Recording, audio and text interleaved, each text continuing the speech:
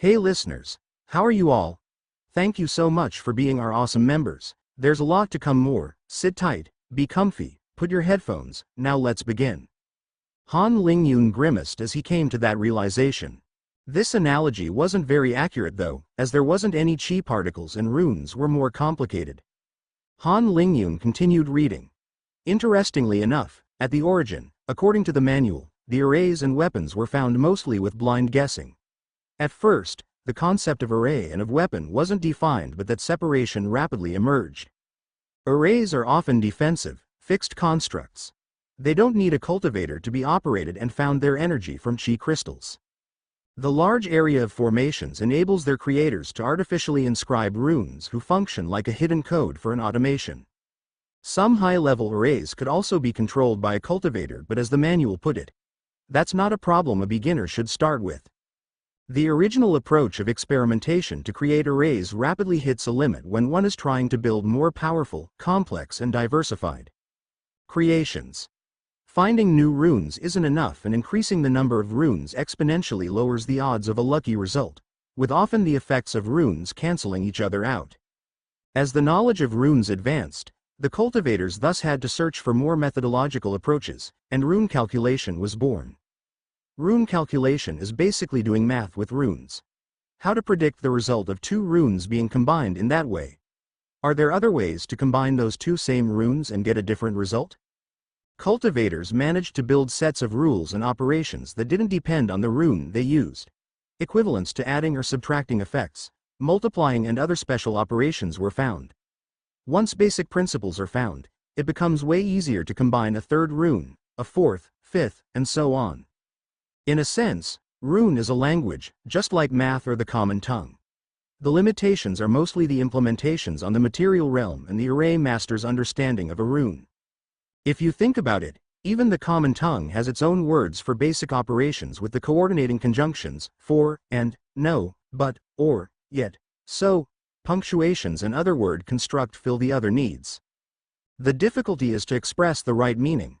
One can put words next to each other, but the resulting sentence wouldn't express anything except some nonsense. To give a simple example, pill mouth put shelf apple doesn't say anything. But if you rearrange the words, add prepositions, articles, conjunctions, punctuation, and you can get put the pill in your mouth, and the apple on the shelf, which has a different meaning too. Put the pill in your mouth and the apple on the shelf, or put the apple in your mouth and the pill on the shelf. Or even, the mouth put the pill and the apple on the shelf.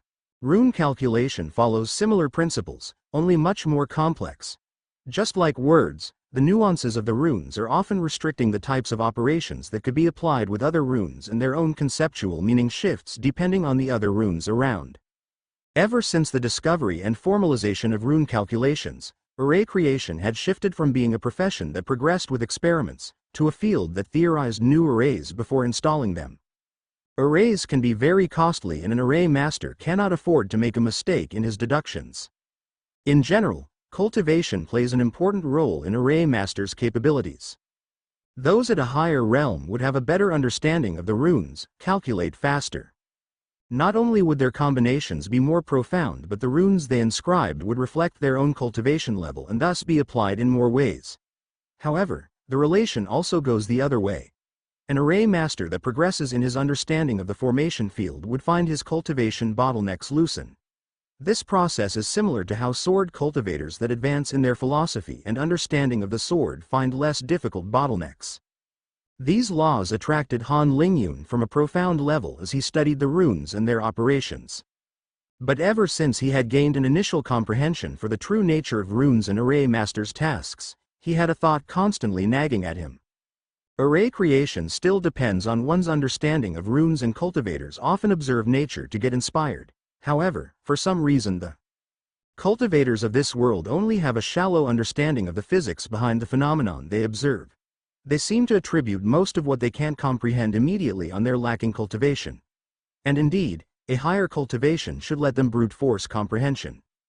Because cultivation seemed like the answer to everything, technology and scientific knowledge seemed to be rather left behind, or there was just a lack of interest from the cultivators' society. But then, doesn't my knowledge of physics give me a huge understanding boost? The rune notions and material counterpart could be considered as a spiritual idea's projection to the material realm. Then rather than a distant observation of a phenomenon, it would be a huge step forward to be able to model that behavior. Han Lingyun thought back to the description of the water rune he had worked on previously. It lacked his scientific knowledge. For all the notions of water associated to its liquid form, Han Lingyun remembered his academic years where he had to engrave an equation to his mind in fluid mechanics class.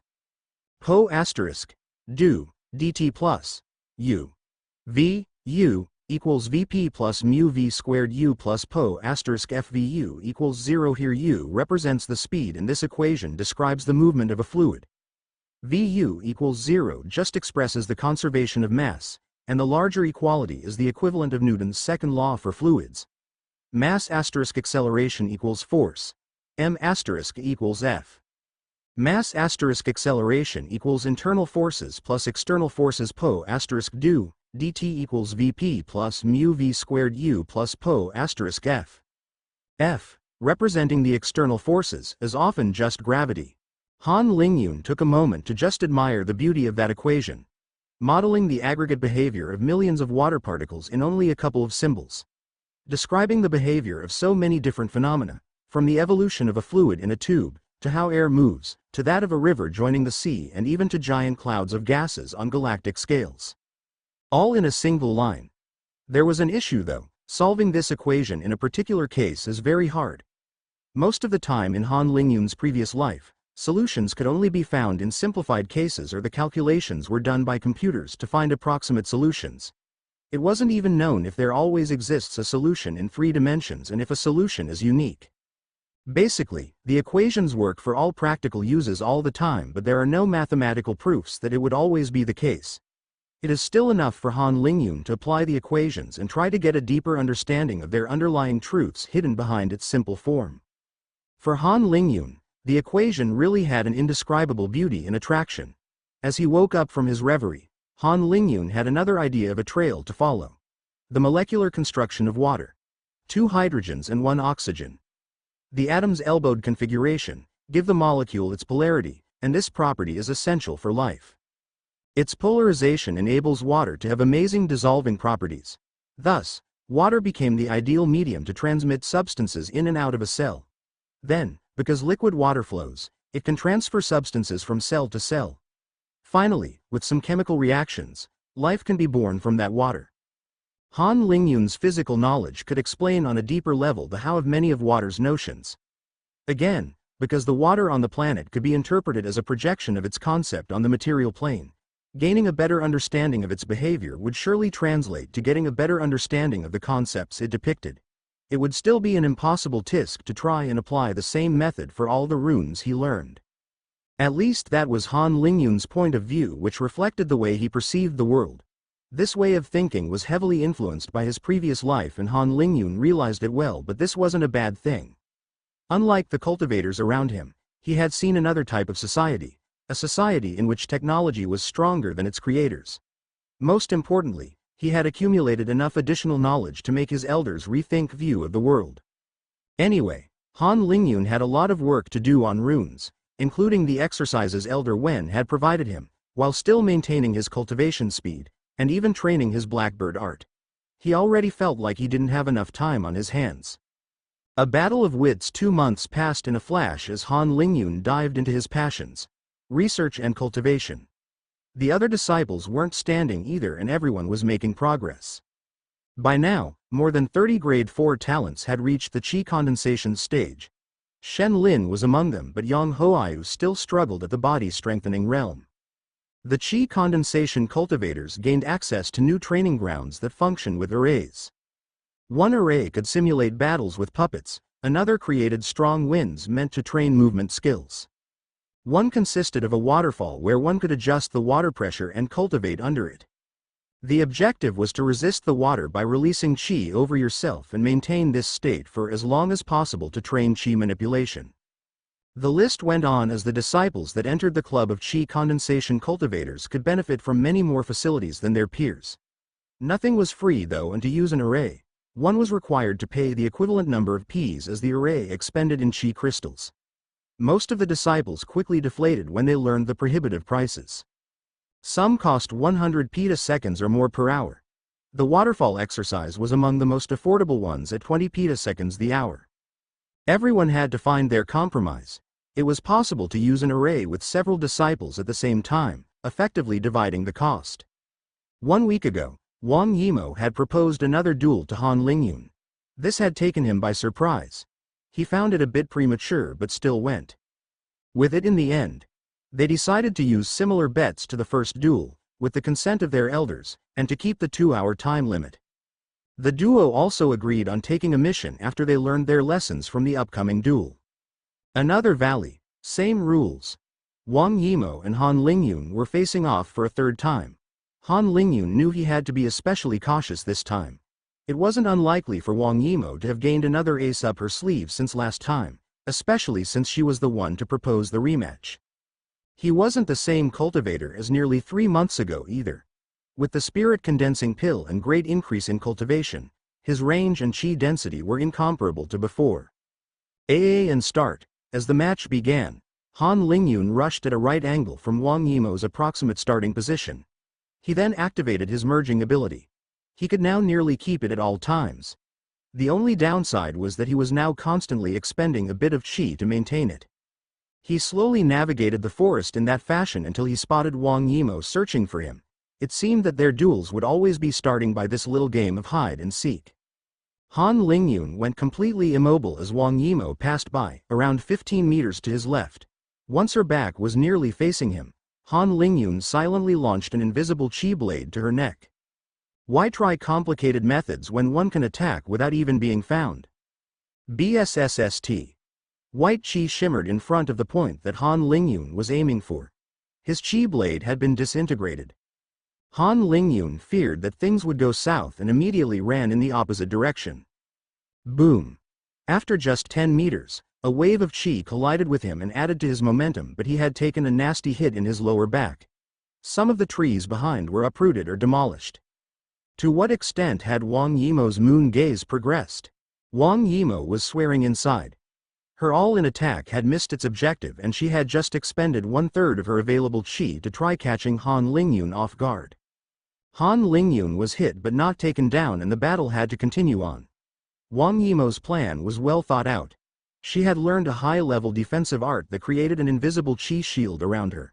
This happened to counter well Han Lingyun's surprise attacks, so she walked around with her defense art active at all times, waiting for Han Lingyun's blade or thread to appear to determine his rough location, then respond with her upgraded area attack at full force. But now, things were back to square one and she had lost a trump card. Due to just launching her greatest chi attack, she momentarily couldn't sprint in Han Lingyun's direction, which was enough to lose him in the forest. Han Lingyun was hiding behind a tree in some dark corner, his breathing heavier than usual. He had to find a way to pierce Wang Yimou's carapace if he wanted to win. Just like his ability to merge with the environment, Wang Yimou was probably activating her defense art at all times, thereby expending chi. Under such circumstances, as long as I remain hidden, I will keep the upper hand and always have the initiative. Han Lingyun's next strategy was then to remain hidden and make Wang Yimou slowly use her chi. At the same time, he would not be using his merger art. There was a 2-hour time limit to the duel after all, plenty of time to play with. He would then strike the weakened Wang Yimou. Wang Yimou started to search for Han Lingyun again, or more accurately she was waiting for Han Lingyun to reveal himself in order to counterattack. As 30 minutes passed and still no signs of Han Lingyun could be found, his strategy to hide for as long as possible dawned on her. She was now in a precarious situation. Han Lingyun might as well be observing her right at this instant, ready to pounce. But if she used her chi defensive art continuously, she would not have any chi left in another hour. And she couldn't refill chi from crystals while still keeping the art activated, as absorbing chi required one's absolute concentration. It was a good thing that her shield was invisible, that way Han Lingyun couldn't tell if she had it activated or was saving energy. But she couldn't openly absorb crystals or Han Lingyun would immediately strike if he saw her in that obviously vulnerable position. She hadn't previously realized those limits of her new defensive art. After some hesitations, Wang Yimou's face lit up as she found a new idea to get out of this impasse. There was a small cliff wall in front of her as she had invertedly reached the end of the valley. Wang Yimou started to cut down trees with just her sword and her strength. She tried to make as little sound as possible to not alarm Han Lingyun in the case he wasn't seeing what she was doing. After transporting the trees further away, she had created a 30-meter wide clearing in front of the cliff wall. Wang Yimou then put her back against the rocks, deactivated her shield and concentrated forward for any movement. She knew that with that distance, Han Lingyun had to step into the clearing to threaten her with his chi blade. And Han Lingyun's merger art wasn't absolute. He was not invisible for an attentive eye, especially in a bright environment. Wang Yimou wouldn't have any trouble spotting him with this luminosity as long as she remained concentrated. 1 hour later, Han Lingyun, who had remained hidden without using his ability to merge with the environment, activated his ability back and began to search for Wang Yimou to assess the situation. It took him another 15 minutes to find her little clearing from afar, as it was at the edge of the area reserved for the duel. He grimaced when he realized that his plan had failed miserably. Now only 15 minutes were left until the time limit, and chi usage should be a problem for Wang Yimou. She could most certainly sustain 15 minutes of chi shield. Things could end in a draw if Wang Yimou decided to be satisfied with that result. She had proposed the duel though, so that was most likely not the case. Han Lingyun thought for a bit. It was very likely that Wang Yimou would now be the one hunting for him in that case, and would leave her safe area. About 20 meters from the clearing, Han Lingyun began slowly placing his thread on the ground for a possible ambush. Wang Yimou could now activate her shield until the duel's time limit, without fear of running out of chi. She thus activated it back and walked away from her precious rock wall, to search for her opponent. She walked into the forest once again and kept a close eye for any movement, ready to react. A small reflection activated her alarm bells, a thread. It was too late as a black cloud had already enveloped her. Han Lingyun had caught Wang Yimou. He closed his eyes, that were now useless in the absolute darkness, and concentrated on his chi perception. Creating the black fog was quite taxing and expended a good third of Han Lingyun's chi reserves, but he was now the master inside. As all the dark fog was his own chi, so he could sense in his mind everything the fog came in contact with. Wang Yimou, on the other hand, was completely blind. Han Lingyun encircled her with his thread and tightened it. Wang Yimou was still holding on by enforcing her chi shield that repelled the thread, but she was losing chi at a much faster pace than her opponent. Wang Yimou was expending chi at a faster pace due to the larger area of the shield compared to the thread. Under desperation, she released her moon gaze in a random direction. Crash! She hit nothing except some trees, but the dark fog had nearly disappeared in that zone, creating a slice of pizza from above. Before anything else, the black fog had already closed back on the free area. Wang Yimou couldn't run away because the chi was binding her down in all directions, but she still found some hope. She looked into the gray fog and launched sea crescents randomly. It created small openings before rapidly being closed down by the surrounding black fog. Those crescents required far less chi to materialize than her chi wave. As a result, Wang Yimou could continue to slash the air without restraint. Han Lingyun was able to anticipate the crescent's trajectories and was dodging when one came in his direction, by making circles of maximum radius around Wang Yimou. He just had to keep on dodging and wait for Wang Yimou to expend all her chi and fall to his chi thread scrapping around the invisible shield. But the blades were incredibly fast and Wang Yimou launched them in groups at rapid succession to uncover his position. It became more and more challenging for Han Lingyun to keep out of their way. Finally, Wang Yimou had her stroke of luck as a blade caught the edge of Han Lingyun's robe. She immediately launched her strongest area attack in his new supposed position, with most of her chi left. Another loud round of crashes and cracks echoed as her attacks shattered the trees that were still standing after Wang Yimou's barrage of chi blades. This time, Han Lingyun let out a groan of pain as he took the attack head on and was launched in the air backwards. He had survived due to releasing as best he could a large quantity of chi at the last moment before contact. But he was now completely disoriented as he crashed down and the thread handle had slipped from his hands. That was all it took for Wang Yimou to bolt towards Han Lingyun and aim for his neck. Teacher and disciple. Stop. Wang Yimou wins. Are you hurt? Wang Yimou demanded as she offered a hand, her demeanor metamorphosing in a breath's time. Han Lingyun gladly took it and dusted himself off. I'm alright, that last attack of yours was a bit heavy-handed though. They laughed. Elder Zhang joined the pair for the debrief. Both of you have used your strengths and your opponent's weaknesses way better than 3 months ago. That was an appreciable improvement. However, don't get too satisfied by that yet, as you were mostly able to do this because you already knew each other's characteristics to a large extent. Now you should also focus more on the glaring weaknesses that this fight revealed. Han Lingyun, could you describe greatest weakness right now to see if we are on the same page?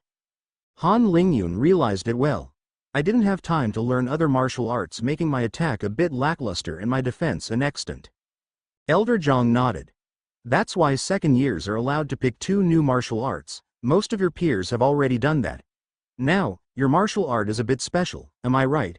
It isn't one-sided and could function on its own. Movement, attack and stealth.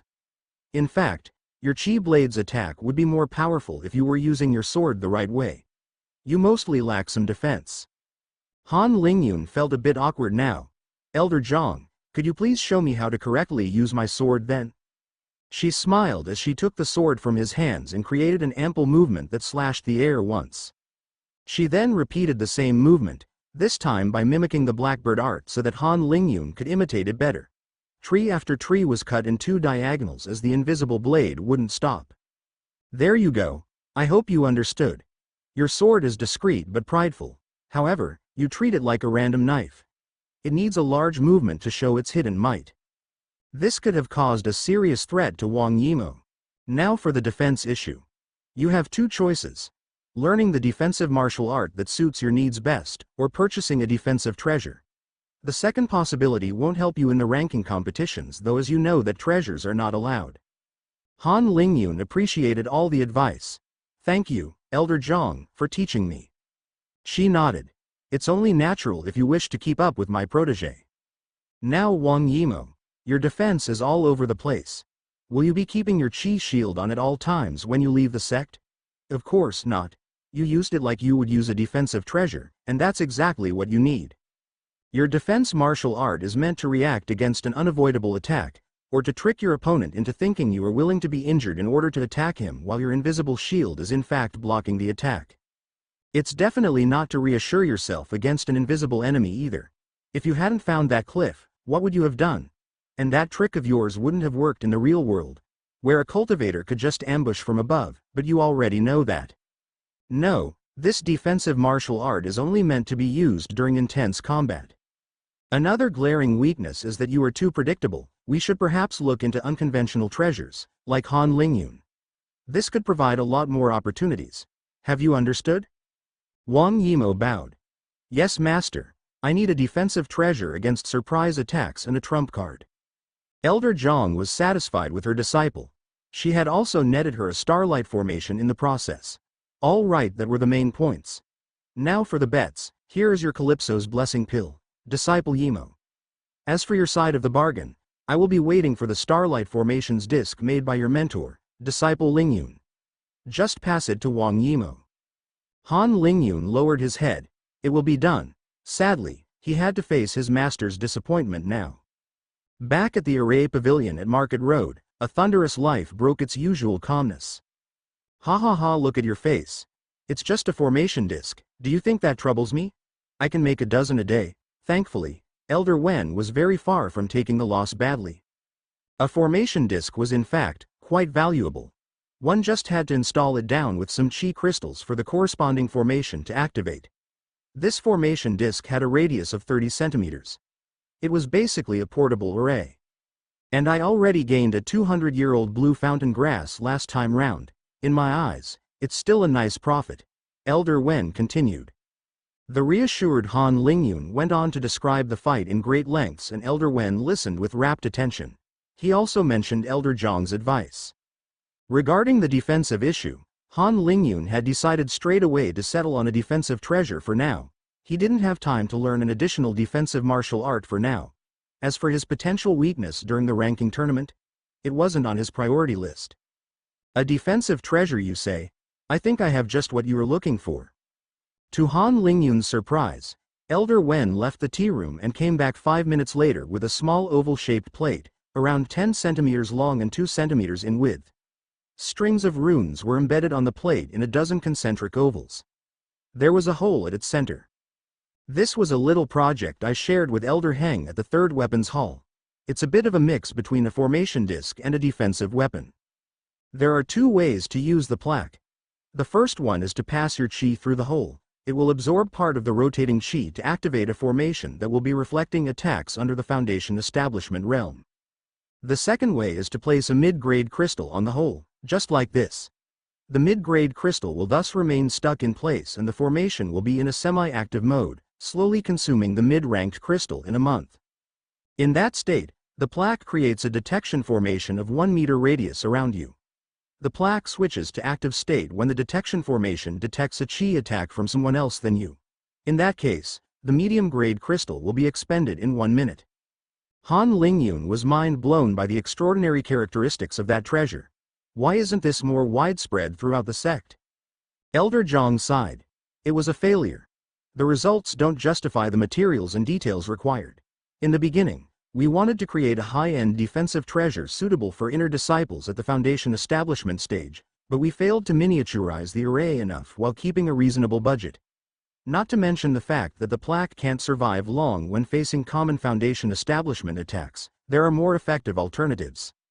In the end, we abandoned the project and I was left with a couple prototypes. At least, with you it would find some use. Here, there is a strap to attach it to your back.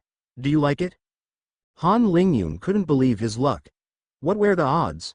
It's absolutely perfect. Wait, do you, perhaps have other unused prototypes like this beauty? Elder Wen laughed. Ha ha ha. I have dozens if not hundreds. Most are array ideas that I couldn't completely finish or some formation discs though.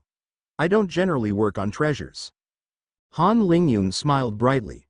Remember that your disciple will never refuse another prototype. Haha, all right.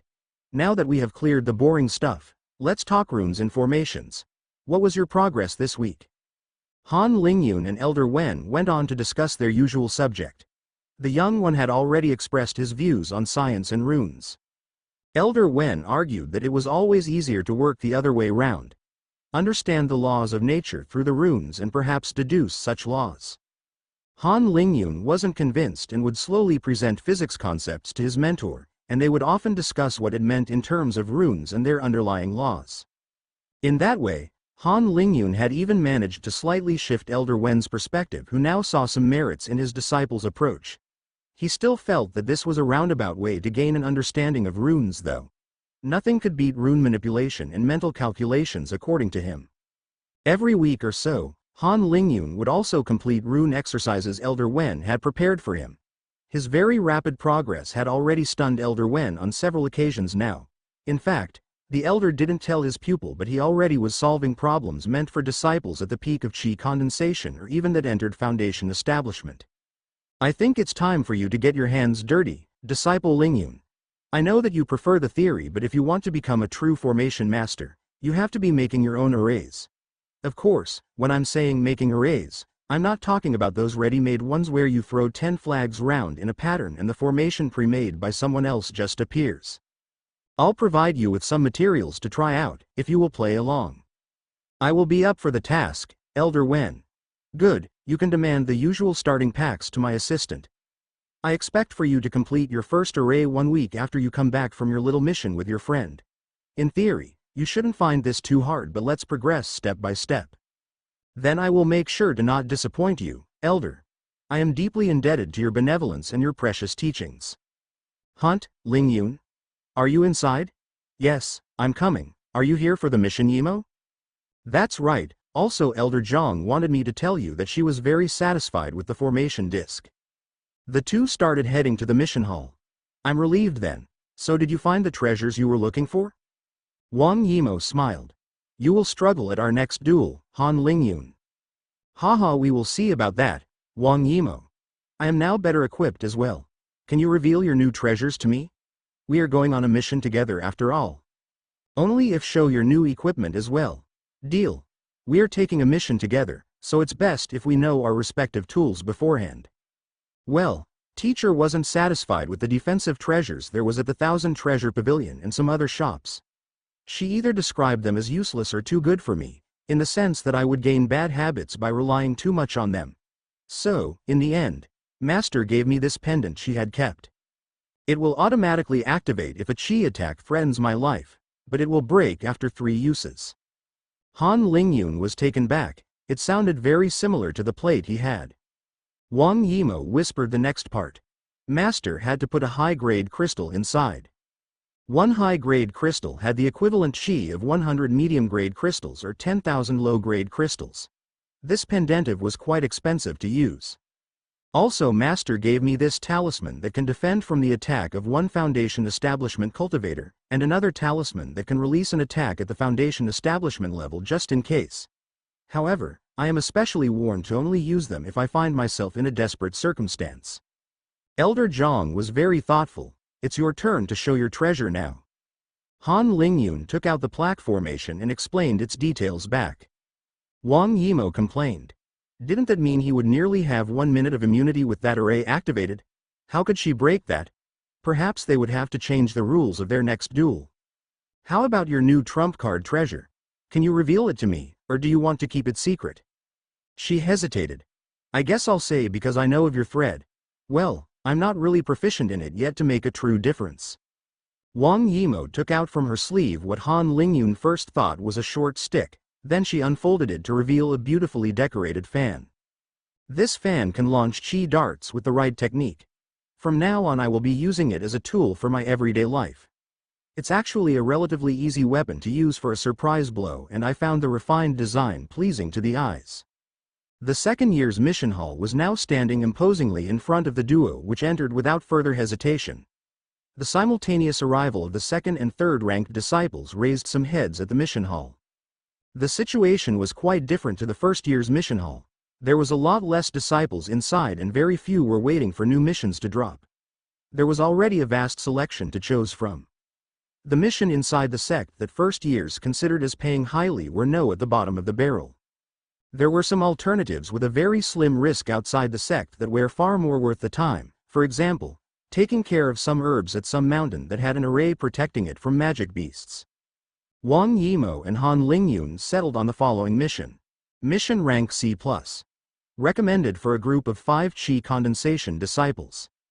Description: hunt down the Red Snake Bandit group. They have been targeting rogue cultivators and young disciples near the Chao mountain range. Their leader is known to suck some of his victims' blood. Known contingent: 2 Chi condensation cultivators, around 20 body strengthening cultivators, all former members of the Snake Island sect. Caution: bandits could use poisons including Black Mamba's venom, Crane's red crown, 3 laughter death powder and scaled viper venom.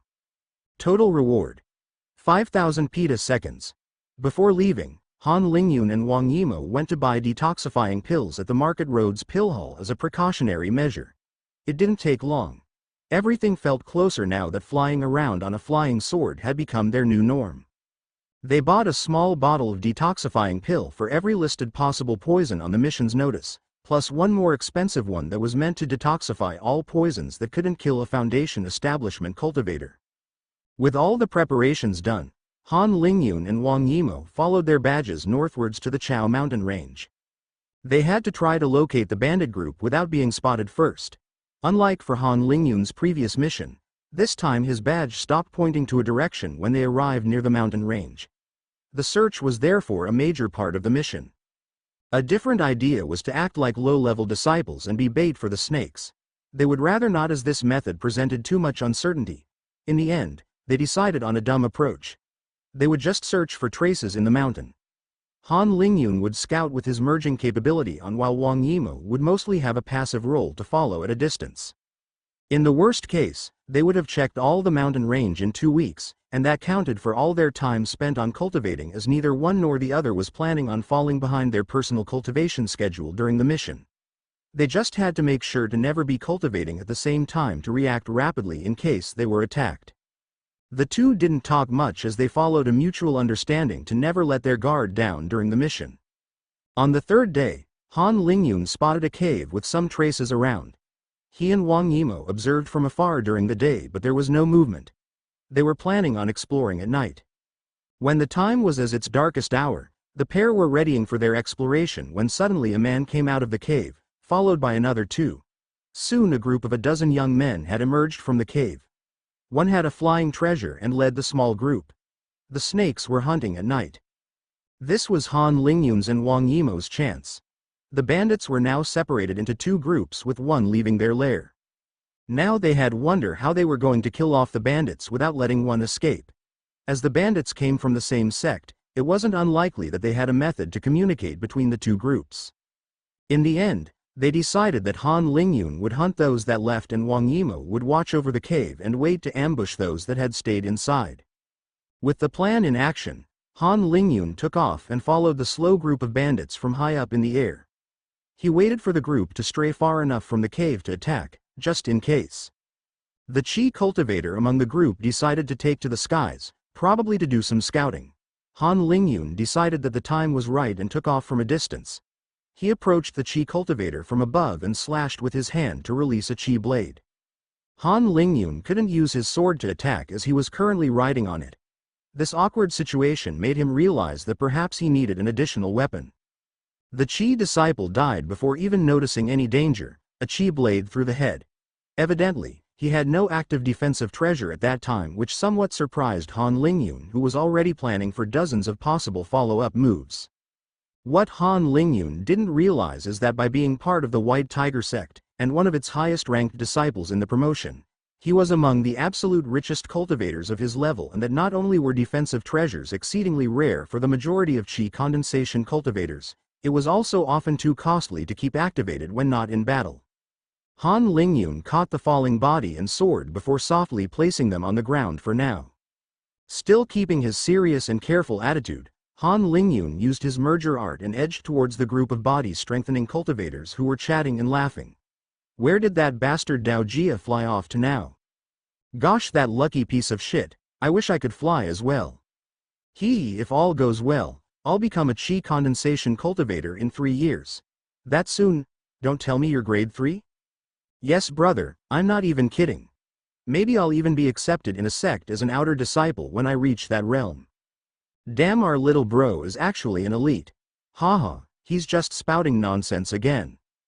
Han Lingyun had laid his thread on the group's path, he just waited for them to walk to him. One wrist movement, a second wrist movement, and Han Lingyun tensed the thread that had encircled the group. The grating sound of flesh being cut apart announced the death of 11 body-strengthening cultivators. Han Lingyun had missed one who hadn't yet comprehended what he just witnessed under the darkness, but a Qi blade quickly cut him out of his confusion. Han Lingyun limply sat down and took some deep breaths. He just killed 13 cultivators in cold blood. From the tidbit of conversation he had heard, they weren't monsters. He didn't feel very well after the fact, but he was alive and they were dead. Because he was stronger. If the strength were reversed and the group happened to spot him, perhaps he would be the dead one. The fact that they were cultivators, and not mortals, made him a lot less remorseful as well. It was as if they had been tainted by this world already. Well, they also robbed and killed. In the end, it was always the strong preying on the weak. Han Lingyun didn't crave for a true death fight, on the contrary, that would mean putting his life at risk, and he couldn't tolerate it. Cultivation was a very long road. Even if every time he fought to the death, he had a 90% certain of winning, the odds of surviving 10 fights were only 35% and the odds of surviving 100 fights were 0.003%, or basically null. And how can one have a 90% certainty of winning every fight? For Han Lingyun, he should fight with lives on the line only if he had absolute certainty he would survive. This night it wasn't even a fight, just a slaughter. Martial Heart, Chief, are you sure about not accompanying Dao Jia? He needs to learn to take command on his own as well. He is the most promising one among us all and I want to make him the next leader. But you are at the late Qi condensation level and he is just at the early Qi condensation. And you have always been our big brother, even when the Snake Island still stood. Nobody here would accept little Dao Jia to take your place. That's why I am also trying to gradually make everyone used to Dao Jia leading others.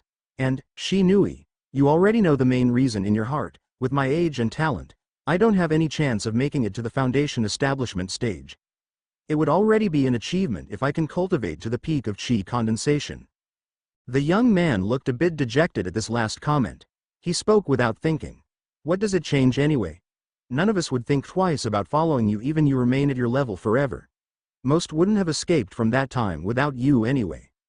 Shi Nui, don't you have any dreams? The young man reflected for a moment. There was an obvious one. Oh, how he wished he could tear apart and rip to pieces those traitors from the Punlai sect. But he didn't dare to say this out loud. This was because he wasn't qualified. The chief's eyes were gleaming. Shi Nui, I don't plan on staying in our current situation. My dream is to build back a Snake Island sect. We will head to the west, cross forest, mountains and rivers and finally start anew far away. But for all that, we need a foundation establishment cultivator. Be it to cross the continent safely or to start a legitimate sect. I originally had little hope, but that was until little Jia's talent showed itself. If he keeps the rate of progress he has shown for the last couple of months, we could set off in 5 years' time. But for that, we will have to continue to carefully catch resources, and a good portion will be focused on Dao Jia. He is a good kid and I trust his heart. And if this plan doesn't work out, I think I will simply shatter my cultivation and live the rest of my life as a mortal. Chief. What about it? My heart is for the sect. For me, there would be nothing more fulfilling than seeing it sprout again, seeing new young and eager disciples enter its walls. I'll never reach a fancied immortality anyway, so for me cultivation only serves this purpose. It's the only reason I can do the dirty work without a flinch. If I cannot do that, I might as well just get rid of it all and join the mortal world. What about you, Shi Nui, are you satisfied with this life? The young man looked around. They were in a large cave that felt quiet and imposing. Some bluish luminescent moss covered the walls and ceiling, making the scene somewhat surreal. He heard the laughs of his brothers in arms playing cards on a lopsided wooden table they had crafted, with empty jugs of cultivator's liquor on the rocky floor. A couple other burly dudes were sleeping on patches of moss to the side. Over there, a tiny stream of water meandered before disappearing to an unknown location. They had somewhere to sleep, pure water, and trusted companions. They only lacked food and perhaps some cultivation resources. That's why they had to hunt wildlife at night. For cultivation resources, they had to rob other cultivators. The chief had decided on one key rule. Never let someone you rob get away. One needs to kill or a disciple might come back with his elders as reinforcements. Shi Nui learned to be ruthless and found it completely natural. Under the chief's lead, they improved their use of poison and combat ability. They made a strong group that could take down any chi condensation cultivator they met. They had also hunted a bunch of magical beasts over time and feasted on the meat of the edible ones. All in all, Shi Nui didn't want to admit it, but he was satisfied with this life. He wasn't an especially ambitious one after all. But it was true that the chief's aspiration did sound pleasing to the ears. It's not that bad here. You're right, Shi Nui, but we will still have to leave this cave soon as well, if we want to continue getting cultivation resources without getting targeted. Anyway, it's not like. The laughter from the card players had suddenly been cut off. Shi Nui followed the chief's dangerous gaze to the entrance. A young girl dressed in white had made her way into the large cavern. Her measured steps didn't display any emotions. For a moment, Shi Nui was completely dazed. The idea of a fairy popped up in his brain, and with the faint blue light coming from the top, he felt as though he didn't belong here. This was the fairy's home and they were just trespassing. This thought flashed and was immediately extinguished as he was reminded about his comrade guarding the tunnel and supposed to alert the others. Shi Nui's eyes narrowed as he spotted the red liquid sliding down her sword, falling drop after drop on the ground.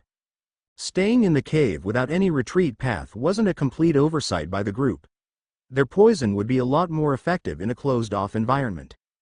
And if a foundation establishment came after them, they wouldn't survive anyway. In here, they could probably trap a team of chi condensation cultivators. The chief had already released poison in the air. He was quietly gazing in the direction in the entrance for other cultivators. But the girl seemed to be alone. Her behavior was very weird. Was she all right in the head? She had stopped advancing at some point and silently stared at the only chi condensation cultivator. After a minute had passed, the men visibly relaxed. Am I dreaming? She is actually only at the early chi condensation realm. I thought she was some high-level cultivator for a moment. Ha ha ha. Come to daddy, little girl. I will take good care of you. one of the men playing cards suddenly couldn't take it anymore. They wouldn't take lightly any enemy at the Chi condensation realm though, so they just waited for the chief to act. The chief left Shi Nui's side and just approached the immobile girl, a wide grin on his face. I won't be saying no to a delivered meal. Looking at your robes, you should be quite rich. His confidence wasn't based on nothing. By now, the poison should have paralyzed the girl. And even without the poison, he had a defensive treasure on him. With his defensive treasure, he was virtually unmatched at the Chi cultivation realm. Just at this moment, the girl made a natural step forward, took a deep breath and moved to an attacking stance. Then she slashed the air to release the most condensed crescent she had ever launched. The man was taken by surprise and observed the beautiful crescent rapidly coming closer. Even though this was unexpected, he still kept his wide smile as a round metallic shield hovered in front of him to intercept the crescent. That shield had already taken the attacks of some peak Chi condensation cultivators from small nearby sects. At the same time, he took a step forward to prepare his counterattack. Then the shield was cut in half with his head. The men that weren't passed out all sat up and looked at shock at the smiling head of their leader. The rest of his body seemed to fall forward in slow motion. At that moment they went through many emotions in the blink of an eye: terror, realization, relief, desperation, frustration, incomprehension, anger. In the end, they weren't unfamiliar to death. They had fought as a group for months now and they had developed some understanding between themselves. The men wordlessly pounced on the girl in a desperate charge. Even if she was at a higher realm than them, 2 arms couldn't face 10 punches. Deep down, they knew that their odds were much lower though, but they hated her. They hated all she had. They hated their weakness. The girl executed a different movement. This time all her body rotated but her eyes remained fixed. A powerful blast shook the cave, as the moon gaze tore 7 bodies to shreds and their remains painted the cavern wall. Shi Nui had slipped through by not charging the girl like his brothers in arms. He had exited the cavern already and had nearly made it to the entrance where he could see a faint ray of moonlight. Even if he didn't survive the night, at least he would not die in that damn cave. His wish was denied as an invisible blade separated his body in 2. The girl had just finished slashing the last neck. She looked back at the cave's entrance where she could see the silhouette of a young man leaning against the wall. He threw out a sword and some dubious pill bottles to the ground. Let's go. These bandits are too poor. They only have some worthless stuff on them. There is nothing left to do here. Right. The 2 flew off like that. What happened to the cave wasn't of their concern anymore. About 15 minutes later, as the 2 were wordlessly flying on their swords, the boy broke the heavy silence. Let's have a chat. The girl faintly nodded and the 2 landed. She was trembling slightly. It's okay. They are all dead now. I killed them. Do you feel guilty? I am a bit scared. It was my first time killing humans and I didn't feel much doing it. It's all right. You're not a monster. One day, you will probably have to kill others or be killed just because of the circumstances. That sort of overqualified missions should be meant to get us used to the idea of killing. I see. But how come you don't seem as affected, finishing up that first group? I already had the internal conflict last time round when I had to assassinate a mortal to get the second part of my martial art. It wasn't as brutal as this mission though. What helped me was to understand what I would allow myself to do, and to place barriers. You see, I hate killing. It makes me want to vomit every time. Now this bandit group, it had to be cleaned out. We just happened to take on that ugly mission not realizing too well what it meant. I will try these methods then, but I'm not sure all this is meant for me. That's all right. I strongly suggest you seek counseling from your teacher. She would be much more capable than me to help you find the correct path. She tucked a strand of chestnut hair behind her ear. Thank you, and for the support too. I feel much better now. Let's go back to the sect. Wait. Don't you want to take a moment to look at the stars? The mission is finally accomplished and they feel especially beautiful tonight. In the end, we took the mission together but didn't share a lot of time. Oh okay. They didn't exchange any words after that. There was perhaps nothing more calming than observing the stars and seeing one's insignificance in their reflection. Even if their planet suddenly collapsed, it wouldn't change the skies of cultivators from elsewhere, so what were a couple of low lives? The 2 young disciples stayed on that unnamed peak until the morning where they witnessed orange rays peeking out of the horizon. Then colors replaced the gray of this night as the vibrant ball appeared, subliming the rocky scenery in their hearts. They took deep breaths of that soothing atmosphere. In the end, they were alive and well. They had only started on that fantastical road full of promises. It was on that note that the pair finally headed back for the sect. This mission hadn't been a trial of martial strength as much as a trial of the martial heart. Waterfall cultivators had a strong spirit, incomparable to ordinary mortals, providing a much higher resistance to any potential shock or post-traumatic symptoms. Han Lingyun had largely recovered from his experiences when he was greeted by Shen Lin as he came back to his house. Comparing the current him to an average 11-year-old had lost all meaning. "Brother Lingyun, how have you been?" "Hi Brother Lin, I'm doing fine. Are you here for some training?" Shen Lin approached his friend and put his arm around Han Lingyun's shoulders. "But before anything, Brother Lingyun, I heard that you took on a duo mission with Wang Yimo. So, tell me, how is the progress going?" Hee. Han Lingyun shook his head. "I'll have to trouble you brother, that mission wasn't very pleasant." Shen Lin gave a slightly doubtful look but didn't insist. "Anyway, I wanted to try out waterfall training. Would you like to go together and share the cost?" Han Lingyun briefly calculated. "Seems interesting, count me in." It would be the perfect way to catch up with his brother while still making progress. Han Lingyun had been extremely busy the last 3 months, and because his friends weren't as fast to reach chi condensation, he had been seeing them a lot less often. There was several waterfall arrays in the training grounds. The mechanics behind one wasn't very complicated. A large water basin was upstream. The array served as a valve that controlled the debit and volume of water for the waterfall, then a pump that alimented the basin back in water. In fact, this sort of system could have been engineered just as well without a chi formation, but even if that had been the case, there would still be a fee in Ps for its usage, in order to motivate disciples to work for the resources and use these training grounds with the best of their ability.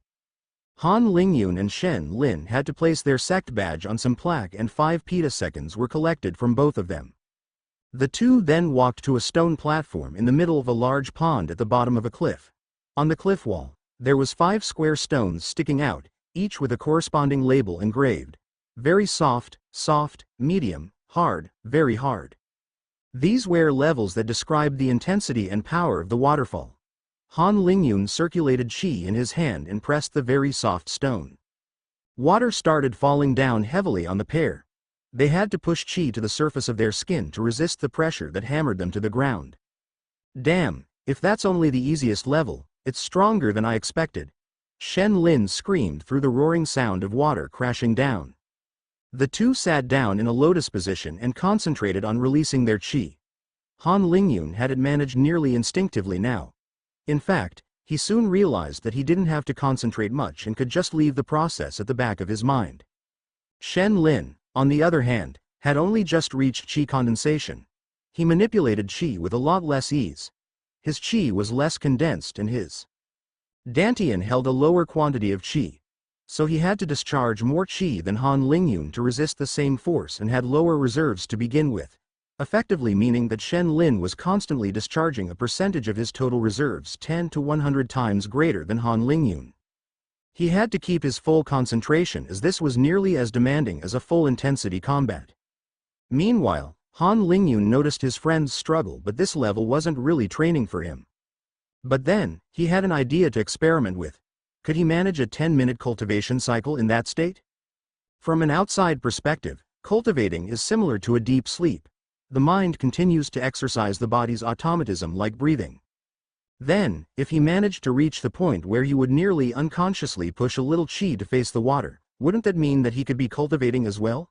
And this place felt like a great environment to cultivate, combining a relaxing natural place with the man's struggle against nature's forces. This would complement his mindset very well indeed.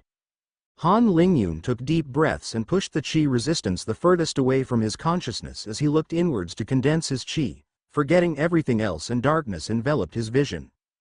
Han Lingyun suddenly opened his eyes as alarm bells rang in his mind.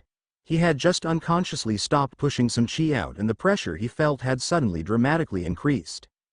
Waking up in the middle of a cycle wasn't dangerous for the cultivator, it just meant that the chi he had been absorbing, circulating in his chi pathways and condensing during that cycle, just dispersed away. In the worst case, he would lose 10 minutes worth of cultivation now. Well, this time he hadn't even cultivated for 5 seconds before not maintaining his chi mantle. The issue was that in order to make the cultivation process easier, he had instinctively closed himself down and blocked the chi that was already in his dantian from leaving his body. Generally, Han Lingyun found it worked best when he cultivated by picturing his body from a third-person point of view, alone in the darkness, except for the glowing particles of chi surrounding him, the 4 chi streams that resembled the arms of a galaxy and the chi that rolled in luminescent rivers in his chi pathways. But now his mental image was showing its limits. Han Lingyun wouldn't abandon after the first setback though, and he sank deep in thought while the water was still battering his chi barrier. After a moment of contemplation, his next idea was to try to include the falling water in his mental visualization. If he could include the waterfall in his spiritual conception, wouldn't his mind keep that chi flow going? Han Lingyun took another dive into cultivation. He was sitting there alone in the darkness, chi particles dancing all around. His stillness was now underneath a blue veil of the water. This veil, like a curtain, was separated in two at its base due to Han Lingyun's body and the chi hovering above. The image was appealing and harmonious, but it felt fake. Gasp. Han Lingyun was once again forced out from his cultivation state. He was drenched by the constant water hammering down. His ears were filled with the crashing of the liquid on the platform, the wild turbulences of the millions of water droplets falling down in an infernal mix. What am I doing wrong? Why can't I recreate that waterfall? I am obviously missing something here. Suddenly, a light bulb went on in his head. It was a strange idea, but his intuition was prickled by this inspiration. What if I imbue the image of the waterfall with the spiritual concept of water? If the image feels too fictitious and cannot help me in my meditation, what if I make it as realistic as possible by combining it with my personal understanding of water's nature? Han Lingyun observed the water falling around him closely and thought back at the description of the natural rune and the concepts he had explored. The drops, points that become something else together. A drop, itself divisible in sextillions of molecules made by 1 atom of oxygen and 2 atoms of hydrogen. The turbulences, following the Navier-Stokes equations and falling to the unwavering gravity. Po** do, dt plus, u, v, u, equals Vp plus mu v squared u plus Po** FVU equals 0. The persistence, the struggle between nature and a man. The terrifying pressure and the soothing force on the mind. The loud roar as it crashed down, the smell of freshness. A harsh massage. An unknown amount of time had passed and the waterfall in his mind had come to life. Han Lingyun marveled at his own imagination as he examined the vivid movements. A low roar echoed in the dark expanse, a faint scent tickled his nostrils. I have succeeded. Han Lingyun looked closely at the chi that danced above his projection, clashing with the waves. A new cycle had begun as Han Lingyun was reabsorbing his own condensed chi that covered him before it dissipated. This dense chi joined and enlarged the 4 streams that entered his pathways. The chi rivers flowing inside him sped up as the flow increased. Han Lingyun was shocked to discover that he had never condensed chi at such a fast pace.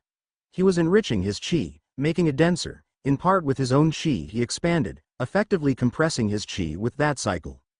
He had never felt so refreshed, and yet the process was more tiring than usual. Han Lingyun didn't stop though. He wouldn't stop until he had emptied his chi reserves. Well, that was his thoughts until he was waken up by the waterfall stopping. It was the end of the hour time limit and Han Lingyun watched dispiritedly as 7 minutes worth of chi cultivation dispersed in the environment. Shen Lin stood up and stretched. Whoa, that was intense. Brother Lingyun, I think I will stop here. I'm completely spent. Have you made some progress, Brother Lin? I think so, but I'll have to come back for it and cultivate some more to become significant. Overall, I think this exercise is a good supplement to cultivation. What about you, Brother Lingyun? I'll stay here for a bit. I found this waterfall more useful than I originally thought. I want to try stronger powers too. Shen Lin was impressed. You already left me in the dust, Brother Lingyun. You still have the chi left for a harder level? Han Lingyun chuckled at his friend's remark. He wondered what his reaction would be if he revealed that he had actually been cultivating just now and not focusing on his chi manipulation to resist the pressure. Han Lingyun placed his badge to pay the hourly fee and locked it in place. There was a mechanism meant for disciples that wanted to stay for extended periods of time without being interrupted every hour. The formation would just automatically collect the fee of 10 petaseconds at 1-hour intervals. He walked back to the platform and pressed the soft level this time. Now that he had found how to cultivate with the waterfall, it was just a question of how fast he could be releasing chi to feed his cycle while still maintaining perfect control over it. A wave came crashing down and pressed down with a massive uninterrupted force, capable of bending metal. Obviously, the stone platform he was sitting on had been made of some special materials or it would have broken down already. Han Lingyun took another deep breath, concentrated on the water rune, pictured the waterfall and entered a cultivation trance once again. Hello world. In fact, what Han Lingyun had discovered on his own was a technique inner disciples were trying to replicate. And inner disciples are foundation establishment cultivators. Who could equal his visualization capacity coupled with his understanding of runes at the Qi condensation realm? At the White Tiger sect, there was no one. Han Lingyun's session lasted for another 4 hours. When he ran out of Qi, he would absorb another portion from the Qi crystals. He had to extend his session. After 4 hours, his mind was too tired to maintain this state of balance with the waterfall and Qi. In only half a day, he had advanced as much as he would have in a week at least. The best thing was that there weren't any potential side effects like with pills because in practice he was simply cultivating and circulating natural Qi, just more efficiently than usual. In the end, his speed still scared him a bit. This felt too good to be true. Han Lingyun thus decided to talk about his method to Elder Wen right away. That's when he learned that he had rediscovered the wheel to some extent. At the foundation establishment stage, once a disciple reaches a certain level, he then tries to incorporate different elements to his spiritual world. By mimicking a reality in his mind, the cultivation becomes much smoother. Well, Elder Wen was completely stunned when Han Lingyun talked about his method, even after knowing the uniqueness of his disciple. The fact that he came with the idea of introducing runic concepts to his cultivation sessions, and that only at the early Qi condensation stage, hinted at a great cultivation intuition. What Elder Wen suggested to Han Lingyun was that he tried to recreate the state without being under a waterfall and by just imagining it. Han Lingyun agreed to do so once his body and mind were ready for another session. Indeed, in theory, he should be able to picture the waterfall in his mind world just as well. However, theory and experience don't always go in pairs. When Han Lingyun attempted to imagine the waterfall from his house, it felt much more difficult, as if concept of water was there but hidden by a fog. He still managed to recreate the waterfall in his Qi cycle, but it was too inferior. For the waterfall, it was like comparing a movie to seeing the thing in person. It was the same images but the feeling was different. Han Lingyun only managed to reuse a small stream of Qi. If he released more, the rest would just dissipate away. The process was thus at least 5 times slower than under the waterfall. It was still a huge step though. This meant that his cultivation speed had permanently increased by a small amount, and that amount would continue to grow as his comprehension would increase. Close contact with the concepts he envisioned would bring a huge boost to his cultivation speed though. Han Lingyun had understood another reason why core condensation cultivators enjoyed to cultivate at special or extreme places like mountain peaks. It wasn't just to find a greater concentration of Qi in the environment but to aid their visualization as well. Han Lingyun also realized why Wang Yimo's yin concept visualization helped her to cultivate, and the moonlights aided her further. The concept of yin is associated to the coldness of the moons while yang is linked to the hot sun. Now that he had finished his cultivation session and experiments, Han Lingyun looked around his house and his eyes fell on the array materials scattered on the floor. He would finally be attempting to make his first array. After having studied runes for a couple months, Han Lingyun's theoretical knowledge was extremely impressive for his age, but he had yet to construct his own array formation. Han Lingyun picked up a paintbrush made to inscribe runes. The user would channel correctly flavored Qi through it while replicating the abstract form that corresponded to the same concept. The ink used was a special type that permitted to fix the Qi coming from the brush in place. Han Lingyun would start with the simplest formation he could think of, a Qi barrier. The first step was to inscribe a symbol on a blank flag he had lying around. Han Lingyun trained his hand without ink to prepare for the inscription. The easiest concepts to inscribe were the runic equivalents of logical gates, and or, nor, as both their meaning and structure were basic and one-dimensional. 1 or 2 straight strokes were enough. He only needed to inscribe those symbols on the flag for that particular construct. 1 short horizontal line, 1 vertical, another 2 vertical lines next to each other, then a short horizontal line.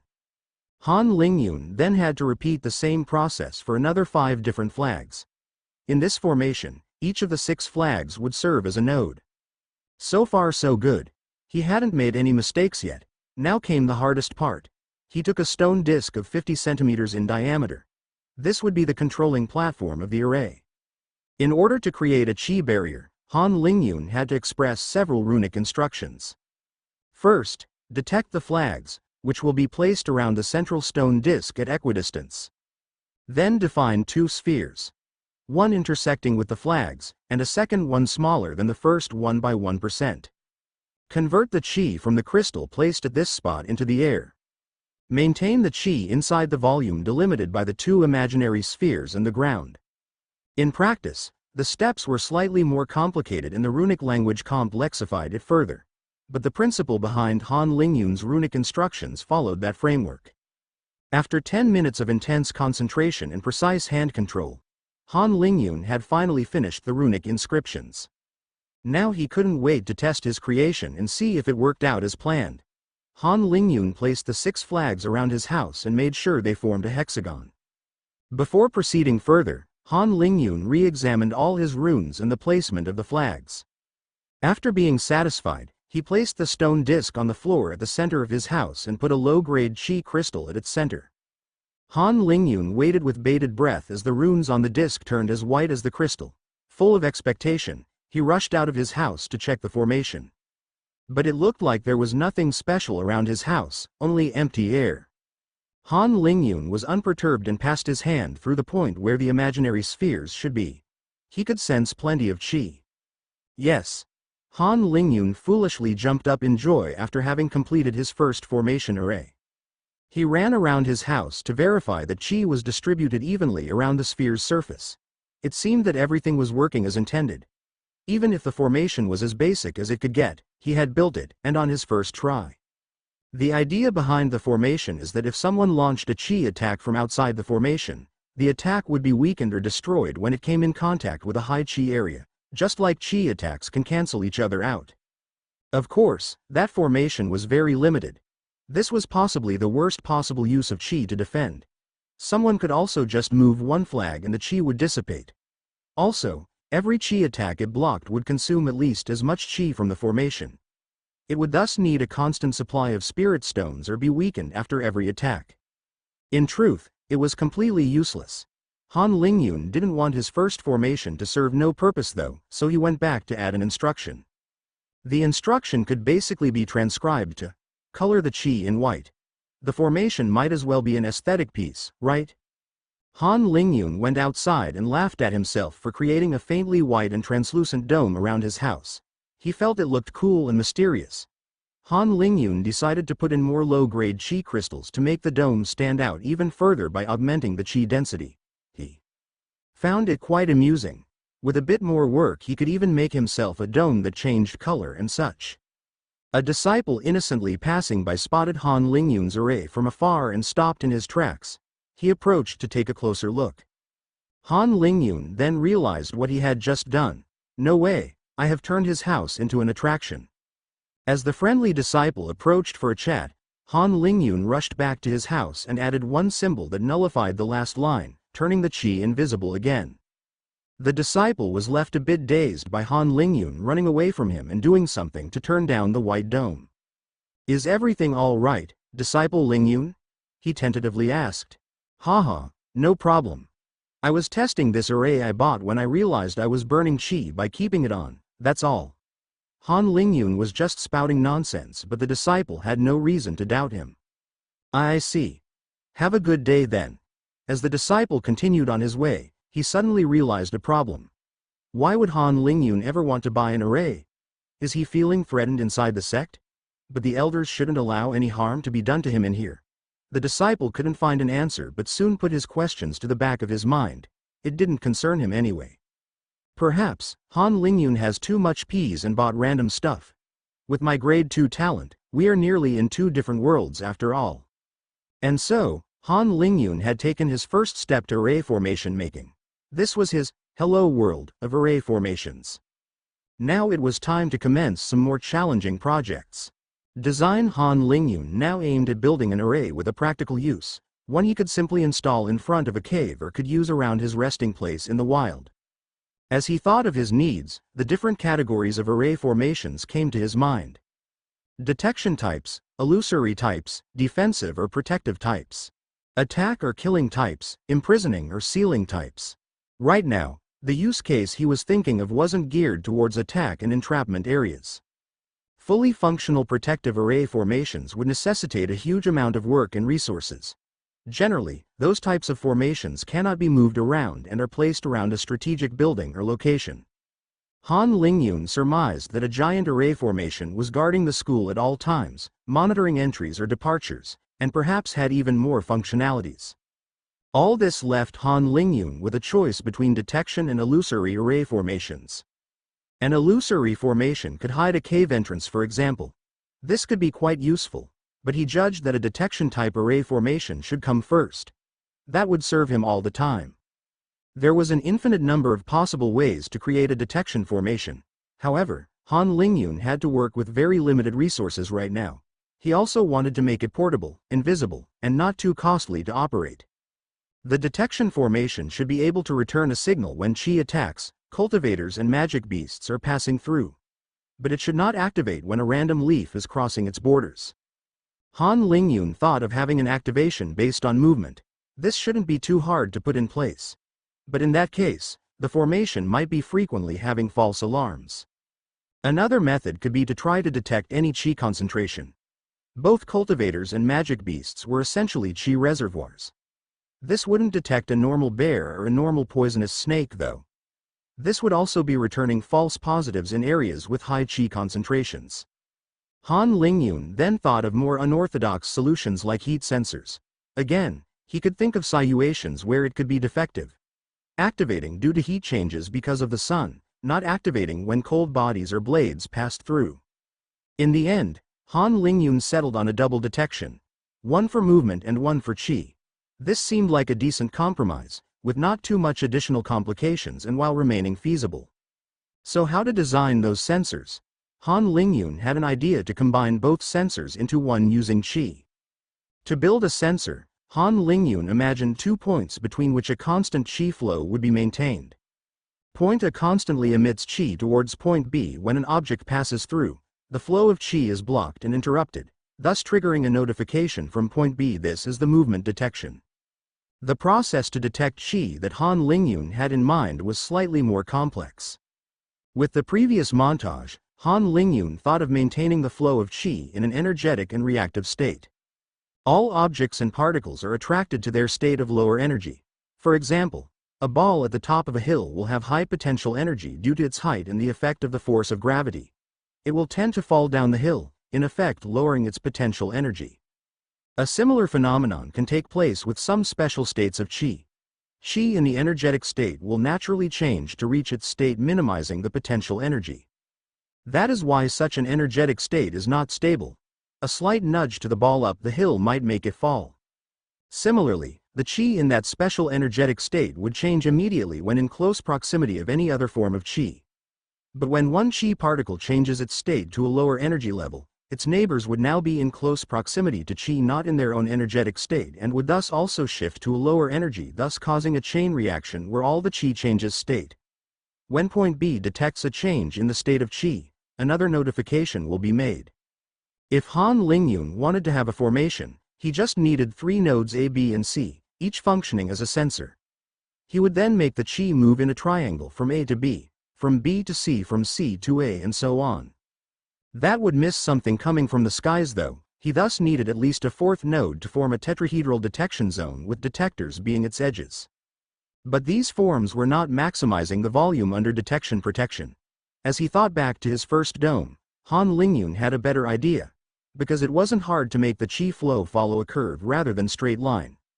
I will make the chi flow horizontally following the surface of a dome like I just already made. In that case, Every chi particle will be describing a horizontal circle and should be maintaining a constant speed on that circle. Then I only need a detector that determines the speed and state of chi on section of the semi-sphere. Detecting a change of state is easy, and detecting a change of speed or chi blockage could be simply done by counting the number of chi particles per second, or in other words, detecting the chi level on a section. For the highly reactive chi state, I should make it so it won't change state unless the concentration of different chi is too high. That way, there won't be chain reactions for a water droplet, for example. I'll have to calibrate the threshold carefully. The calibration was one of the most difficult elements to outline.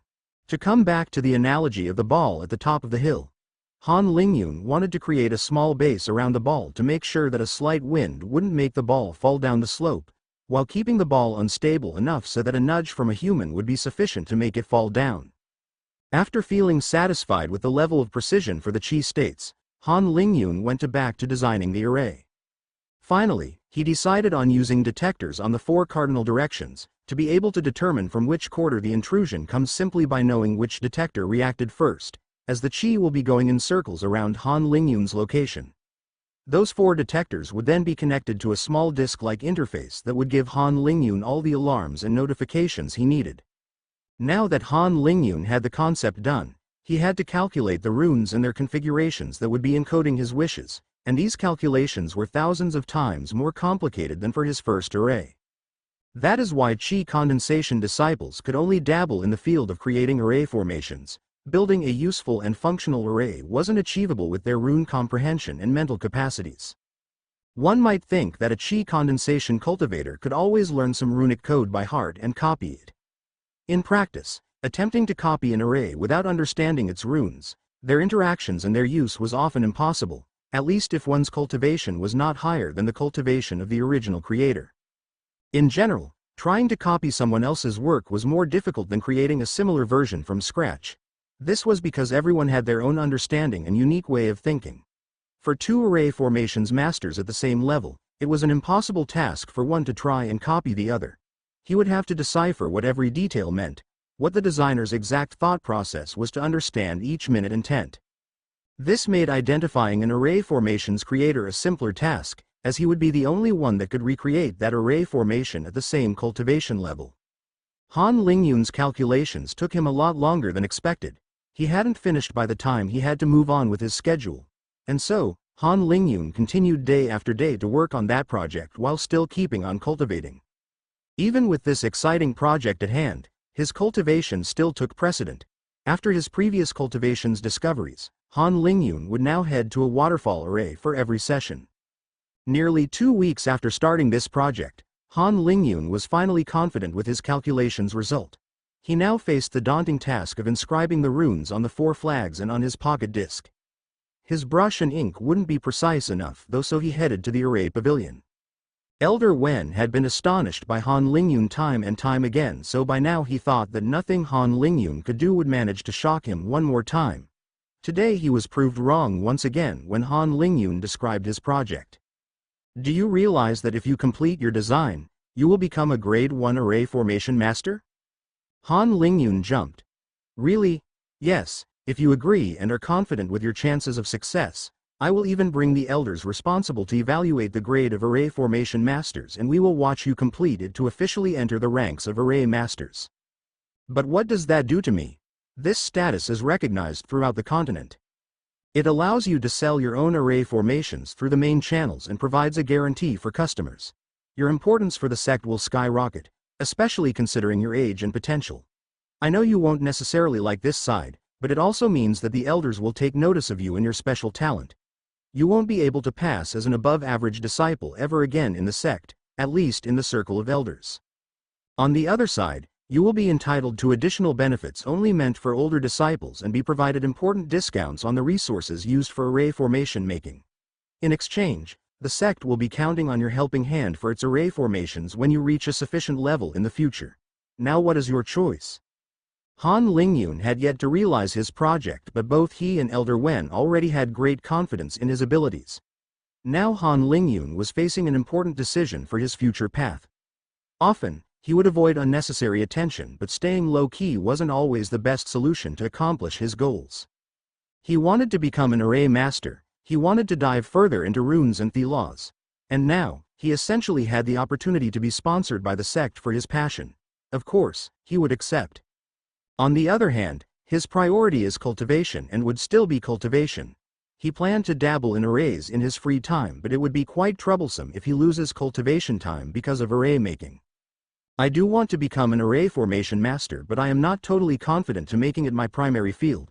However, for that first array, I also wish to complete a functioning array formation before an assessment, as I'm still taking a major step from my first trivial array formation.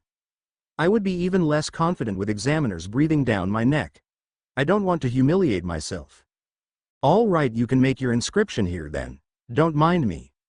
Assessment. Han Lingyun had indeed probably saved himself an embarrassing moment, as the concentration and accuracy needed to inscribe strings of multifaceted runes caused him to fail on his first 3 attempts.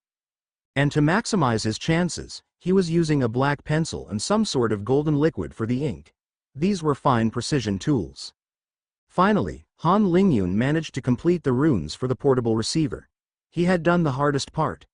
Now he only had to inscribe additional runes on the 4 flags, mainly to fine-tune the chi movement and for the detections.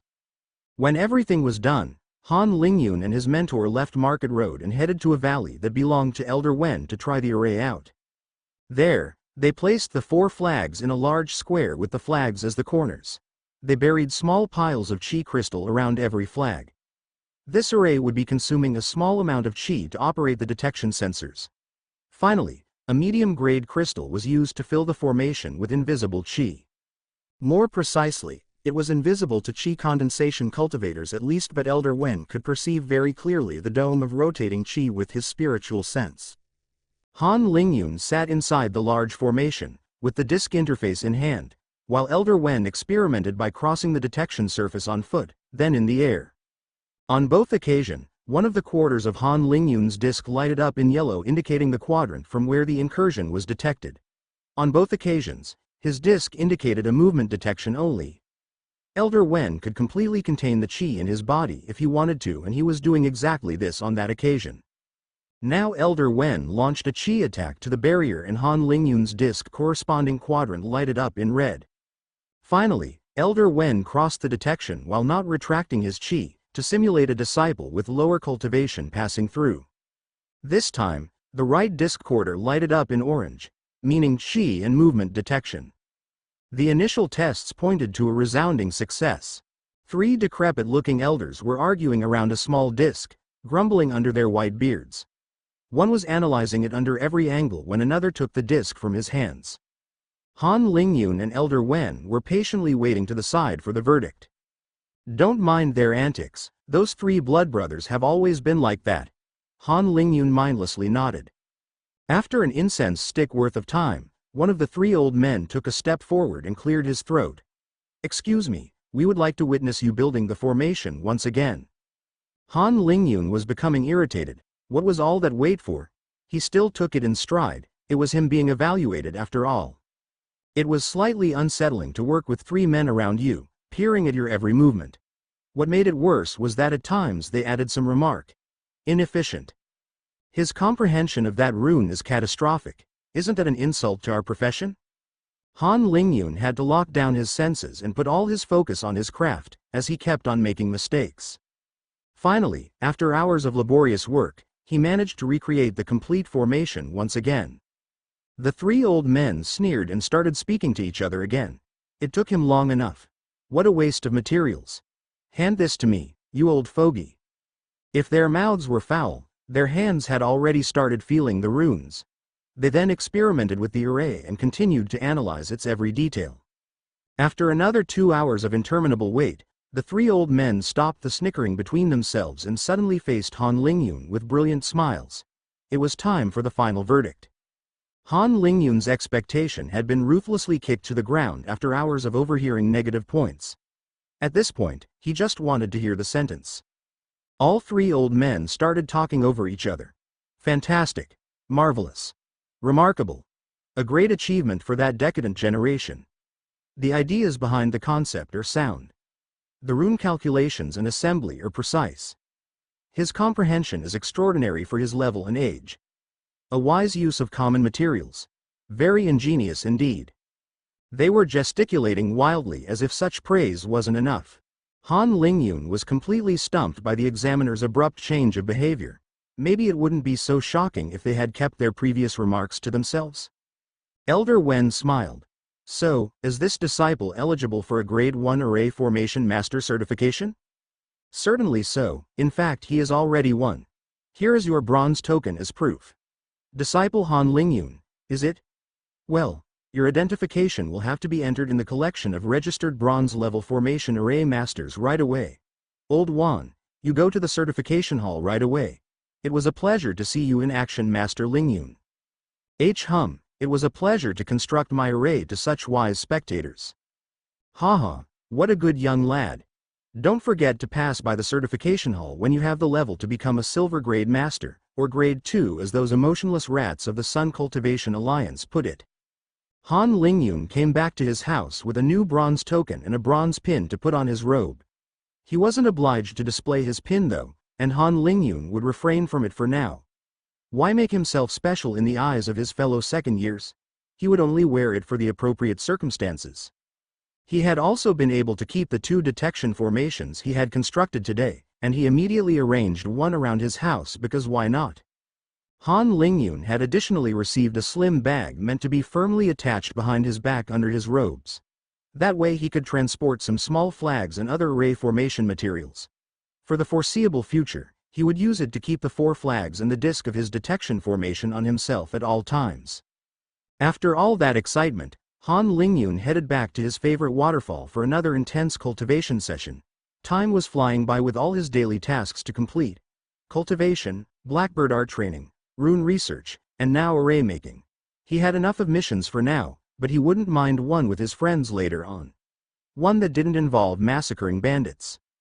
And on top of all this, the next ranking competition was in less than 2 weeks' time. Once again, everyone was working hard and a subtle tension enveloped the second year's training grounds as the next ranking update approached. This was the first time there had been such a large time gap between 2 competitions, and it promised some large movements in the rankings. Most of the 4th grade talents had made it to the early chi condensation realm during that trimester, and many were seeing blood. None of the disciples had reached mid-chi condensation level yet, so some fancied their chances at the top places. They had made huge strides recently. Some were left out from the hype, and Yang Haoyu was one of them. His face was dark as he sensed his cultivation once again. He had reached the peak of body strengthening for 3 weeks already, but he just couldn't take the final step to chi condensation. It felt even worse when his friends and nearly all the other 4th grade talents had now made it. On the eve of the rankings, Yang Haoyu was turning around in circles in his house. He hadn't left it for a week. What is wrong with me? What is wrong with me? Why can't I just break through like everyone else? As he was desperately searching for a solution, his door suddenly opened and 2 masked men jumped on him. Yang Haoyu didn't have the time to yell before he was gagged, blindfolded and taken away. Yang Haoyu started to panic as he found himself unable to move. Qi was exerting pressure from all sides, locking him in place. Shortly after being led out of the house, suddenly a huge amount of water crashed on him. His blindfold and other restriction were taken away, and Yang Haoyu found himself under a waterfall, with Han Lingyun and Shen Lin facing him with large grins. I think that cleaned him off quite well, Brother Lin. Damn, it was seriously stinking in his cave of a house. I nearly gagged in there. Yang Haoyu quickly left the crushing waterfall. Hey you guys, what was that for? Shen Lin and Han Lingyun put an arm behind his back from both sides. Brother Haoyu, you can always count of your friends if you find yourself in a dark place. You have really isolated yourself this last month or so, that won't be helping your state of mind. Han Lingyun passed him a pellet. That's a supreme condensation pellet. If you consume it, you will be able to break through with 99% certainty. But don't beat yourself up on your cultivation speed. In fact, you are not even slow. The ideal 4th grade talent would still take 1.5 years to reach chi condensation without any resources. Just take your time and build a strong foundation for yourself. This pellet is simply to reassure you, to make you realize there is always an alternative. I would still recommend you try reaching chi condensation by your own means to improve the state of your mind though. Remember, you can always count on your brothers. We'll have your back, Shen Lin added. Tears started to well up in Yang Haoyu's eyes. Brothers, you didn't need to do all this. I don't know how I could ever pay you back for today. Haha, just be yourself, Brother Haoyu. Thank you, Brother Lingyun, and Brother Lin. It means a lot for me. Good, let's take on a mission S3 when Brother Haoyu breaks through. We will be waiting for you. Updates. The temperature was hot on that summer morning. The night hadn't been refreshing and a mortal would find himself sweating already with that stifling air. However, on the second year's plaza, the atmosphere was freezing cold. The tension had reached its peak as the duels were about to start for the first time in 3 months. To promote a new ambition, Captain Lacroix dangled an additional 300 petaseconds bonus for those that challenged and won 3 times. There was a reason why the sect based its reward system on the battles between cultivators. The main enemies were not magical beasts but the other cultivation sects. The sect thus enticed disciples to choose martial arts meant to take down other cultivators or defend from them. Disciples kept a close eye on those they could be challenging. The reward for a disciple below the 400th rank that won 3 times his challenges were as high as for a first year in the first bracket, counting Captain Lacroix's bonus. With those resources they could potentially overtake their peers and get even more resources, being the start of their rise. Before announcing the start of the duels, Captain Lacroix had an unusually grave air as the plaza maintained a respectful silence. Disciples, you have now taken your marks in the sect. You have now grown accustomed to your training partners, made some friends and experienced the joys of cultivation. By now you should know that at the end of the year, there will be a ranking competition with all the sects of the Sun Cultivation Alliance. All those previous ranking competitions have been in preparation for that deadline in less than 9 months. Time flies by and right now you are far from ready. Since your arrival here, some have found pleasure in conflicts or hampering weaker disciples. Others have grown complacent and are satisfied with their current standings. If that trend continues, you will all hit a wall in 9 months. What awaits you is humiliation, failure, suffering and crushing defeats. This is much more serious than just a mistake along the way. Your personal achievements during the competition will decide your place within the sect for the next 2 years. And because this learning period is crucial, this may seal your fate in the cultivation world. In truth, the White Tiger School, the sect that provided you with the opportunity to thrive in the cultivation world, places high hopes on you lot. The Sun Alliance ranking competition is first and foremost a competition between sects, for honor and to prove which sect's philosophy is more successful. Those that have better showings should receive more resources in the alliance to fight against our common enemies. As you may know, the cultivation world is built on a constant struggle for resources. Your destinies are now linked to the White Tiger School. I hope that the school is more than a robe and a song in your hearts. Don't forget your teachers and don't forget your oaths. Let this be your wake-up call. From now on, you will be training, you will be suffering, you will be fighting for your sake, for your comrades, and for the sect. I believe in you. Now I am waiting to see your transformation before the end of the year.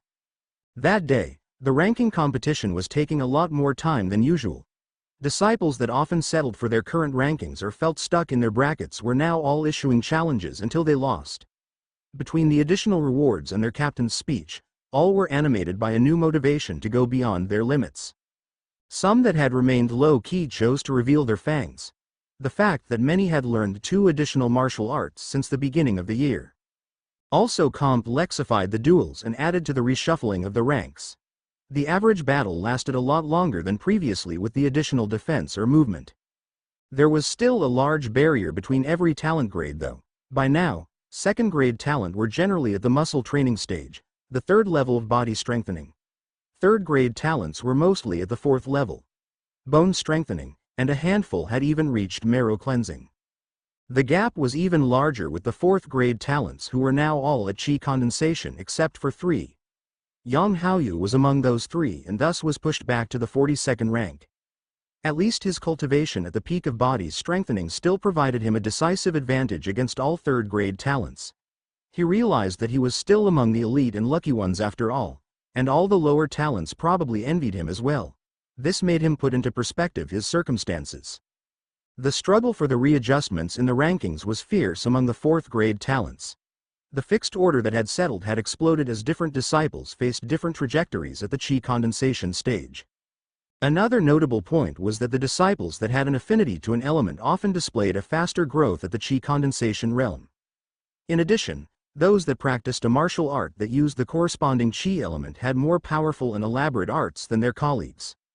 Shen Lin, with his fire affinity, managed to win 3 duels and climb at the 15th rank, his best rank since the first month at the sect. His fist also managed to prove its point. At the qi condensation stage, weapons shifted from their traditional use at close range and now functioned more as tools to channel qi. By now, his dragon fist showed its might as it released a fiery wave of qi hurtling to his opponents. Shen Lin had also grown used to having a shield by now and had complemented his style with a defensive-type magical art that essentially functioned as a qi shield on top. However, the competition for the second bracket was too fierce for him, between those that had reached qi condensation more than 3 months ago and those that wanted to get the place back.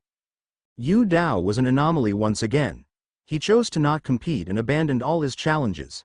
Still at the 5th stage of body strengthening, he was biding his time to make the big jump and crush Wei Muchen back.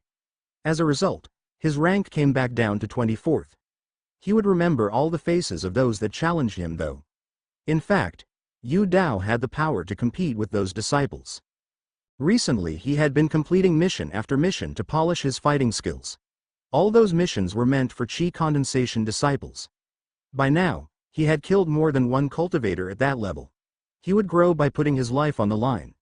With the help of his teacher, not only had his cultivation outpaced the 2nd and 3rd grade talents, his fighting proficiency made him practically unmatched at his level. After some intense challenges from the disciples at the 3rd bracket, those that were in the top 11 were Number 1 Wei Muchen, Number 2 Wang Yimo, Number 3 Han Lingyun, Number 4 Qin Mei, Number 5 Qin Tengfi, Number 6 Liao Xiao, Number 7 Liao Junzhen, Number 8 Pan Sholan, lost, Number 9 Lai Meiwei, Number 10 Ma Zhang, lost, Number 11 Qi Bo. Lian was still learning a new martial art for his staff. Wu Fa's axe style fell short and Yu Dao didn't fight. Those 3 were pushed out of the top 11.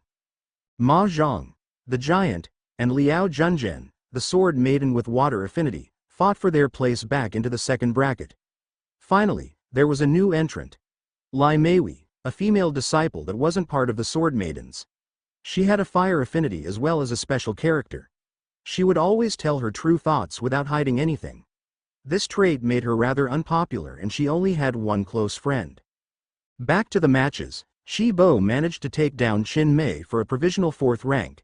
This time round, Han Lingyun had to fight as he was challenged by Lai Meiwei. He managed to quickly catch her off guard with an invisible qi blade and win the match. Che**. You fight like a coward with your insidious tricks. I hate that sort of people. Always hiding their true intentions and backstabbing you when you least expect it. Lai Meiwei, like always, gave her peace of mind with no filter. Han Lingyun wasn't going to let her spit on him with impunity. You would already be dead meat without the elder saving you. Dead meat doesn't complain. Humph.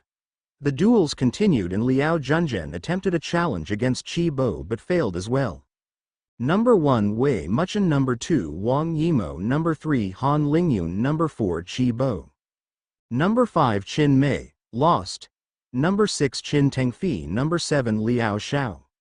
Number 8 Liao Junzhen, lost. Number 9 Pan Sholan, lost. Number 10 Lai Meiwei, lost. Number 11 Ma Zhang, lost. Liao Xiao realized he didn't have the parade against Han Lingyun's movements and invisible blades, so he wouldn't be challenging him, especially when he sensed Han Lingyun's dense qi that hinted he still had hidden cards. Liao Xiao's strength wasn't speed but his strong qi attacks reinforced by the metal element.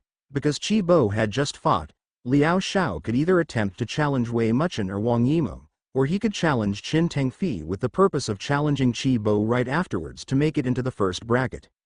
His heart wanted to challenge Wei Muchen but his mind turned toward Qin Tengfi. In the end, he listened to his mind, in a duel with Qin Tengfi that would be remembered for the raw power of the exchanges. The two competed in strength and qi attacks at every blow as they rocked the arena. Liao Xiao's cultivation had made leaps in 3 months with his metal affinity and he managed to make Qin Tengfi bend the knee. After a 20-minute rest period where he furiously absorbed qi, Liao Xiao came back to the arena with Qi Bo for company. A sword cultivator against one with metal affinity that focused on strength. It was another contest of might, and Liao Xiao triumphed to claw his way back to the first bracket for the first time since his electrifying accident when facing Yu Dao on the first month. He had gained a new understanding of swords in his battle against Qi Bo and began considering focusing on a sword as well, a sword of righteousness. Now assured of his fourth place, Liao Xiao didn't stop and issued a challenge to Wei Muchen, making the disciples absolutely blow up of excitement and expectations. This would be the first time someone challenged Wei Muchen since he had humiliated Yu Dao. The wood element once again, Liao Xiao was permitted to rest for 20 minutes.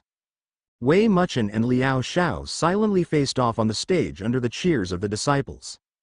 Just as the match began, Wei Muchen violently turned on himself. It seemed he had torn the air itself as he released a pitch-black horizontal chi crescent of several meters in length. Liao Xiao responded with his full power strike, not daring to take that attack lightly. The black crescent simply cut right through his attack and was about to reach him when the elder watching dissipated the attack. This black chi had an insane density. Wei Muchen wins. Disciples all around were in awe of Wei Muchen's absolute power. He had become more low-key lately, but his strength continued to grow in strides. And so, after this brief demonstration, the final rankings at the top were updated to Number 1 Wei Muchen, Number 2 Wang Yimo, Number 3 Han Lingyun, Number 4 Liao Xiao, Number 5 Qi Bo, Number 6 Qin Mei, Number 7 Qin Tengfi, Number 8 Liao Junzhen, Number 9 Pan Shoulan, Number 10 Lai Meiwei, Number 11 Ma Zhang. The rankings ended and the cultivation routines came back. As for Yang Haoyu, less than a week after the day of the ranking duels, he finally reached the Qi condensation realm, without even consuming the supreme condensation pellet. It happened when Yang Haoyu had taken a mission with third-grade talents to kill a magical beast that terrified a small town. He had just felt something click after the successful hunt, then hurriedly found a quiet corner to complete his breakthrough. The process went without a hitch and he was now a Qi condensation cultivator. Yan Haoyu had breathed a huge sigh of relief and at the same time couldn't believe that the breakthrough had happened just when he had stopped to lose sleep about it. At last, with the right watering, the seed had sprouted. But Yang Haoyu now found himself with a supreme condensation pellet he didn't need anymore, so he gave it to another disciple at the price of a simple show of gratitude, while reminding the disciple that when he would reach the peak of body strengthening, he might never need the pellet to break through, just like himself. Han Lingyun had progressed tremendously when he included the water concept in his cultivation spirit world. His train of thoughts thus logically came to the next question. Could he include all the 5 elements in his mind world? What would the benefits be in that case? As Han Lingyun experimented with his next idea, he very quickly understood that the easiest way to achieve incorporating the other elements to his spiritual world would be to first include wood by feeding it the concept of water. Page 2. Wood.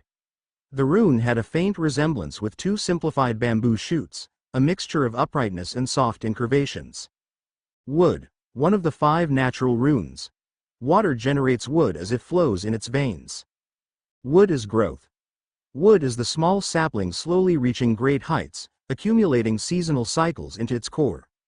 Wood is the wisdom of life, but also excitement of vitality, joy of procreation and appreciation of sensuality. Wood is the tree birthing the forest.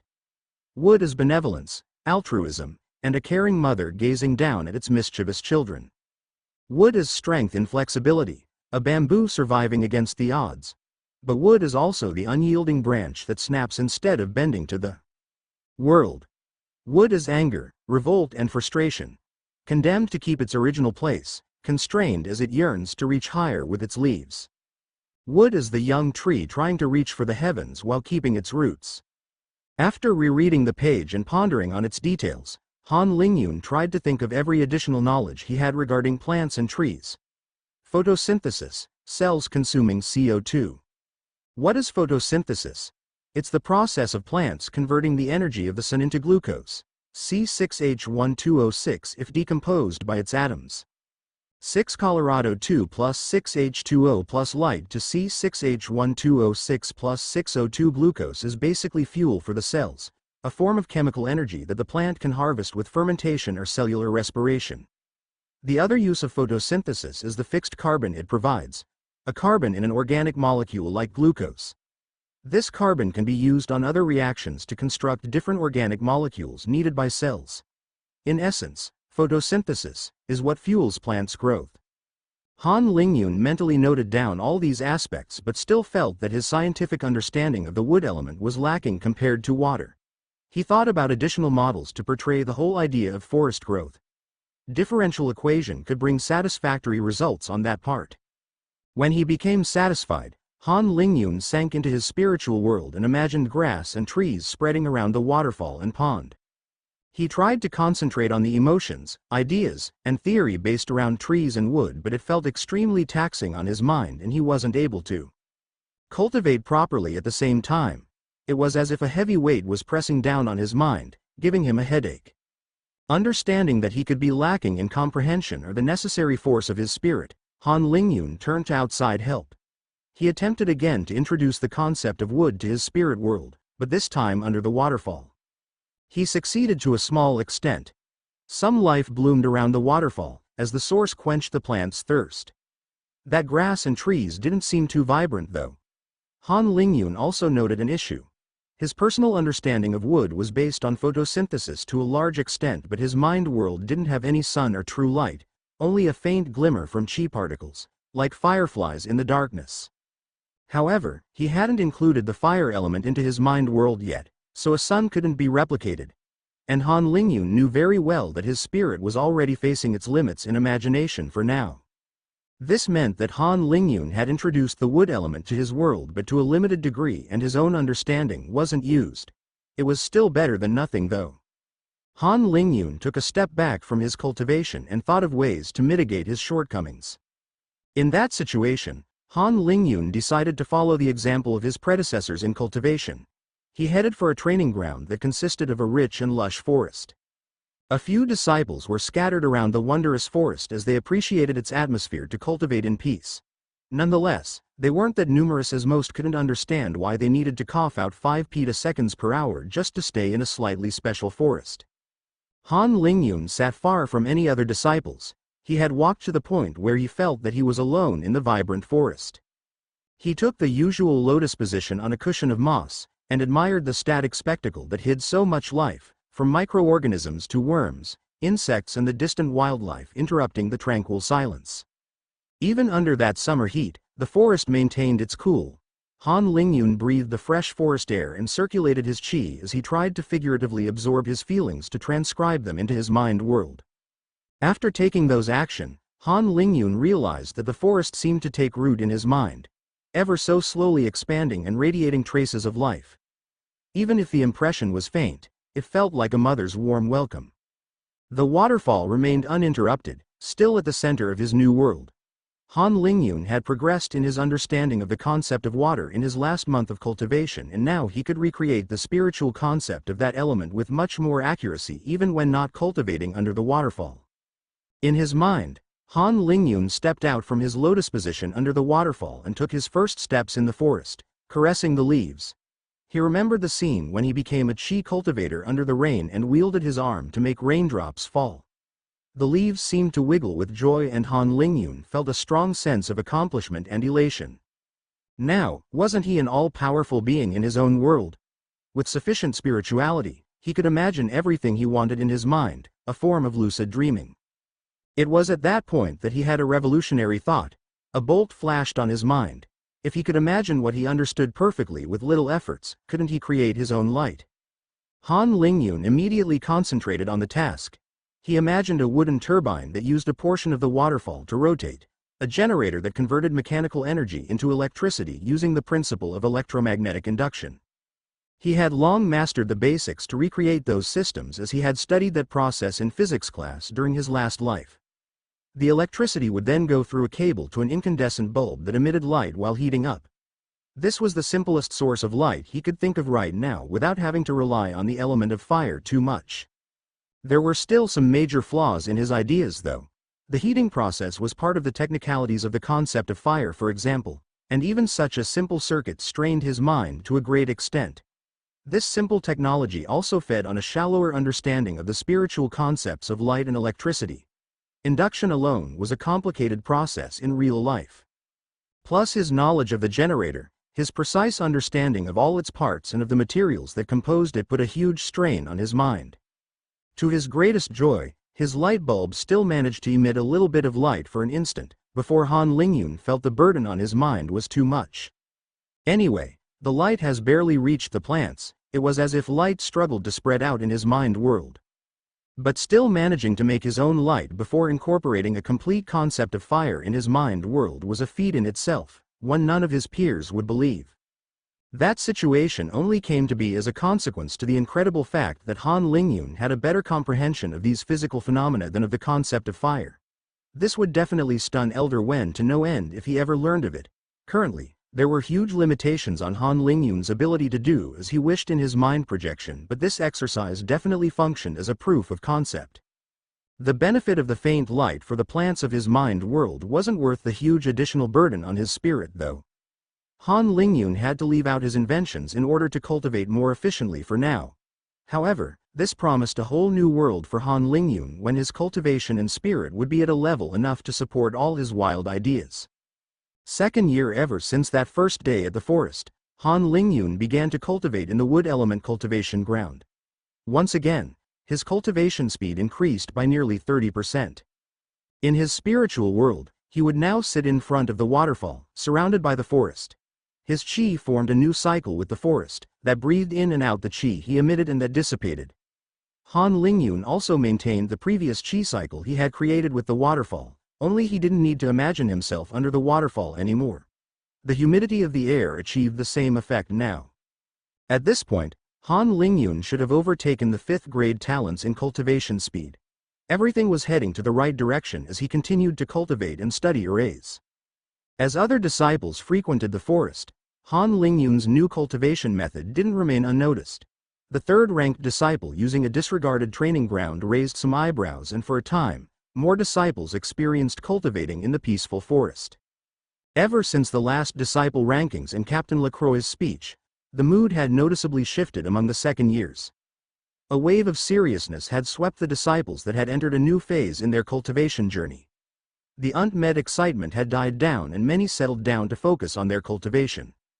Meanwhile, the first year's village was facing great changes. The timeline of events and the dynamics didn't resemble what happened during the previous year. Jia Jingguo was the only 5th grade talent this time and already had a great proficiency with the trident, his clan's traditional weapon. This led to the situation where he didn't have any true opponents and the gap kept increasing. It was Jia Jingguo and the rest. The situation of the 1st and 2nd brackets were much less fixed than during Han Lingyun's year. It had become a great honor to challenge Jia Jingguo and last more than an instant. Jia Jingguo thus had to defeat at least 5 disciples every month, unlike his major Wei Muchen that mostly remained as an untouchable adversary in the eyes of other disciples of his promotion. Some extortion and fights began in the mid-table after a trimester when disciples found out the potential of crystals. Small groups and gangs soon emerged, but the highest-ranked disciples mostly remained out of the conflicts. That was before Jia Jingguo instituting his own force. Those that wanted to join Jia Jingguo's group were screened and tested extensively. Only the ones that would most likely not abuse their power were accepted in the ranks of Jingguo's team. Very quickly, Jia Jingguo had his own little regiment, managed to crack down on disciple crimes and ruled over the first year's disciples. This arrangement didn't please everyone as his little government demanded a small tax for the service they provided. However, there was more grumbling than any real resistance. Jia Jingguo was quite fair with his power and the atmosphere in the village had improved under his involvement. More importantly, no one was strong enough to oppose him and his regiment. In this healthier and more competitive environment, Han Lingyun's minor Yi Wenyan had initially lost ground in the rankings as his cultivation fell. Behind other 4th grade talents, he had slowly started climbing back up in the last 2 months and was now in 32nd place. Yi Wenyan didn't really have any friends, but at least he had found himself some training partners. He loved to exchange saber moves with disciples that shared his interest to the weapon. Yi Wenyan noticed with time that he would cultivate better after training and sparring with his saber. As a result, Yi Wenyan allocated even more time to his saber, which also improved his moves with the help of saber instructors, in a positive feedback loop. He marveled at all their moves as he felt that the instructors approached some sort of perfection through their saber arts. Yi Wenyan soon came to the realization that the saber would be his future path. It wasn't just because he used this weapon before arriving to the sect, far from it. In Yi Wenyan's eyes, the saber exuded a beauty that none of the other weapon could replicate. He loved its feeling to the touch, the movements it brought, the wildness that the gently curved blade was hiding. Every once in a while, Yi Wenyan would think back to his trip with Han Lingyun to Market Road and his transformation since then. Han Lingyun had a powerful impact on his cultivation path and he had started to slightly idolize his major. How was Han Lingyun faring among the second years? Time continued to tick down inexorably. Summer then autumn came and went as winter once again fell on the school. On this cold evening, Han Lingyun was contemplating the array formations he would be using in combat.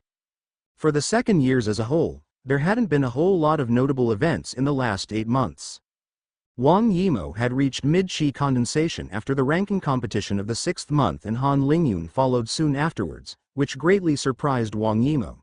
He had stayed less time in early chi condensation than her. This helped Han Lingyun maintain his place in the first bracket without facing too many challenges. If there was one event that many still talked about, it was Yu Dao breaking through chi condensation before the 9th month's ranking competition. He then challenged back and defeated one by one all those that had challenged him in the last 3 competitions. Win after win took him back to the first bracket where he stopped his duels. Those that waited for another confrontation between Wei Muchen and Yu Dao were disappointed. It seemed that Yu Dao wanted to keep hidden cards for the Sun Alliance competition. In other news related to Han Lingyun, the Shu family had its usual meeting and Yi Wenyan was introduced to his seniors. This time the banquet was a lot less pompous as the inner disciples didn't make an appearance. It was still a pleasant time and a much more relaxed evening. Han Lingyun, Shen Lin and Wang Haoyu had also accomplished a mission together to collect some precious herbs that had been spotted near a group of magic beasts named rock lizards. It had been a great time for the 3 of them as they bonded with their work. Sometimes cultivation was a lonely process and breaks came as appreciated breathers. Finally, Wang Yimou and Han Lingyun had a third duel which he won by surprising her with an attack formation he had received from the array pavilion. Placing and using these formations didn't require too much knowledge at that level, but such formations were extremely rare and expensive for the average cultivator. These events were the only punctuations during Han Lingyun's rather monotonous last 8 months. It was a calm period he enjoyed. However, for the second-year disciples, the Sun Alliance competition was approaching fast. It was now 2 weeks before the end of the school year. The teachers and elders had increased significantly the pressure on the disciples during the last half year. Fewer disciples had been taking the safest missions, preferring to use that time to cultivate or challenge themselves with potentially dangerous endeavors. When the second-year disciples were all summoned to the nearest plaza, Han Lingyun counted 640 disciples. 41 had passed away during that intensive year, but the toll wasn't as heavy as for the first years. Disciples at this age had gained a better general awareness than first years and were better equipped in skills. Some would also say that the trash had already been weeded out to some extent. Back then, the initiation ceremony also contributed significantly to first year's disciples' death toll. For second years, the tragic accidents were mostly the result of disciples taking too many risks under this high-pressure environment. Captain Lacroix stood in front of the disciples, examining them carefully with her piercing gaze. Han Lingyun's felt as though all his secrets were seen through, from his cultivation to his hidden sentiments. This long silence was interrupted by a distant eagle cry. The disciples looked up to be greeted by an incredible sight that awed the group. Nearly 100 giant white eagles were rapidly approaching and descended from the skies. As they landed one by one, it became apparent that a core formation elder was standing on every one of them. A wave of excitement spread among the disciples as they anticipated the grandiose opportunity to fly on those magic beasts. Starting from the 640th rank, the second years were called one at a time to climb on one the eagles. Groups of 10 were assigned to one elder and a giant eagle before taking off and circling the air above the remaining disciples. This made for a scene that grew more and more impressive with every new giant eagle taking flight. Han Lingyun wondered of what all that power of magic beasts and elders could unleash. The White Tiger School was definitely preparing a show of force for their arrival at the meeting location. As Captain Lacroix took the register, This was the occasion for the disciples to look back at this year and the evolutions in the rankings. When it became the turn for the top 11 ranked disciples, they were only grouped in pairs of 2. Those would be at the forefront of the disciples to represent the colors of the White Tiger School. 11 Qin Tengfi 10 Qi Bo, 9 Shen Lin 8 Qin Mei, 7 Lai Meiwei 6 Lao Junzhen, 5 Liao Xiao 4 Yu Dao, 3 Han Lingyun 2 Wang Yimo, and finally, rank 1 Wei Muchen will be our flag bearer. Wei Muchen had the honor to board the largest eagle with an old man affectionately petting it. This was a nascent soul expert, one Han Lingyun had never seen before. Meanwhile, Han Lingyun smiled as the elder he joined on the eagle was none other than Elder Wen. As a likely candidate to enter the next realm, Elder Wen's position had risen sharply in the sect, and it was no fluke that he transported the second and third ranked disciples. It is also reasonable to infer that Elder Wen pulled some strings to make sure he was paired with his protege. The eagles reorganized in a triangular formation and soon disappeared to the horizon. The White Tiger sect was coming, and it was making a statement. Sun Cultivation Alliance, the Sun Empire and its population of 2 billion was home to 16 great sects, one for each of its 16 regions. But these main sects were only the tip of the iceberg. Hundreds if not thousands of smaller sects gravitated around the 16 leading sects. A large portion of their disciples were those that failed to qualify during the main sect's recruitments. The rest were found from the flurry of local villages and small towns that were left out by bigger sects. All these sects were part of the Sun Cultivation Alliance, or SCA as it was often referred to. Conflicts between sects were mostly monitored or handled by powerful cultivators from the big sects. A great sect among the 16 giants couldn't go to war with another great sect, or it would face reprisal from all the other members of the alliance. It was generally acknowledged that the 16 sects all had their say regarding their respective regions and the others shouldn't meddle. Still, it wasn't a loose alliance in name only. An organization was created to supervise and enforce large policies over the Sun Cultivation Alliance, named the Sun Council. Representatives from different sects were selected to a seat at the council for the decision-making. The number of seats per sect was defined by the verified strength of each sect, and this would be updated every decade. The competition between sect disciples also played a role in seat attribution, even if there were no precise guidelines for it. A small sect that somehow managed to birth a great talent would likely gain a seat at the council, and the results of the 16 sects always formed an impression about their state and future, affecting the seats to an extent. The Sun Alliance wasn't only militaristic. It promoted free trade, standardized the use of chi crystals, and regulated the number of crystals in the market. Some empire-wide organizations have flourished in the last 5 centuries, such as the Golden Dragon Merchant Group, the Blooming Sun Group, which is a pill manufacturer, the Night Lotus Auction House, or the War Treasure Pavilion franchise, to mention a few. The annual competition of young disciples was a grand occasion for the multitude of sects being part of the SCA to trade, showcase one's might, and to finalize important talks between sects.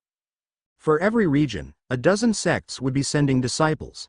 Some had already been doing competitions and selections with smaller sects that then sent the strongest participants together.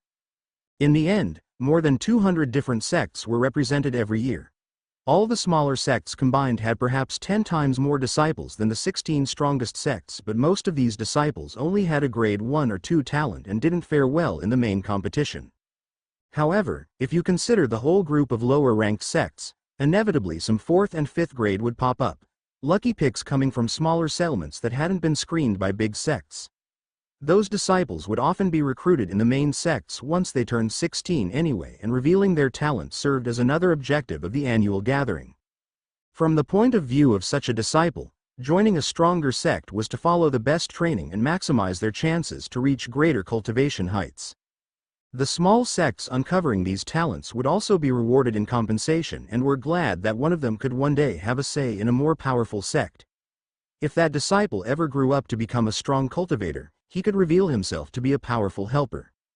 Even with some surprises from time to time, the highest ranks were trusted by the disciples of the 16 main sects. From least to most seats occupied on the SCA Council, those 16 sects were: 16th, Peach Blossom Island; 15th, Eastern Warriors Temple; 14th, Illusion Valley; 13th, Blood Saber Sect; 12th, Thousand Willow Sect; 11th, Xiqing Sect; 10th, Mount Ba Sword Sect 9th, Dragon Slaying Gang. 8th. Sun and Moon Island 7th, Northern Wudang Sect. 6th. Shaolin Sect 5th, Five Phoenixes Plume Sect. 4th. Ugly Duck Sect 3rd, Black Dragon Sect 2nd, Chenghuang School. -1 stone. White Tiger Sect. It had come as a surprise for Han Lingyun when he learned that the White Tiger Sect had the most seats at the council because none of what he experienced at the school felt like it would give an edge on the other main sects. He later understood that this was mostly due to the power of the White Tiger Sect as a whole. The school, where mostly disciples yet to reach 16 trained, was just the antechamber of the White Tiger Sect. What made the sect so powerful was the enormous contingent of core formation elders it accumulated, its powerful regiments of cultivators and its 7 nascent soul protectors, 3 at the school and 4 stationed with the regiments. The White Tiger Sect boasted the greatest number of nascent soul cultivators and core formation elders among all the sects of the SCA. This had not been the case since the Alliance inception more than 5 centuries ago, but its position had steadily increased over time. The ever-growing number of high-level cultivators attracted more and more disciples for the 16-year-old disciple selection every year. This made Han Lingyun relativize the importance of the disciples' competitions, which should look more like games for these big fishes. In fact, historically the White Tiger School never dominated the second year's rankings, they were not even the favorites. A requirement for the 16 sects was to possess at least 1 nascent soul cultivator. This was to avoid a civil war in a region with different sects fighting for its control. It was decided that if one of the main sects was to lose all its nascent soul protectors, that sect would be demoted from the 16 main sects and a nascent soul cultivator designated by the council would be appointed to start another sect or take over the previous one. This rule had been enforced twice since the SCA's beginnings, and it showed that the upper echelon was always what mattered the most in the end. But this rule remained as a knife edge over the 9 sects with only 1 nascent soul elder at its forefront. In fact, of the remaining sects, the Northern Wudang Sect, Shaolin Sect, Five Phoenixes Plume Sect, Ugly Duck Sect and Black Dragon Sect, only had 2 nascent soul cultivators, with the Chenghuang School being the only sect with 3 of such elders. Nurturing a disciple to become a nascent soul cultivator was an extremely arduous task, with only the White Tiger Sect being the anomaly with a nascent soul elder seemingly popping out every 5 decades or so on average. In fact, its wide pool of core formation elders was even more anomalous and frightening for the other powers. In consequence, it had become some sort of tradition for the other powers of the SCA to try to restrict the White Tiger Sect during the disciples' meets, as the growing power of the White Tiger Sect was becoming a threat to the equilibrium of the Alliance. During their journey, the second years from the White Tiger Sect riding on the White Eagles were joined by the group of 4th years who would have their own competition as well. The 4th years were riding their eagles alone with no elders, to pass a message about the White Tiger School disciples' growth over time. Han Lingyun spotted his great Ahor Zhongfang from afar, who winked back. The mass of White Eagles was heading to a sacred ground that wasn't named, near the geographical center of the Sun Empire. It consisted of a mountain range that formed a large circle of 100-kilometer radius around a lush valley in a highly unusual geological formation. This led many to believe this was either a crater or the result of an immensely powerful cultivator passing by. As such, the valley was unofficially referred to as the crater. The whole valley with the mountains surrounding it wasn't inhabited by any mortals and wasn't part of any of the sect's territory. That was where the Sun Council was located, and it was considered as territory of the whole alliance. As per custom, the weaker sects would arrive first for the competition, followed by the sects with seats at the council, and so on by ascending order of council seats. It was thus the White Tiger Sect making an appearance in last. A cultivation city had been constructed in some corner of the valley to accommodate the more than 100,000 cultivators that were participating or attending the competitions. Thousands of cultivators watched with admiration the cloud of white eagles appearing at the horizon. In a short time, the giant eagles were already circling over their heads in a mesmerizing spectacle before landing with huge gusts of wind. The cultivators that were close by could see the 100 or so core foundation elders appearing on the eagles' backs. As the White Tiger Sect's elders weren't hiding their cultivation for the entrance, all the other core formation cultivators could sense their absurd number and the terrifying presence at the nascent soul realm at the group's bow. Many had a huge fright and had drops of sweat trickling down their back. For most, this force was enough to annihilate their sect several times over, and erase any trace of their existence. Some felt this was too much. Was the White Tiger sect just participating in a disciple competition, or was it going to war? Han Lingyun struggled slightly to wrap his head around the mass of cultivators all around. 100,000 mortals represented already a huge figure, but 100,000 cultivators were truly an impressive sight. Not to mention, perhaps at least 1,000 had the power to wipe out entire cities, by counting the total number of core formation elders present. The White Tiger sect was presented to its accommodations. Han Lingyun had some time on his hand. He wouldn't be starting his competition for another week, during which many events would be held. Those were mostly centered around trading, showcasing power, and information gathering. There was a competition starting tomorrow. A second-year ranking competition only for those that were still at the body strengthening stage. For the most part, it wasn't taken too seriously by higher-ups, but there was still some honor, recognition and prizes to be obtained for the strongest contenders of that subcategory. The competition also served as a pre-selection. The objective was to eliminate most of the candidates for the second year's main event, leaving only 10,000 from the initial bunch of more than 50,000 that had gathered from all parts of the SCA. The watchers often only viewed this competition as entertainment. It was the occasion for disciples with lower talent to showcase their fighting proficiency, but except perhaps one or two incredible cases, those body-strengthening disciples wouldn't make a splash during the true competition. A similar event was happening with the fourth years. In both cases, it was considered a great humiliation for a disciple of the White Tiger School to fail to make it to the true competition. Han Lingyun, just like the majority of Qi condensation disciples, didn't pay much attention to those preliminary rounds. They were all flocking to the grand auction at Night Lotus House, as this evening it was tailored to second-year disciples at the Qi condensation realm. Han Lingyun had avoided auctions at Market Road until now. He believed they were a loss of time and money, with higher prices for items you might not necessarily need. This one was on a whole other level though. Han Lingyun thought this could be a fun experience and the occasion to get a first impression of their opponents. Sects. By now, Han Lingyun and the disciples had received some general understandings of the other main sects. Without any knowledge of this year's disciples, the large favorites for the first ranks in the second-year competition was the Chenghuang School.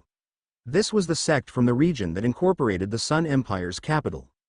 They had a very elitist mentality and would never recruit more than 50 disciples, none of which had a talent lower than 4th grade. If there was a 5th grade talent in the mix, he would receive loads of resources, nearly all that the sect could muster to help him. Even when there wasn't any 5th grade talent that year, the Chenghuang School would select a few among the 4th grade talents to shower with resources. This made those disciples strong contenders for the first rank of the SCA competition for second years. That strategy was poles apart from the general philosophy of the White Tiger sect, but it did have its advantages. Every year, those favored disciples would have a great chance to join the powerful sect looking over the continent from behind the scenes. Some of those disciples would find success on that larger stage and pay back their school with favors and other resources. Compared to the other main sects of the SCA, the Chenghuang School always had a promotion on the smaller side, but historically, it hadn't been focusing that much on only a handful of disciples 2 or 3 decades ago.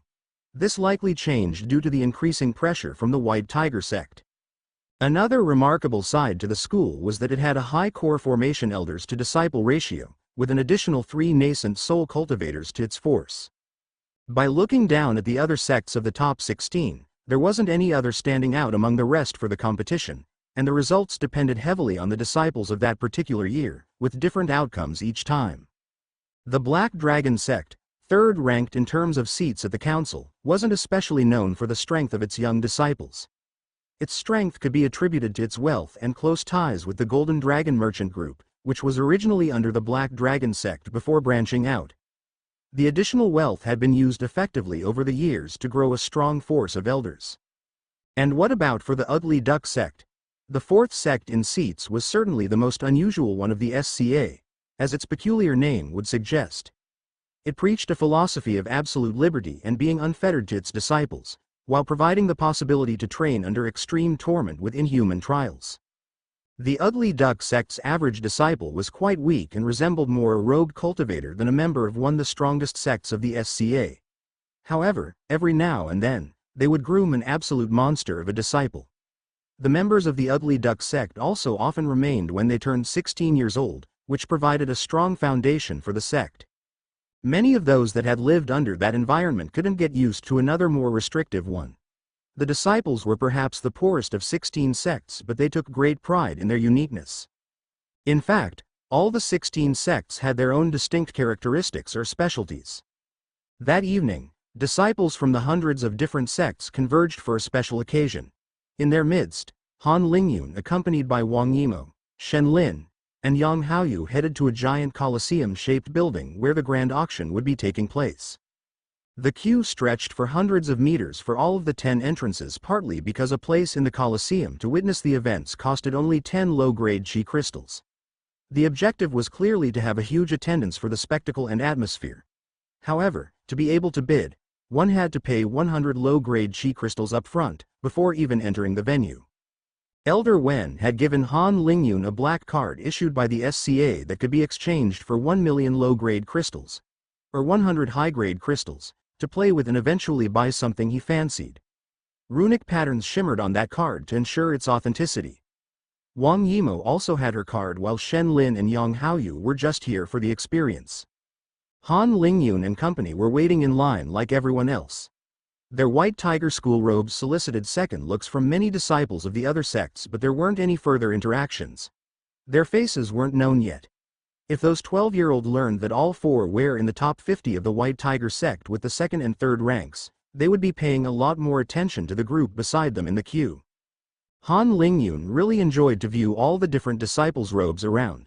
Perhaps one of those would be an opponent in a week. A strong voice suddenly resonated behind the line. "Make way! Make way!" Han Lingyun couldn't see anything from here, but the crowd didn't seem to move, so he stayed in place with the rest. Soon whispers reached them. Apparently a couple disciples from the Chenghuang school wanted to skip the queue. Before conflict could escalate, they were promptly told to calm down and stay in line by an elder from another sect. Han Lingyun found the whole scene amusing. Were those disciples from the Chenghuang school shaped into self-entitled young masters? They might be facing a painful awakening one day. In terms of Dao heart, Han Lingyun became convinced that the White Tiger sect was leagues above the Chenghuang school if that was what they produced. The four disciples reached the end of the line without any other events happening, and a host greeted them. "Do you wish for each of you to have their own individual cabin, or are you willing to share a private room together?" The group looked at each other. Han Lingyun answered back, "A private room will do." Shen Lin interrupted Han Lingyun while pointing at Yang Haoyu. "Actually, him and I won't be bidding, so we will just take 2 normal spectator seats to enjoy the show." "Very well, follow me this way." Han Lingyun gave a weird look to Shen Lin, and the two duos parted ways, each following their own paths. Shen Lin only laughed back at the glance and waved goodbye. "Have fun bidding and all." Han Lingyun and Wang Yimou were led into a series of corridors before reaching a room that overlooked the stage and the mass of spectators, most of which were second years like themselves. Private rooms and smaller cabins were encircling the action on several floors. The non-bidders, or those that couldn't afford private seats, were packed in tight rows, which created a bustling atmosphere that was heating up as the places were filled. It was as if the spectators were going to assist to an epic duel rather than a simple auction. There would be tens of thousands of spectators that night. Han Lingyun was a bit disappointed to notice that all the rooms were absolutely confidential, thwarting his plans to gain a first impression of some possible competitors. Their guide informed them that formations prevented any communications between cabins and the exterior, and all bids would be done through a counter at the front. It was impossible to see the inside of the other cabins as some type of blurred glass obstructed the vision and chi probes. In addition, sound was contained in the cabins, making it useless to shout out anything from inside, while the exterior was perfectly heard. All these measures were made to avoid anyone using threats and intimidation tactics to scare off other bidders, which would always plague auctions in the cultivation world, and lower the auctioneer's profit. The Night Lotus auction house also realized that not knowing anything about one's bidding opponents didn't stop cultivators from competing with each other in ego battles. In the end, this arrangement satisfied nearly everyone, as it enabled cultivators to remain anonymous after winning one of the items. In addition, the auction would only be taking bids in chi crystals and would not be accepting other treasures for compensation. This was to prevent any frauds or delays due to appraisal times. If a bidder failed to pay after winning an item, he would be kicked out and banned from the auction while the bids for that item would restart with the next highest bid. The bidders were not restricted to the second years, even if this category represented the targeted clients for this evening auction, with items tailored for their level. Bidders would range from the rich and favored disciples of the different sects, but also fourth-year disciples that weren't among the very best of their age group, or elders that fancied a treasure for a disciple. Some merchants were present as well to survey the price trends and just in case they could pick up some bargains with an item not interesting the crowd. Which wasn't out of the question for some exotic ones or those with a specific use. After another half hour for all the places to fill up, lights were turned off. A projector was directed to a lotus-shaped stage to simulate moonlight. The show was starting and a stunning woman with delicate facial features landed on stage like a fairy descending from the heavens. Welcome to Night Lotus House's grand auction for second-year disciples. My name is Hu Zaifeng and I was entrusted by Senior Enlai to introduce the items as I have dutifully done in the past. The older should recognize me from the previous years and you can trust my professionalism. In the spectators' stand, Yang Haoyu found that introduction slightly intriguing. Why was she discussing her qualifications? Was she secretly feeling insecure or something? Seeing his friend's profound gaze, Shen Lin chuckled and hit Yang Haoyu with his right elbow. Brother, don't be misled by her appearance. To be hosting the auction, this Hu Zaifeng is probably a century-old hag with high cultivation. Hey, I wasn't. No need to embarrass yourself, brother Haoyu, your face isn't lying. I was just feeling that her presentation was odd, Yang Haoyu protested. Meanwhile in the closed room, Wang Yimo was pinching Han Lingyun's right arm which made him jolt out of his staring. He felt a bit indignant about being bullied like that. Hey, what was that for? Wang Yimo didn't respond and just crossed her arms while purposefully looking at the stage. Han Lingyun swallowed back his sentence and feigned to focus back on the spectacle as well. Some in the crowd were not that timid though. Someone had stood up and yelled from the mass of non-bidding cultivators. Hu Zaifeng, please marry me and become my Dao companion. This solicited many laughs from disciples massed around the stage. Thousands of gazes landed on a 14-year-old youth. The fairy took a suggestive pause. So, it's disciple Chi Chong from Illusion Valley. I am sorry to disappoint you by admitting that you are not really my type. You see, my ideal partner would preferably have big pockets. She blinked while looking up at the cabins. Perhaps in a couple years I might be interested, Lil Chong. Another roar of laughter resonated in the audience. The singled-out Chi Chong sat back down, red with shame. How did she even know who he was? Han Lingyun was staring slack-jawed. Is Hu Zaifeng trying to entice bids in such a fashion or was this just playing games? Not everyone in the audience was finding this amusing though and the loud voice of an elder interrupted the laughs. Miss Zaifeng, can we move on to the actual auction? She put on a bright smile. Ah, it's Qin Zhaoji of the Eastern Warriors Temple, so the rumors on your bad temper were true. But don't worry, here is the first item. Auction Hu Zaifeng could tease and make fun of those spectators to some extent because they were not buyers on this occasion. The auction was a show and an advertisement for the Night Lotus House as much as a true auction.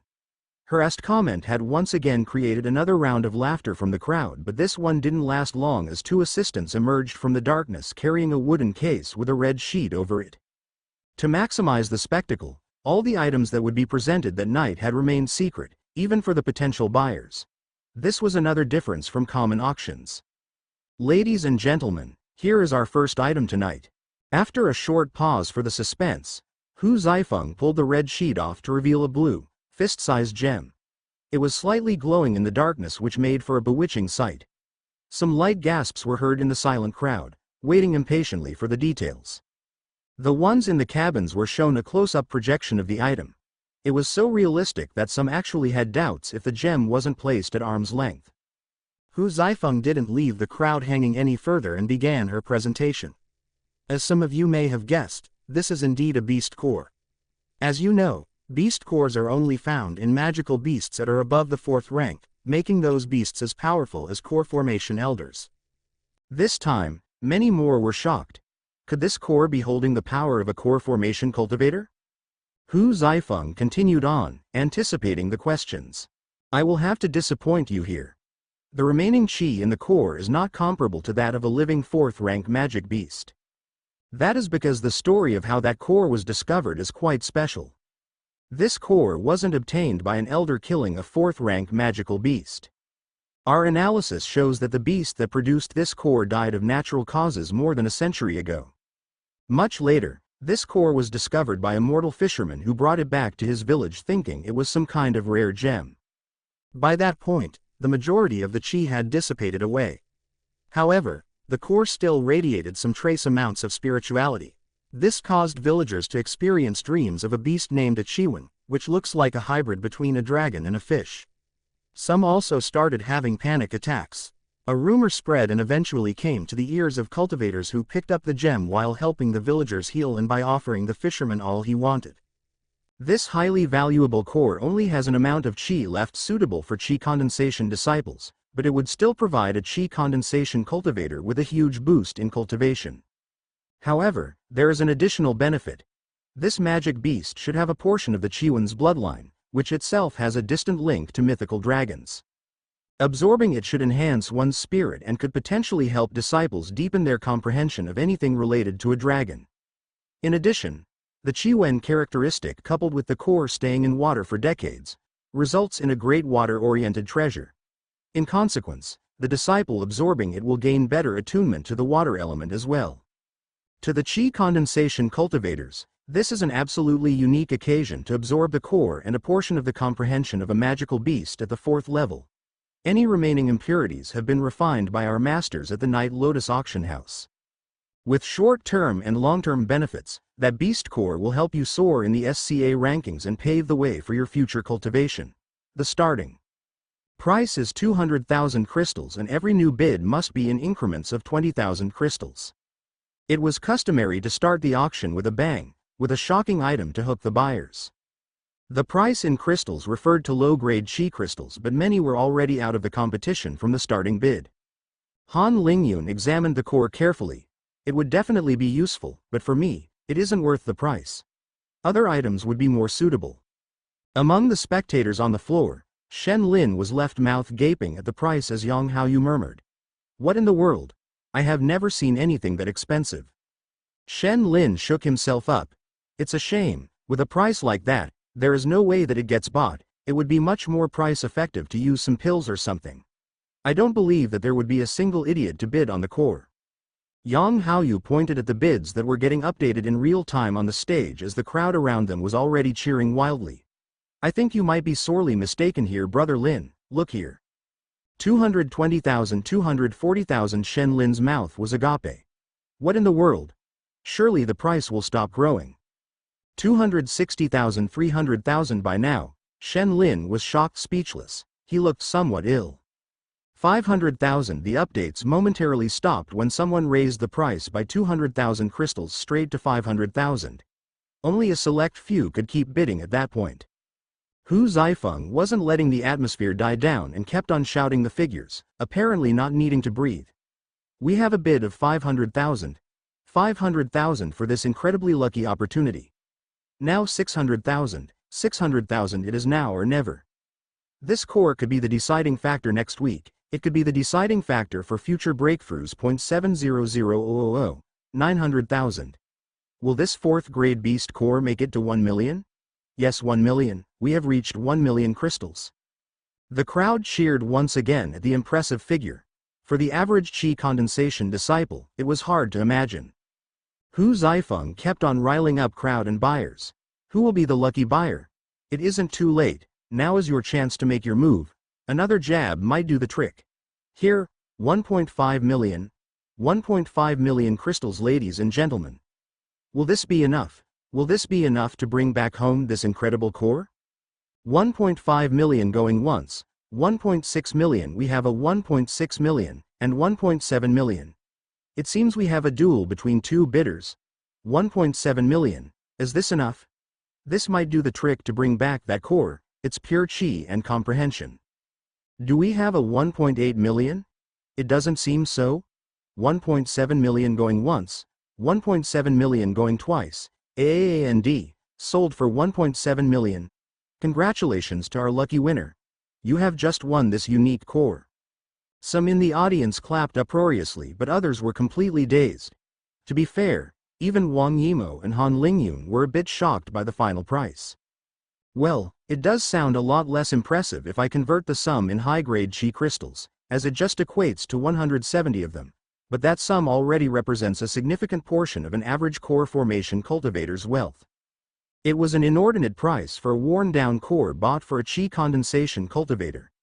More than 6 times the original price. Perhaps the buyer had other plans with it with a specific use in mind, because the final price was indeed outrageous, even for a first item at this grand auction. The excitement hadn't died down when Hu Zifeng presented the second item. The auction had debuted well, now was the time to capitalize on this start. A beautifully crafted glass bottle was unveiled, containing a translucent liquid. Our second item tonight is our famous Night Lotus Condensation Dew. Every drop has been carefully extracted from the leaves of our century-old signature lotuses that bloom under Mount Dor. This unique and invaluable environment is known for its extraordinary ability to condense qi. This dew is so rich in qi that it is essentially qi in liquid form.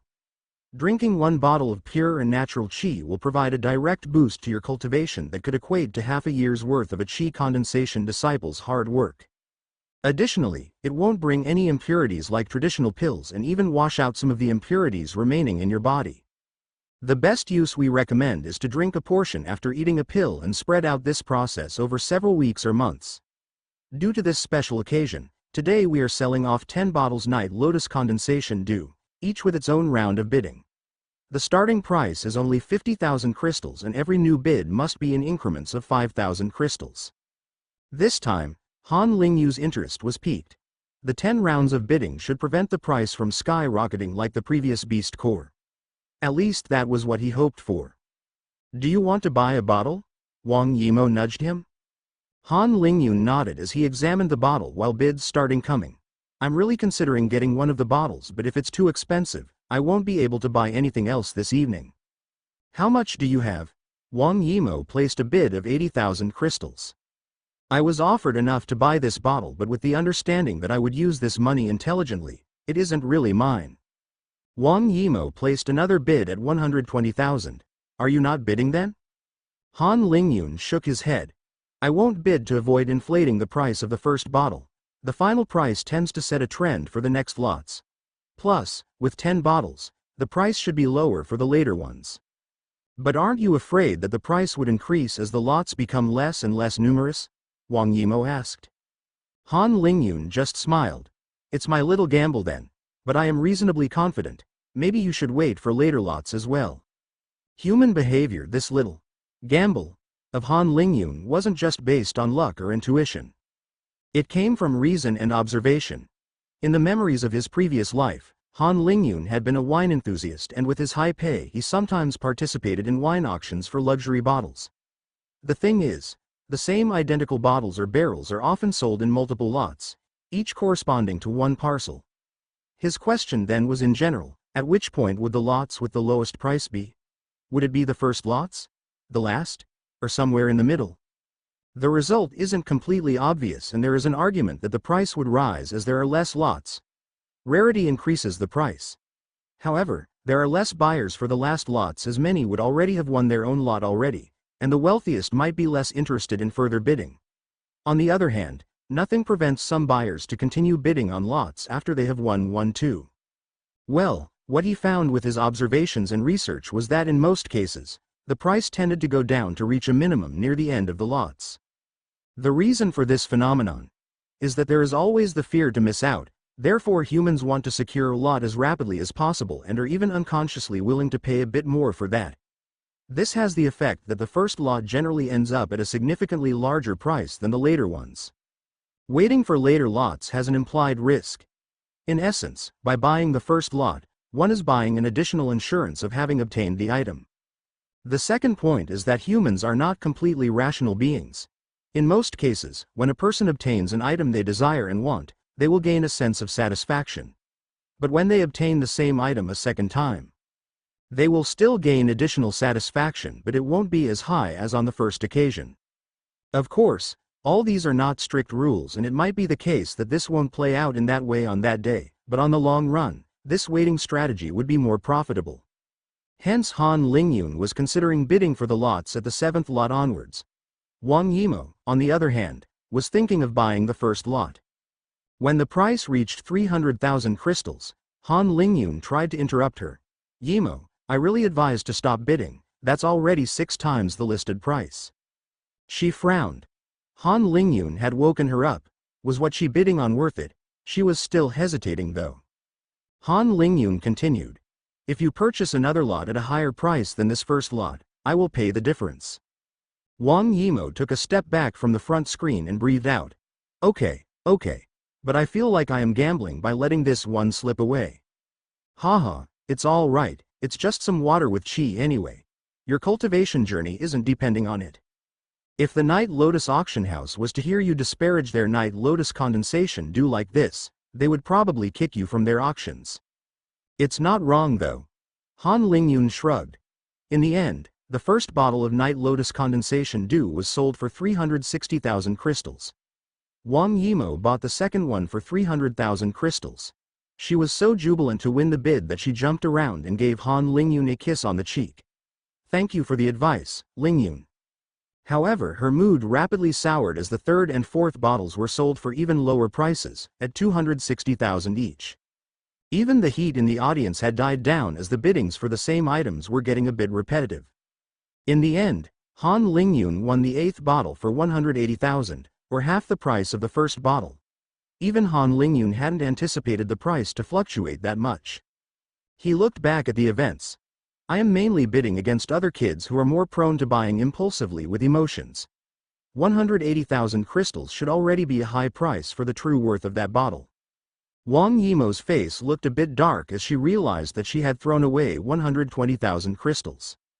As the last bottle was sold, Wang Yimou was scrutinizing as she asked, "How did you know that you would get the lowest price?" Han Lingyun smiled proudly. "I didn't know, but it was an educated guess with some luck." He went on to explain his ideas on that situation, which left Wang Yimou thoughtful. "So, you were taking some risk, but it seems that you can predict what people will be doing most of the time, isn't that incredible?" "It's not that extreme. And in fact, on a single instance like this evening, there is probably more luck than skill going on.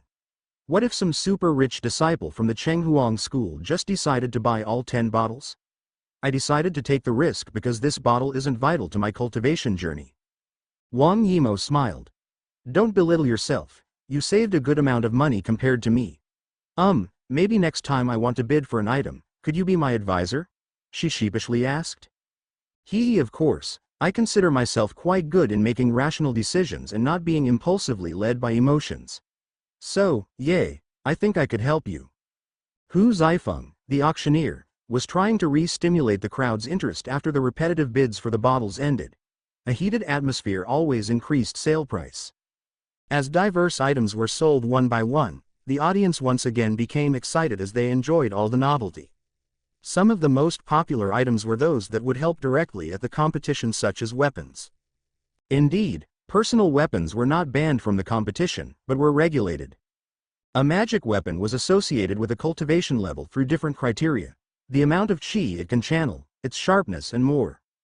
As a rule of thumb, it was not permitted to use a weapon categorized at a higher level than one's own cultivation. The same rules were applied for talismans, formations, or any outside tools. For example, the formations Han Lingyun would be allowed to bring were limited to causing a threat to mid-level chi condensation cultivators. It would also be impossible for a disciple to launch a talisman that contains the force of a foundation establishment level of attack. These rules further favored disciples with higher cultivation, by allowing them to fight with slightly stronger tools. The auction was playing with this by selling peak weapons for every level with inflated prices. Some were truly borderline and could be classified with a higher grade, but there was an understanding between the auction house and the organizers of the rankings. Han Lingyun found these inflated prices for slightly better weapons to be ridiculous. The disciples were not at a level where the fraction of a % greater chi channeling would make a difference, especially when a similar gain could be made in days through traditional cultivation.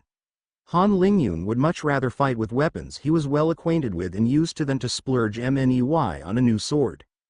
The flying sword he had bought when first reaching chi condensation was in fact classified in the lower range of mid-chi condensation weapons. His thread was an early chi condensation weapon, and the formation arrays he brought were at the peak of mid-level chi condensation, taken directly from the wide choice at the array hall. He was already well armed for next week. Another category of items that was very popular with the crowd and the bidders was the mysterious or unidentified items. One was a strange metallic box found in the Nightmare Forest. A forest populated by powerful magic beasts. Another one was a stone covered in unknown symbols.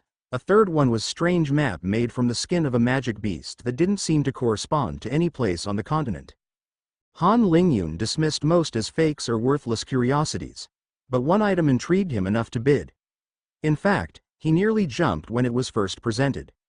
It was a hand-sized jade with strange circles and intercrossing lines carved on it. What made Han Lingyun raise an eyebrow was the unknown sensation Han Lingyun suddenly had when the jade was unveiled. At first, Han Lingyun could not understand where that impression came from. It was unlike anything from his five senses. He glanced at Wang Yimou. She hadn't displayed any particular reaction when the jade entered the stage. Han Lingyun sank deep in thought and tried to focus his mind to get a better feel for this phenomenon. It was extremely faint but consistent, like a pulse. Han Lingyun became convinced he wasn't imagining things. This was because, even though this pulse felt unheard of, abnormal, and even slightly incongruous, Han Lingyun was struck by a sense of familiarity. This somewhat uncomfortable impression, it resembles that time in my previous life, that time when the old man touched my forehead with his finger. What is this thing? I need to get my hands on it no matter what. There is a non-zero chance that it holds some kind of secret. That old man was far too mysterious. If that jade has any link with him, this would be extraordinary. Han Lingyun was brought back from his dreams by the first bids. Others too had been intrigued by the strange patterns on the jade. Even a couple elders considered studying it in more detail. What limited the interest on the bidding war was the fact that experts from the auction house had already analyzed the jade and its lines. If they were selling, it was surely because they couldn't decipher anything or that it didn't hold any useful information. Obviously, if this item was here tonight, it hadn't been deemed worthy to be presented at an auction for elders. Even if that mysterious jade had some groundbreaking secret, if the experts of a continent's superpower couldn't understand it, a lone core formation cultivator would most likely not fare better. Han Lingyun still had to fight quite a bit to get his hands on that jade. In the end, his bid at 300,000 crystals was enough. This was because a couple of elders had been slightly interested in the jade, and as soon as elders were implicated, the bids would suddenly soar. Han Lingyun was conflicted. On one hand, he was jubilant to bring home this mysterious jade. The hope of having found a treasure always made one's blood race. On the other hand, he was crying inside as he imagined having to justify this purchase to Elder Wen, as this jade would probably not find any use in the short term. For the other thousands of cultivators present, the jade was just a punctuation in the long list of items that were displayed on that auction night. After hundreds of all kinds of treasures had been presented and bought, Hu Zifeng announced that the next two items would be the last ones. By then, the sky had already turned dark but the atmosphere was boiling hot at the venue. The eyes of the cultivators were burning like torches. As custom, the most valuable items had been saved for last. Bouquet Final. This year, our last two items are very special ones. They were among the prizes generously gifted by an esteemed guest of the Sun Cultivation Alliance, who expressly requested them to be auctioned. You must understand that in normal circumstances, these items wouldn't even be sold. All the spectators' attention was immediately grabbed by this shocking revelation. This claim from the Night Lotus auction house was most likely true. It had a great reputation to uphold for its business after all. Our first of the two exceptional items is named the Black Talent Pill and its value is impossible to estimate. The pill-making process involves invaluable materials that don't even exist on our continent and others that only appear in legends. When eating this pill, a cultivator has an 80% chance of death. However, those that survive will emerge with a grade 5 talent, no matter what their original talent was. No ways have been found to determine which cultivators have different odds of survival, except for age. This pill can only be consumed strictly under the age of 14 or death is assured. This, 14, figure isn't exact for all, and it is recommended to not consume the pill if you are older than 12 just for insurance. Oh, and this pill must be consumed before reaching the foundation establishment stage. To the young second years with inferior grades, you should have already experienced the frustration of your limitations due to talent, but some might hesitate when faced with the deadly odds. Let me tell you, most of the older cultivators would fight to the death just to catch a glimpse of this pill. Having a top talent makes you enter a whole other world. Why do we cultivate? To reach the apex. To become immortal. But most will inevitably be blocked by their insufficient talent. This pill is your ticket to immortality, and 20% odds is huge in that regard. If it wasn't for the extreme rarity of the materials in its recipe, this pill would have changed the whole cultivation world. The crowd went wild with Hu Shifeng's impassioned and exalted speech. In the private room, Wang Yimou threw a worried look to Han Lingyun, who was examining the black talent pill's projection with deep interest. Sensing the gaze, Han Lingyun raised his head and said reassuringly, "Haha, don't worry, Miss Yimou. I'm not interested in consuming that pill. I'm too scared of death for that. And I'm already doing really fine in cultivation." She took a reproachful air and responded, "You had me concerned for a moment. You looked transfixed on this pill just now." Han Lingyun was indeed amazed by the pill, but not because he wanted it for himself. He wondered if it worked like some kind of spiritual transplant, with the odds of death due to the receiver's spirit rejecting the transplant in a way. The fact that the effect was the same regardless of one's original spirit root was definitely an argument going in this direction. But these were simply his conjectures and his imagination running wild once again. Han Lingyun had no way of verifying his ideas. "Don't you find it fascinating? This black talent pill's effect is so groundbreaking?" Wang Yimou looked unconvinced. Having a grade 5 talent doesn't make you an immortal or whatever this auctioneer vixen is spouting. Han Lingyun raised an eyebrow. "I think you don't realize how desperate people with lower talent grades are for a chance to increase theirs. Imagine slowly falling behind and feeling your dreams and aspirations get further away as time passes." While the two kept debating, the auction had already started at the symbolic price of 1 crystal. In 3 breaths worth of time, the price had reached 5 million crystals. This time, it wasn't the disciples using their elders' money to bid, but entire sects trying to secure a pill.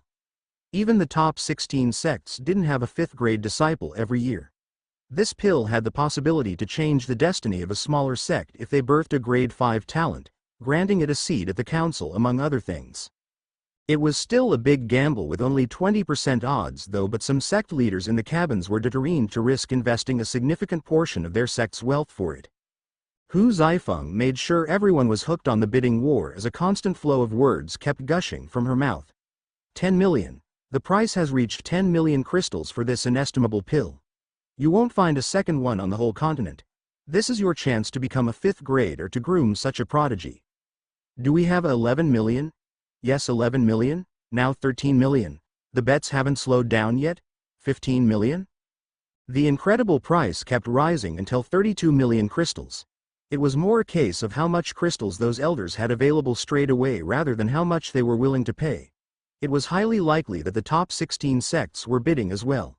This pill wouldn't change their destiny, but it was a decent investment nevertheless. Just as the pill was about to be sold, another 35 million bid was announced. This time, it was enough to win the pill. Han Lingyun made a joking remark to Wang Yimou. "If a 20% chance of a 5th grade talent is worth 35 million crystals, you should be worth 175 million crystals. Congratulations." Wang Yimou choked on her breath and laughed. Why'd I feel both complimented and insulted at the same time? Now everyone was burning to discover the last item. The audience was holding its breath. What could possibly be placed after this pill? Our final item was also gifted by our guest, as I mentioned before. Even before the item was displayed, a faint pressure enveloped the stage as an elongated chest was brought. Hu Zifeng opened it delicately to reveal a magnificent pitch-black long sword. Gasps were heard through the crowd at the sight. That sword, it had a strange presence. This pressure a powerful cultivator could release if he wished to. The sword was sheathed and the sensation disappeared completely. Apart from its mesmerizing blackness, the sword felt like a normal weapon again. As you have all noticed, this isn't your regular sword. This sword at the top of chi condensation was once the favorite weapon of a nascent soul cultivator when he was a young cultivator. Due to his attachment to this sword, once the cultivator reached the nascent soul realm, he imparted his weapon that had lost its use with a part of his comprehension to honor it. This statement left a heavy silence on the stadium. Only heated breaths could be heard. Even the elders stared unblinkingly as they wished they could acquire the sword for themselves. Then the silence was suddenly broken. The crowd went wild and some even tried to go on stage to get a closer look at the weapon, but barrier formations prevented it. I'll ask the audience to calm down for the auction of this exceptional weapon to proceed smoothly. The sword was named Deep Abyss by its previous wielder. Using it will permeate the cultivator with the comprehension from the nascent soul expert.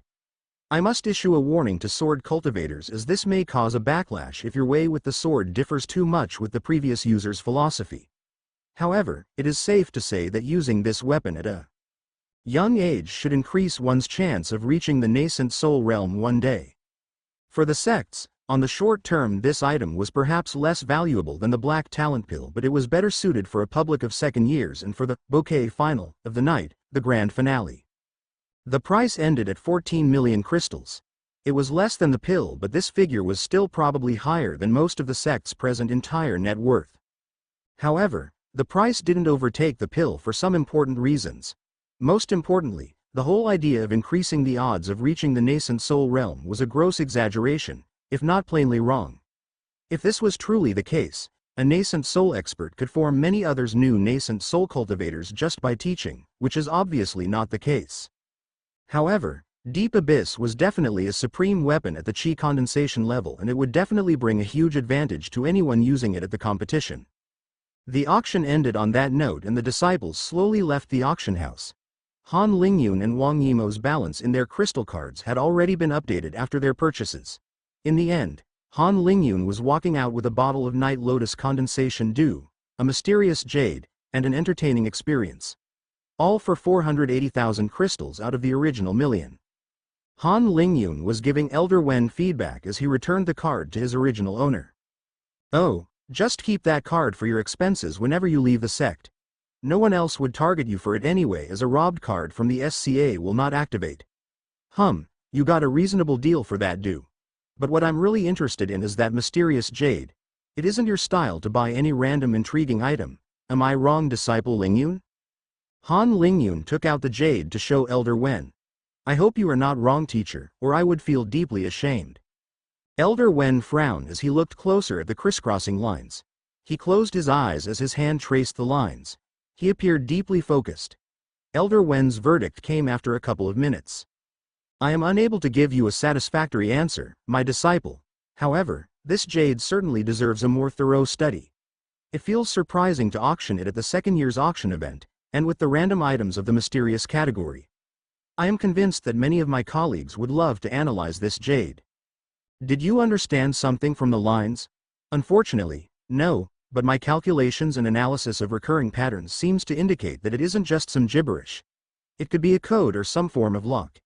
Even if it's a hoax of some sort, its creator shouldn't be at a low level. I commend your eye for taking the risk of bidding on it. Obviously, the experts of the auction house couldn't have missed something, I can suppose. So, I am confused. Was this jade being auctioned due to a series of errors? Or perhaps, my conjectures are wrong, or the experts analyzing it found something making the object worthless?" Han Lingyun was reassured after hearing Elder Wen's words. His teacher wasn't angry at his unorthodox purchase. In fact, Han Lingyun himself didn't know if this jade was just some trash. If not for the feeling he recognized, he wouldn't have bought this jade. Yes, the lines really piqued my interest, and this jade gave me a peculiar feeling. I followed my intuition on this one.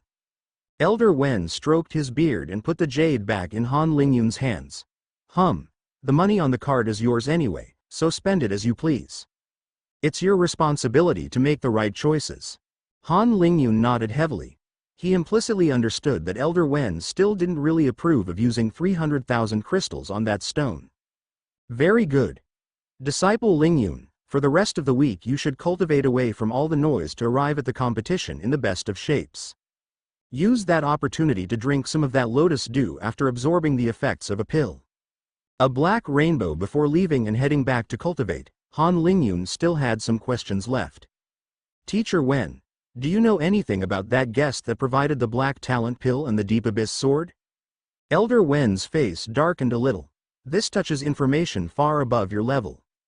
Before Han Lingyun could say anything else, Elder Wen raised a hand to interrupt him. The elder then placed down flags around the room and activated several formations to avoid any prying ears. Han Lingyun had never seen him take such precautions and immediately straightened up. But since you ask, I'll give you a brief answer as long as you don't speak of it to anyone else. I will follow teacher's commands. I trust you. So, have you heard of Black Rainbow Sect? Is it that powerful sect that is somehow controlling the continent from the shadows? Han Lingyun remembered some information Wang Yimo had once divulged to him under the stars. Yes and no, Elder Wen corrected him. The Black Rainbow Sect could be considered the overlords of our planet. But they are not controlling the continent from the shadows as you say. They don't rule the continent simply by lack of interest. You see, the Black Rainbow Sect occupies a whole other continent by itself, known as the Central Island. The Black Rainbow Sect is easily capable of conquering and ruling our continent, but it seems to be satisfied by the current affairs of the Adara continent and doesn't wish to directly administer it. They only recruit the most promising disciples when they turn 16. Now the Black Rainbow Sect isn't a completely unified sect either. It isn't as peaceful as our White Tiger Sect. Over the years, two factions with radically different philosophies have emerged. Those two factions are respectively known as the Black and the Rainbow factions. As I understand, to caricature, the Rainbow faction advocates for laissez-faire and diversity of the cultivation world, while the Black faction defends a philosophy of natural selection and cold efficiency in the cultivation world, where the weak are naturally weeded out by the strong.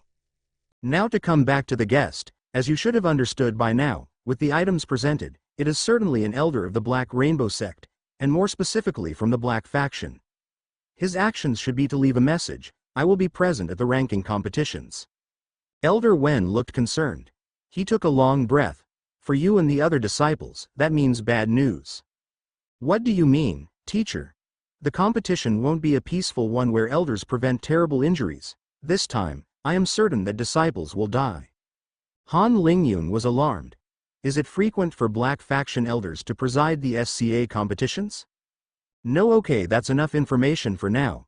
You are warned, so go calm yourself down and prepare well for the competitions. Han Lingyun came back to his cultivation room with a somber look. On his way, he passed by his two friends' places and only spoke a few words. Be careful for next week. Prepare well. Shen Lin and Yang Haoyu weren't stupid. Seeing his face and through his words, they understood that something had changed for the competition. Just like Han Lingyun, Wang Yimo and other top-ranked disciples of different sects received words of warnings and brief explanations. This time around, the competition would not be a simple game. Since that auction, the atmosphere had taken a strange turn. It was still festive, but there was a lot more tension in the air. Those that knew kept silent, but those not in the know could sense the changes as well. To the shock of many cultivators, on the following days the elders stopped preventing injuries and deaths during the fights. The dynamics of the competition reserved for body-strengthening cultivation changed drastically. At the same time, the few disciples that managed to emerge from the mass received a lot more praise and attention. They became momentary heroes for their respective sects. Under that double-sided atmosphere, in between exultation and sorrows, the rankings for body-strengthening cultivators came to a close. The White Tiger Sect had shone brightly on this occasion. It must be said, other than putting a great emphasis on foundation and duels, the school has also confronted its disciples to life and death from the beginning. When they faced youths that had yet to lose their immaturity and potentially put their lives on the lines, the White Tiger Sect disciples had a great advantage. Of course, many disciples, especially in the major sects, had also suffered from similar types of intensive training, some even bloodier. A prime example was the Eastern Warriors Temple. Feasts and tears intermingled at the end of the week. A black rainbow had descended on the SCA and engulfed the competitions. The following day, 10,000 second-year disciples were lined up with their respective sects on an immense plaza. They were waiting in silence and tension. The only sounds came from the robes flapping under the cold morning wind. A member of the SCA Council made an appearance in front of the thousands of masked disciples. The 10,000 of you will be spread out randomly in a huge testing ground that is controlled and supervised by a giant array. Before entering, you will be receiving 2 tokens. One white and one black. When you circulate chi into your white token, a barrier will take shape to protect you, but you will be immediately disqualified. An elder will send you out of the testing ground and you will leave your black token behind. A black token always has a number of points on it, and everyone starts with 1 point. If you obtain another black token, put it above your own token in that position and listen for a click. The one with the lowest number will disintegrate and the points will add up. Here is a simple example for the slowest of you lot. You have a black token with 5 points and obtain another black token with 7 points. The 5-point token disintegrates and you now have a black token with 12 points. A token doesn't belong to one person. You can continue to stay in the testing ground if you lose your black token and can try to obtain another one. As long as the white token isn't activated, you are not disqualified. Live ranks will be held according to the highest points on a black token in your possession. This first phase of the rankings will come to an end when only 512 tokens or only 512 disciples remain. If at 512 remaining tokens, there are more than 512 disciples, the ones without one will be eliminated too. The second phase will be duels with the first facing the 512th, the second facing the 511th and so on, you get it. It will then be in a traditional elimination bracket with winners facing winners until only one disciple remains. Your weapons and other tools have already been screened. After you enter the array, everything you do is permitted. But let me warn you, just because there are no rules doesn't mean you should turn into barbarians. Think for an instant, what will happen if you anger a core foundation elder from another sect by killing his disciple? I'm sure your own sect would be glad to hand you over as a show of goodwill. Nothing is forbidden, but actions always have consequences. Finally, there will be important rewards for those that finish in the top 64 of the final competition rankings, so try your best to qualify. We will fill you on the details of the rewards at the end of the competition only. Just keep in mind that the rewards will be worth as much as last year's rewards, at the very least. That's all. This vague statement didn't entice the disciples too much, but it was made on purpose. The type of rewards shouldn't influence the proceedings. In any case, all the disciples would also receive a different treatment in their own sect depending on their performance at the competition. Thousands of elders accompanying their disciples were hovering in the air outside the array. They would not be able to intervene but would be able to watch everything happening in the array formation. For the competition, another group of elders under the SCA flag were stationed in the formation for the proceedings. Han Lingyun gave a last look to Shen Lin, Yan Haoyu and Wang Yimo before slotting into the long line of disciples heading towards the formation. So, killing is possible. Elder Wen has warned me, but I still can't wrap my head around it. Those black faction monsters are sick in the head. We have only begun our cultivation journey, yet they don't mind sacrificing some of the continent's greatest talents. For what? Those might not be the ones going further on the path of cultivation in the end. Anyway, there is no point losing hair over this. Like a lonely boat in the storm, I just need to stay afloat, even if I'm not able to control the direction the boat is heading to. I'll have to take my fate into my own hands at some point. At least the path ahead is obvious. After using the time spent waiting in line to reorganize his thoughts, Han Lingyun straightened his back. The formation was just in front of him. It begins. As soon as he entered, Han Lingyun's vision turned completely dark. He could sense that he was transported away. In fact, all the disciples were randomly spread out. After an incense stick worth of time, his vision suddenly came back. This marked the beginning of the competition. Han Lingyun rapidly scanned his surroundings. He was in a bushy environment with a couple small trees here and there. Tall dry grass covered a hilly terrain. Han Lingyun hadn't started moving when he saw several colored smoke bombs and other visual signals light up the sky. At the same time, he was hearing distant explosions with precise pauses. These were the different types of signals disciples were using to group themselves with others of the same sect.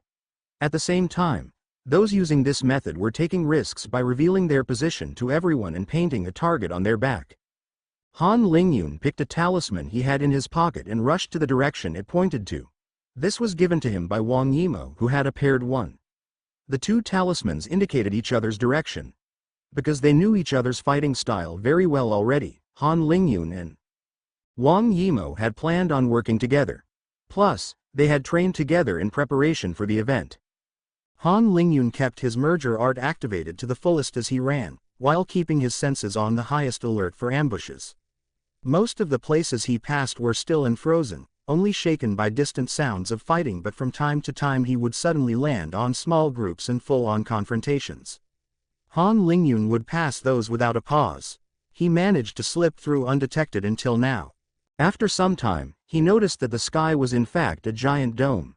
This formation arena was absolutely gigantic, it stretched tens of kilometers in every direction. By then, some disciples had already tried flying in the sky, but those encountered frequent ambushes coming from the ground. Therefore, not many remained in the air for long. The objective was only to survive and pass this phase after all. A good portion of disciples made the rational decision to hide and focus on ambushing others. After half an hour of careful advance, Han Lingyun made it to the scene of a devastating conflict.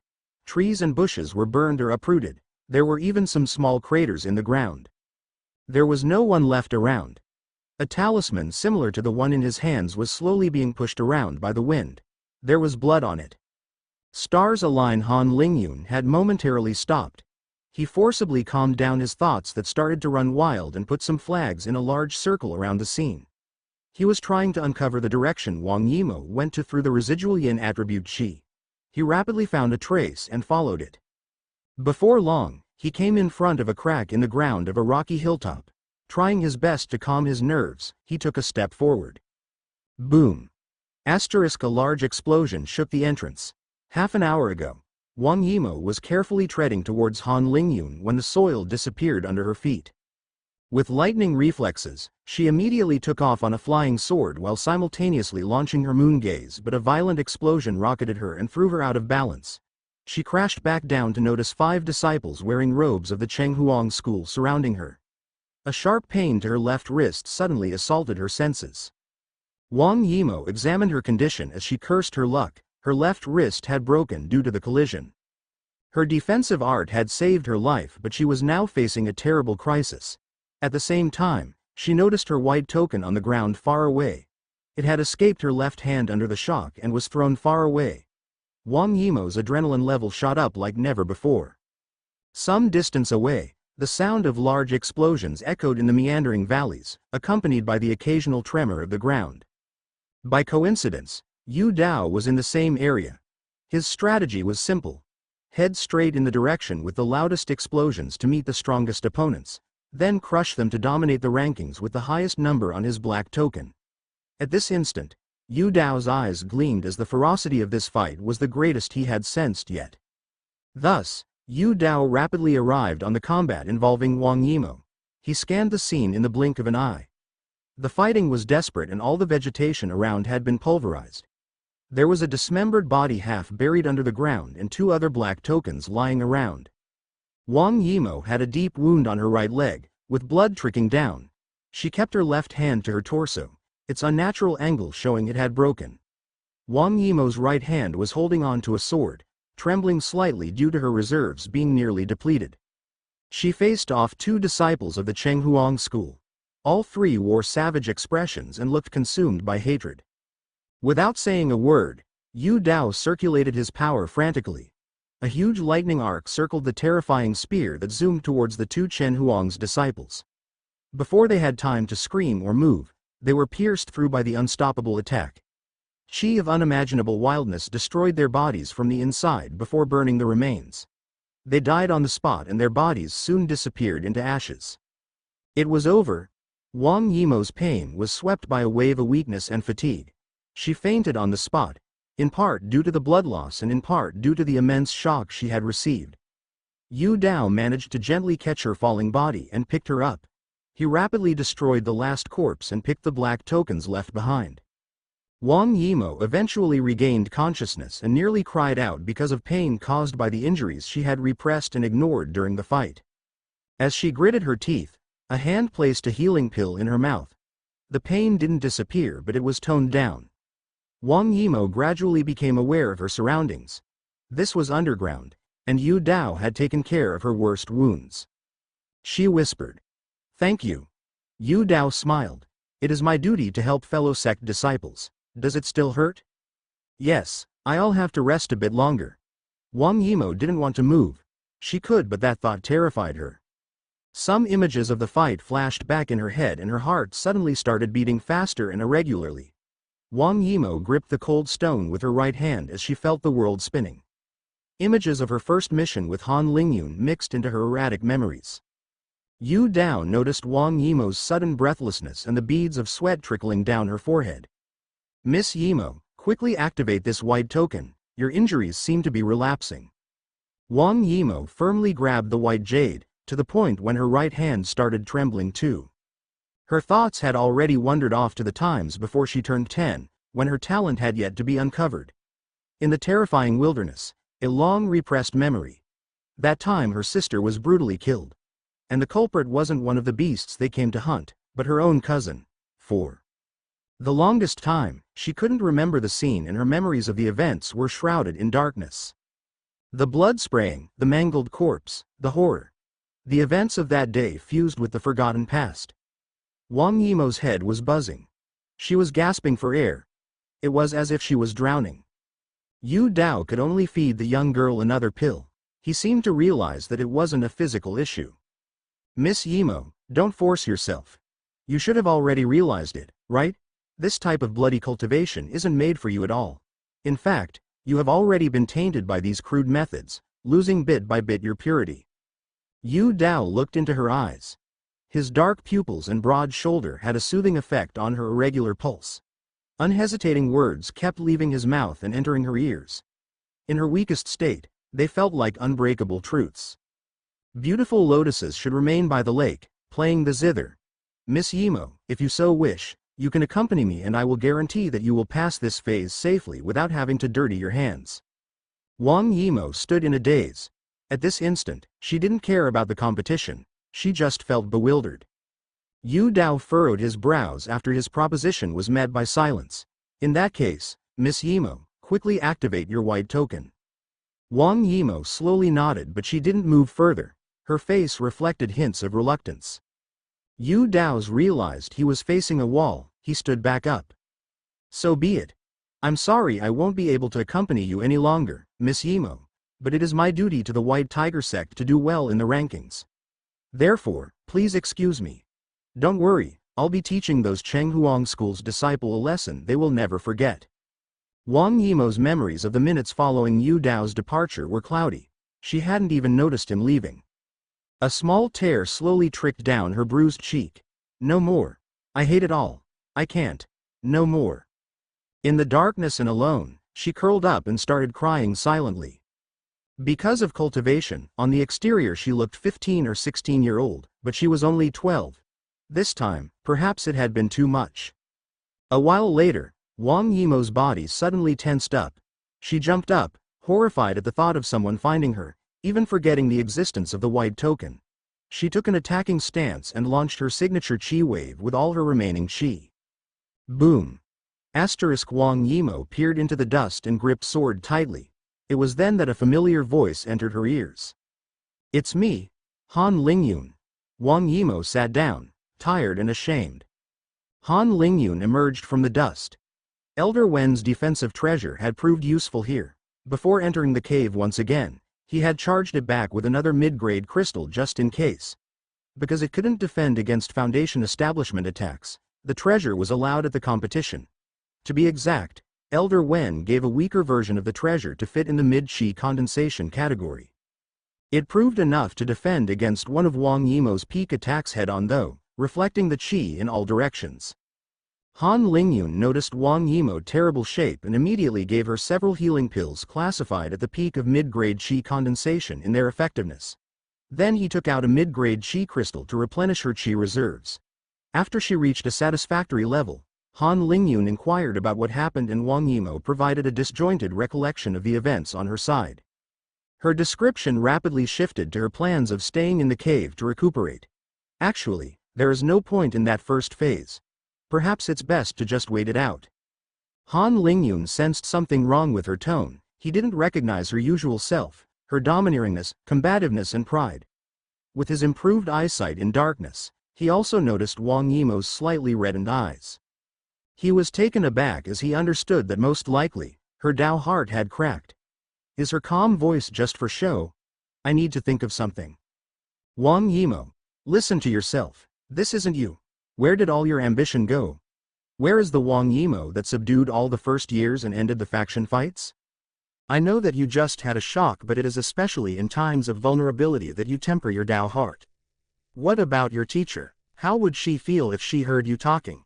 Come on, let's head out and start to slowly become hunters once again. What about our training for this competition? Are you abandoning before even trying out the results? By now, Wang Yimou had mostly recovered from her light injuries already with the healing pills, but she had yet to move. But do we have to fight? Look at alchemists, they don't need to fight and can become powerful cultivators too. Perhaps, in my heart, I want to become an alchemist. It's not about choosing the right path, it's about not abandoning and backtracking on the road. Han Lingyun was troubled. When has Yimou ever had the slightest interest in alchemy? I'm concerned this is just an excuse to abandon. Shit, I'm not a psychologist nor a powerful cultivator. There is no way I can mend her Dao heart with a couple of words. Wang Yimou interrupted Han Lingyun with her hand. She wanted some silence. In fact, Wang Yimou still felt completely lost. As clarity replaced the horror, random thoughts were popping up in her mind. What would her master want her to do? How would she react after fighting to the death like this? Then she remembered Yu Dao's words. Wouldn't it be easier? She still hesitated as her instinct told her that this decision was important, but she didn't want to go on. This world was too hard to face, too violent. I think, I want to rest in the cave a bit more. Han Lingyun slumped back, defeated. He understood that he had failed. The boy began to groggily head back out like he had taken a serious hit or lost a precious friend. His steps stopped as a thought suddenly crossed his mind and he turned around to see Wang Yimou fixing the empty wall in front of her. He bitterly remembered the long nights spent admiring the sky and making plans to explore the universe. What about the stars? Wang Yimou's breath froze for an instant. What about the stars? She murmured. There was a long silence. There was a pause that felt like an unending silence. Han Lingyun didn't know how long it lasted.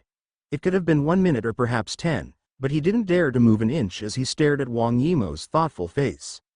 She raised her head to only find darkness. She could vaguely discern the rocks above. An intense frustration overturned her indecisiveness. I can't see the stars in here. Her heart inexplicably clenched at the thought. The stars, and all the dreams she had when she first started to cultivate, when she trained with her sister. If I stay here, I feel like I'm abandoning all of them. Wang Yimou slowly stood back up, still trembling faintly. Her eyes had regained a hint of their usual determination. I'll give it a chance. It was as if she had received a bucket of water in the face. As her mind focused back again, she took a big breath. Was I ready to abandon just like that? I have a lot of progress to do in that area. Anyway, did Yu Dao take the 4 black tokens? As her thoughts started racing again, Wang Yimou took out a fan from her sleeve to cool herself down. A normal girl would have never recovered that fast, but Wang Yimou was a true cultivator. Han Lingyun was momentarily stunned by the complete shift Wang Yimou went through. As Wang Yimou passed him and exited the cave, he couldn't help but smile brightly in absolute delight. What about the stars? Her goals, her dreams, her meaning, her reason to live. Han Lingyun had opened her view to a whole other world by expanding on the universe, and now she wanted to explore it too. But how could she pretend to reach it one day if she didn't fight for her destiny, if she abandoned so easily? Wang Yimou walked with Han Lingyun out of her dark cave, back to the competition, back to the cultivation struggle, back to the light. Teaming up in the front of the crevasse, Han Lingyun picked back up the array flags he had placed. What was that for? Wang Yimou questioned him. A concealing formation, obviously. You found the entrance so easily, so what makes you think that others wouldn't find it as well? Wang Yimou pursed her lips at the remark. She had been too shaken before to think clearly. You made the right call. Okay, now that we are far behind in points, let's find some groups to eliminate. The pair stealthily left the periphery of the crevasse and began searching for their first targets. What they had not anticipated, as that they couldn't find anybody. This made the 2 young teens more and more cautious. It was unsettling. They could occasionally hear some distant sounds of conflict and would sometimes arrive in places that showed marks of fighting, but the area seemed nearly empty of any other disciples. However, They still continued their search with relative calm and didn't rashly take off for the skies. After all, the first objective was simply to not lose their own black token and make it to the second phase of the tournament. Their score in this phase would only matter to determine their future opponent. It was only a matter of time before they stumbled on somebody anyway. In fact, all the conflicts would end very quickly, with the victorious protagonists escaping right afterwards. If both parties realized that their strength was similar, they would simply part ways. At this point, the reckless ones had already been eliminated. Han Lingyun and Wang Yimou realized that point but still felt apprehensive. Even so, how come no one has sneak attacked us yet? It really feels like that whole area has been emptied out of disciples.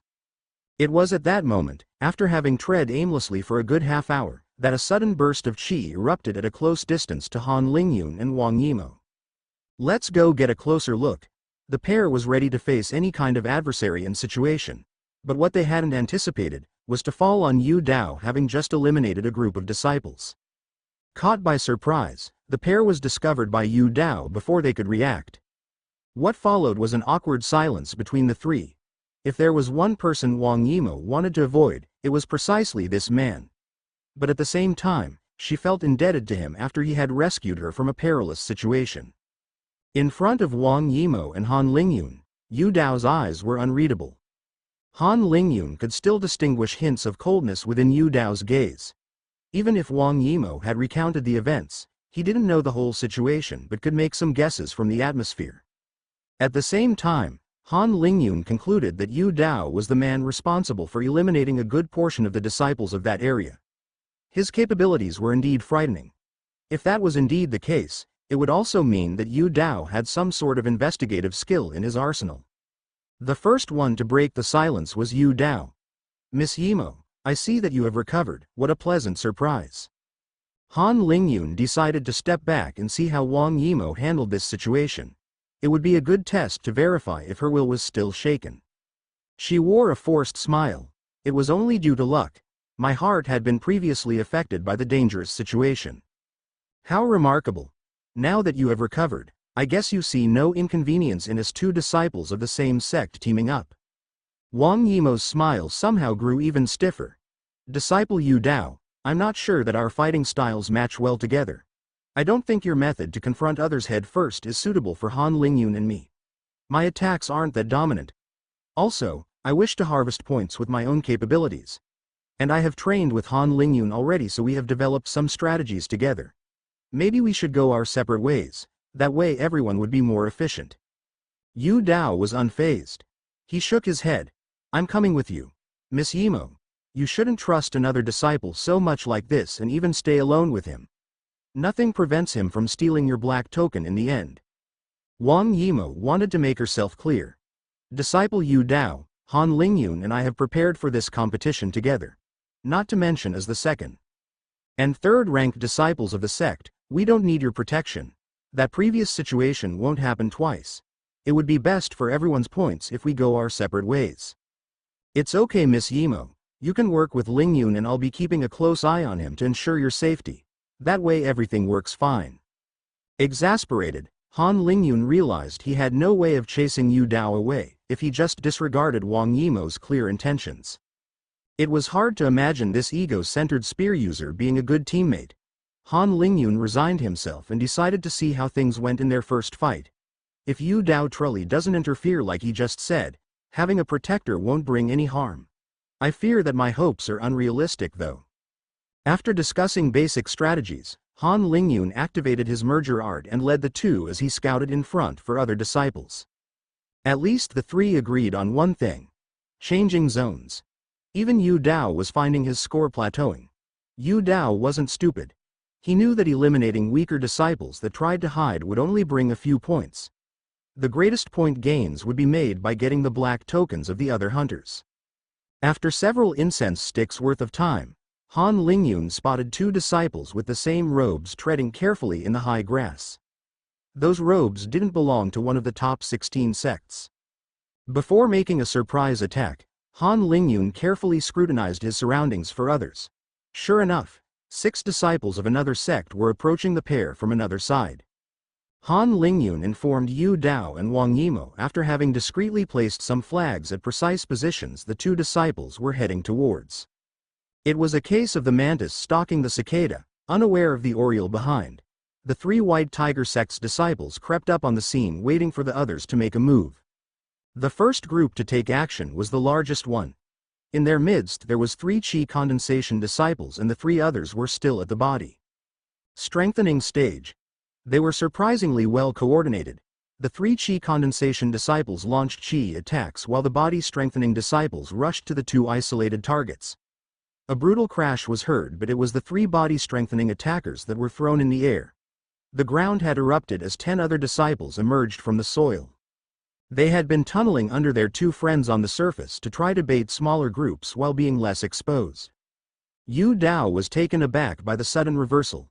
Even with his skill for localizing Qi, he had failed to notice the disciples underground. That didn't mean that those disciples didn't have Qi, but because they were right underneath their sectmates, the observing Yu Dao hadn't distinguished their presence. His skill could only vaguely give directions. He couldn't sit still anymore as he witnessed the start of a messy fight. With a wide grin, Yu Dao glanced towards Wang Yimo before jumping out of their hiding spot. Han Lingyun's irritation immediately shot up.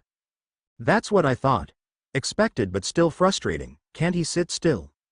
As Yu Dao moved to intercept the 2 groups, Han Lingyun could only activate his dark cloud of Qi earlier than he would have wanted to. But that dark Qi had a formidable effect, especially after being enhanced by the formation he had placed in advance.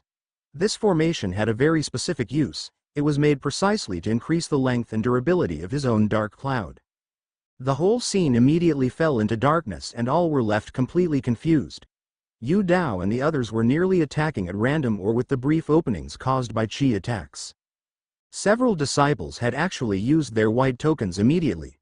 So much could go wrong in a situation where there was an unknown enemy that you couldn't see. Yu Dao had been informed in advance that Han Lingyun planned on using this move, but he still found it infuriating. He could have easily taken out that group alone, and now he was like a headless chicken as well. They truly were not made to fight together. I'll have to convince Yimo to make this cowardly cockroach go his own way. He isn't suited for action. I would be much more efficient without him to hinder me. With Wang Yimo as a support by my side, I will be able to reach the highest rank of that competition by crushing all my enemies with absolute power. Yu Dao continued to slash down that stupid black gas with his spear. The gas eventually thinned out to reveal a crater of destruction. Maybe I went a bit heavy-handed. Yu Dao lampooned. Fairy Yimo, you can come out and pick up the black tokens. Silence. Yu Dao felt a bit uneasy. Hello? I said you could come out, nothing. Yu Dao suddenly took off on his flying treasure to get a better view of the surroundings. There was no one around. And on the ground, he could spot only 1 black token. Han Lingyi Uunn. You dare to play with me like this? I swear if any harm comes to Yimo, I'll kill you. Boom. Yu Dao was thrown away by a projectile imbued with Qi. If he had not reacted at the very last moment, he would have been dead or seriously injured. From high up in the sky, he could be easily spotted from hundreds of meters, making him an obvious target. Back on the ground, he icily glanced in the direction where that attack had come from. With slow steps and a chilling air, he approached the one that dared to target him. He had never wanted to kill that much.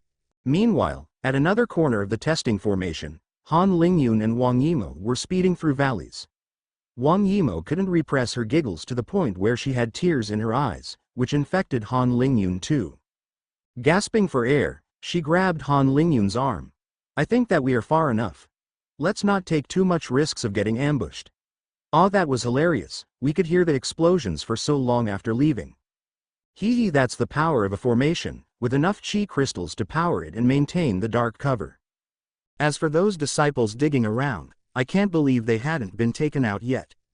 With all the vibrations they were causing from underground, they were anything but hidden. Perhaps we should deliberately search for those moles. Wang Yimo suddenly pulled Han Lingyun. Get down. A couple of 100 meters away, a disciple was circling in the air on a flying sword. Han Lingyun merged with the scenery as much as he could to try to remain hidden. He simultaneously placed a mini-concealing formation around Wang Yimou and himself. Seeing a disciple flying at this stage of the competition was definitely cause for alarm. It could only mean two things. Either he was supremely confident in his fighting ability, or he was a scout for a large group of disciples, perhaps even acting as bait for the careless ones. The disciple flew over the pair without noticing anything. The versatility of Han Lingyun's formations was truly remarkable, which always puzzled him as to why they were not more widespread among disciples. Of course, they were rare and expensive, but not as much as some of those peak chi condensation weapons. According to Elder Wen, they were looked down upon for several reasons. Some argued that it would provide bad habits for later on by relying too much on these tools. At the formation establishment stage, a cultivator would be able to use a spirit sense, and would be able to sense chi in the world surrounding him to a much higher degree. Those basic array formations would be detected straight away by formation establishment cultivators, thus rendering them useless in those situations. Han Lingyun found this argument completely ridiculous. Different cultivation realms obviously use different fighting tactics. The second reason is that even if using arrays is much simpler than creating them, learning to employ arrays isn't completely straightforward and demands a significant time investment too. Time that disciples that don't wish to specialize in array formations would rather spend on cultivation. However, Elder Wen believed it was mostly due to a poor perspective from other cultivators. For the majority that never came into contact with formation arrays, the whole field seemed obscure and complex. The average low-level cultivator simply had a little understanding of formations and didn't differentiate use from creation. Han Lingyun thought of an analogy with his previous life's memories. It was like seeing a geek as a mysterious hacker actively creating malwares when he was in fact just executing some pre-made code.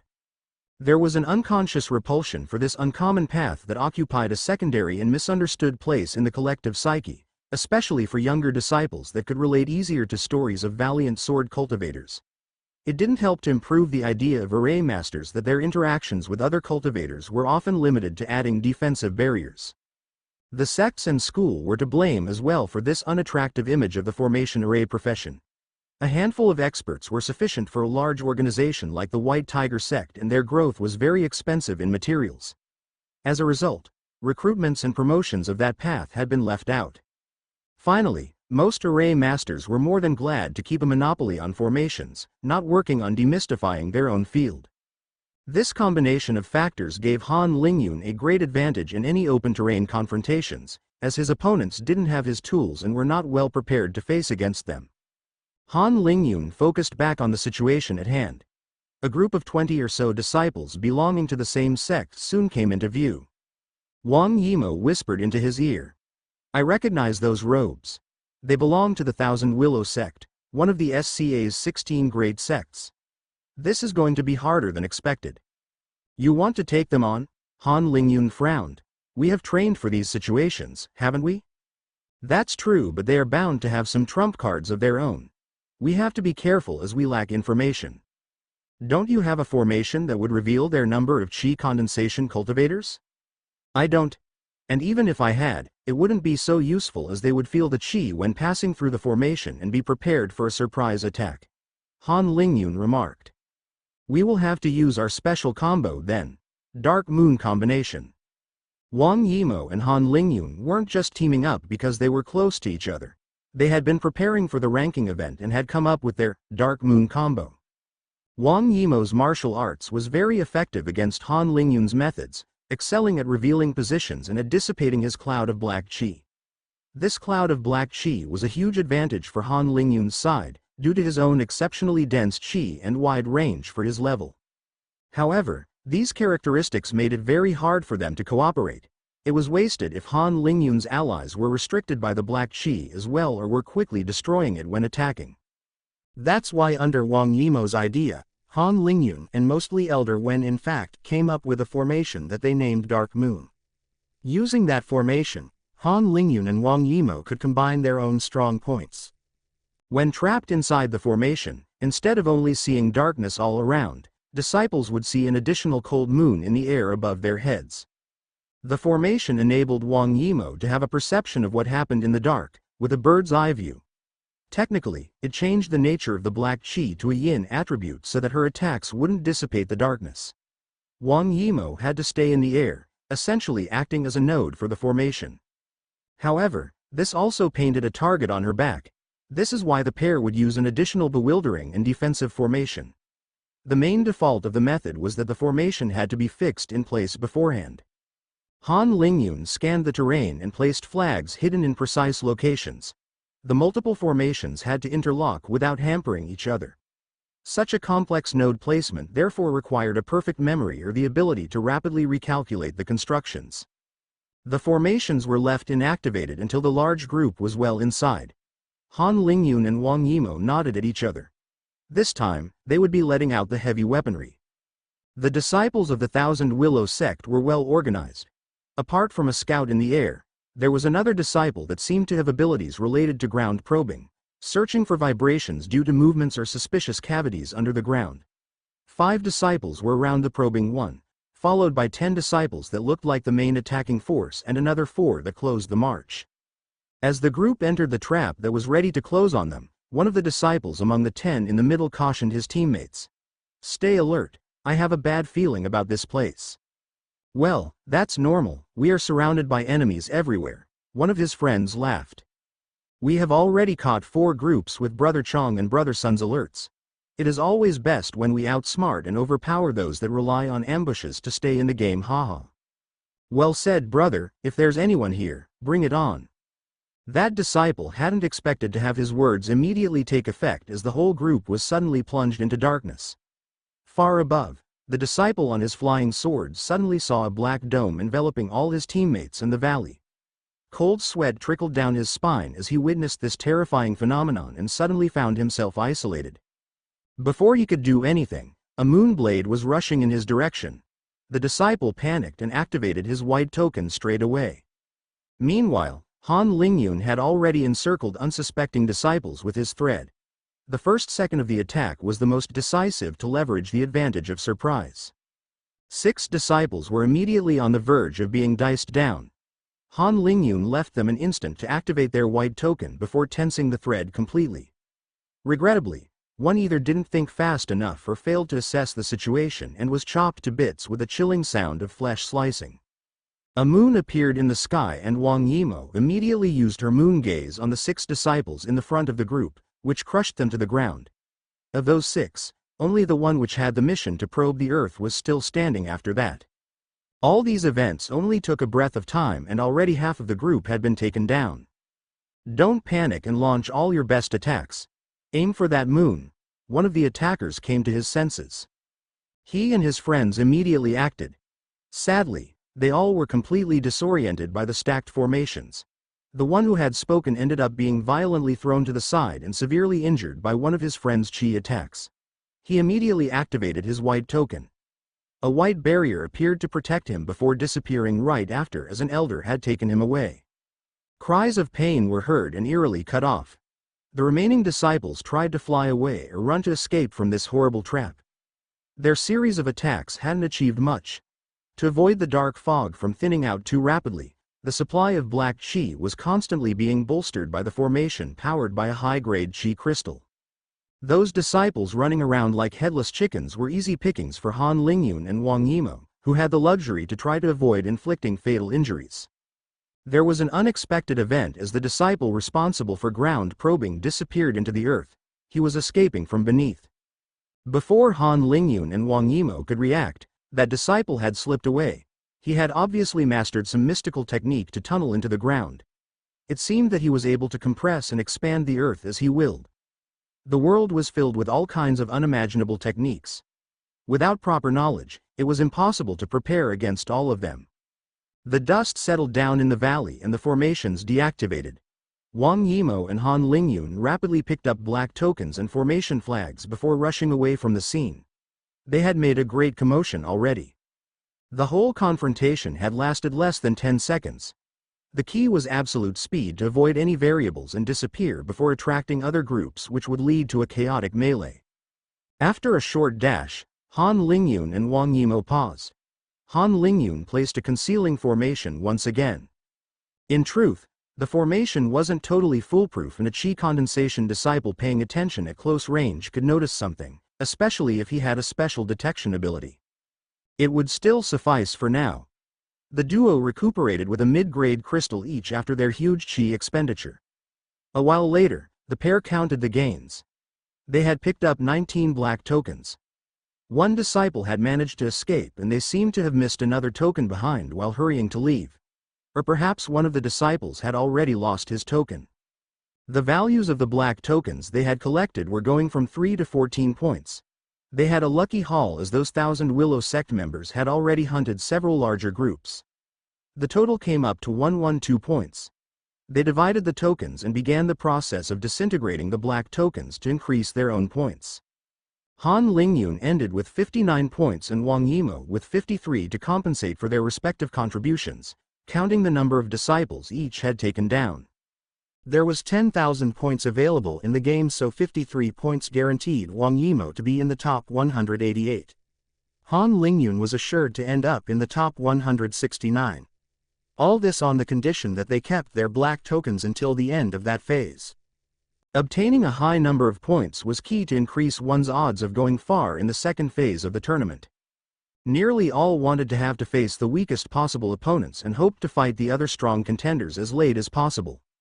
Therefore, it was imperative to be ranked highly in the first phase to progress further later on.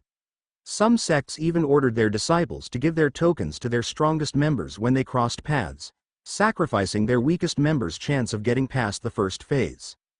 The formation delimiting the boundaries of the game are closing in. Maybe we should head towards the center, Wang Yimou proposed.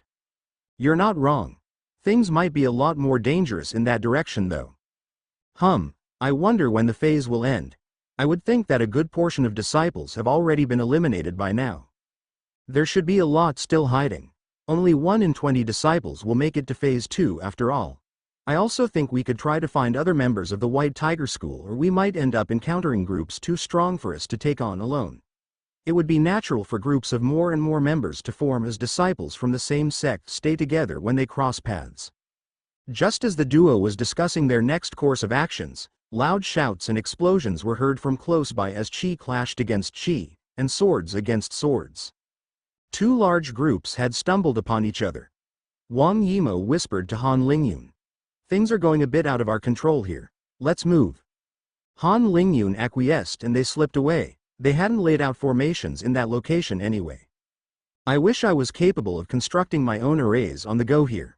That way I could make arrays at the foundation establishment level even with chi condensation level tools.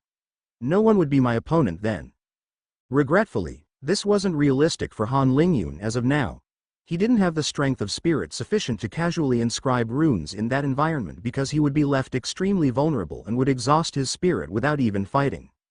The pair kept moving. They spotted from afar a lone disciple wearing the robe of the Chenghuang school. He just stood there unmoving, with a pitch-black sword lazily balancing in his right hand. Han Lingyun picked Wang Yimou's hand and immediately rushed in the opposite directions.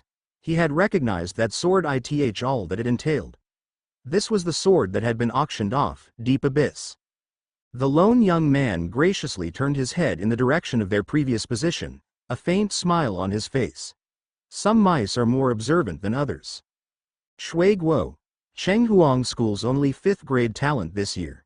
Destined to become a powerhouse and a killing machine ever since his talent had been tested, with the sect's best resources at his disposal.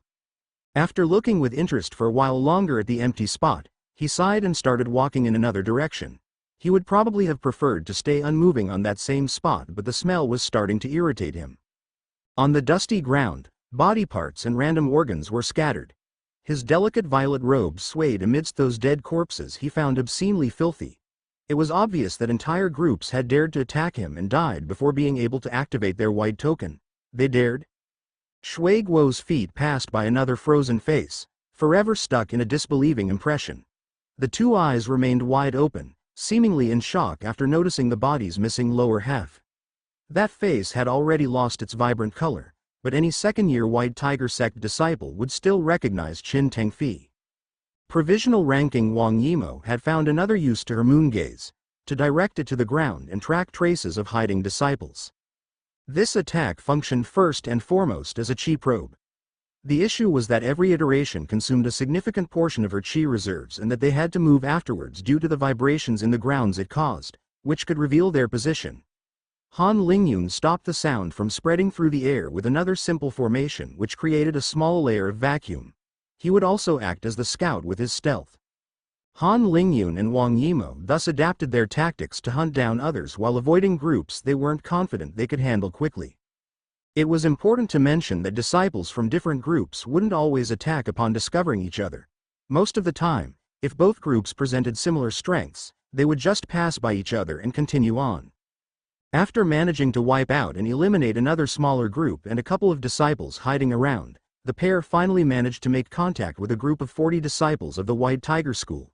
Li Yin, Yang Haoyu and Qin Mei were among those present. As if fate was making a joke on the two disciples, the first phase ended right as they had rejoined their fellow sect members. The disciples were immediately transported by elders and soon found themselves back at the giant plaza. 512 radiant faces had been placed in front the other thousands of eliminated disciples. A large tablet was displaying the points and ranks of those 512 remaining disciples. The first ranks were mainly occupied by those that had been hunting efficiently and alone or in very small teams, therefore not having to divide points too much. There were also the ones that were helped by their fellow sect disciples sacrificing their own points. At that stage, the Chenghuang school had secured a significant portion of the highest ranks.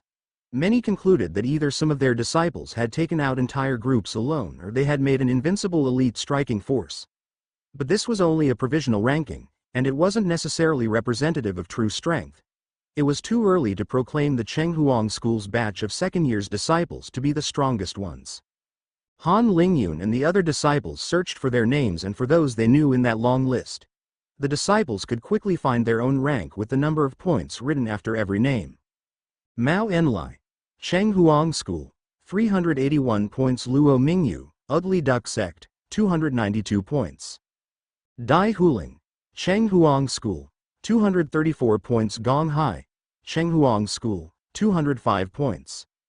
Zheng Yingji, Peach Blossom Island, 180 points. Shi Lanfen, Peach Blossom Island, 166 points. Wei Muchen, White Tiger Sect, 165 points. Shui Guo, Chenghuang School, minus 147 points. Shang Shu, Chenghuang School, 138 points. Yu Dao, White Tiger Sect, 132 points. Deng Shang, Mount Ba Sword Sect, 127 points. Chongqing, Yellow Sword Sect, 126 points. Zhang Pizi, Northern Wudang Sect, 126 points. Mo Nianzu, Qiqing Sect, 114 points. Kui Qing, Shaolin Sect, 109 points. Fuyan, Bloodsaber Sect, 106 points. Shao Liken, Sun and Moon Island, 101 points. Tang Huliang, Chenghuang School, 100 points. Meng Rong, Ugly Duck Sect, 100 points. Lian, White Tiger Sect, 94 points. Shu Meirong, Dragon Slaying Island, 92 points. Ma Shi, Eastern Warriors Temple, 89 points. Han Lingyun, White Tiger Sect, 89 points. Wang Yimou, White Tiger Sect, 88 points.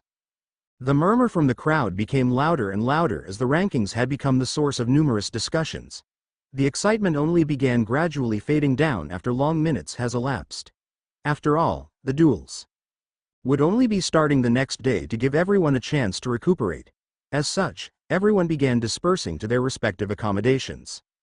Among the 10,000 disciples participating in the first phase of the rankings, there were around 1,000 Qi condensation cultivators, but only 372 out of these 1,000 had made it to the second phase. This meant that 140 body strengthening cultivators were still competing.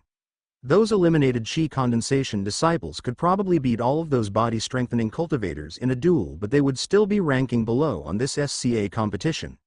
Life was unfair and luck played a key role in the cultivation journey. The hundreds of casualties wouldn't disagree with that statement.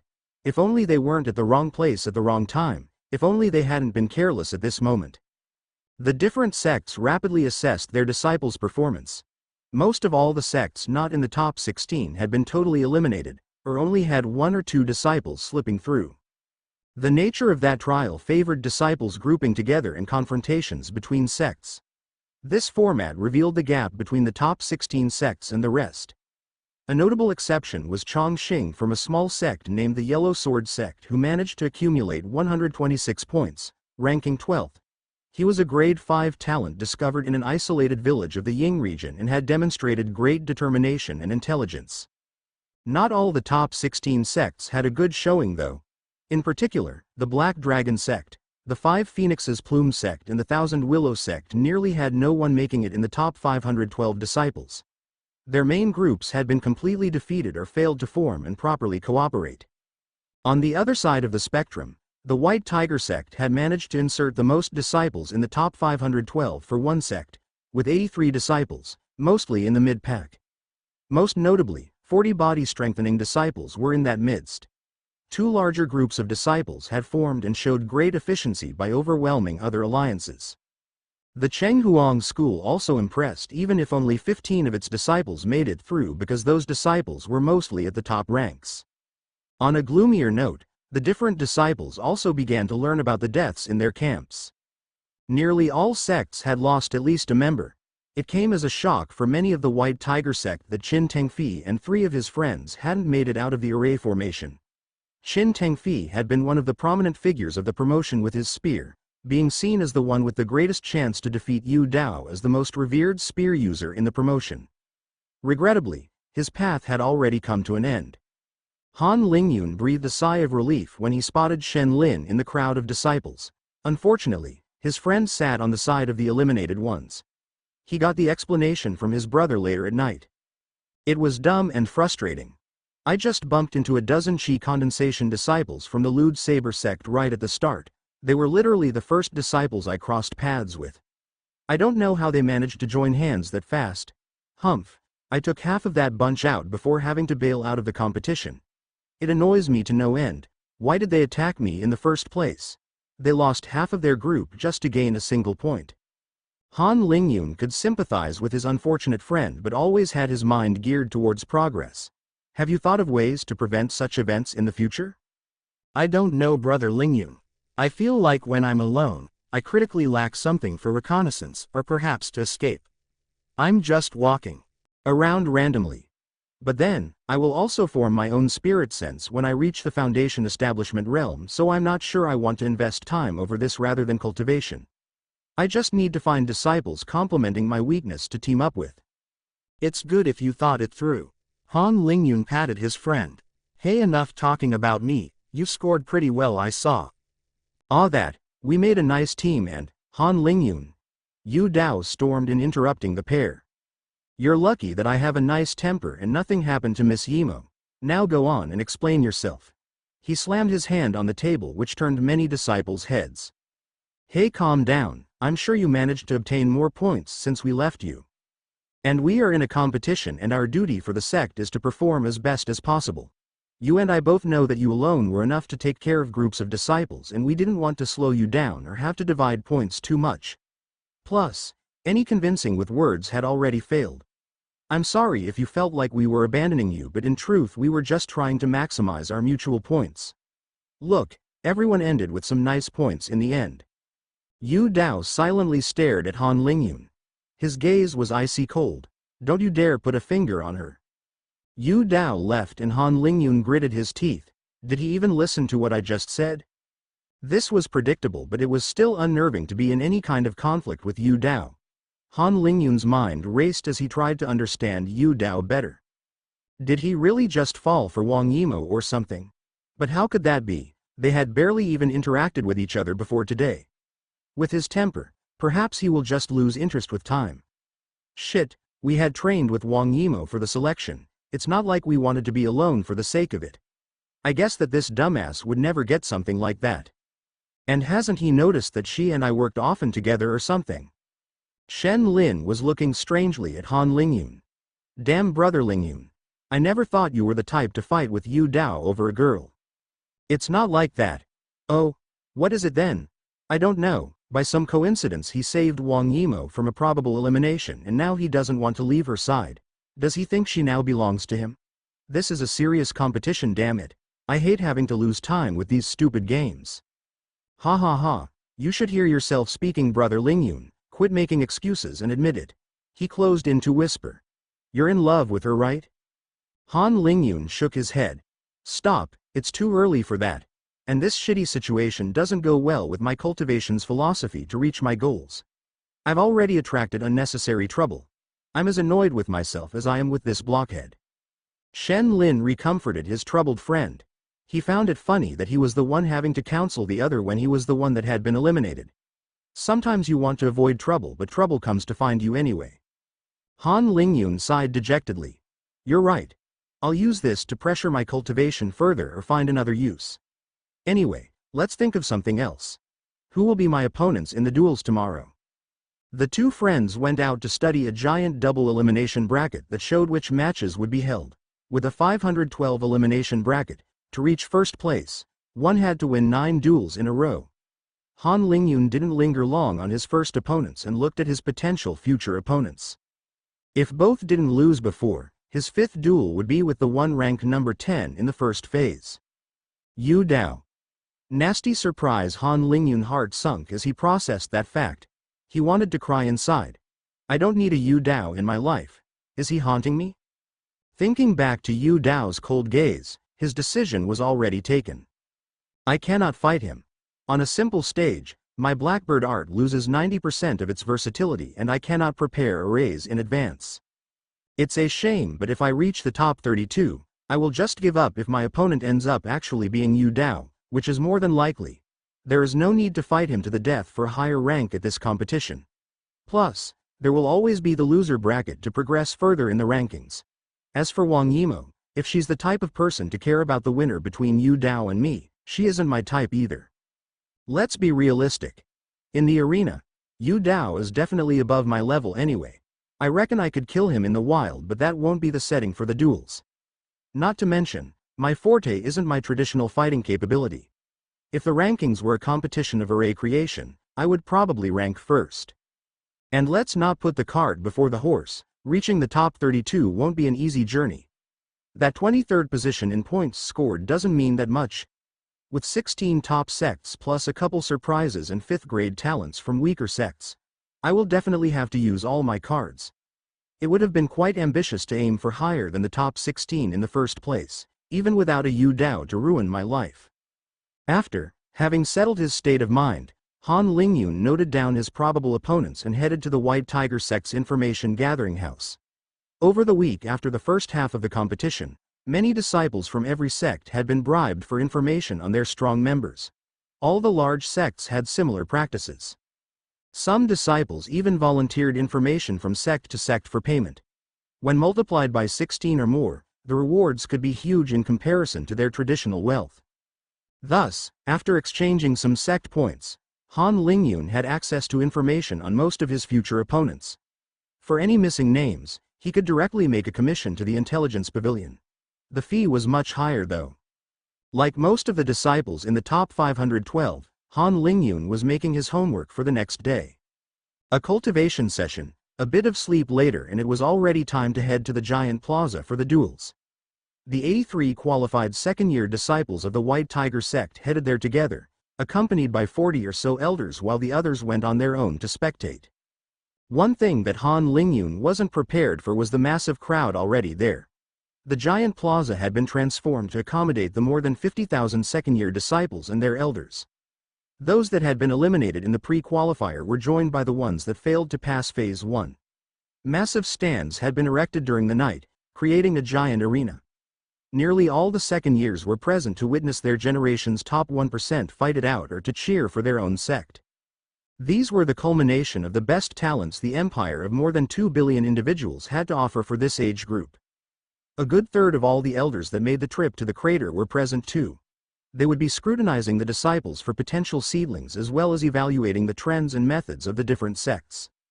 Less than half of all the elders were present though, as the rest were watching the 4th years that simultaneously had their competition. The group of 83 qualified disciples of the White Tiger sect were acclaimed like superstar SAS. They made their way through the crowd. As the largest group and with the company of 40 core formation elders, they did not pass unnoticed. The change of atmosphere was really something else. Nearly all of their chi condensation disciples had made the cut, and nearly as many body strengthening disciples were in the top 512 too.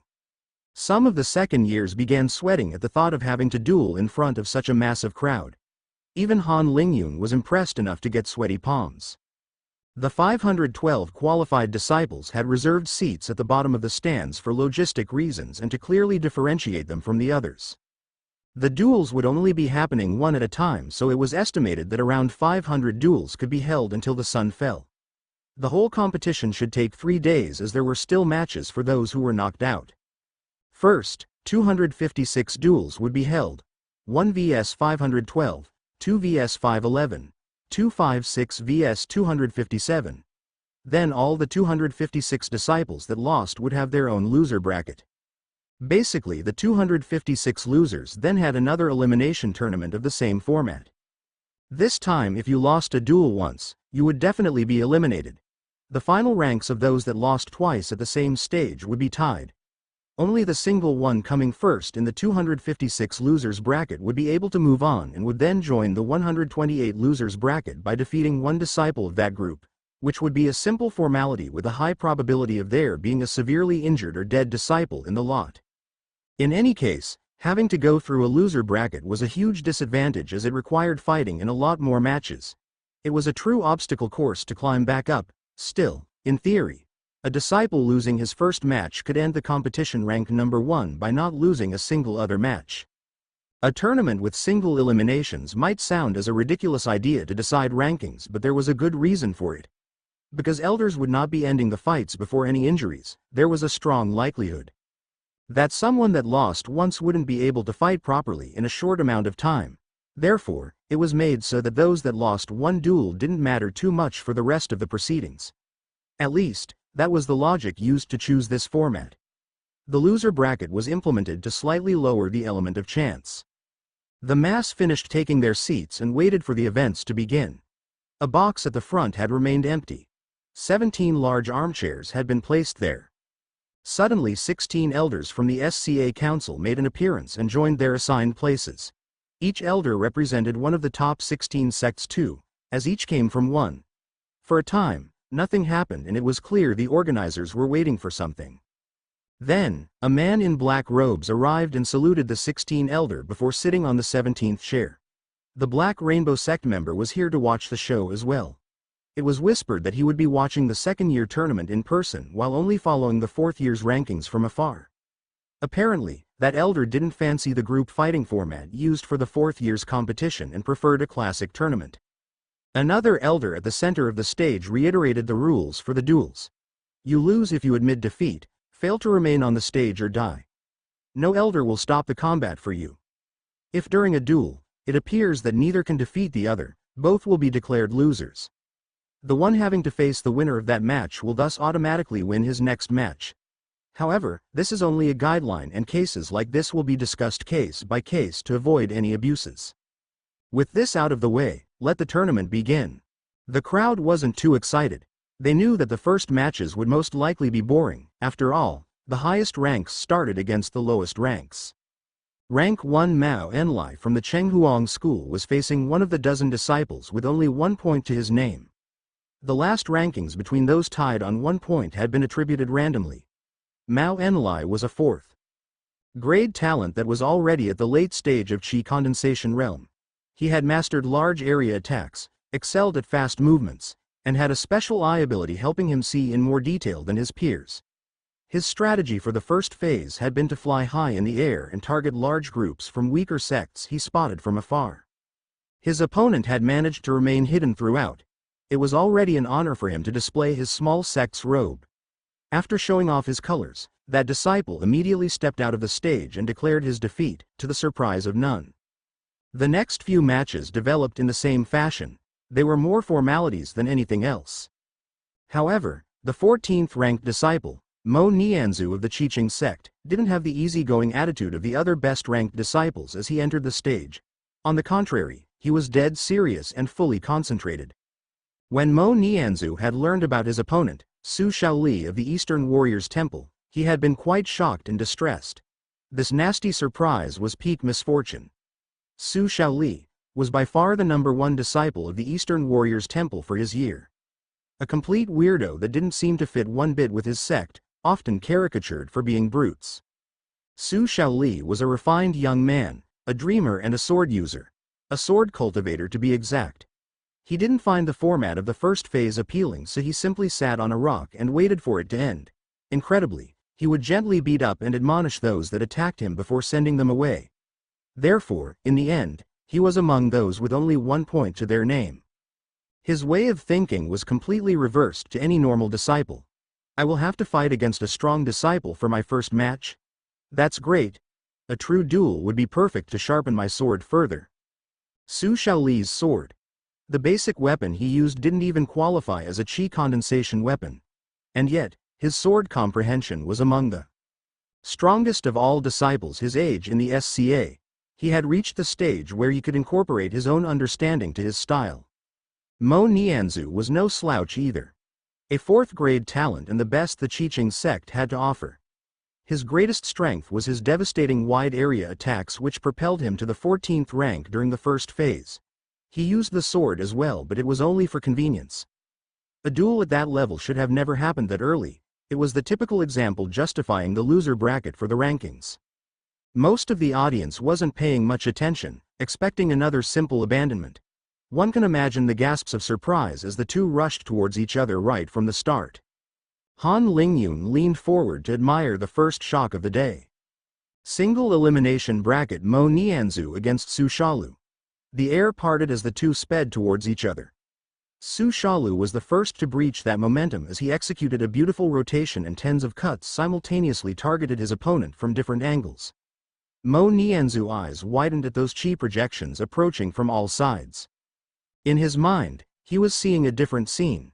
The image of a gentle tree swaying in the wind but bringing a profound sense of death. Mo Nianzu's mind was shaken, but his movements didn't show hesitation as he used an ability to dash to the side while launching chi in a defensive style. He complemented that quick response with a wave of light blue chi, his main attack. This attack managed to sweep all the cuts on its way, but they kept arriving from every direction as Su Shanlu weaved around with shocking fluidity. Mo Nianzu felt that he was getting ever more overwhelmed, as if the branches of that tree were reaching out and entangling him further. Soon, cuts and scary gashes began appearing on his body. The more he tried to struggle and the more he felt as if he was sinking under those branches and getting trapped. His movement became more and more restricted and his eye was expanding at a terrifying speed, until he gave up resisting. Sensing he had won, Su Shaolu stopped attacking and Mo Nianzu was left standing groggily and completely stunned. "I give up," he whispered wide-eyed. Was this young man in front of him 12 years old and at the same cultivation level? How was the difference so vast? His only relief was that he would get another chance for a better ranking at the next phase, in the loser's bracket. Most disciples in the audience hadn't felt the terror that Mo Nianzu went through but still witnessed a magnificent display of swordplay and movements at the chi cultivation level. More accurately, the elders could see through all those moves and made mental notes on that incredible disciple. This remarkable showcase came as a small shock for Han Lingyun. In his usual style, he immediately focused on analyzing the events he had just witnessed. What did Su Shaolu do differently to dominate Mo Nianzu? His chi appeared to be slightly less dense, and even by looking at their respective skills, this outcome just shouldn't have happened in theory. Yet, it never looked like Mo Nianzu had a chance in that confrontation. However, I definitely sensed something more with Su Shaolu. An unyielding, somewhat undying and tentacular nature. If I sensed something like that, it should come from the nature of his chi and perhaps his own comprehension and Tao. There is a sort of unwavering confidence in his fighting style, to advance relentlessly, like if he already found his path. I hadn't realized that the gap could be that important, so, how could I adapt my fighting style to fit my own path?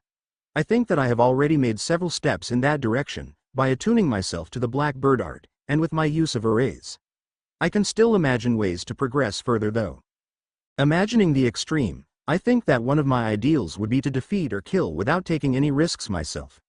I should be able to increase my comprehension by using my own formation arrays in combat, being able to install those while fighting and disappearing completely from my opponent's senses.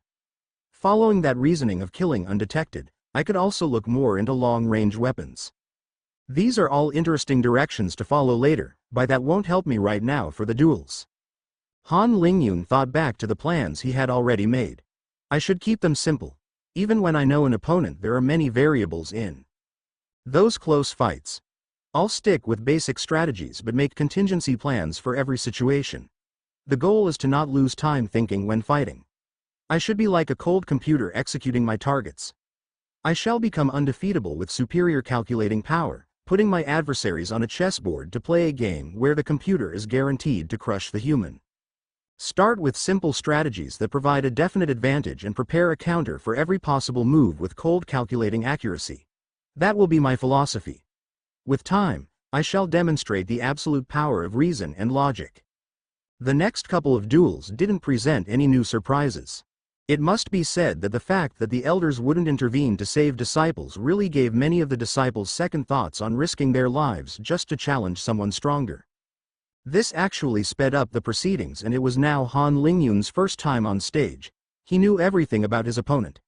Xiao Jinghua of the minor Red Sparrow sect, a third-grade talent at the marrow strengthening stage.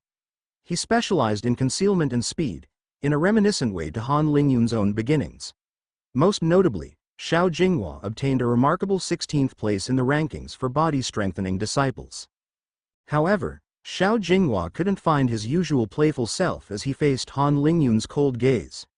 A shiver went down his spine, and he was comforted in his decision to not fight this scarecrow. His objectives had already been achieved for this competition anyway. I give up. He stammered. For some reason, he wanted to leave this stage as fast as possible. On the other end, Han Lingyun relaxed and joined his seat back, crossing paths with Wang Yimo, who had her duel next. He was very satisfied with not having to fight at all.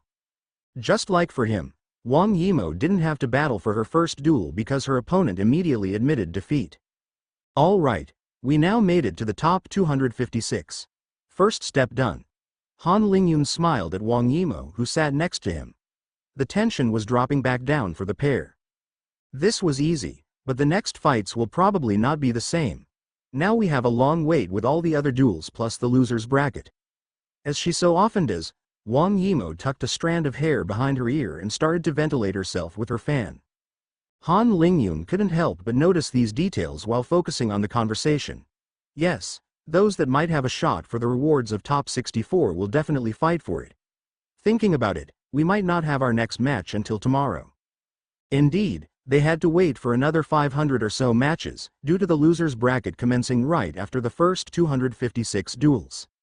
At some point when the ranks became closer, disciples stopped giving up and duels were more and more intense and close. The difference of ranks between the 200th and the 300th weren't significant. The duels of the loser's bracket were also far more disputed, as all cherished this chance to display their prowess, especially the numerous disciples that had given up without a fight.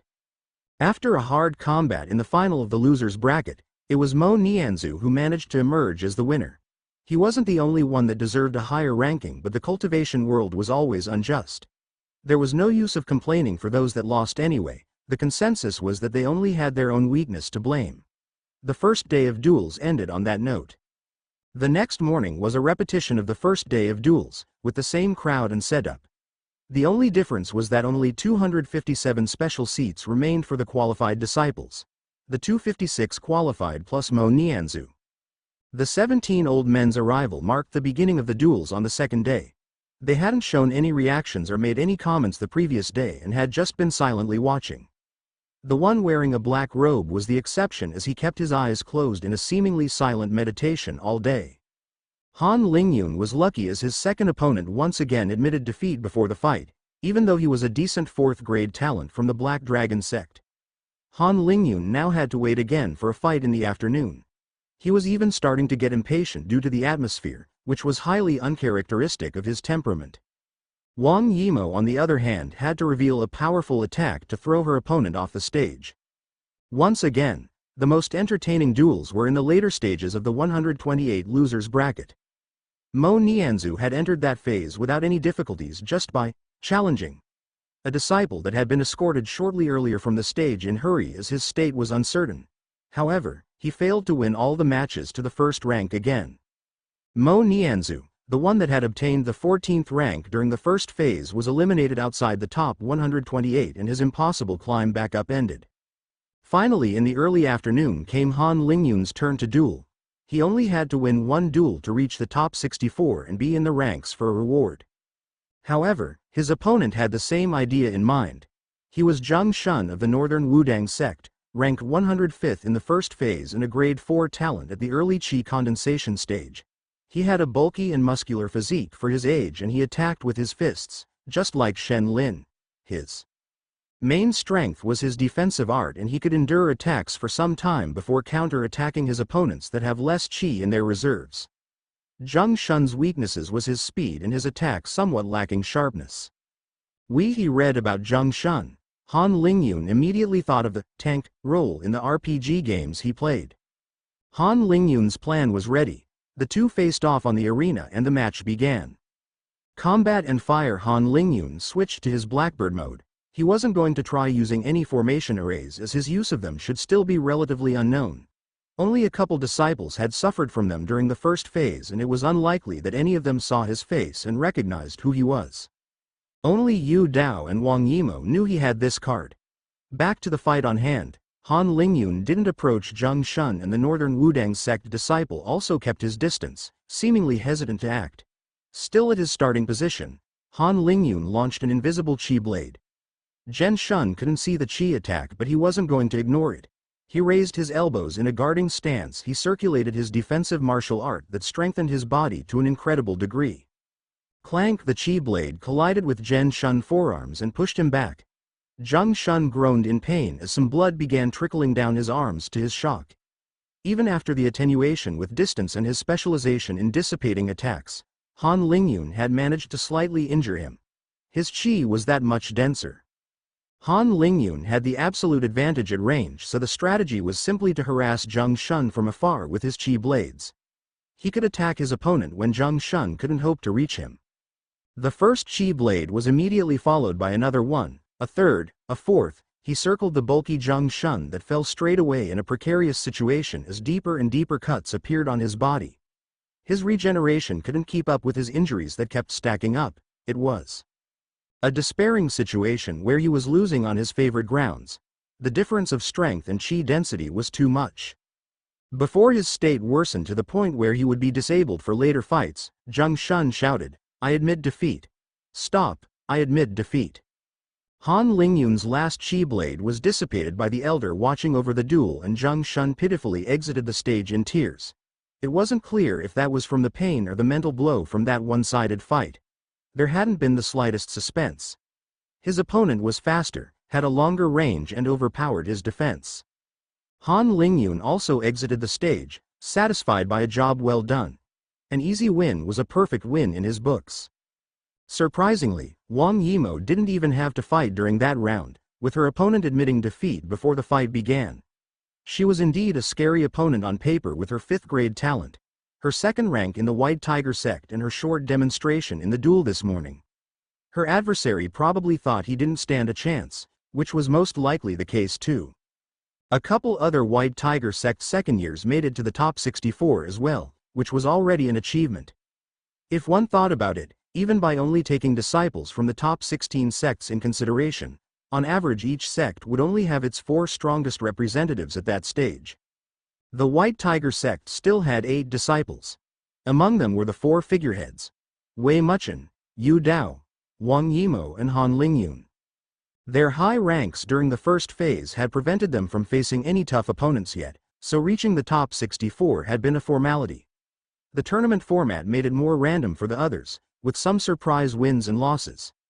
Those that made it were Lai Meiwei, the White Tiger School's rising star with her fire affinity; Liao Xiao, who had turned to the sword path that complemented well his metal affinity; Shi Bo, a sword cultivator as well, and Liao Chaolian, who was the most unexpected one to reach that stage among the 8 disciples.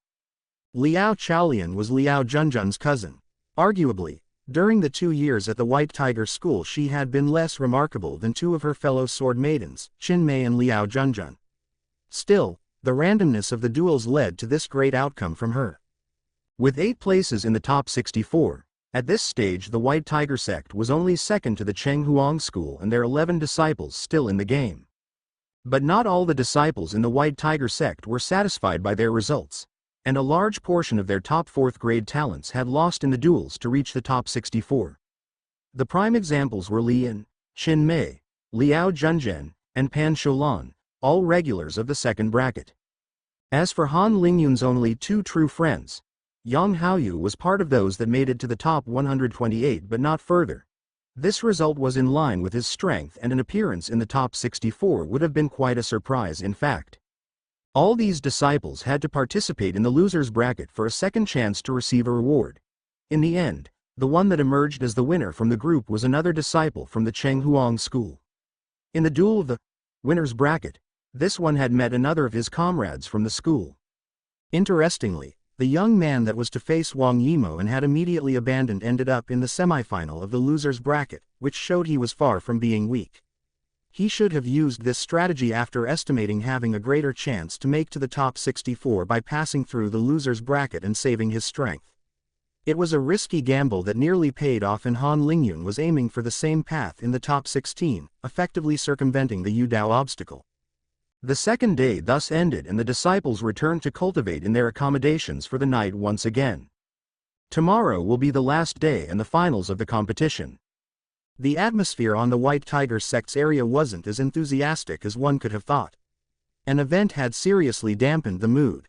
Ma Zhong, the promotion's giant, had succumbed at the hands of Deng Sheng from the Mount Ba Sword sect. She wasn't really to blame because Ma Zhong had just refused to give up and continued attacking even after being seriously injured. Deng Sheng had been visibly affected by the duel, and she tried to prolong the fight in the hope that he would finally give up or faint of exhaustion with his blood loss.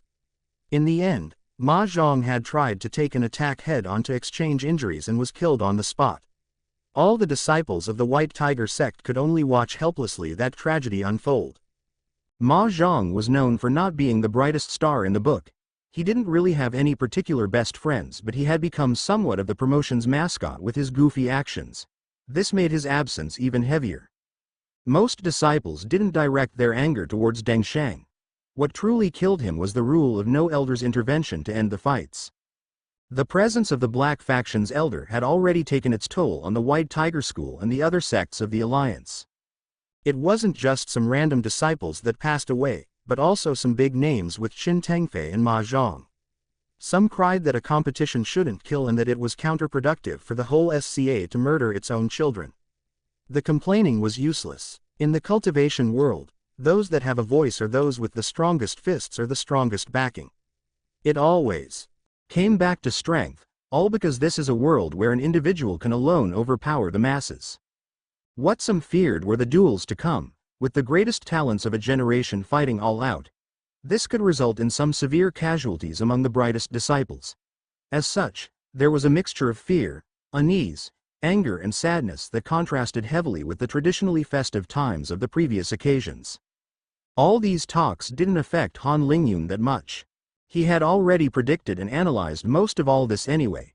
He focused on his path and studied in more details all the favorites and those that were likely to be in the 16 losers bracket. Tomorrow he actually might risk his life. Calm his nerves and stay rational. There was nothing better than a good cultivation session. From outside he looked perfectly still in a lotus position. Noise faded around him as he found himself under his familiar waterfall. Han Lingyun mentally took a step out to admire a lush forest with trees absorbing the light of a gentle setting sun on the horizon. Ever since he had reached the mid-chi condensation level, his spirit had made a huge step, and he was quickly able to incorporate a third element to his routine and to his imaginary world. Fire. Page 3. Fire. The rune looked complex and erratic, vaguely resembling dancing flames, with pikes and curvy lines mixed together. Fire. One of the 5 natural runes. Wood generates fire by nourishing it. Fire is destruction, the unstoppable force of nature that burns down all in its wake, consuming all for its growth. Fire is uncontrollable anger, the fury that seeps in one's bones and overruns the mind. Fire and heat are the primal forms of energy, untamed and free. The first spark bringing light. The great sun warming the earth, the beacon that never betrays its cause, day after day, year after year, century after century. The distant objective, the unattainable goal, the unimaginable force that burns those that get too close to its majesty.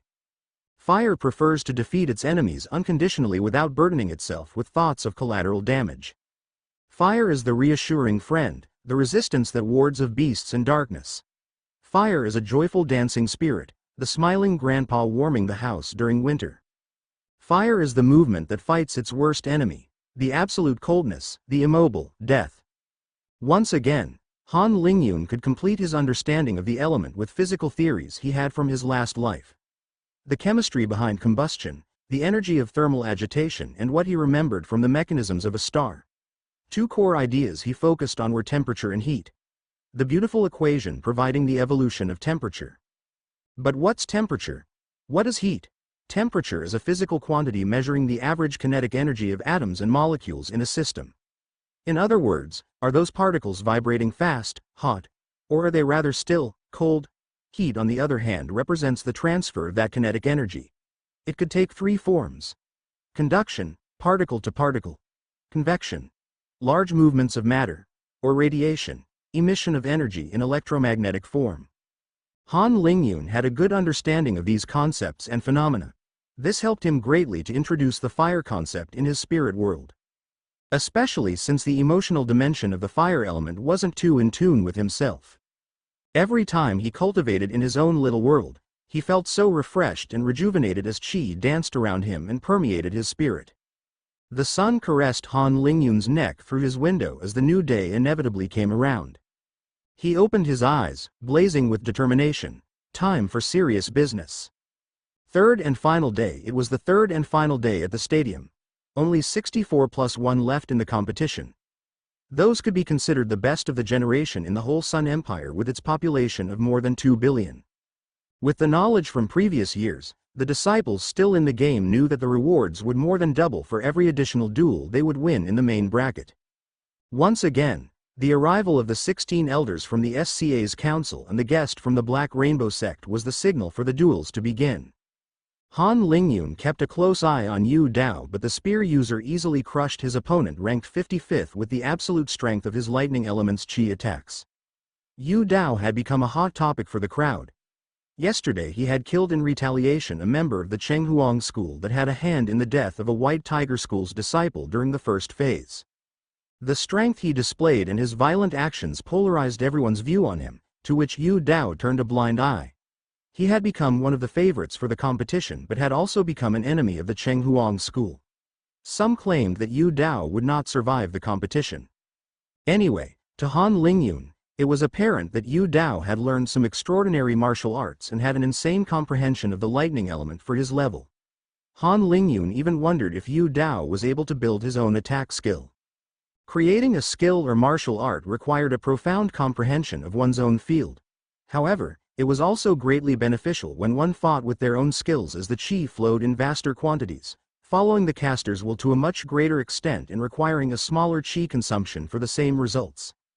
In general, the top performers at the foundation establishment stage try to form their own personal martial art as it provided a decisive edge. So, this issue mainly concerned inner disciples. There were some incredible geniuses that succeeded at the chi condensation stage though, but all had special circumstances and some luck. Someone trying to recreate a martial art created by a disciple would find it far inferior level to those available in the sect's library. Only elders with their broad and deep comprehensions could pretend to optimize martial arts for a large audience. A general rule was that comprehension took a larger and larger place in one's martial path, and many disregarded the body as only the first step on the road. Back to the competition, Han Lingyun was more than impressed by Yu Dao's level. Today, I don't have the tools to defeat such an opponent, yet. He is following his path and I am following mine. It's too early to announce a winner. Han Lingyun put the Yu Dao problem at the back of his mind and turned his thoughts to his own upcoming fight, mentally studying his next opponent. He recalled the information he had gathered. Lin Lichu from the Bloodsaber sect, ranked 42nd at the first phase. A 4th grade talent at the early chi condensation stage. She is an iron girl, and likes to work alone, be it for training or for missions. Her greatest strength is her exceptional saber art. Lin Lichu's chi attacks are among the sharpest of all the early chi condensation cultivators. In addition, she has a high wood affinity which she manages to fully utilize with a martial art that boosts regeneration. As a consequence, her fighting style is extremely bold, where she would gladly exchange injury for injury. She is brutal to herself and others. Lin Lichou's great strength at this cultivation level comes from the fact that her spirit is in perfect equation with some of the Blood Saber sect's martial arts specialties. Han Lingyun had two main advantages against Lin Lichou: his cultivation at the mid-condensation realm and his great versatility in comparison to that relatively straightforward opponent. Before long, it was Han Lingyun's turn to step on stage. The elder supervising the duels imperiously announced the beginning of the match. Lin Lichou instantly tried to close the distance with Han Lingyun. She had witnessed his superior range during the previous fight. Han Lingyun straightaway responded with series of chi blades to force Lin Lichou on the defensive, but she just answered with some rapid saber strokes that formed 4 crossing lines. In her usual style, Lin Lichou didn't even slow down as she wasn't afraid of getting injured. Finally, she had closed the distance with Han Lingyun to less than 20 meters. She would perhaps have slowed her pace if she could see Han Lingyun's lips slightly curling up. As Han Lingyun evaded Lin Lichou's first threatening blade by dodging to the side, he used his momentum to perform a graceful rotation and propelled black chi in every direction. This move was quite unique in its chi consumption, as it wasn't an attack but still used a great portion of the user's chi reserves. The black cloud formed at tremendous speeds, even faster than traditional chi attacks, being immaterial and encountering no air resistance. Lin Lichou had learned about that peculiar black cloud already, so without hesitation she tried to bolt away before the dark chi reached her. But before she had taken a step, she was already surrounded by darkness. She clenched her teeth and still tried to exit the environment while simultaneously cutting with saber blades at Han Lingyun's likely positions. Alarm bells rang in her mind and she felt her dominant arm being sliced through. To her horror, she rolled on the floor only for her danger signals to light up once again from the side.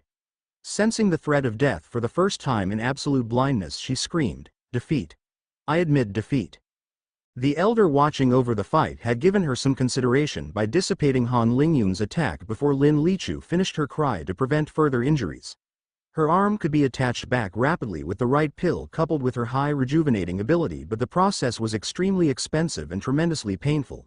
It wasn't the first time Lin Lichou lost a limb anyway.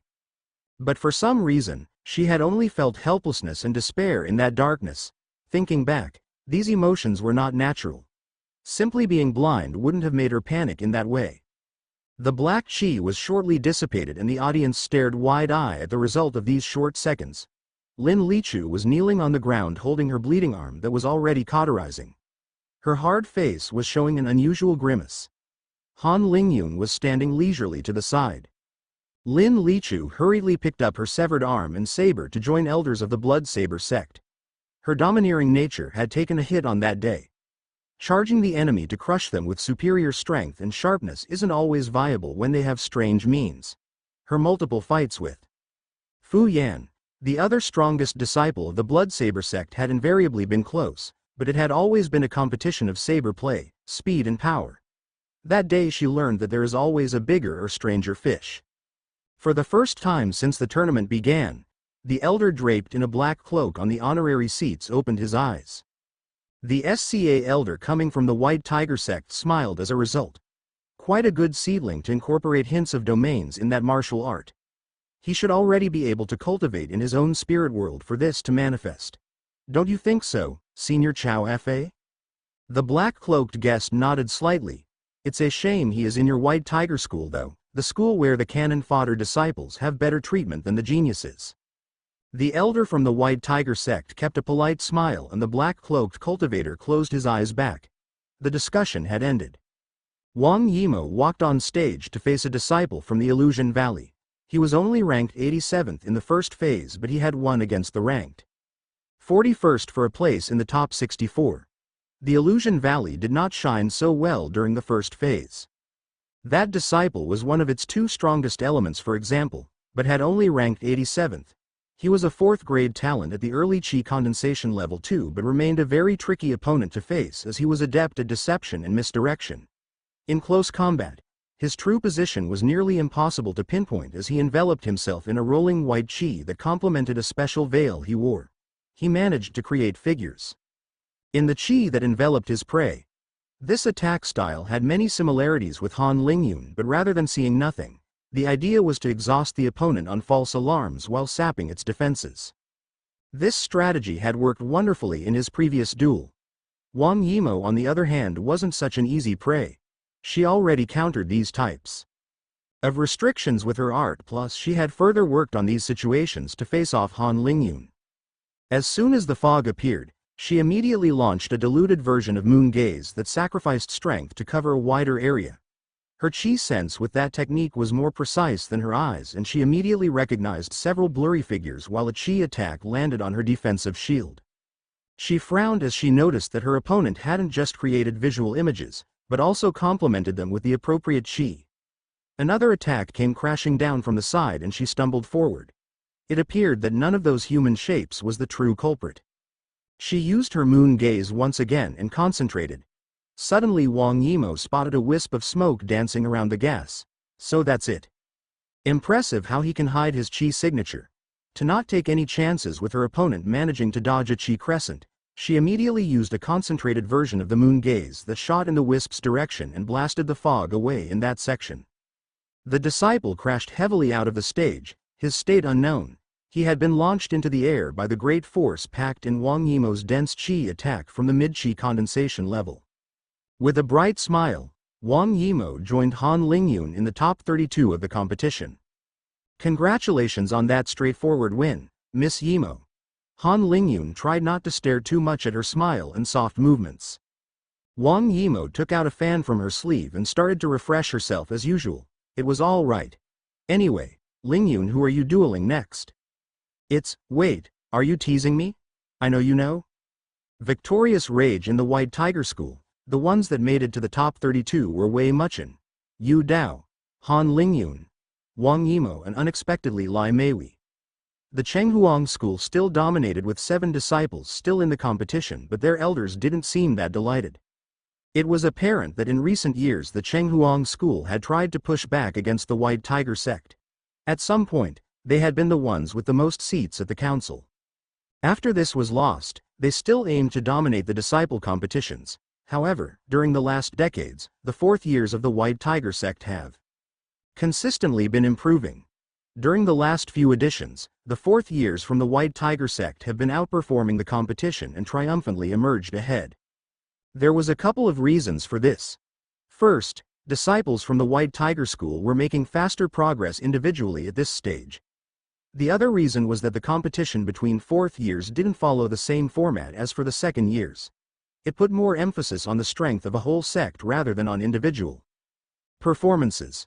Once again, this time the competition on the 4th year's side was going in favor of the White Tiger sect. To counteract the downward trend, the Chenghuang school wanted to crush the competition with the 2nd years.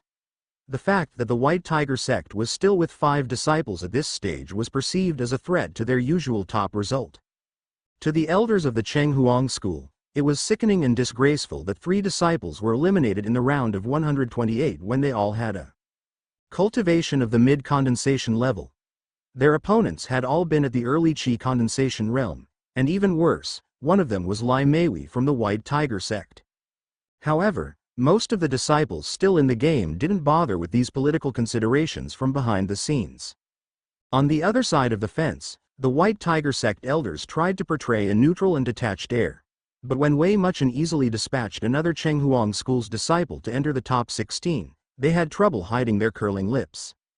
It was now time for the rank 10 to face the rank 23 according to the bracket. Yu Dao versus Han Lingyun. They both stepped on the stage. From her seat, Wang Yimou held her breath. She didn't know why, but she was terrified at this moment. Her hands were moist and her heart was beating as if she was herself facing a disaster. Yu Dao's eyes were cold and he prepared his special move. I give up. I admit defeat. Yu Dao froze, stunned by Han Lingyun's words and by the figure already exiting Tay's stage.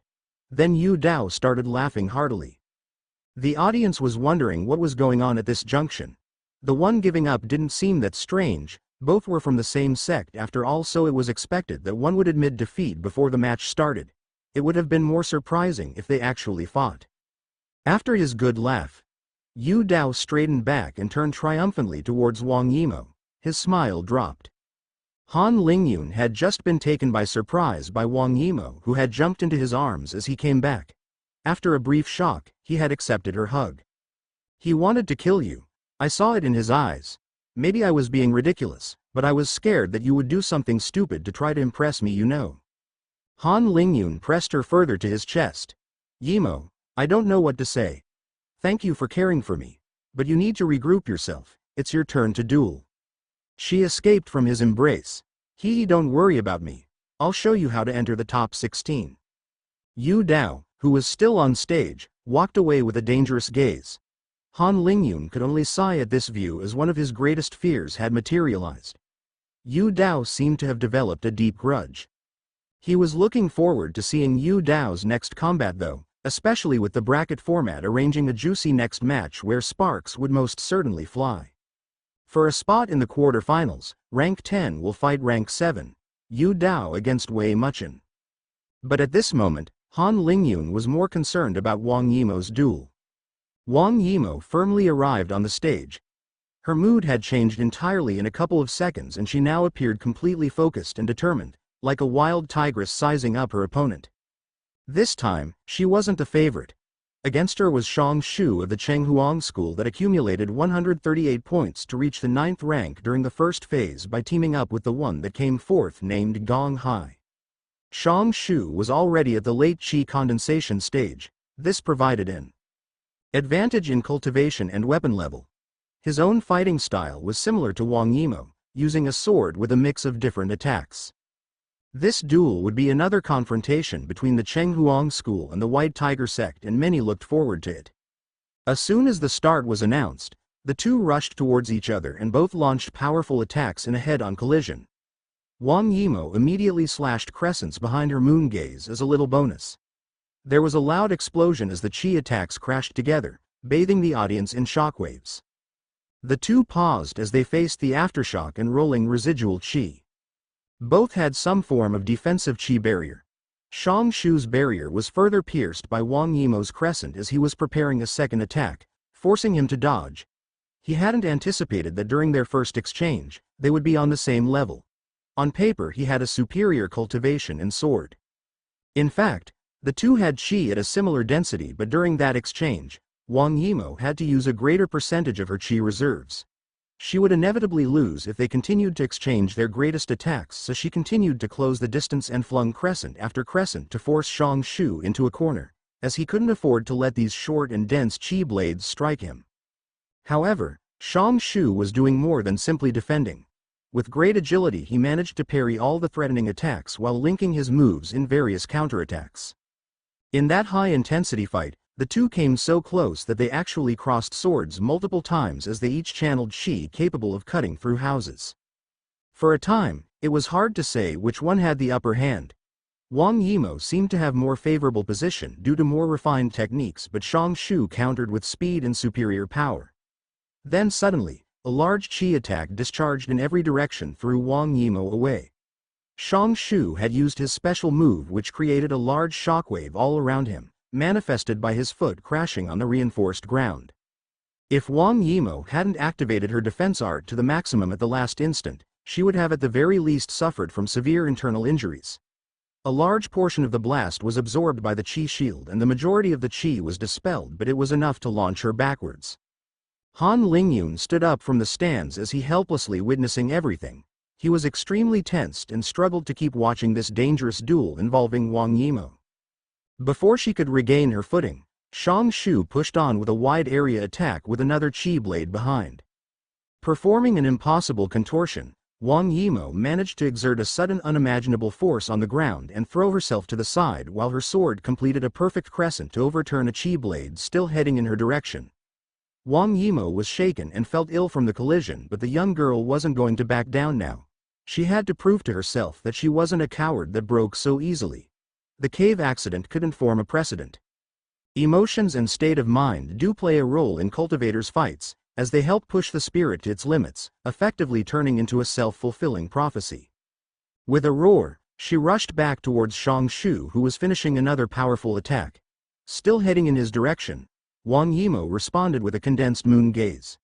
This time, not only did Shang Shu's attack not roll over her Qi discharge, it was even pushed back and he had to endure most of the blast. Shang Shu was caught unprepared but hastily leapt to circle the approaching Wang Yimou as he executed another sword dance to produce a series of chi blades. Wang Yimou had to evade and counterattack precisely while anticipating her opponent's actions. Feeling cornered, Shang Shu once again stomped the ground and pulled off his shockwave in every direction. But Wang Yimou had noticed his foot movement and was ready for the contact.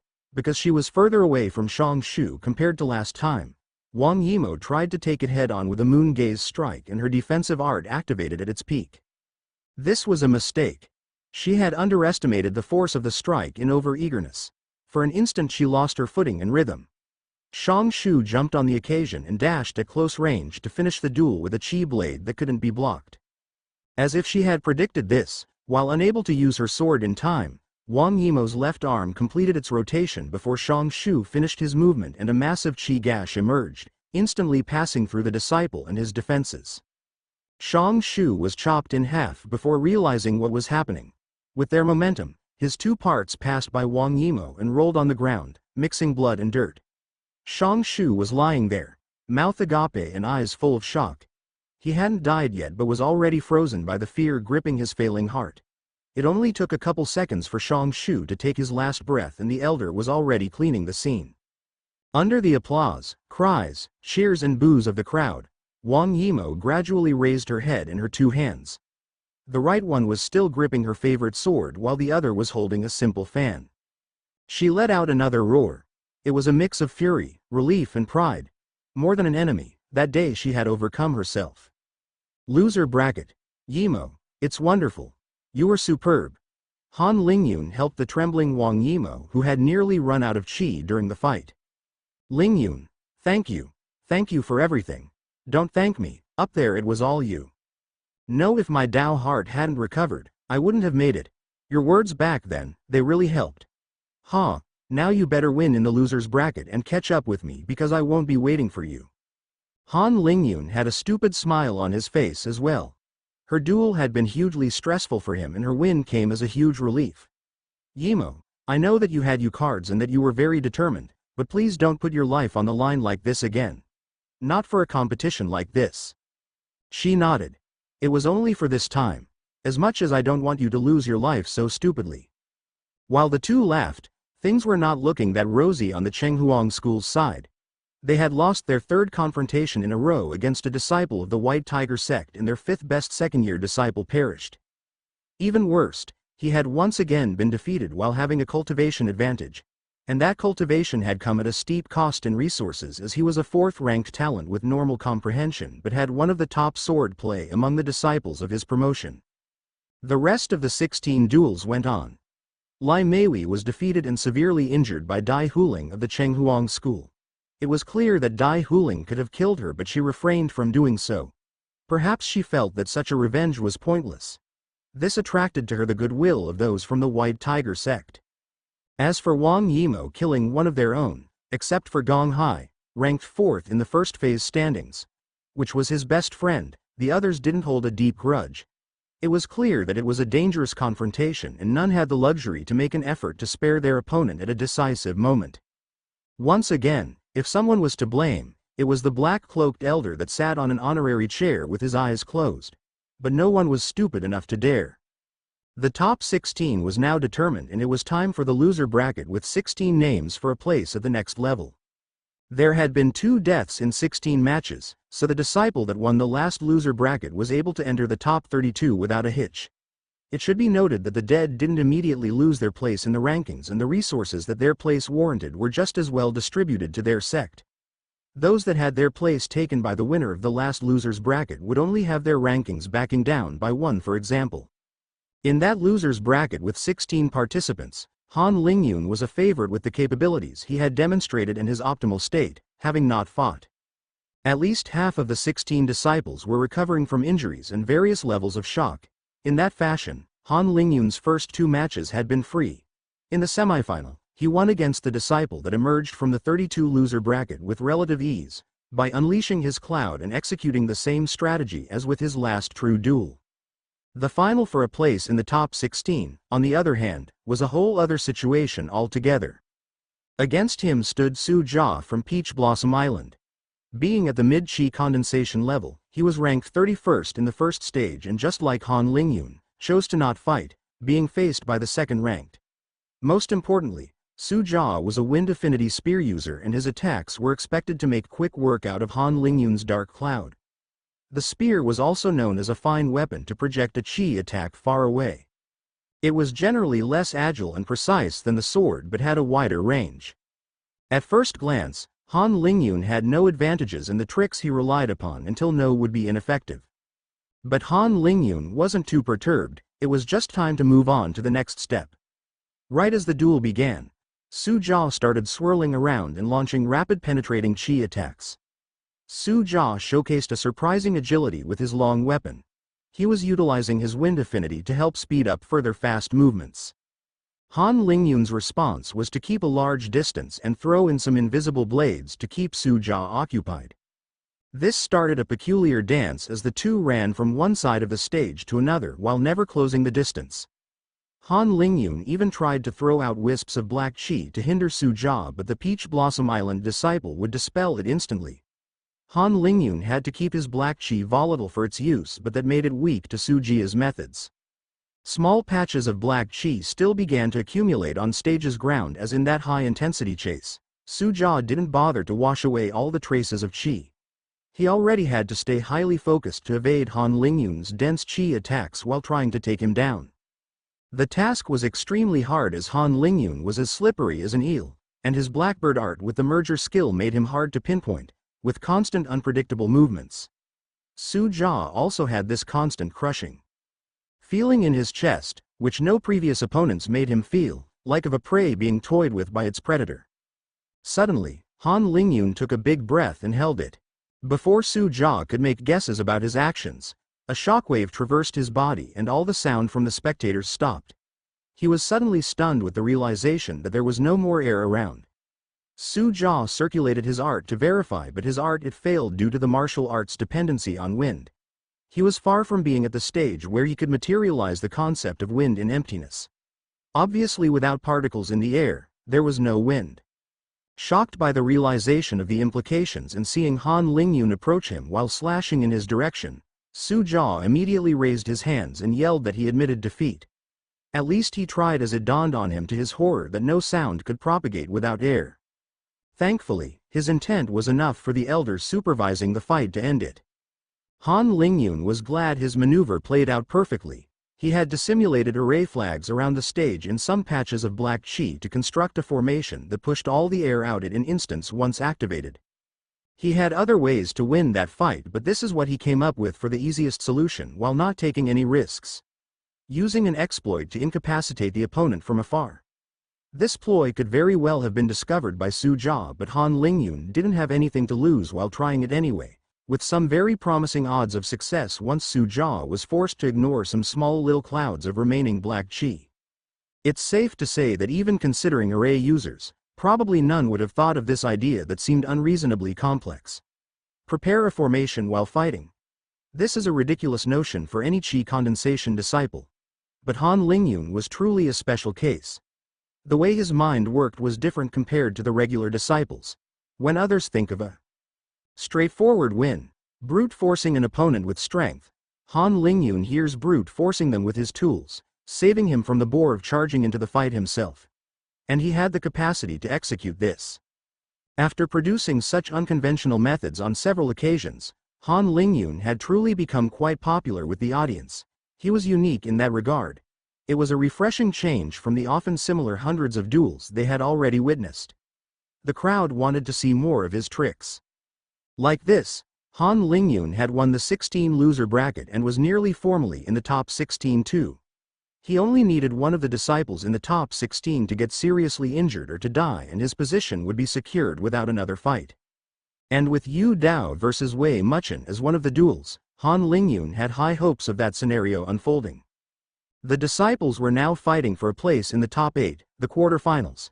Starting from now, the matches would be held in reverse order for some reason, even if that order didn't change anything for the matches. It would be first 8th against 9th, then 7th against 10th, and so on until 1st against 16th. The duels continued on and Wang Yimou gave up before her fight. Her opponent was only the ranked 8th, but that just so happened to be Shui Guo, the only 5th grade talent of the Chenghuang school and the favorite to reach the first rank in the tournament. His place, only in 8th for the first phase, was mainly due to the fact he hadn't actively hunted other disciples and had just weighed in place. Wang Yimo took a logical decision here. She had been a bit unlucky, but the top 16 was already representative of her level. Now all the eyes of the disciples from the White Tiger sect were on the next duel. Yu Dao against Wei Muchen. Unlike many in the audience, the White Tiger sect's disciples were not expecting either of them to back down, as they knew the history between the two. Han Lingyun was more than glad to only be an observer of that fight and anticipated seeing an all-out battle between them. Fight, none of the two moved. Wei Muchen sneered. Are you handing your ass for another whooping, Yu Dao? Muchen, prepare yourself, because I will make you pay a price you cannot afford. Ha ha ha, that's a funny joke. Watch how I crush you once again. Laying back, the audience made sure to cheer in the pauses between each verbal strike. Such trash talking hadn't been common during the tournament. Without further ado, Yu Dao and Wei Muchen charged at each other for the first tussle. From an outsider point of view, it was quite artistic as lighting and bluish chi intermingled, surged, whirled and was projected in different directions. The deep hatred was felt through the violence of every shock, and explosion after explosion rocked the stage. At some point, the two parted ways. Wei Muchen tried to act cool. Is that all you got? Yu Dao jeered. I'm just warming up. I don't want this fight to end so soon. But fine, how about you show me your strongest move? You asked for it. Wei Muchen shouted and took his sword with two hands. During a pause of one breath, with his sword pointing forward at a slight upward angle, dozens of azure chi swords were appearing around him in the same exact position. He raised his sword above his head and sword images followed his exact movement. Then after another shout, he slashed down with all his might and all the sword fused into one downward motion. This was Wei Muchen's pinnacle. He knew the danger Yu Dao posed. All his chi reserves condensed in one final move. Wei Muchen also believed that Yu Dao wouldn't dodge it with his personality, and he decided to just give up if that move didn't prove enough. Indeed, Yu Dao didn't plan on dodging this attack. While Wei Muchen had been taking his time to channel his strike, Yu Dao was preparing his own as well. Lightning danced around his arms. He pointed his spear straight ahead and used his entire body for the perfect thrust. The spear zoomed forward and stayed level. The force concentrated on a single point at the spear tip. It was a sharp forward motion that didn't permit any future quick backwards retreat due to its momentum. This was one spear to destroy all. A lightning dragon emerged and raced to meet a giant blue chi sword. During the previous months, Yu Dao had been provided a pile of random books from his teacher, each with a link with lightning. One was an obscure lightning art developed by a disciple with a similar lightning affinity. Unfortunately, this disciple had died before reaching a cultivation high enough to adapt this art to a wide audience. Yu Dao had still been inspired by these notes, and the miracle revelation came when he was admiring lighting on a stormy night. He caught the necessary understanding to create the first form of his martial art. Yu Dao named this form the Roaring Dragon. Time seemed to slow down as the lightning dragon was about to make contact with the chi sword. Many second-year disciples watching on were blinded by the following explosion and couldn't see the result immediately. When they looked back at the stage, Yu Dao was standing proudly, facing a burned-down fuming pile of flesh that vaguely had a human form. A disciple next to the stage gagged at the smell of cooked meat that wafted to his nostrils. Just earlier, the collision of sword and dragon had only lasted for an instant, as the dragon had immediately consumed the chi sword, which created the flash of light. Wei Muchen had been watching the result of his attack expectantly when he was hit head-on by that raging dragon without the time to dodge. His defenses had then been directly overcome by the astonishing force and profundity of the dragon chi attack. Looking at the thousands of spectating disciples, Yu Dao triumphantly raised his spear. He had just executed one of his worst enemies and had his fulfilling revenge. Once again, the crowd cheered for the spectacle and entertainment. Even the elders of the Chenghuang school applauded. It was admirable that someone actually killed one of the White Tiger sect's greatest threats. On the other hand, most elders of the White Tiger sect had lost their proud gazes. Disciple infighting didn't project a good image, and it was even worse to lose one of their top disciples and a grade 5 talent as a result. Still, It wasn't a complete disaster as long as Yu Dao proved to be a great investment. But things might turn sour for the young disciple if his progress happened to stop someday. Wei Muchen's teacher, who was present among the elders, silently vowed to settle things if Yu Dao ever lost his prominence and importance to the sect. A notable cultivator had appreciated Yu Dao's performance though, precisely the elder from the Black Rainbow sect, who opened his eyes once again. "That's a good boy and a fine seedling you got there. Finally, it's not your typical coward too scared to kill his enemies, only for them to come back at you later on." The elder from the White Tiger sect sitting next to the black-cloaked man tried to respond while hiding his discomfort. "Indeed, Senior has a keen eye. This disciple has a remarkable understanding of the lightning path for his age. He will surely grow up as a great representative of our White Tiger sect." He is the type of brat that you need to push to the brink in order for him to grow at record speed. But I'm not sure if your sect is properly equipped to train him like that. The black-cloaked man hit back. The elder from the White Tiger sect defended himself. "Rest assured, Senior, the White Tiger School will surely make him grow with the best possible foundation. This is a guarantee. There was no way the sect would accept to give Yu Dao away without at least proper compensation. He might be a special case, but he was definitely a strong asset." The matches continued and the top 8 became known. Mao Enlai, Chenghuang School, first after Phase 1. Luo Mingyu, Ugly Duck Sect, second after Phase 1. Dai Huling, Chenghuang School, third after Phase 1. Zhang Pizi, Northern Wudang Sect, 13th after Phase 1. Zhang Yingji, Peach Blossom Island, 5th after Phase 1. Su Shaoli, Eastern Warriors Temple, 499th after Phase 1. Yu Dao, White Tiger Sect, 10th after Phase 1. Shui Guo, Chenghuang School, 8th after Phase 1. The situation went back to looking favorable to the Chenghuang School, with 3 representatives still with a chance for rank number 1. Han Lingyun safely entered the top 16 after Wei Muchen's death, and he continued on his path in the 8 losers bracket. Actually, Han Lingyun had not taken Wei Muchen's place. This was because he didn't want to diminish the rewards going to the White Tiger sect. Han Lingyun had thus challenged a disciple of Peach Blossom Island that had left the stage in an unknown state. His opponent had not shown up.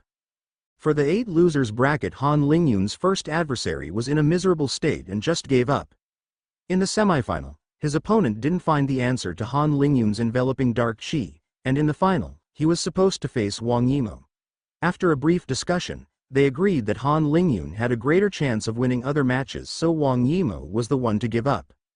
Han Lingyun watched the last duels with the perspective of a member from the crowd.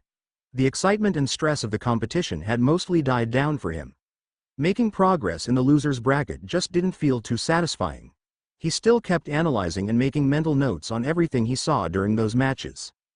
The 4 that made it to the semifinal were Shui Guo, Chenghuang School, 8th after Phase 1. Yu Dao, White Tiger Sect, 10th after Phase 1. Dai Huling, Chenghuang School, 3rd after Phase 1. Zhang Yingji, Peach Blossom Island, 5th after Phase 1. Before the semifinals took place, there was the interlude for the 4 losers bracket. Many rooted for Han Lingyun again, as he had already climbed up from 2 brackets. He had become a new dark horse. Few anticipated that Han Lingyun would stop his climb before he had to put his life on the line once again. None of the 4 that lost in the quarterfinals were in a severe state. Zhang Pizi was the only one that had been injured quite badly, but he had already recovered to a large extent with the expensive pills and potions he had been served. Wang Yimo and Han Lingyun had a discussion over what to do. Those 4 were all very powerful with some dangerous attacks that might take him off guard and crash into him even in his black cloud. Not to mention their unknown trump cards. And for his strategy to work, Han Lingyun also had to close the distance to less than 20 meters to his opponent first. Finally, Han Lingyun lacked a powerful chi attack at their level to collide with theirs. In the end, Han Lingyun and Wang Yimo figured it wasn't worth the risk to challenge one of the top 8 members. Therefore, Han Lingyun ended in 9th position with Wang Yimo in 10th. The pair slumped in their spectator seats as they laid back while spectating the last duels. The stress level that had remained high for the past few days was finally dropping and fatigue relaxed their bodies. Frankly, Han Lingyun didn't care too much about the final winner of the competition. However, in his usual style, his mind wouldn't just stop analyzing the events. The four-disciple loser bracket was eventually won by Su Shaoli, the eccentric sword cultivator from the Eastern Warriors Temple. Back to the true semifinals. Shui Guo, Dai Huling and Zheng Yingji all had a cultivation at the late Qi condensation realm which was remarkable at this age. Yu Dao was the exception at the early Qi condensation stage. For the semifinal, Yu Dao would face Dai Huling, the only girl to make it this far and a cut above the other fourth-grade talent in that year's roster at the Chenghuang School. Still, she knew that she didn't have the tools to defeat the extraordinary Yu Dao, so she just ended up giving up. She was likely aiming for the third rank. The next semifinal was Shui Guo versus Zheng Yingji. Both had fifth-grade talents, but the match was decided in a few strikes with Shui Guo completely overpowering his opponent. Some in the audience were unconvinced and claimed it was due to his deep abyss sword that artificially raised his comprehension. Afterwards, the fifth-ranked Su Shaoli didn't try to upgrade his rank to the next bracket due to lack of interest after the repeated duels, and Dai Huling had her match against Zheng Yingji for third place. The boy from Peach Blossom Island managed to win after a wonderful display of technique. This also highlighted the difference with Shui Guo and cemented the latter's position as favorite against Yu Dao. Zheng Yingji had just displayed his immense talent, and yet he had been incapable of resisting Shui Guo convincingly. The audience was now holding its breath for the grand finale. Shui Guo versus Yu Dao. Many claimed it would be the symbol of the struggle between the Chenghuang school and the White Tiger sect.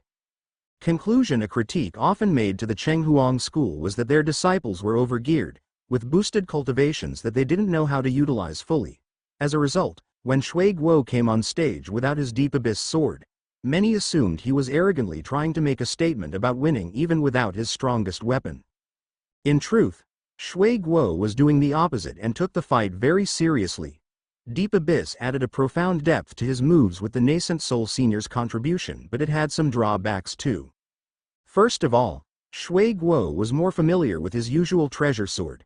But more importantly, the Deep Abyss sword philosophy conflicted to an extent with the martial art he practiced. Although this wasn't visible in most of his sword moves, Shui Guo couldn't display his greatest attack with Deep Abyss in hand, and he needed it against Yu Dao. For the Chenghuang school, Deep Abyss was more a display of status for their number one than anything else.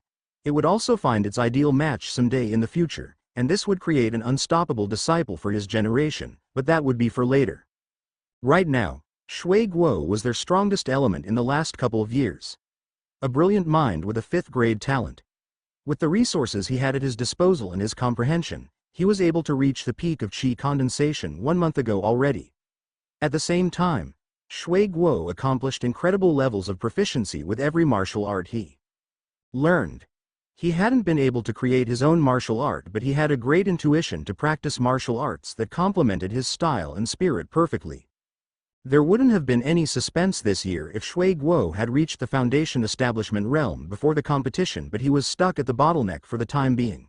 According to his teacher, what he lacked most was experience in true combats, to temper his state of mind further.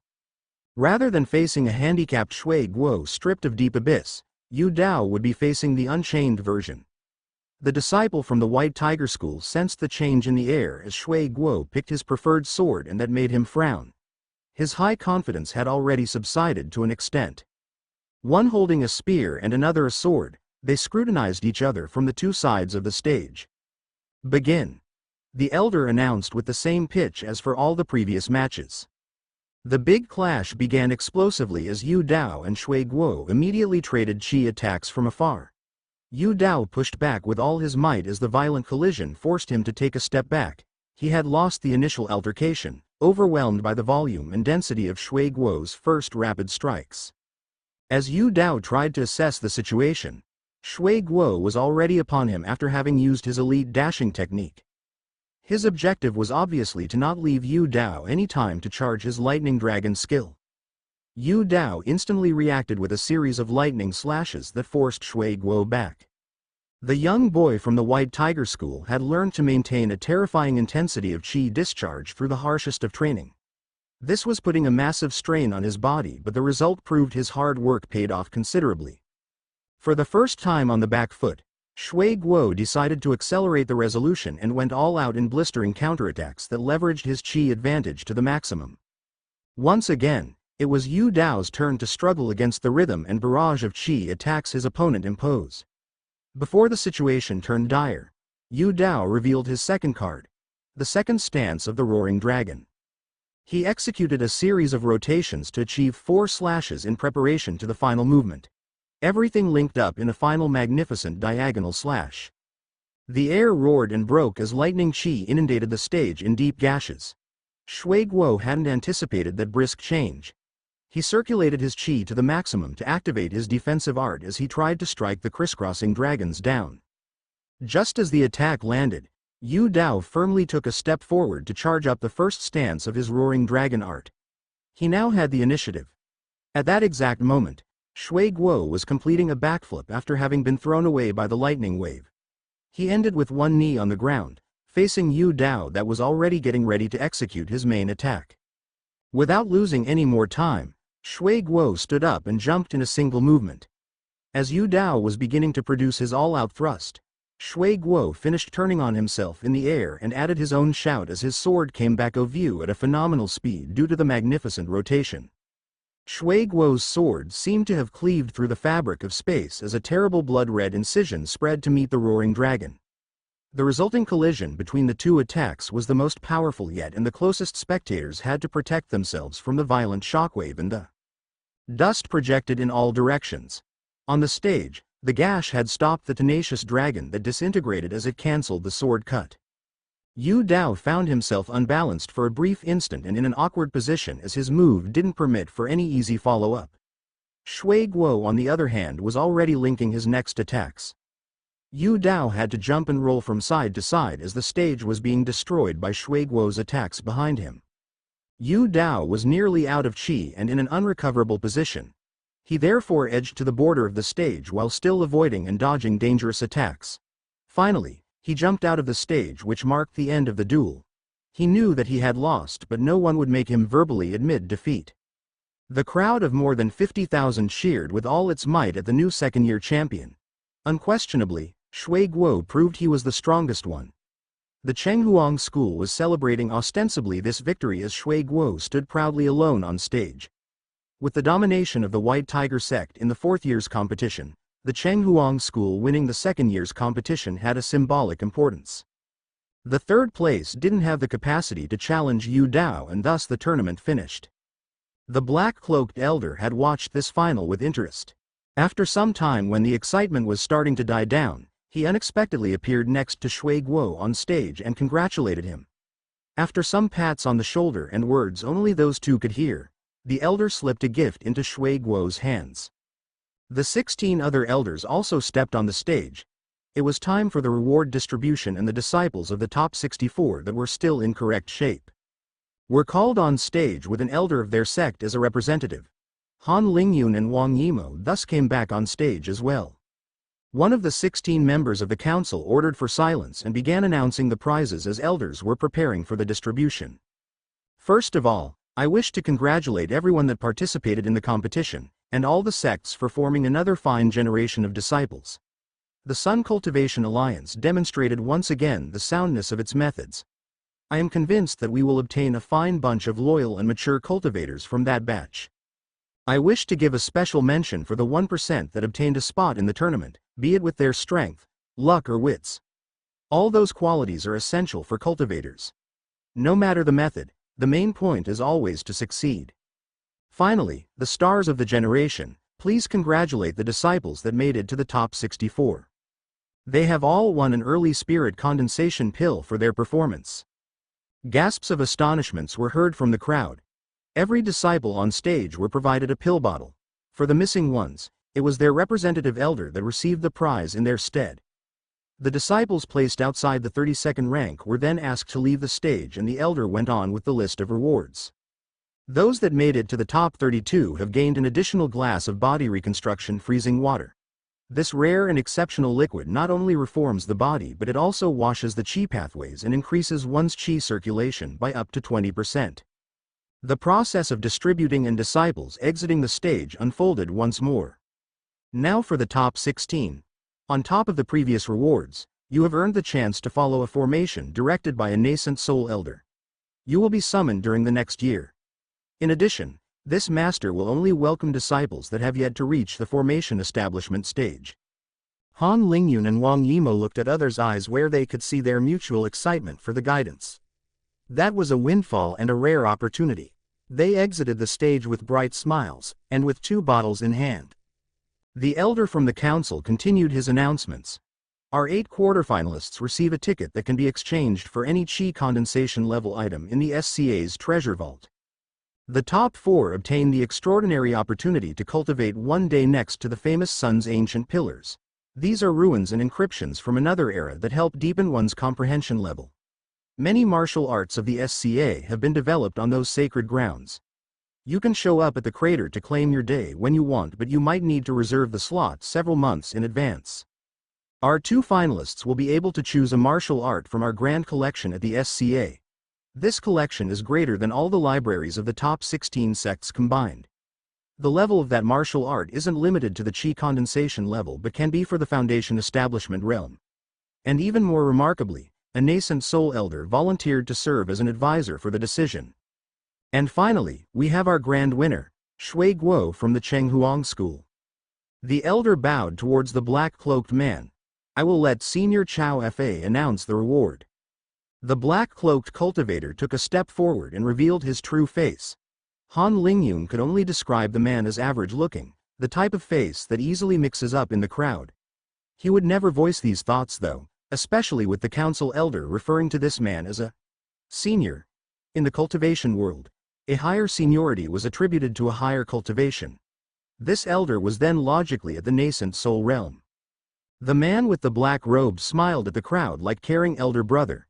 His voice resonated through the stadium as he released a bombshell.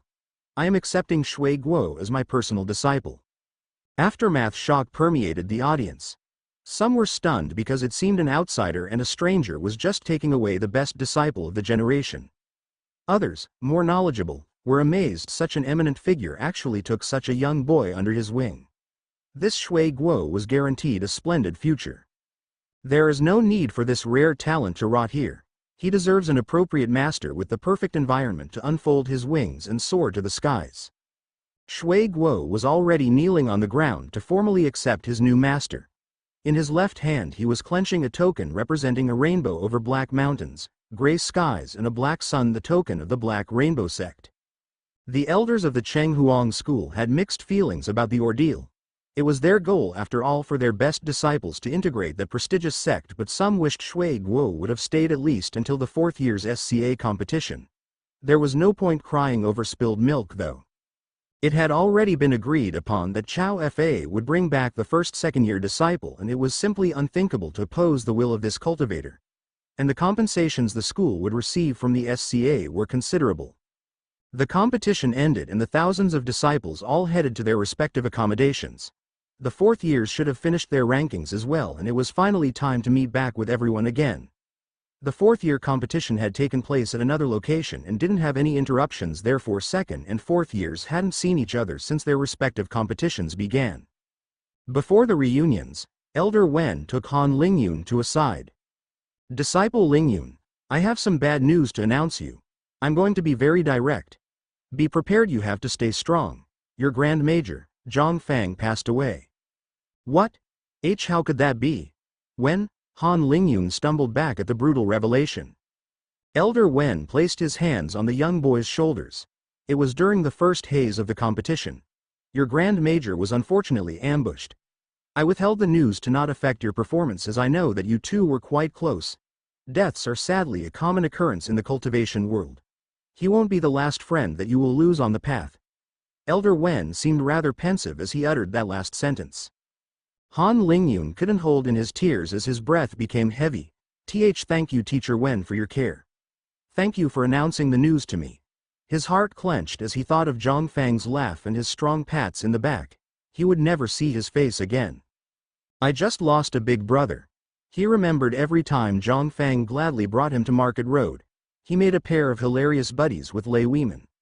Han Lingyun wondered how Lei Weiman received this tragedy too. And Zhang Fang's affectionate advices. Han Lingyun was already missing Zhang Fang's good mood so much as a flurry of images and memories passed through his mind. Elder Wen withdrew his hand, and continued to recomfort Han Lingyun further. When he calmed down, he gave another word of encouragement and left. Before Han Lingyun could tear up once more, Wang Yimou appeared from behind him. "I'm also there for you, Lingyun." Her presence immediately placated his roiling mind. "Yimou, thank you. It means so much you don't even know. Can you tell me what it is that shook you to that extent?" "Yes, it's my." The two gradually headed back to join the other disciples of the White Tiger sect, Han Lingyun pouring his emotions. Once they arrived, Han Lingyun waved goodbye to Wang Yimou before quickly making his way to search for Lei Weimin. Han Lingyun managed to learn from other fourth-year disciples in the middle of a celebration that Lei Weimin was staying in his room. Han Lingyun rushed inside. Lei Weimin only had the time to raise his somber face when Han Lingyun jumped into his arms. "Big brother Weimin." Lei Weimin nearly fell on his butt with the surprise. He still firmly caught Han Lingyun though. "Little brother Lingyun, I'm so glad you are fine." Lei Weimin laughed through some tears. He had lost his best friend recently and had to hold in his emotions during the perilous trial. Once he exited and the majority of the disciples from the White Tiger sect started celebrating their win, he found himself completely lost and inadequate.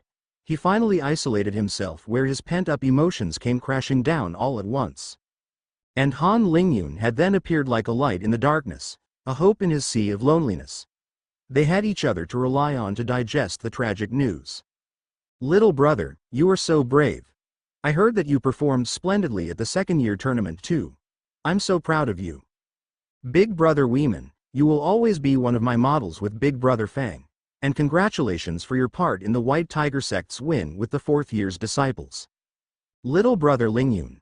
You are too precious." Lei Weimin squeezed Han Lingyun to his chest. "Big brother, we should not stay here. Brother Fang wouldn't want to see us crying alone in that room and not celebrating with the others.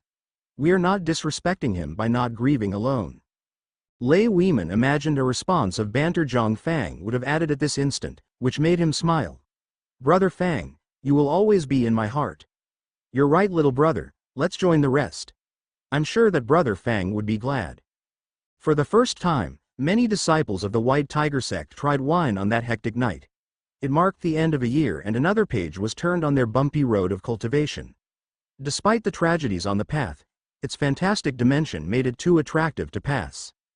Early on the next day, the White Tiger sect was set to depart on its beautiful giant white eagles.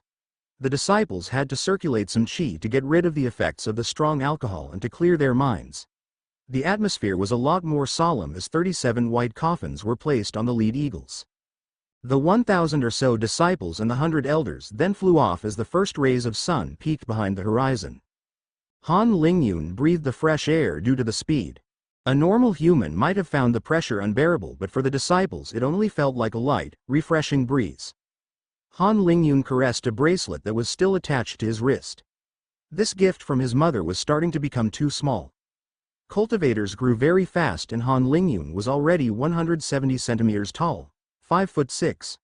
With his family, they had agreed that he would be visiting every year and he planned on fulfilling that promise after coming back to the sect. Han Lingyun wondered how they were doing and how his little sister had grown. He mostly missed his parents. Zhang Fang's death had also acted as a reminder to cherish those close to him. Before the second and fourth year disciples arrived at the school, they were informed that they had to attend a ceremony that would take place the following day. Han Lingyun's first task after landing was to announce the tragic news to his major Lan Ruoxi. She was unsurprisingly devastated, but Lei Weimin and Han Lingyun were here to comfort and share the burden with her. Lan Ruoxi had also been very close to her own major, who had become a role model in her eyes. His passing away came as a heavy blow. The next morning, second and fourth year disciples were lined up in silence at the second year's plaza. The wind gradually brought the echoes of a distant melody. It combined vigor with mournful undertones. The singing voices grew closer and closer until 2 rows of cultivators emerged from the forest. They all wore uniforms with woodland-colored stripes. 37 white coffins were being carried by the procession. A regiment from the White Tiger sect was giving the honors to the deceased of the competition. The coffins were neatly put down in a line as the regiment continued to intone its solemn song. The cultivators from the regiment had their right hand on their left shoulder in a mark of respect named the long salute. The melody gripped everyone's heart while filling the disciples with pride and courage at the same time. The superposition of voices created such a powerful air. More than a handful were moved to tears even though they hadn't lost anyone close. When the song ended, the 37 coffins were simultaneously ignited by white flames. After an incense stick worth of time, only ashes remained and the wind blew those away. The 1,000 disciples then chanted the sect's song together with their seniors from the regiment. It was a very emotional event for the two promotions of White Tiger School's disciples. This ceremony had an even greater impact on the young disciples as it was their first time seeing a regiment. Their solemn, glorious and reassuring presence, with the deep camaraderie they portrayed, made some already yearn for the day they joined them. After the ceremony ended, the regiment flew away in formation and the disciples parted ways, still mostly in silence. Those that dared to chat only whispered as if they were carrying on their shoulders the weight and gravity of this memorable rite. It was that time of year where disciples would go fetch 10-year-olds across the region and many headed in different directions. Han Lingyun waved goodbye at Wang Yimo and took off for the city of Semwon. His next stop was his family. Spirit Hill sect Kong Shihong resembled a gentle and wise old man. From the hilltop, he was gazing down at some disciples training with satisfaction. Since he understood that he would probably never become a nascent soul realm cultivator, his dream had always been to create his own sect. Deeply hidden in his heart, there was a secret hope that one day his sect would rise to the top and that he would be revered as the founder by thousands of disciples every year. Thus, after a couple of decades at the core formation realm, Kong Shihong had left the large sect he came from to start his own sect, which he named Spirit Hill Sect. A core formation cultivator had a high standing everywhere he went. His initial sect couldn't force him to stay and signed an alliance in case Qin Shihong's organization grew to a decent level. A sect with a core formation realm cultivator already had some weight in the SCA's multitude of establishments. Kong Shihong was able to quickly gain followers at the formation establishment stage and follow his dreams. He was already quite satisfied by the state the sect had reached in less than a century. But there was still an issue bothering Kong Shihong. He was approaching the end of his lifespan and he had yet to find a successor at the core formation realm. Deprived of a cultivator at that level, the standing of the sect would drop, its available resources would be gobbled up by neighboring sects and it would be able to recruit less disciples. It was a tough ask for a weaker sect to climb back up by birthing another core formation cultivator. A more likely outcome for such a sect would be the eventual disbanding. This happened relatively frequently for sects created by a core formation cultivator. Kong Shihong had one insurance though: he had built a team of loyal followers who shared a common vision with him. He could count on them for the future. Some of the sect Spirit Valley's elders that were at the foundation establishment realm have worked on the sect for nearly all their life. Just as Kong Shihong was silently contemplating his sect's future, he spotted a black meteorite that zoomed past in the sky. He thought to himself, "A black meteorite? Is it a bad omen? Wait, since when did meteorites start leaving black trails in the sky? I think I am seeing things with my age. It would be amusing if I was being scared by just a cultivator passing by, hee. But that's impossible. No core formation cultivator could ever reach that speed, even with flying treasures. Wait. What if? No, a nascent soul cultivator. It might be just his imagination, but Kong Shihong couldn't remove this idea from his mind. The nascent soul realm had always been this unattainable goal for him. Witnessing the glimpse of one flying filled him with admiration, reverence and distant memories of his past in a top sect. In the air and already at a large distance from the Spirit Hill sect, Chao Fa was speeding along to exit the continent. He was the black faction cultivator that had watched over the SCA competition. He had taken Shui Guo in his wake, and protected him with a chi barrier as they moved at high velocity. Shui Guo was fascinated by the rapidly changing scenery and was anticipating crossing the dangerous ocean. He had to leave the Deep Abyss sword with the Chenghuang school, but he didn't mind those details. He would have an incredible choice of skills, weapons and more when he reached the Black Rainbow sect anyway. Chao Fa suddenly slowed down rapidly and came to a halt with a frown. Who's there? In front of him, a cultivator was silently hovering on his path. Chao Fa had a bad feeling. Who would dare to bar his path on this continent? Ha ha ha, little junior Chow Fa, you don't even recognize your senior Yi? Chow Fa's eyes widened before relaxing. So, it's old Yi? Are you still wasting your life on this weak continent? This, old Yi, also originated from the Black Rainbow sect. Chow Fa only had a faint recollection of him when he was a disciple, but it had been centuries since old Yi appeared in the sect. Before coming to the continent, Chow Fa's own master had mentioned him in passing. Apparently, he was a nascent soul cultivator from the Rainbow faction that took upon his mission to watch over the Adara continent. Elder Wen would have been shocked to recognize the face of the mysterious elder of the Adara array meet. Chow Fa had relaxed but not dropped his guard. He still had to learn why this antiquity was blocking him. His master had an incredible level and was the one to send him on a reconnaissance of the continent.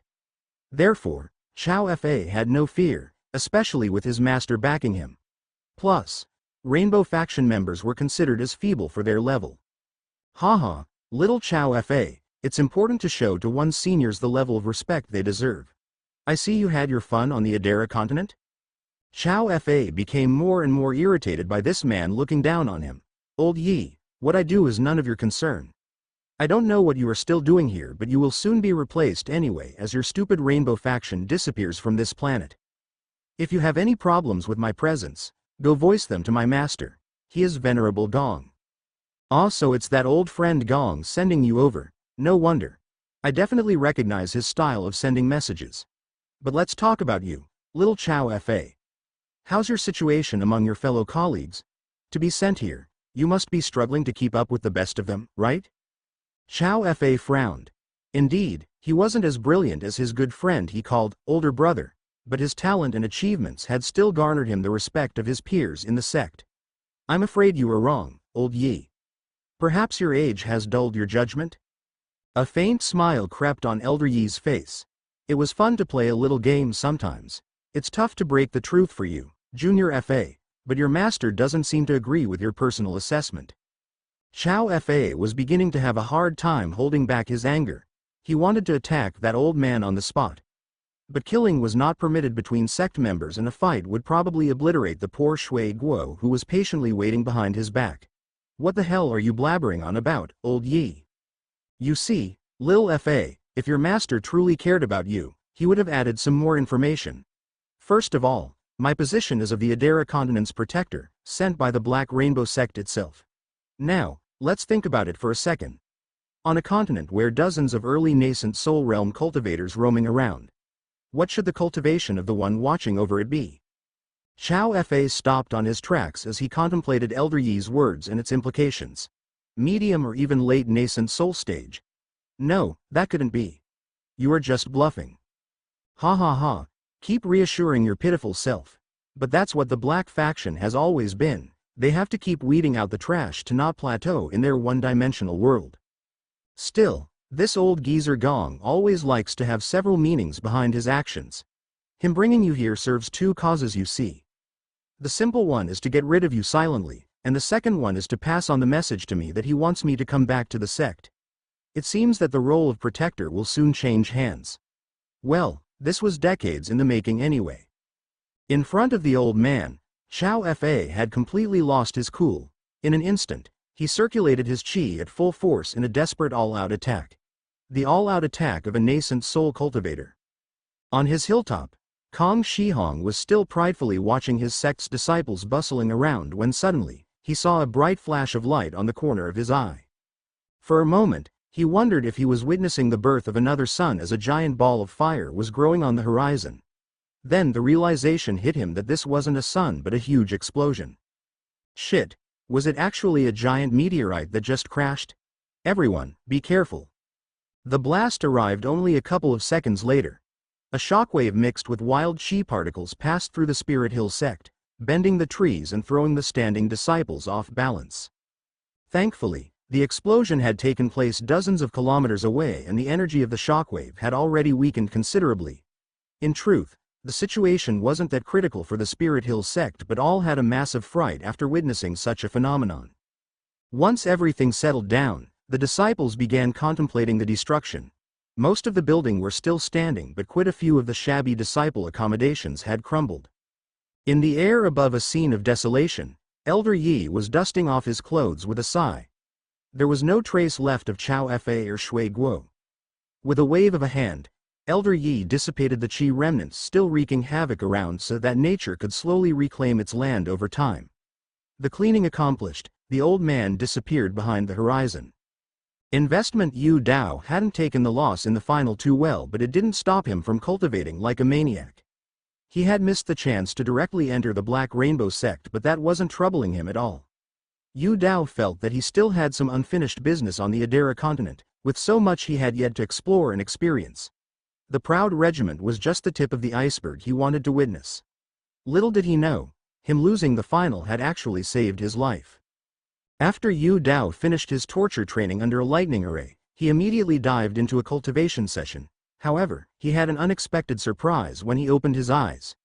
A stunning woman was standing in front of him in his little room. Before Yu Dao could open his mouth, she presented herself. "Hello, I am Elder Zhang and Wang Yimo's teacher. I am here to bring you the reward for saving my disciple. I wasn't among the elders that made the trip to the crater, so I just learned about this.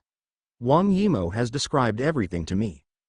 She whipped out a cloth to reveal a magnificent glass bottle with a blood-red pill inside. This pill is called the blood-forming pill due to its color, but its effect has little to do with blood. It increases the maximum amount of qi your dantian can contain. The process after eating it is excruciatingly painful, but I analyzed that this pill would correspond perfectly to your needs. It cost me a good portion of my wealth and I had to get it from alchemists at the SCA's headquarters. Yu Dao had first thought of refusing the gift, but after hearing its effect, he couldn't help but feel ecstatic. He was convinced that he could have won against Shui Guo if he had greater qi reserves. "Thank you, Senior Zhang, for this inestimable gift. I will be eternally grateful." Yu Dao was reaching out to receive the pill when Elder Zhang crushed the bottle in her dainty hands. It looked as if blood had splattered on the floor and on the ceiling as the red pill exploded. Yu Dao looked up in disbelief with a questioning gaze. He only found a cold and frosty face. "And this is for nearly breaking my disciple's Dao heart." Elder Zhang cleaned up all the red spots with a wave of the hand and left just like this. Yu Dao was still standing in his frozen position for a time, but anger started to boil underneath the surface. His face was burning as though he had just received a slap. All these humiliations, he would be sure to repay 10 times in the future. In another corner of the Sun Empire, Han Lingyun had his little sister in his arms. She had fallen asleep in his embrace after jumping around the house in a supercharged manner.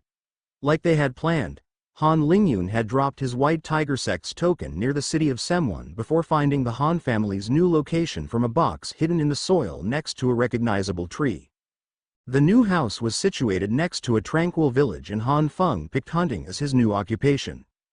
They acted frugal with their wealth and the family just passed as a line of hunters that had to migrate for food.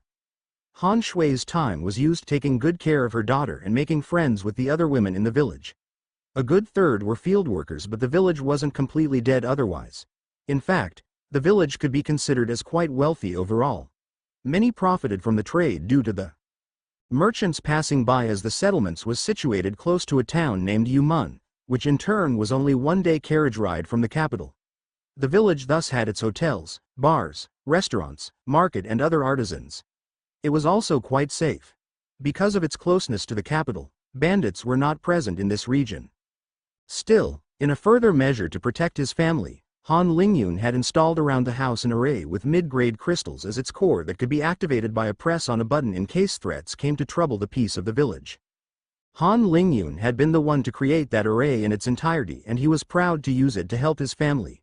He had still warned his parents to not activate the formation array unless necessary, or a Foundation establishment cultivator could notice the active formation from afar and come to investigate, which would defeat its whole purpose. After a refreshing couple of days in the loving company of his family, Han Lingyun kissed them goodbye and headed back to the city of Semwon to fetch his sect identification token. "I really have taken up the habit of digging and unearthing stuff from underneath some trees," he lampooned as he picked up his badge from a hole in the ground. Han Lingyun was about to take off when an old voice interrupted him. "Good morning, young one. It's a fine token you have here." The boy jumped backwards as he had failed to notice anyone. He was shocked to find an ordinary-looking elderly man standing next to him on the hill with the lonely tree. Feeling his hands turn moist, Han Lingyun tried to put on a brave front and didn't shrink back. To sneak up on him like that, this person had to be a cultivator at the Foundation establishment realm, or perhaps even higher. Han Lingyun bowed. Senior is... Ha ha ha, you can relax, I wish you no harm. If I did you wouldn't be in this world anymore. This sentence didn't ease Han Lingyun a single bit, and a drop of sweat trickled down his forehead. The old man acted as if he didn't notice. Anyway, did you enjoy my jade? Your jade? Han Lingyun was suddenly stunned by an idea. Yes, the one you got from the Night Lotus auction. Han Lingyun was getting more and more shocked by the implications of every additional word from the old man. Senior, if I may ask, how did your jade end up at the auction? Because I demanded so, of course. There isn't a single person from the SCA that could oppose my will, haha. It was more as a fun experiment. You see, I had already heard of you thanks to your teacher named Wen, so I wanted to see if you indeed had a good eye and if destiny would bind us together. And I was right. You see, this jade is really quite peculiar. It emits faint waves on the soul dimension. It will only resonate in rare cases, creating an invisible attraction. However, every single one of those singled out individuals have a great soul for their level. And it just so happens that I am one of them too. Extraordinary, right? At first, Han Lingyun was slightly reassured by hearing about Elder Wen, but he remained on his guard. He reckoned that this senior should be the one that directed the Adara Array meet that Elder Wen had discussed. Han Lingyun didn't sense any malicious intent from the enthusiastic old man, but the bizarreness of this sudden encounter kept him on edge. What does senior want from me? The old man stayed silent for a time. I admire your understanding of our world, but by explaining anything more, you would be forced to accept my terms or be eliminated. Now do you wish to hear what I have to say? If senior sought me out, I don't really have a choice, do I? The old man smiled. Indeed, I wasn't wrong. You have a great mind, little Lingyun. In truth, what I propose would be highly beneficial on your end. In fact, it's really simple. I came before you because I recognize your incredible potential. My hope is to profit from your growth and accompany you when you leave this planet. Before Han Lingyun had the time to digest these words, the old man threw a token at the young disciple. It represented a solar system encased in a giant rainbow formation. This is my personal token. You can contact me from anywhere on the continent by simply circulating your chi inside. From now on, you can call me Senior Yi. As you have probably understood, I come from the Black Rainbow sect, and most specifically, what many refer to as the Rainbow faction. I'll have to give you a lot of context for you to understand my position. You see, the Black Rainbow sect hasn't always been in an internal conflict, but years without external enemies to fight led to this situation. At the origin, the names Black and Rainbow factions were only used as jokes, if not insults. But over time, the division between the philosophies of the two camps became larger and larger, until the two sides nearly became caricatures of themselves. I consider myself as a moderate member of the Rainbow faction. Essentially, I advocate for prosperity and diversity, with the addition of a bit of conflict. The exchange, convergence and opposition of views, ideas or solutions makes the whole cultivation society thrive, and the one watching over it receives the most benefits. The Rainbow faction doesn't mean the peaceful faction. On the downside, diversity at a local scale isn't the most natural state in the cultivation world, and it requires care and a constant presence to watch over. The extremists of my faction want to restrict cultivators' liberties further, and directly manage the whole world to optimize the results. I believe that such a society would be ridiculously shackled and would in fact stagnate. Some other notable actions instigated by our faction include spreading high-level pill formulas that use low-level ingredients, like the Rainbow Pill series for example. On the other side, the Black faction defends an ideology that is more widespread in the cultivation world. An absolute laissez-faire where the strong prey on the weak. The constant struggles would force out the best to stand out with minimum efforts. However, some argue that better results would be obtained by actively encouraging this process until a single all-powerful entity emerged. After a short while, they would then break up that entity and start again in an infinite loop of struggles and war. For the last few centuries, the Adara continent was watched over by moderate members of the Rainbow faction, including me, but the tides are turning. The Black faction has been growing in popularity inside the sect and is slowly encroaching on the whole planet. I fear that things might turn dire for me and the planet in the next couple of decades, which is why I want to invest in your surprising talent, for a small chance of a backdoor opening up. I chose to show myself to you today because I will soon be officially called back to Central Island, which will signal the start of the festivities. I should only have 1 or 2 years left here. In the meantime, I will assist you with everything you call me for. The Adara continent is in a precarious situation, Little Lingyun, and war has already been brewing in the background for decades. The Black faction's involvement might very well be its fuse and make the conflict more brutal.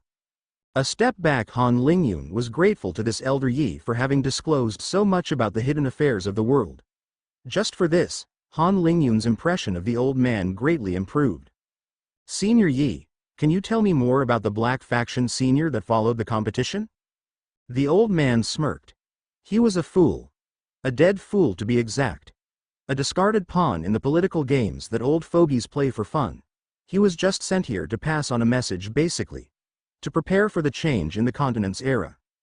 The two stayed in silence for a long time after this comment. Senior Yi, I understand your concerns, but all these events sound so foreign to me. I am not even at the late chi condensation level, so politics involving nascent soul experts at the very least are hard for me to fathom. I don't understand how you wish I help out when it would be a miracle if I reach the nascent soul realm in less than a century. Don't worry about it. I don't ask for you to reach the nascent soul realm in the next decades. Your job will be to be exceptional enough in your field of formations to be noticed by the main branch of the Black Rainbow sect. For this, you need to be at the Foundation Establishment realm, at the very least. There, at the Black Rainbow sect, I will be able to help you closely as a master should. From your side of things, you will be able to get far away from the coming events of the Adara continent. And although the Black Rainbow sect is far from being a peaceful place, I will be able to protect you over there. It would be far more suitable for cultivation. I see. But if the Rainbow faction begins to get hunted down, won't I be taking huge risks by associating with you, Senior Yi? No one needs to know of our relationship except you and me. Don't worry, if things turn south, I won't be the first one to be thrown overboard. Han Lingyun had been mostly convinced. Senior Yi seemed to be genuine and he had divulged a lot of information he didn't need to. Well, if Han Lingyun was going to become a secret disciple of some sort, he would take full advantage of it.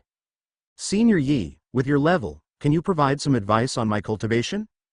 Of course, I was waiting for you to ask, my disciple.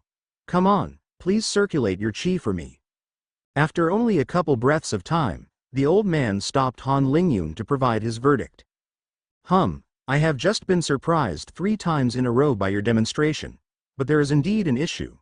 You would have bumped into it at the late chi condensation level anyway. My understanding is that with your unordinary spirit, you are trying to construct your spirit world with the 5 elements. You are currently at 3 elements. With water, wood and fire. Stop me if I am wrong. Senior has indeed guessed correctly. Good.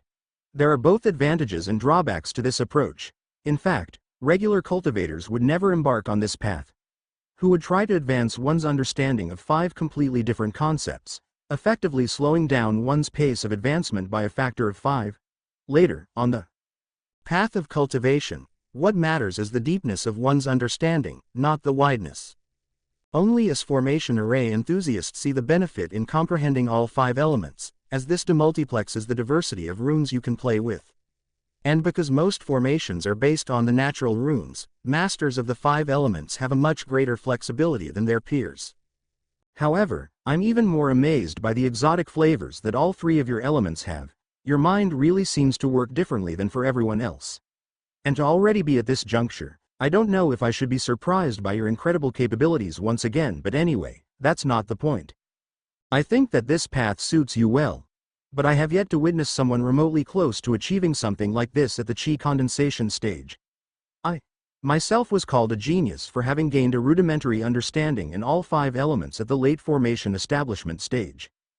Because one's understanding naturally deepens with their cultivation, you can gain an incredible advantage at the core formation stage and are far more likely to advance further.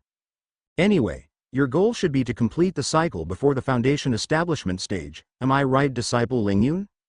Han Lingyun nodded, thrilled by the praise.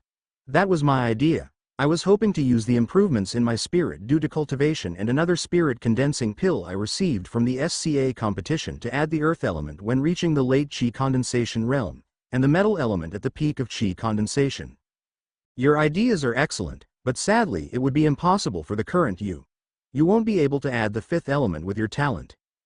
That's because you won't be able to absorb enough Qi to sustain cycles with a complete spirit world. Ah yes. We call a complete spirit world one that contains the 5 elements. It's just a common denomination. Having a complete spirit world doesn't mean you cannot continue to add ideas and concepts to it.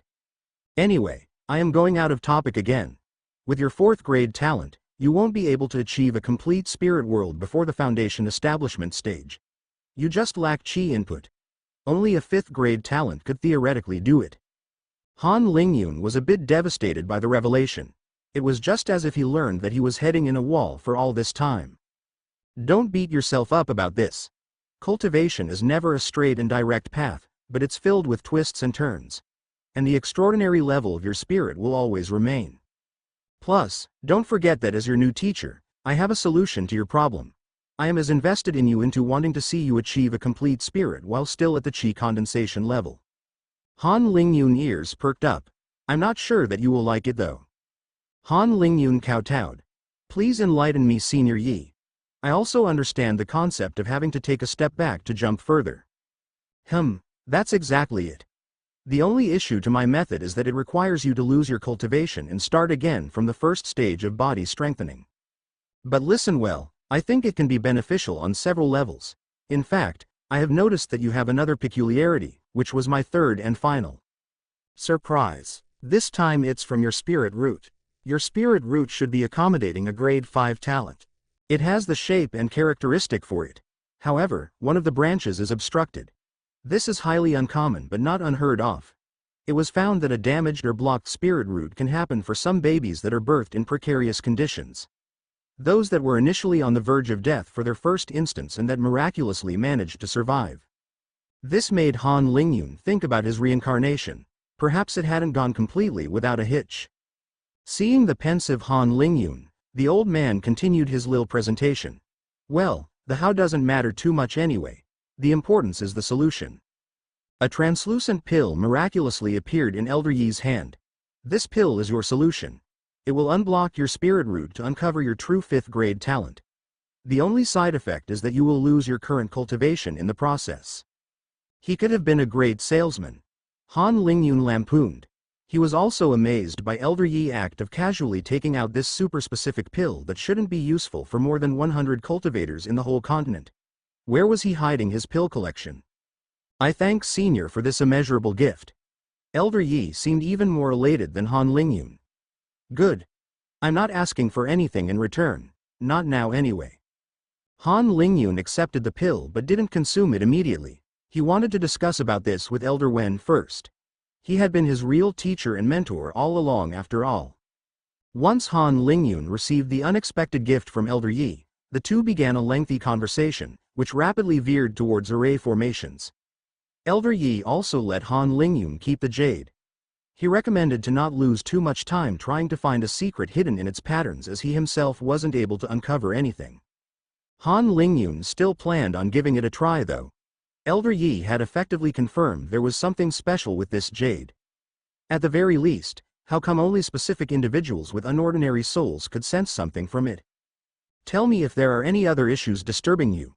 Remember, you will also be able to contact me through my token. I'll send a message when I leave the continent. Han Lingyun hesitated. Ah yes, I had a question bothering me. Is there a better cultivation method than what the White Tiger sect provided us for the body strengthening stage and the Qi condensation stages? No, for several reasons.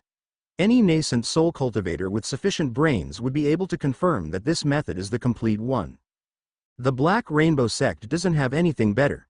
Finally, the Rainbow faction makes sure it is spread far and wide and not kept secret by the sects with nascent soul powerhouses. Because it is at such a low level, it doesn't threaten us anyway. On the other hand, it would be truly regrettable if a promising prospect for the sect suffered from an incomplete cultivation method. Things are different at the core formation stage though, and that's also why you need to come to the Black Rainbow sect if you want to have the best continued cultivation path. Anything else? Well, I think that I am okay for now.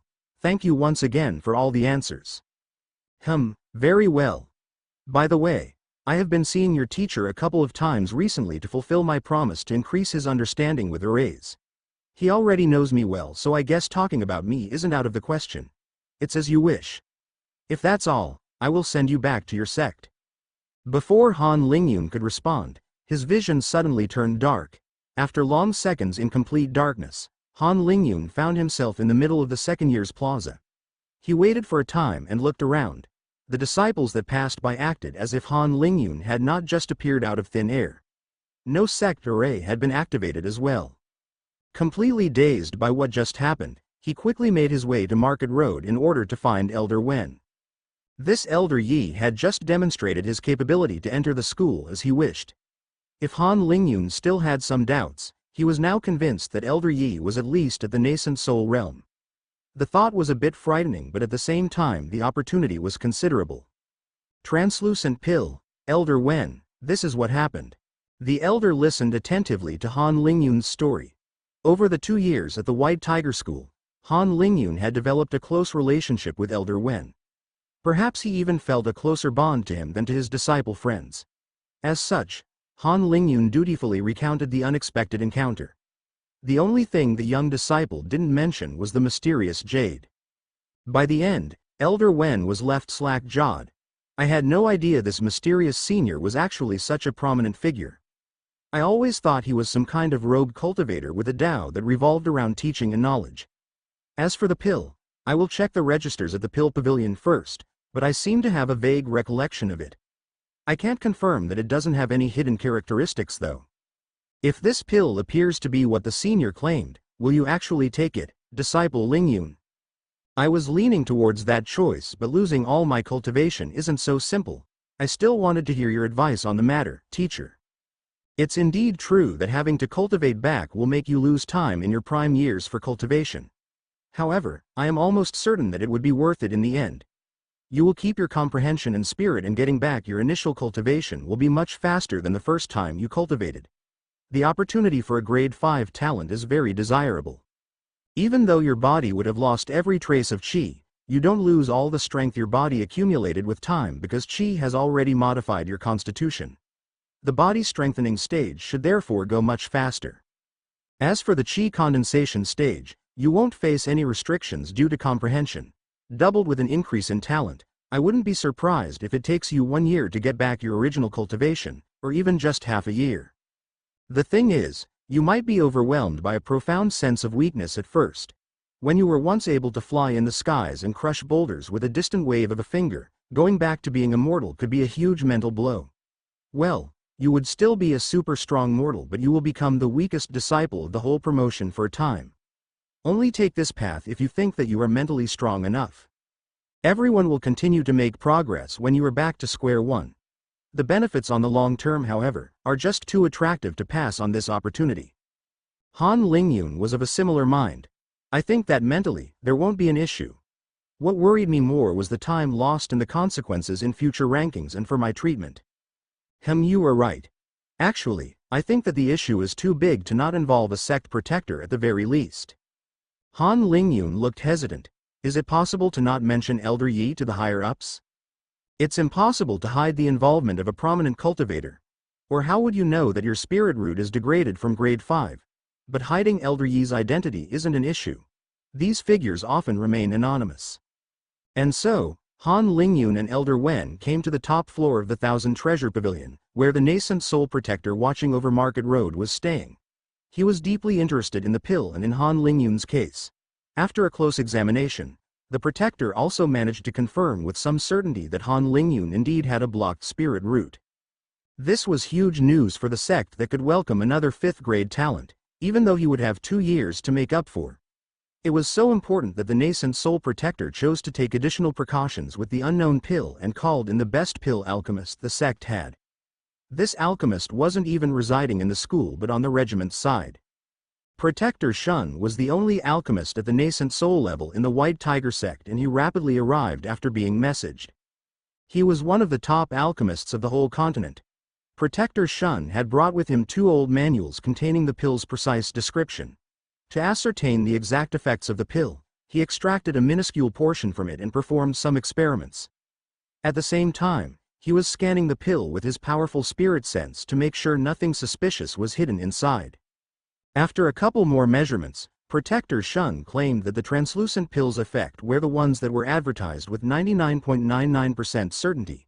He only added that if the pill was risk-free at the Qi condensation realm, it would only work with 50% odds for cultivators at the Foundation establishment realm and should be ineffective on a core formation cultivator. Protector Shun was able to enumerate all the pill's ingredients due to an extraordinary cauldron he was using. Han Lingyun's only worry was that Elder Yi had done something to the pill that was only detectable above the nascent soul level. Elder Wen whispered to Han Lingyun that the sect protector would have been able to spot a problem even if some tinkering had been made by someone at the top of the nascent soul stage. As for someone above the nascent soul level, Elder Wen simply laughed it off. Such an individual could already dominate the world, so it wouldn't make much sense. Everyone gradually parted and Han Lingyun was given the translucent pill back. None of the nascent soul cultivators had expressly told him to take it, but none had made any objection either. It was a silent consent and encouragement from the higher-ups. Before taking the decisive step though, Han Lingyun had to placate himself a bit further, even if he didn't want to admit it. Thinking about all his cultivation and 2 years of hard work being lost was painful. He had made a joking remark with the protectors about joining the ranks of the new first-year disciples that would arrive, but to his surprise they had actually considered it as a possibility. It could serve as a way to pressure the top disciples if one of them had a blistering cultivation speed. Well, he would definitely stick out among the new arrivals with his size of 1.7 meters though. In the end, the nascent soul cultivators agreed to leave the choice to Han Lingyun. Before having such considerations, the first issue was still to consume that pill or not. Han Lingyun still needed some comforting, so he headed to Wang Yimo's house to inform her of his situation with his talent and the pill. Wang Yimo listened attentively. At some point, she just cut the blabbering Han Lingyun. If it was up to me, I would have already taken the pill. Where did all your decisiveness go to? Han Lingyun kept his head down in shame. He was going to eat the translucent pill, but he subconsciously just wanted more encouragements. Don't worry Lingyun, I'll support you either way. He smiled. That's all I wanted to hear. It's decided, I'm eating it. All right, you can go then. You really made your mind quickly, but I won't be waiting for you Lingyun, so you better speed up. I will. But before I go, I should talk to you about one's spirit world. I don't know if your teacher mentioned it before. I think she mentioned it when first explaining why picturing the yin concept would help in my cultivation, but I don't remember much. Han Lingyun looked into her eyes. If you manage to do it, you should try to incorporate more concepts. Or perhaps focus on that yin concept to a deeper level. For example, try to imagine different moons that represent different facets of the yin idea. The increase in cultivation speed I have been experiencing is due to my ability to incorporate the concepts of water, then wood and fire in my mental world, the world where I picture myself in with the qi around when in deep cultivation. When I imagine myself cultivating in my spirit world, it's as if the environment helps me circulate qi. It's quite a magical feeling. If it works so well, why wasn't I instructed to do it? It's because you are not likely to be able to succeed before reaching the Foundation establishment realm. But I have the feeling that you might have a good chance, especially with your already close nature with the yin concept as you previously described to me. Okay, I'll try to follow your advice then. Wang Yimo smiled enchantingly. The two went on to discuss some of the technicalities of the method along with what Han Lingyun may have to face after consuming his pill. Like always, after having passed some time with Wang Yimo, Han Lingyun exited with a smile on his face and reached his own house. He activated some formations he had previously installed and finally swallowed the translucent pill. Little Chat Yu Dao was in his favorite training ground with his teacher, named Elder Kai. The elder was boiling with anger. That bitch, she actually dared. I can't believe how petty she still is. And knowing her, I'm convinced this was actually a true blood-forming pill too. What a waste. How much did that pill even cost? She's mad. Yu Dao was kneeling on the ground. I present Master my deepest apology for failing you. It's not your fault, my disciple, but as your teacher, I cannot tolerate that insult. I'll try to find another blood-forming pill. This will be my personal congratulatory gift for your magnificent performance at the SCA's tournament. You brought me great honor on that occasion. Master is too kind. This disciple is unworthy. Come on, stand up. I know the harshness of the training you have been imposing on yourself. This result and reward are not underserved. But I better not cross paths with that Zhang bitch and her spoiled disciple. A grade 5 talent not even making it to the top 8, she should be ashamed. She might actually fall from grace if her disciple doesn't show any brilliance. It's the first time that something Zhang Suyin touches doesn't become the best. Disciple Dao, if you continue on your dominating path, I will most likely be able to provide you with even more help and resources as my position increases. With time, I will be able to supplant Zhang Suyin and her weak methods at the protection department. Yu Dao placed his hand on his chest. I swear to Master that from now on, I will keep doing everything to solidify my place as the #1 rank in the sect. Last year, I was saving my strength for my revenge on Wei Muchen, but now nothing is holding me back. Actually I might. An old voice commented after Yu Dao finished his tirade. Yu Dao and Elder Kai both reflexively turned around to find an old man that emitted no chi fluctuations at all. He looked no different from an ordinary mortal. After a split second, Elder Kai dropped on his knees to kowtow. He had already analyzed the situation completely. First, he hadn't sensed the old man approaching, which showed that he was at the very worst at the core formation level. Plus, even now he couldn't see the old man's presence with his spirit sense, indicating that he was definitely at least at the nascent soul realm. Finally, this old man wasn't one of the sect's protectors and no alarm was activated. Elder Kai, with his position in the sect, knew very well that if any foreign nascent soul realm elder took a single step in the sect, he would be detected instantly. Most of the sect's arrays were specifically geared towards that threat. This could only mean two things. Either that cultivator had extraordinary means unknown to the sect to stay undetected, or his cultivation was not simply at the early nascent soul realm. Both possibilities were terrifying, and Elder Kai immediately understood one certainty. He was at the complete mercy of that old man. Yu Dao on the other hand looked back defiantly. You will hold me back? How so? The old man tutted. That's not the common etiquette when meeting a senior. Look at your master, he is smart enough to understand the situation. Perhaps he isn't that gifted to correctly teach a disciple though. Elder Kai felt as though he was sweating buckets. Why was his disciple suddenly showing disrespect? Yu Dao was still standing upright, unaffected by the implied threats. Old man, you arrive saying that you will oppose me. I don't even know you, and you expect me to kowtow? The only ones that have the right to accept my kowtow are my parents and my teacher. I will never kowtow to everyone else, even immortals. Those are very brave words that you are not spouting on the right occasion. Let me get this straight, I come here to decide your fate. I'm sorry to announce that we start off with a poor first impression. When Yu Dao heard fate, he immediately thought of an opportunity. Was it actually a supremely powerful cultivator offering a hand to elevate his condition? Perhaps impressed by his performance at the competition? On the other hand, what Elder Kai heard was to decide life and death. Before his disciple made any other mistakes, Elder Kai opened his mouth while still facing the ground. Great Senior, please pardon my disciple's offense. He is still very young and his eyes failed to see your majesty. Is there an issue Senior wants to discuss? That's what I am here to ascertain. Little Kai, I will ask you to stay silent as I talk to your disciple.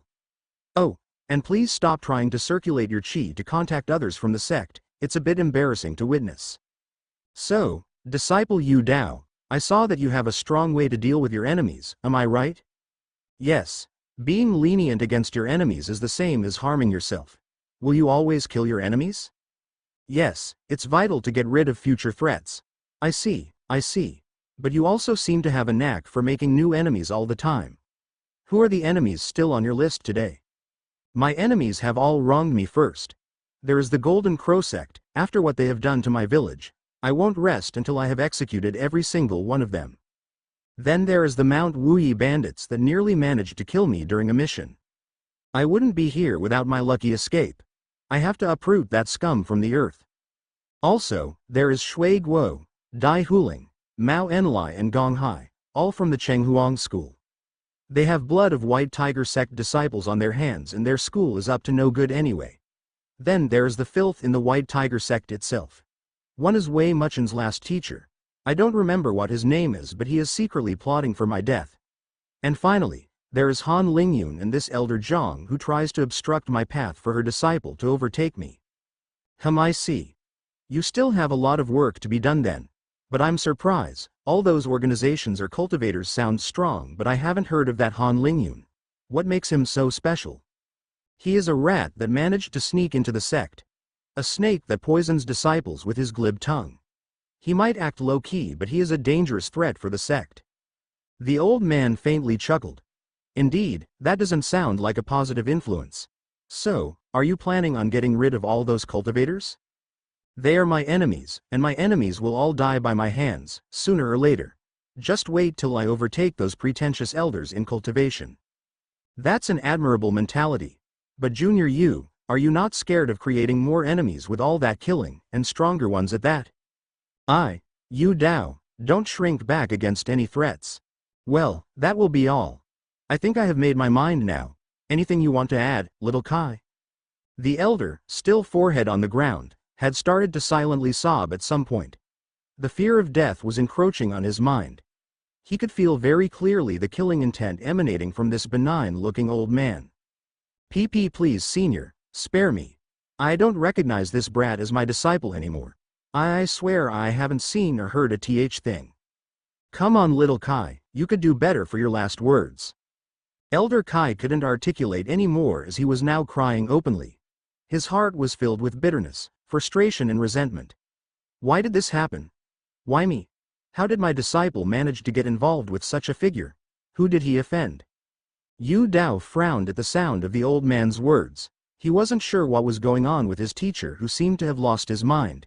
Maybe the two knew each other. These were the last thoughts the teacher and disciple ever had, because the old man waved his hand as if swatting a fly. All trace of the two vanished for eternity. Before leaving, the old man dropped a token that had once belonged to Chao Fa from the Black Faction. It would be up to the White Tiger sect to forge its interpretation. Did the old man feel any guilt? No. Did he feel remorse for executing cultivators at a much weaker level than him? Still no, he had just been defending his interests, and Yu Dao was threatening his investment by having a grudge with Han Lingyun. Elder Kai was just unfortunate to be caught as well. The old man then promptly disappeared.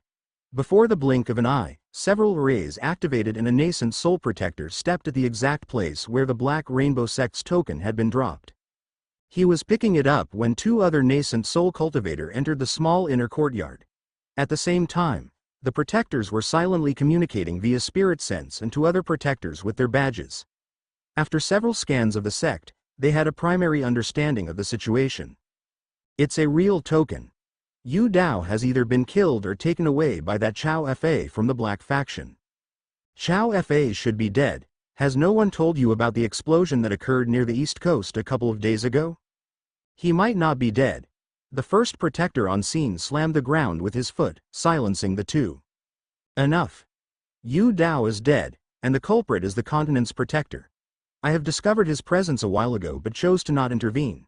There is no point to enter in a conflict with this figure at this juncture, especially for a mere chi condensation disciple. This also confirms that he is the one that provided a pill to another disciple of ours called Han Lingyun. These two had previously formed some sort of grudge. The two others frowned deeply as they reflected on the implications. What should we do in consideration to Han Lingyun then? For now, let's act as though we aren't aware of anything. As for Elder Kai and his pupil, they can only blame their bad luck. No matter if their end is glorious or tragic, this is another indicator that times are moving fast. In this environment, we have to be cautious, faster and stronger than our enemies. Everyone, please settle down and focus on our plans. We will just announce to the school that Yu Dao and his teacher are out on special training. This matter is now over. Number 1. In his little house, Han Lingyun was busy cultivating. It had been 3 days since he had taken the translucent pill and lost his cultivation. Even after being prepared, the weakness he felt had been suffocating at first, as if he was moving in water. Thankfully, those negative sensations disappeared when he tried to cultivate again. He had jumped in delight after seeing 5 streams of qi that started rushing to his qi pathways. As Han Lingyun calmed back down and concentrated on his cultivation again, he sensed an additional sense of perfection and fulfillment he hadn't experienced before. It just felt right. Han Lingyun hadn't left his house for the next 3 days and had been alternating between cultivation and short rests. Unlike new body-strengthening cultivators, he wasn't restricted to only doing one cycle before his mind, spirit and body were tired out. As such, just like qi condensation cultivators, he could continue to cultivate for multiple cycles, and those cycles took a lot less time. In those short 3 days, Han Lingyun had already reached the 3rd level of body strengthening. He had caught up with the slowest 2nd-grade talent already. On that day, he had to leave his house to switch to a new accommodation at the 3rd year's settlements. Han Lingyun picked up all his flags and formations he had installed around his house and joined Wang Yimo on her flying sword for the trip. Obviously, Han Lingyun couldn't fly anymore. A rumor had already spread that Han Lingyun and Wang Yimo were together, so this didn't raise too many eyebrows, it just brought some jealous stares. The homes for the 3rd-year disciples were radically different from the previous houses.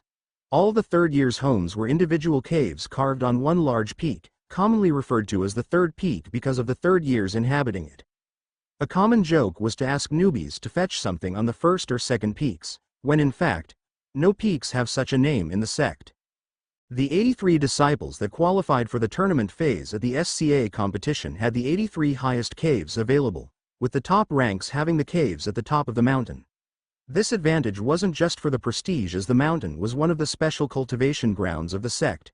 Qi density increased as one approached its summit. It's on this occasion that Han Lingyun learned of Yu Dao having left the sect.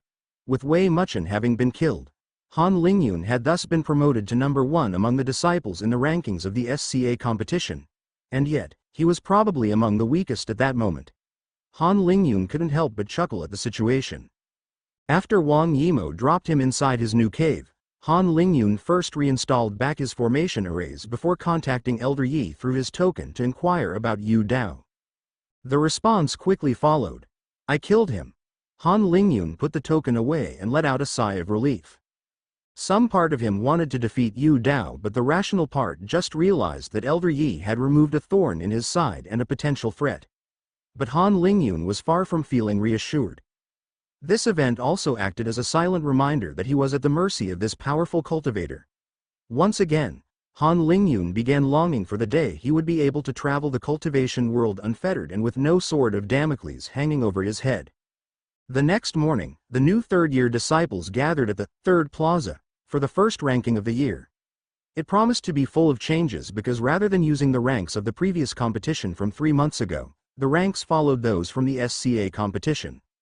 As a result, the 83 that made it to the tournament were in the 83 first positions, then came the majority that qualified for the first phase, and finally the rest.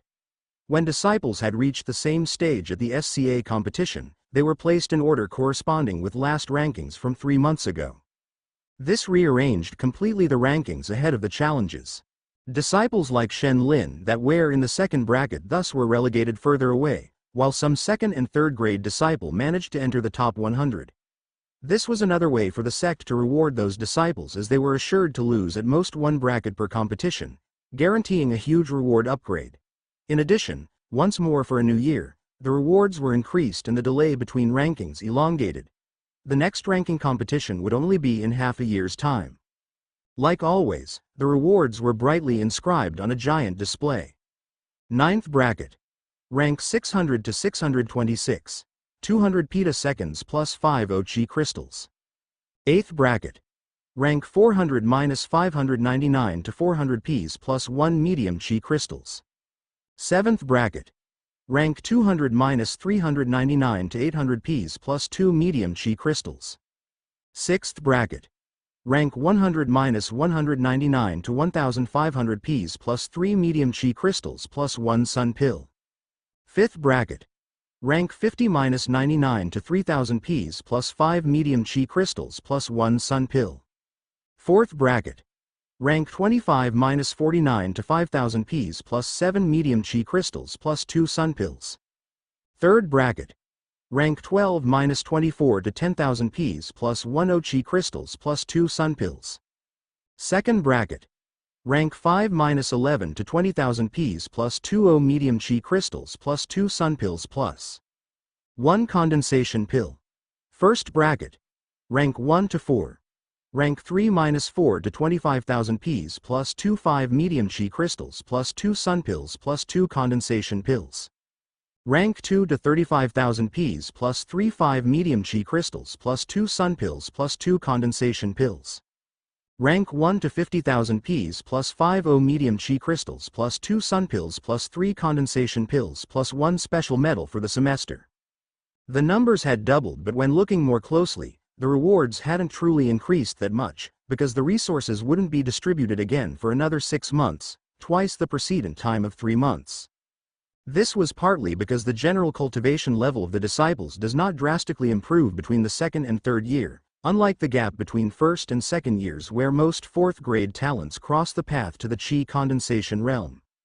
Another notable change was the concentration of more and more resources for the top disciples. For the ranking competition of first years, the number 1 disciple was awarded around 50 times more resources than the last ones.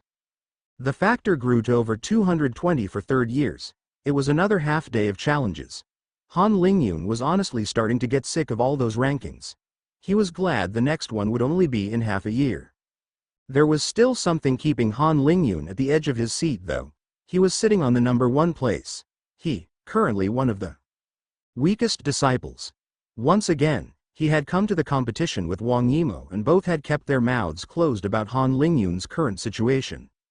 They found the situation somewhat hilarious and had high hopes nobody would challenge Han Lingyun. He still had to concede to Wang Yimou the difference in Ps and crystals between the first and second ranks. The exchanging of Ps was just a formality. It could be done by buying a worthless bit of dirt for 15,000 petaseconds, especially with Elder Zhang for supervision. Han Lingyun tried to act as relaxed and unconcerned as possible while the duels were taking place. In the worst case, he would be relegated to the 11th rank, but he had good hope of receiving more free money. Han Lingyun could have waited for a couple more days to consume the pill that dissipated his cultivation, but to be fair, he didn't care too much about those resources in comparison to his cultivation.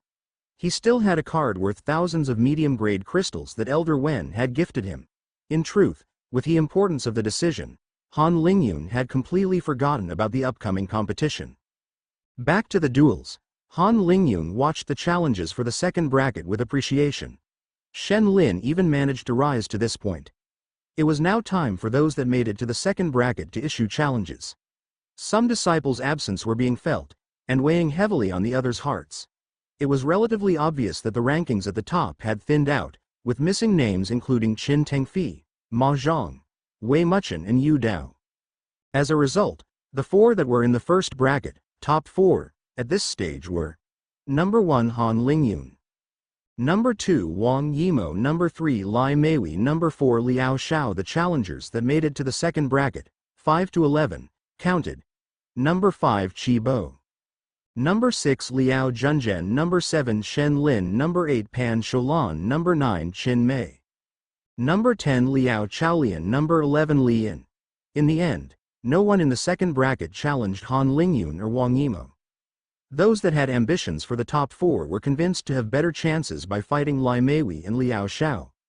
Based on their respective displays at the SCA competition, they were not wrong.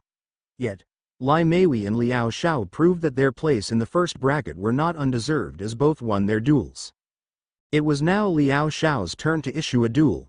Han Lingyun's position was thus already guaranteed in the first bracket. But Liao Xiao was deep in thought. Being so close to Han Lingyun in the seats and with his elite perception, Liao Xiao could feel Han Lingyun's cultivation or lack off. This comforted him in his decision to not challenge Han Lingyun, convinced that he had already broken through to the late Qi condensation realm to be able to hide most of his cultivation from his senses like this. Liao Xiao had also been moved by the extraordinary means Han Lingyun had demonstrated during the SCA competition. He knew that he couldn't win against him. Therefore, he just challenged Wang Yimou, which nearly made her laugh at the choice. Those challenges were a lot less stressful as a core cultivation elder was watching over them and preventing injuries. In the end, Wang Yimou won with her Qi advantage. Finally, Lai Meiwei didn't even consider fighting Han Lingyun. She hated his unorthodox style and was quite content with her rank already. And thus, the rankings ended, and Han Lingyun was de facto the new number 1. Farewell. Han Lingyun knew that Wang Yimo's main reason for not challenging him was not in order to please him but rather because she simply didn't want to be ranked first. Thus, the top 11 for the next half year ended up being the following. Number 1 Han Lingyun, number 2 Wang Yimo, number 3 Lai Meiwei, number 4 Liao Xiao. Number 5 Qi Bo, number 6 Qin Mei, number 7 Liao Junzhen, number 8 Shen Lin. Number 9 Li and number 10 Pan Sholan, number 11 Liao Chaolian. For the first time, Han Lingyun received the medal unique to the number 1 disciple of the promotion. And this while not even being at the Qi condensation realm. Even his minor Yi Wenyan had just reached that threshold. To stay on the topic of younger disciples, Han Lingyun had never seriously considered joining the new first years and to pass as one of them. It would be a waste of time. And it's not very useful except to have a good laugh at the first year's reactions. This makes me remember, I should now have a grand minor, a new member to the Shu family. I'm quite excited to meet him, or her. Actually, now that Sha Shan joined the regiments, Lan Ruoxi is the only girl in the line currently at the school. I bet. She is praying for another girl to join our ranks. Anyway, I won't be meeting my minor for now, it's too embarrassing to be at a lower cultivation than him. I wonder if there ever was a situation where a member of the Shu family was one entire cultivation realm ahead of his major. I need to fix this anomaly fast. It was great that Han Lingyun had Wang Yimo to take him around on her flying sword like this. It would raise some questions if he walked to and from his cave on foot like those that were still at the body-strengthening realm. With the rankings out of the way, it was time to put his whole focus on cultivation. Weeks started to pass by and Han Lingyun mostly cultivated in his own cave. The environment at the top of the mountain was ideal. Any disciple should be able to cultivate 50% faster at the location compared to his usual environment due to the higher Qi density. As a result, Han Lingyun didn't find the need to move to the cultivation ground of the fire element like he was doing before the SCA tournament. Han Lingyun was also not willing to advertise his cultivation drop, and he couldn't just trouble his friends to give him a ride on their flying treasures every day. With time, other disciples would also realize that something was wrong. But for now, apart from Wang Yimo, Han Lingyun had only informed Shen Lin and Yang Haoyu of his situation, and to his knowledge, other disciples hadn't noticed a thing. To be fair, Han Lingyun has always been rather discreet and hard-working. Him staying for weeks at the best cave to cultivate was perfectly normal in the eyes of the other disciples. He also avoided the fire element formations for personal preference. Hundreds of disciples were constantly in the underground cave. It wasn't known who started it, but someone had the idea to use this cave as a tempering tool, and more disciples have flocked to try to put their heat resistance to the test ever since. This trend was encouraged by the cave's characteristic, getting hotter and hotter as one travels deeper. It has thus become a sort of game for the disciples to push their limits and reach greater depths. More than a game, it had become a competition. It's so easy to compare each other's performances here. How can I cultivate peacefully with all those maniacs putting their limits to the test? And let's not even talk about those with a fire affinity. Lai Meiwei is probably the worst of the bunch, using this burning cave to train her martial arts like a mad woman, throwing attacks in every direction. I enjoyed much more the peace of the forest ground. Han Lingyun grumbled internally. It was after finishing a cultivation session that Han Lingyun noticed Elder Wen sitting patiently in front of him. Han Lingyun's face immediately lit up. Teacher Wen. What brings you here? Don't worry about my formation array homework. I was just temporarily putting it on hold to focus on getting back my cultivation. Elder Wen gently admonished him. Don't neglect those too much, it's your main path after all. But I'm afraid this isn't why I'm here. Disciple, I am leaving the White Tiger School. I probably won't be back for several months. Han Lingyun took a moment to process this bombshell. What? Don't worry, it's actually mostly good news. Again, what I'm about to tell you is an absolute secret. Elder Wen snapped his fingers, which activated a series of arrays that he had previously placed in the room while Han Lingyun was cultivating. Spying on an array formation master was a near impossible task. Assured that his words wouldn't leave the room, Elder Wen turned back to his disciple. My cultivation has progressed tremendously during the last 2 years. You played a bigger part in this than you could imagine, my fantastic disciple. Old Yi has also greatly opened my mind. As a result, I will go into seclusion to attempt to break through to the nascent soul realm. This might take several months. However, I'm afraid that no matter if I succeed or not, the sect will call me on the regiments of the White Tiger sect's side afterwards. It appears that occasions to see each other again will become scarce. Han Lingyun found himself more mentally affected than he would have imagined. He realized at this point that Elder Wen had become a pillar of support and a guiding light in his first cultivation years. With slightly teary eyes, Han Lingyun kneeled on the ground and kowtowed 3 times to his teacher. Master, I will be rooting for your success, and the help you have provided me in 2 years will forever be in my heart. Please stand up, my disciple. Your words are the best encouragements I could have hoped for. Now, I'm leaving the school, but it's not like I won't leave you anything behind. Elder Wen let out a light chuckle of pride. First of all, if you turn around, this pile of books should occupy you with formation arrays until your 16th birthday without doubt. And here is one of my finest creations, the Wen Multipurpose Formation, or WMF for short. Elder Wen handed proudly a series of arrays, discs and other tools to assemble the formation. The WMF is capable of hiding an area with 5-meter radius from the eyes and spirit sense of core formation elders. Plus, it should be able to hold off the attacks of late core formation elders for an hour. Its only issue is the power source. Elder Wen suddenly appeared a bit more embarrassed as he took out a near see-through chi crystal, with a multitude of colors being reflected and refracted from its patterns. Han Lingyun tried to contain his laugh as he found that Elder Wen was acting like a naughty child that had just been caught cheating. The formation needs a top-grade crystal to be powered. I only have this one on myself, so keep it well and take good care of it. A top-grade crystal. Above the medium grade was the high grade, and the top grade was the next level. Han Lingyun made a rapid mental calculation. If one high-grade crystal is worth 10,000 low-grade chi crystals, and a top-grade crystal is worth 100 high-grade crystals, then this single top-grade crystal is worth 1 million low-grade crystals. And that's just by considering the amount of chi stored inside. In reality, top-grade crystals are even more valuable due to its rarity and usefulness for storing extreme chi quantities in such a small volume. Han Lingyun was holding the resplendent crystal with shaky hands as he looked back up at his teacher's face. Master, I don't deserve all this. Ha ha ha, but you do, disciple Lingyun. I still feel indebted. If it bothers you, just think of it as my goodbye gift, or as a reward for achieving the #1 rank while being so weak. Ha ha ha. This gave us elders a good laugh. But you were quite lucky to not be challenged. For the promotion of your minor, for example, the #1 disciple receives challenges during every ranking. Well, this one is truly deserving of his rank.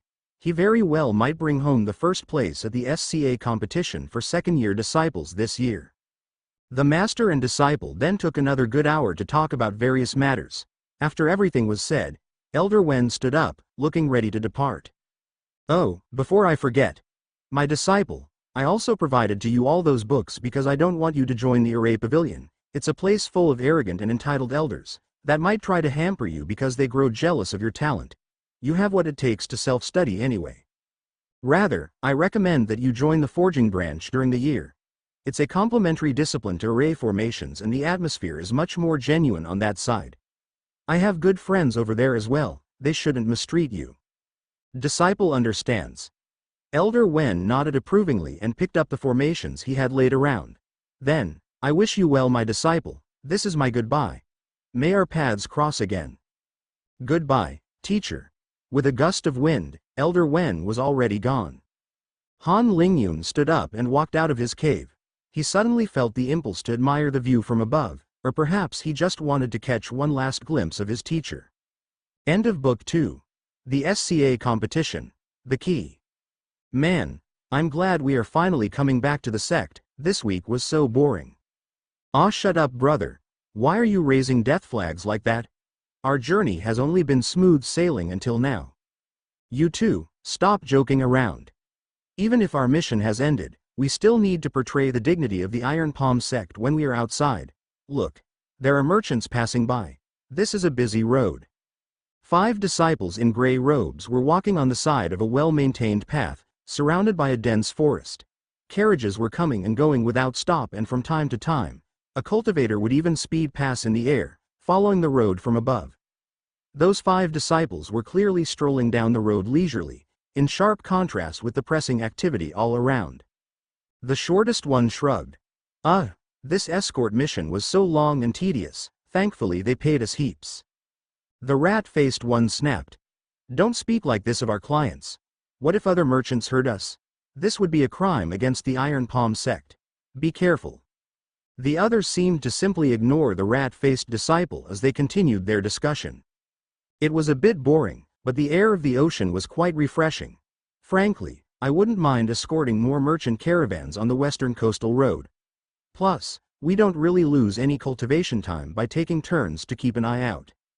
I'm still stunned by the increased traffic our county is witnessing. Have you seen how much the San market has expanded over the year?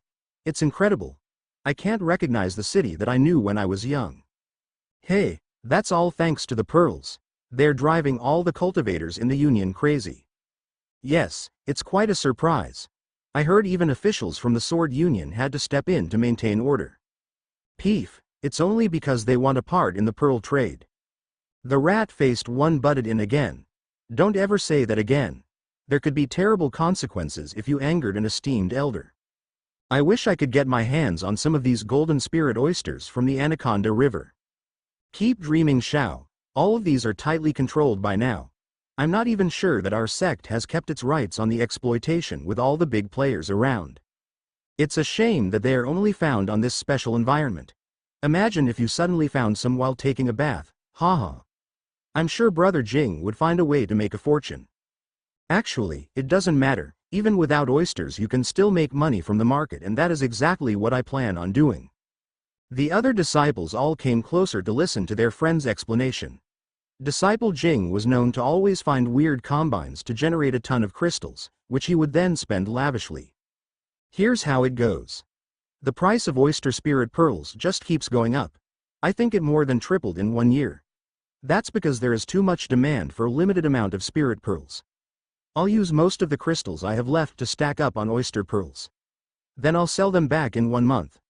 I might be able to double my investment just like that. But could the price of the pearls drop? It's impossible. It has been steadily climbing and climbing for months. With all the new cultivators arriving in the region every day to spread cheap pearls to the 4 corners of the continent, the trend will continue, and I am about to hop on the train. I heard even those bastards from the Sun Empire are trying to get their hands on them, as a show of status. Between us, I know one of the elders from the sect that made a fortune in weeks. After 1 year, I'll be set in chi crystals for years. Literally nothing could go wrong with them. A huge earthquake suddenly interrupted the discussion. 2 disciples fell on their butts as birds flew up from the trees and a carriage crashed right in front of the group. It seemed as though a terrible monster had been awakened from the depths of the earth as a low ringing resonated between the sound of rocks rolling around and trees being uprooted by the violence of the movements. Right next to the path, the ground was fracturing while a new mound was emerging a little further. The tremors and shocks kept intensifying as the mound grew and grew until it reached a height of hundreds of meters and dominated the flat plain for kilometers. After another minute, the tremors subsided and the earth stopped moving. When everything seemed to end, a bright light suddenly blinded the 5 disciples that were looking at the new little mountain. Some of the earth and dirt on the mound liquefied and a towering stone-like structure was revealed underneath. The group of disciples slowly regained their wits as some merchants were still screaming in panic or pain. It seems some have been injured by the accidents. What is this thing? I don't know. Cultivators on their flying swords had already started to rush to the edifice to examine it more closely. A couple of the more knowledgeable ones began exchanging their speculations. If they were right, they wanted to be the first ones to enter this place. This rush led to a comical situation where a couple cultivators came crashing head first into an invisible wall that made a circular perimeter around the large tower. Before more could try anything, a booming voice echoed throughout the land. The area 10 km around the structure is now off limits. For safety reasons, only Sword Union personnel will be allowed to approach the structure until its purpose and potential risks for the Union are known. A handful of cultivators were clearly not listening to the imposing voice as they attempted various methods to break through the invisible barrier. This is a last warning. Step away. The 5 disciples on foot that happened to be on the path started to run away even if they were not at the barrier just in case.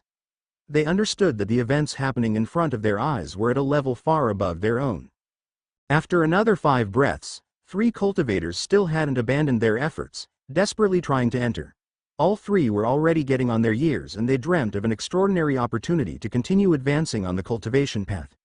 How could they abandon when it was right in front of their eyes? But a moment later, the 3 cultivators exploded and blood was projected in every direction. The elder from the Sword Union that had been at the nearby Pearl Market dozens of kilometers away had taken action. More reinforcements were already on its way from the Sword Union headquarters. It didn't take long for the perimeter to be locked under the strictest security with even a couple nascent soul cultivators watching over it. The couple of merchants and disciples in the vicinity had been escorted away and miles of forest were being cleared in the region around the structure. Soon, large array formations were installed. Particular attention was used to scan the ground for intruders. The top brass of the Sword Union knew very well the significance of the tower's appearance. This could become a strategic advantage against the neighboring powers. The forbidden perimeter was even further extended, which individual could possibly oppose the full force of the Sword Union anyway? It just stopped before the Pearl Market that wasn't closed due to the wealth it represented. Now came the time to figure out all the details of the mysterious giant structure and try to explore it. This could take weeks, months or even years. One thing was certain for the elders that had started analyzing the architectural style and the array restrictions in place around it. It dates from before the creation of the Union 515 years ago, a white-haired old woman concluded. Any ideas on the era? It could be from the great families 1,000 years ago, but I wouldn't exclude older origins. The great families reused the style and designs from the Ming period after all. A first guess would be the tomb of a powerful ancient cultivator. If that is true, it might be the key to dominate the continent once and for all. Review. Far from the agitation on the western side of the Adara continent, the disciples of the White Tiger School hadn't heard any news and continued their cultivation routines. After Elder Wen left, Han Lingyun felt another page of his journey had been turned. He wouldn't be able to count on his teacher's support and resources anymore. Han Lingyun realized he needed to find new pillars to lean on, at least on a mental level. He glanced at the novels Elder Wen had left behind and silently ordered them. I'll read them after settling my thoughts. It was during that period of self-reflection that Han Lingyun remembered the goals he had issued for himself before starting his second year. It was safe to say that he had nearly forgotten about them recently with so much going through his mind with constant stimulations. His cautious and calculative nature made it so that he hadn't started to act in the opposite direction to the general idea of the list of goals he had concocted, but he now felt he had to follow his own guidelines with more accuracy. It shouldn't be like those New Year's resolutions that are so rapidly forgotten. First of all, Han Lingyun remembered the goals he had set for himself before the second year. This was a good occasion to evaluate his progress in their direction. The one at the top of the list had still remained in the back of his head all this time. Goal 0. Survive. This one, I can claim confidently to have succeeded for now, Now to the next one. Goal 1. Short term. Become proficient in basic runes before the end of second year. Construct my first arrays and weapons. Well, I had a huge growth in the field of array formations, from no knowledge to a recognized rank as a bronze-level array master. However, I have completely neglected weapons and forging during the year. I don't think it's a bad thing though. It was unrealistic to hope to advance on so many fields. It was for the best to focus on arrays and cultivation. I might change my ways for the next 2 years with teacher's departure though. I'll have to think about my time allocation more deeply. Goal 2. Short-medium term. Reach mid-chi condensation by the end of the year, and foundation establishment before turning 16. Haha, I was definitely not expecting to regress in cultivation after a year, was I? More seriously, I had actually put the 1-year time limit to reach mid-level chi condensation as a wild guess.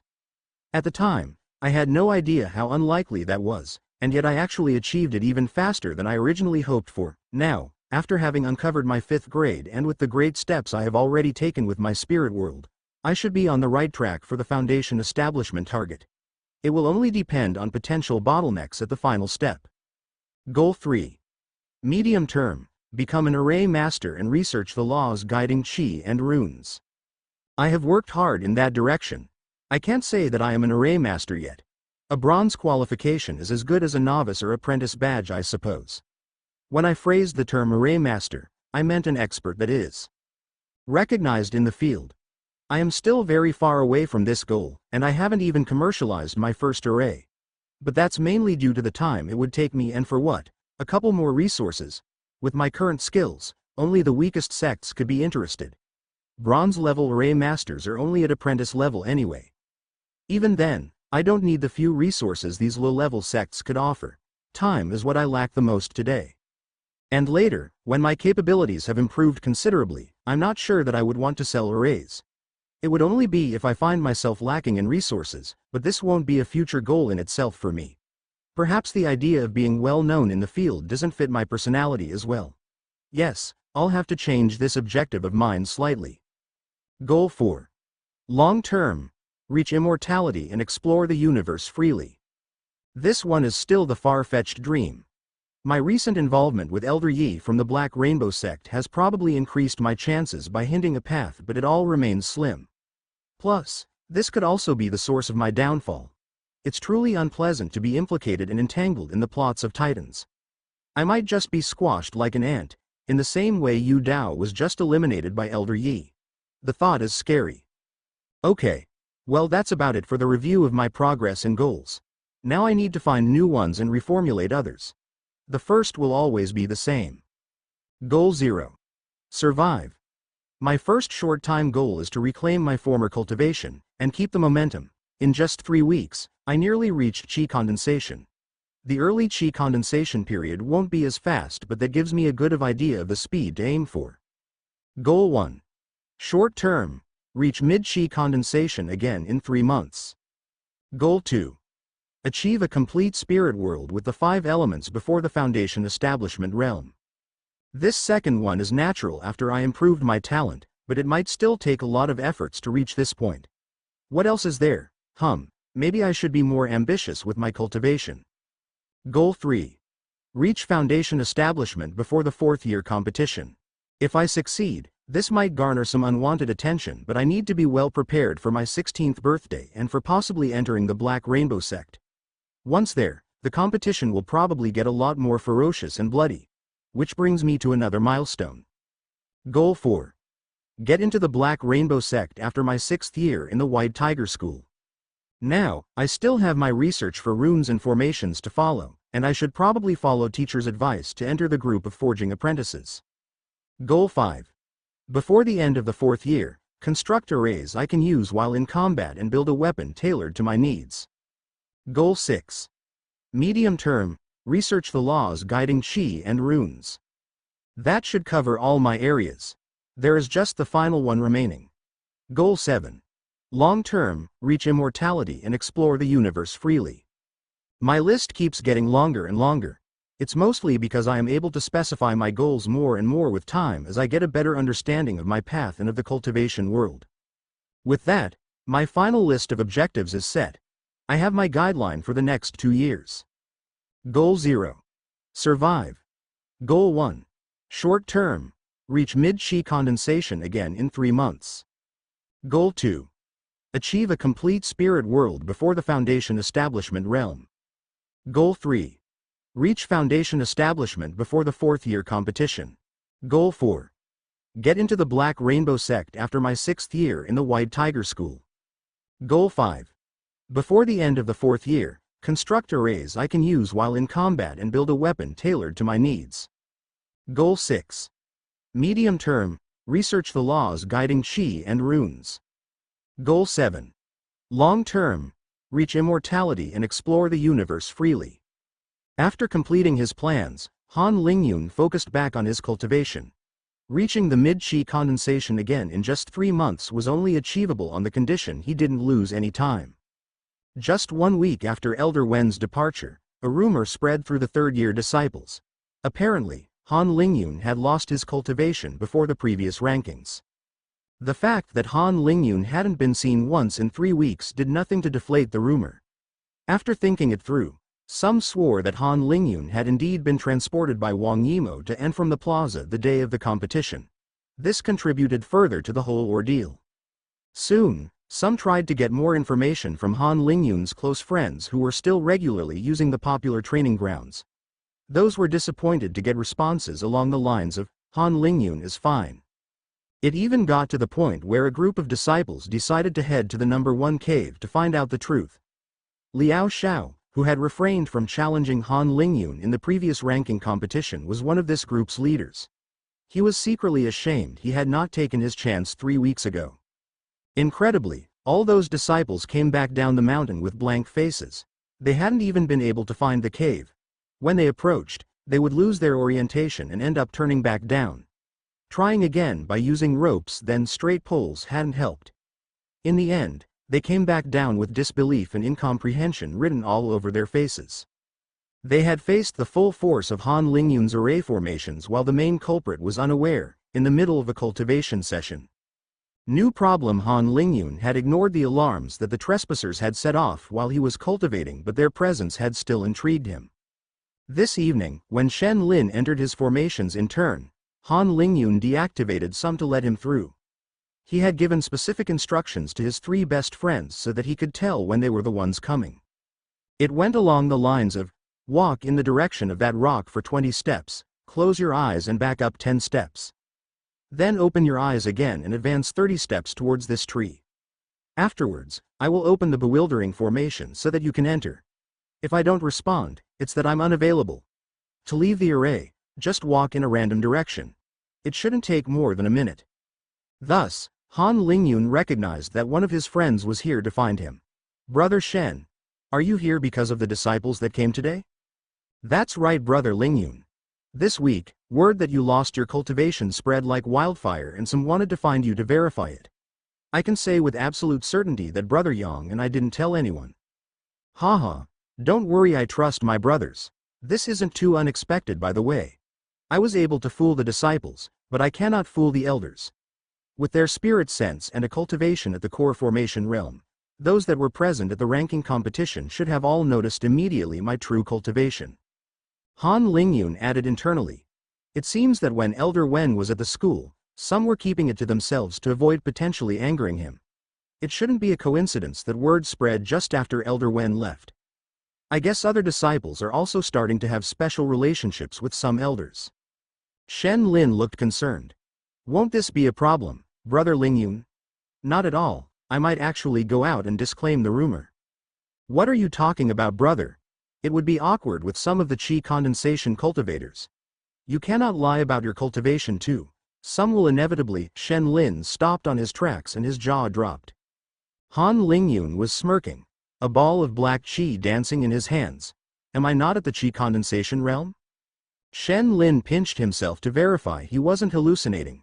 For a moment, he wanted to believe he was just in other of Han Lingyun's illusions, but his friend had never been able to create dynamic images like that. How?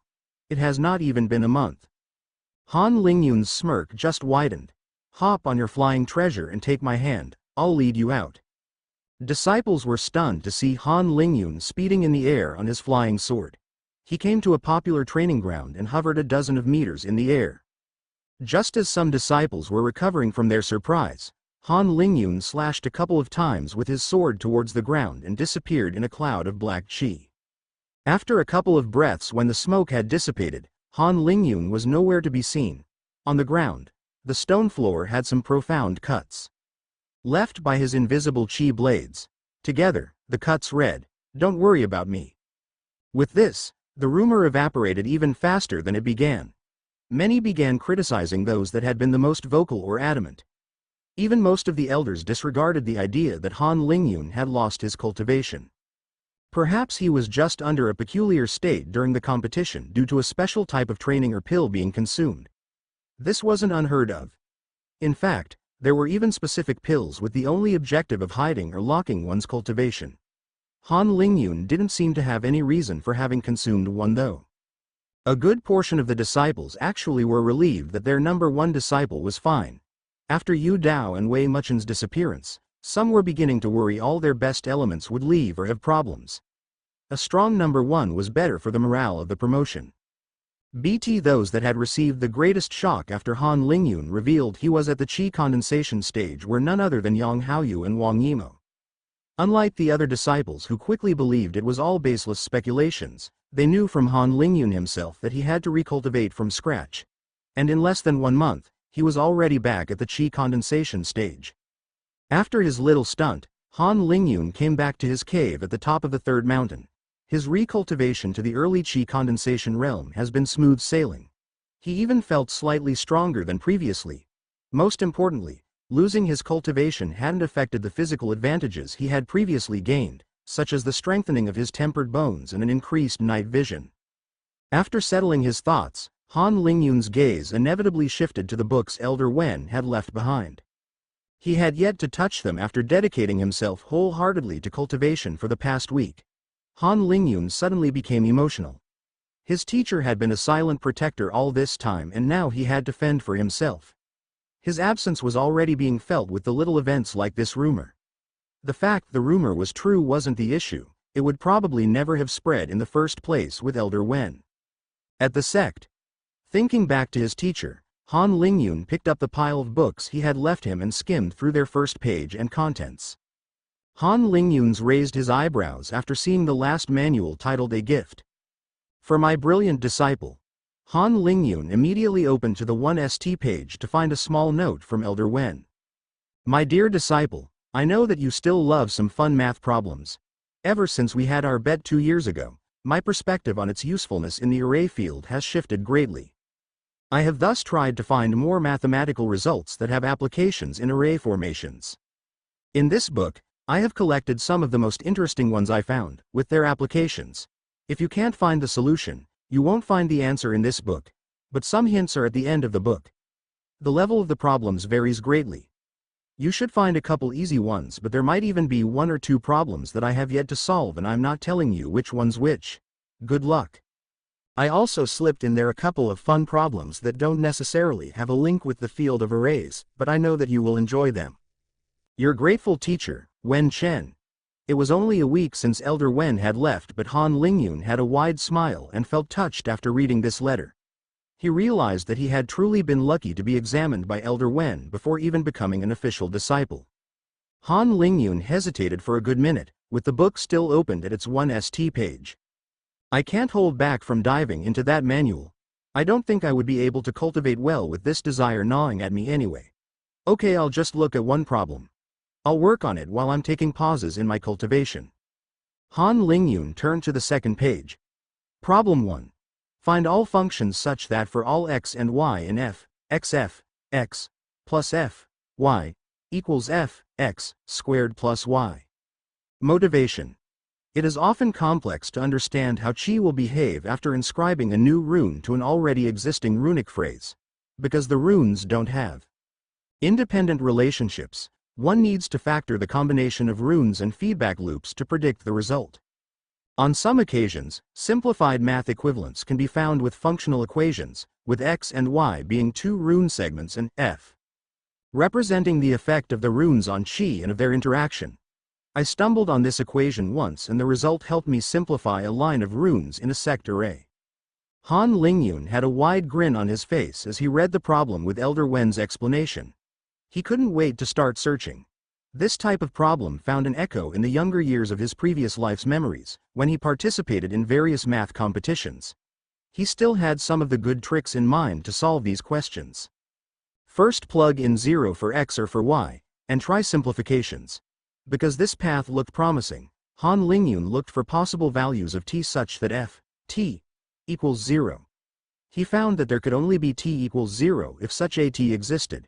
It was easy to find one such value with the initial equation, which also gave f, 0, equals 0 as a bonus. After playing a bit further, he then found that f was an involution and managed to find a simpler form for f by plugging in f, x, in place of x in the initial equation. He found the simplified form, f, x, squared equals x squared. Finally, after an additional step on the sign of f on the original equation and a quick verification, Han Lingyun was able to show that either f, x, equals x for all x, or f, x, equals x for all x. Han Lingyun swiped his forehead after finding the nice answer. The process of solving may have sounded simple, but it required him to test different ideas, including some paths that didn't work out. It wasn't too complicated, but one always felt a moment of pride when completing a problem. As Han Lingyun's gaze went back to the simple solutions in comparison to this ugly-looking functional equation, he couldn't help but marvel. Indeed, this could simplify a line of runes by a considerable amount. I'm so excited to search for all the problems Elder Wen provided me. This manual is another goldmine. He truly is a generous and caring teacher. I'm glad I was able to direct him in a direction that made him take a step forward in his field. After another short recollection, Han Lingyun put the math problem book to the side and sat down for his next cultivation session. He wouldn't mind alternating between cultivation, math problems, some quick exercises in front of his cave and a bit of sleep for the next few weeks, and that was exactly what Han Lingyun was planning on doing. Catching up for the next 2 months, Han Lingyun concentrated on his cultivation and would continue to pick up Elder Wen's problems. Even though they had a real use in the array field, when Han Lingyun was working on them, it felt more like a hobby than making an effort. He noticed that the problems Elder Wen introduced would mostly fall into 4 categories: functional equations, probabilities, recurring sequences, and inequalities. After completing a problem, Han Lingyun implemented a new exercise to his routine. He would search for a way to use the result he found to improve the arrays he had created so far. To Han Lingyun, it felt as though the days were racing past as he alternated between his relaxing cultivation sessions and his problem-solving interludes. He didn't even perceive that his spirit was making huge strides during that period, with results comparable to consuming several spirit-condensing pills. Just like that, Han Lingyun made it to the mid-chi condensation realm once again, nearly without noticing it. It was at this juncture that Han Lingyun finally decided to leave his seclusion. To celebrate the occasion, and after not seeing his friends for 2 months, he invited Shen Lin and Yang Haoyu to the Chiang's restaurant. He could definitely afford to book a table at one of the most expensive restaurants at Market Road now. In fact, his peas had started to accumulate and he didn't feel the need to buy anything in particular. Perhaps I should check out the 1,000 Treasure Pavilion or the Pill Pavilion to see if anything catches my fancy. And I also have 520,000 low-grade Qi crystals on Elder Wen's card, equating to 52 high-grade Qi crystals, but it's a lot less impressive said like this. The three had a great time just eating, drinking, and making small talk. They were really starting to settle into the world of cultivation by now, and everyone had high hopes for their future. Does one of you two plan on entering a non-combatant profession? Han Lingyun asked after putting down his chopsticks. Shen Lin shook his head, but Yang Haoyu was hesitant. The latter responded, I am considering applying for the Pill Pavilion. The jobs there don't sound too hard, and I'm sick of those disciples in alchemy training walking around with their heads held high as if they are superior beings. I want to see how it truly is. And if this path suits me well, there could be huge benefits. But that would slow down my cultivation. Shen Lin encouraged him. I think you should try it out, at least for 1 week if not a month, to see if you could become an alchemist. I'm sure you would have made your mind up by then, and this won't delay your cultivation by a significant amount. Personally, I already know that it wouldn't correspond to my path. Yang Haoyu acquiesced. You're probably right, Brother Lin. I might just do as you say. What about you, Brother Lingyun? You are entering the Array Pavilion, right? Actually, I was considering joining the ranks of apprentices at the forging department. His 2 friends looked at him with wide eyes. I already know a lot about arrays, and I want to explore a field with a close connection to it. After thinking for a moment, the 2 seemed to be satisfied with the short explanation. It was very reasonable after all. There's a decent number of disciples wanting to join the forging hall, I heard, Shen Lin remarked. Not as much as the Pill Pavilion. That's because of the salary the disciples receive once they complete their training. But it's not that easy apparently. The luckiest ones are those with a fire affinity. Both the alchemists and forging masters are trying to recruit them. By the way, Shen Lin, are you sure that you don't want to try those? Peef, do you see me doing this kind of stuff? I'm here made of brawn, not brains, haha. The discussion continued until late at night, after which the trio left the restaurant and parted ways. Han Lingyun headed straight away to the headquarters of the forging department to get more information on how to become an apprentice. The place was open 24 hours a day, as cultivators didn't require as much sleep as normal humans. A new class for novices will start at the half-year point in 3 months' time. It will be presented by one of the department's masters, for a 6-month duration. More details are on this tablet. If you are interested, please sign in over there. At the end of the year, there will be an examination from another forging department master. Once you complete this course and pass an exam, some of our masters might give you the opportunity to apprentice yourself to them depending on your results. Han Lingyun nodded at the bored-looking fifth-year disciple. He picked up the tablet and read the conditions and specifics. These classes would be held once every other day for 2 to 4 hours. The classes included a short introduction to runes and their inscription, some theory on materials and a good half of practice. The course definitely required some time, but Han Lingyun still felt it was reasonable. Plus, he could just work on his other interests when the forging master covered things he already knew. He didn't plan on searching for a new personal relationship with another elder because he realized he had mostly lucked out with Elder Wen. It was hard to find such a helpful and genuine senior. Han Lingyun thus registered his name on the list for the forging class starting in 3 months' time. After taking care of this side of his plans, Han Lingyun came back to his cave where he settled down to look back at his goals. All right, so I completed my first goal, to reach mid-chi condensation again in 3 months. In fact, I'm even 1 month early on the objective. That's great. Now my next goal is to achieve the complete 5-element spirit world. It would be nice to finish this one before the end of the year. I'll try to incorporate completion grades to my list from now on too. Goal 0. Survive. Goal 1. Achieve a complete spirit world before the Foundation Establishment Realm. Completion 5 to 60%. Goal 2. Reach Foundation Establishment before the 4th year competition. Completion 0%? Well, I'm not sure how to evaluate my completion on that one. Goal 3. Get into the Black Rainbow sect after my 6th year in the White Tiger School. Completion 0%. Goal 4. Before the end of the 4th year, construct arrays I can use while in combat and build a weapon tailored to my needs. Completion 20%. Goal 5. Medium term, research the laws guiding Qi and runes. Completion 1%. Goal 6. Long term, reach immortality and explore the universe freely. Completion 0%. Looking back, I think that this may be too many goals. I should probably focus on a maximum of 3 for now. I need to prioritize more. Plus, this should avoid me going in too many directions. The 3 more urgent are those. Goal 0. Survive. Goal 1. Achieve a complete spirit world before the Foundation Establishment Realm. Completion 5 to 60%. Goal 4. Before the end of the 4th year, construct arrays I can use while in combat and build a weapon tailored to my needs. Completion 20%. I'll settle on them for now. Before re-entering seclusion, Han Lingyun also wanted to check on Wang Yimo, but she wasn't in her cave with her whereabouts unknown. He guessed that her teacher should have brought her somewhere else to train or cultivate. Everyone was working hard on their progress after all. Night had long fallen and now all his preparations had been made to enter seclusion and forget about the outside world.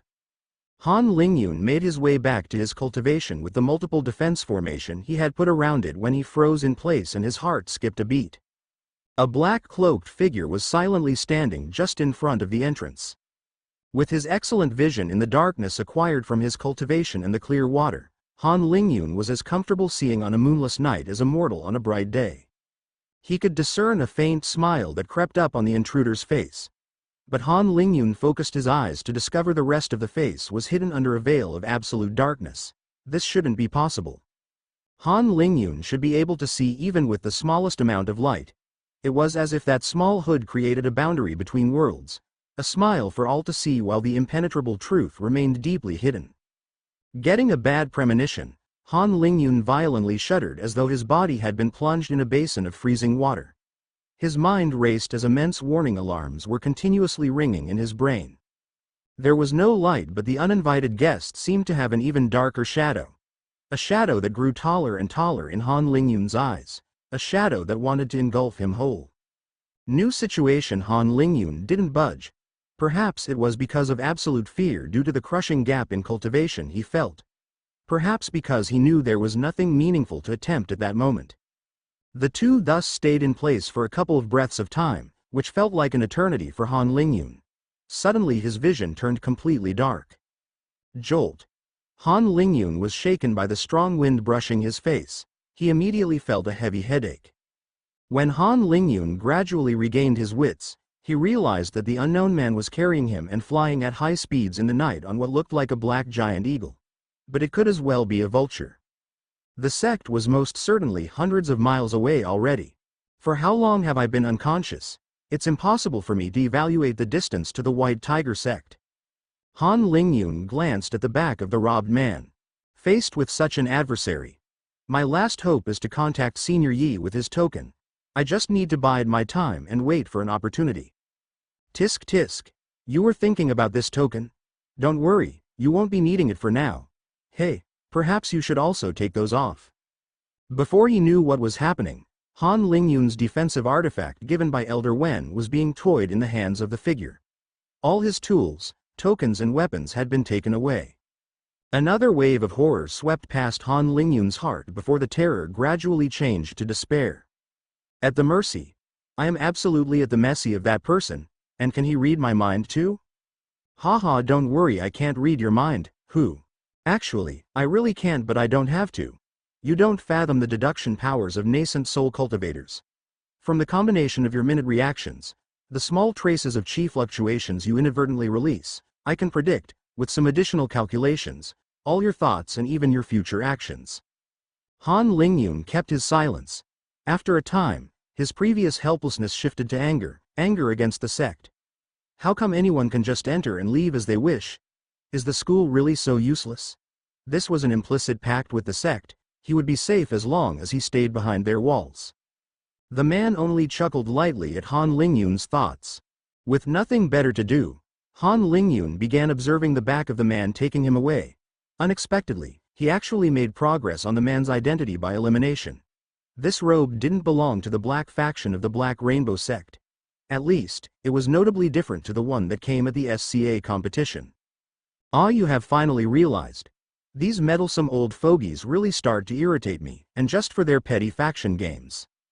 Han Lingyun frowned. The more the man talked, the more Han Lingyun felt something was terribly wrong.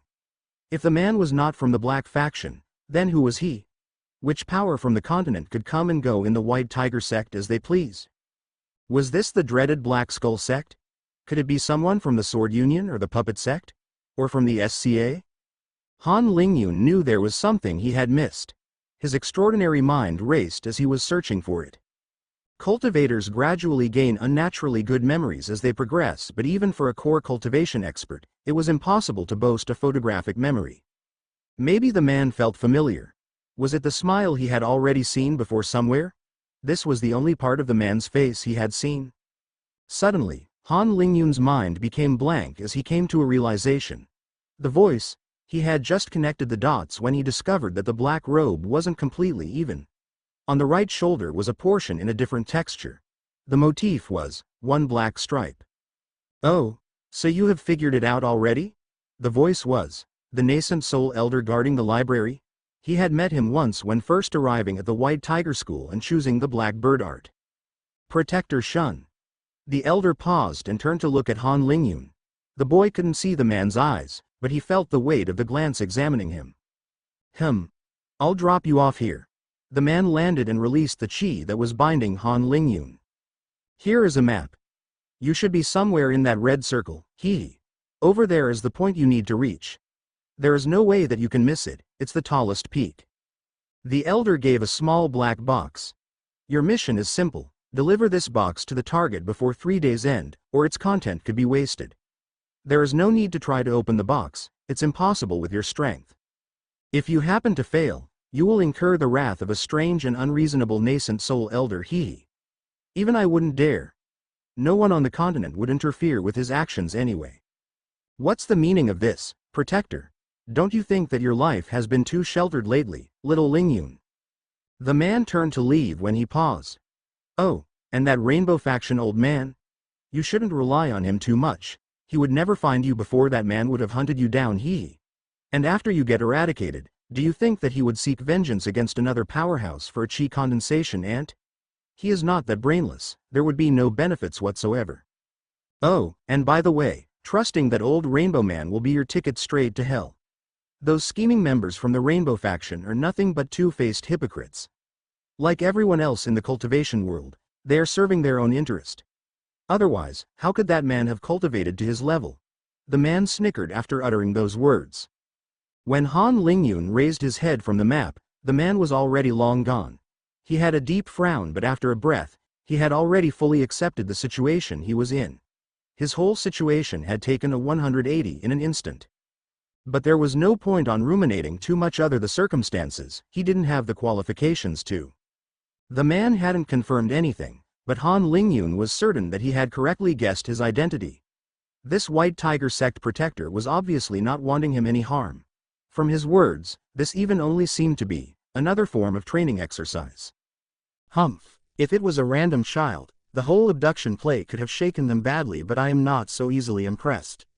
As for this box I have to carry, it might just as well be a monitoring device. But I absolutely need to play by those rules, as at the very least, this is part of some training program. Or it might be a test of some sort from the elders of the sect. Not to mention, I am now completely alone, without any of my equipment and weapons, in the middle of nowhere. This part isn't just a simulation, and I could definitely lose my life if I'm not cautious. This is not a game. As for losing my direct communication method with the old Yi, perhaps this is a blessing in disguise. Elder's Shun warning was definitely not some empty words. I was already cautious with that man previously, but there was no choice with the disparity of power than to accept his help. Not to mention, I have only benefited from old Yi for now. However, I don't see what that old fellow has to gain from using me and making me grow. I don't believe he just wants to accompany me on the martial path. Well, this would be an additional consideration for later. It also means that if the White Tiger sect dared to go against old Yi, they are far from being helpless to his power as I once thought. There are obviously some undercurrents at the top level of the continent I am not yet qualified to know about. Now that Han Lingyun had sorted his thoughts, he focused back on the task on hand. Elder Shun had only pointed a rough location on that map. The first thing he realized was that this isn't a map of the Sun Empire, because we couldn't have left the continent. It means I am somewhere in the territory of the sphere of influence of the puppet sect in the Sword Union. I'll have to be even more cautious now. First, tear off the stripes and mess that robe so that one would never associate me with a disciple of the White Tiger sect. Now that I don't wear Elder Wen's protective disc, I see that I had become somewhat reliant on its insurance. My stress levels are so high while there is probably no immediate danger around me. Damn, now I truly regret not having taken the time to learn a defensive art previously. But how could I anticipate this? And couldn't Elder Shun indicate more precisely the location? The zone he roughly pointed to in order to show my starting place covers 10 kilometers. By my estimations, the journey should be 300 kilometers long. At least I know in what direction I need to head to. I don't have a compass, but the sky is clear tonight. By some coincidence, there was a bright star that happened to be nearly on the axis of the planet's rotation. This star would always be in direction of the north. It wasn't absolutely precise as this star wasn't exactly on the axis, but this was a great approximation for Han Lingyun and all lost travelers from that hemisphere. Anyway, Han Lingyun didn't need a greater precision. It was fine as long as he headed roughly in the correct direction. What made this journey challenging was that Han Lingyun couldn't fly over there, as all of his magic treasures had been taken away. Only Foundation establishment cultivators and above have the ability to walk on the air by relying on their chi usage. Well, 300 kilometers of never-ending forest. This should take me 3 days if I can avoid all setbacks. All right, no more losing time. I need to head in that direction. Hunter and Prey, Part 1. Han Lingyun's small trace of optimism rapidly disappeared. He had long realized that he had greatly underestimated the time it took to advance on foot in this unknown forest. If he wanted to be even slightly cautious, he couldn't move fast because he had to constantly be on his guard against magic beasts. His greatest fear was to step inside the territory of a rank 3 magic beast, which could even kill Foundation establishment cultivators. With no knowledge of the environment, he was nearly advancing blindly.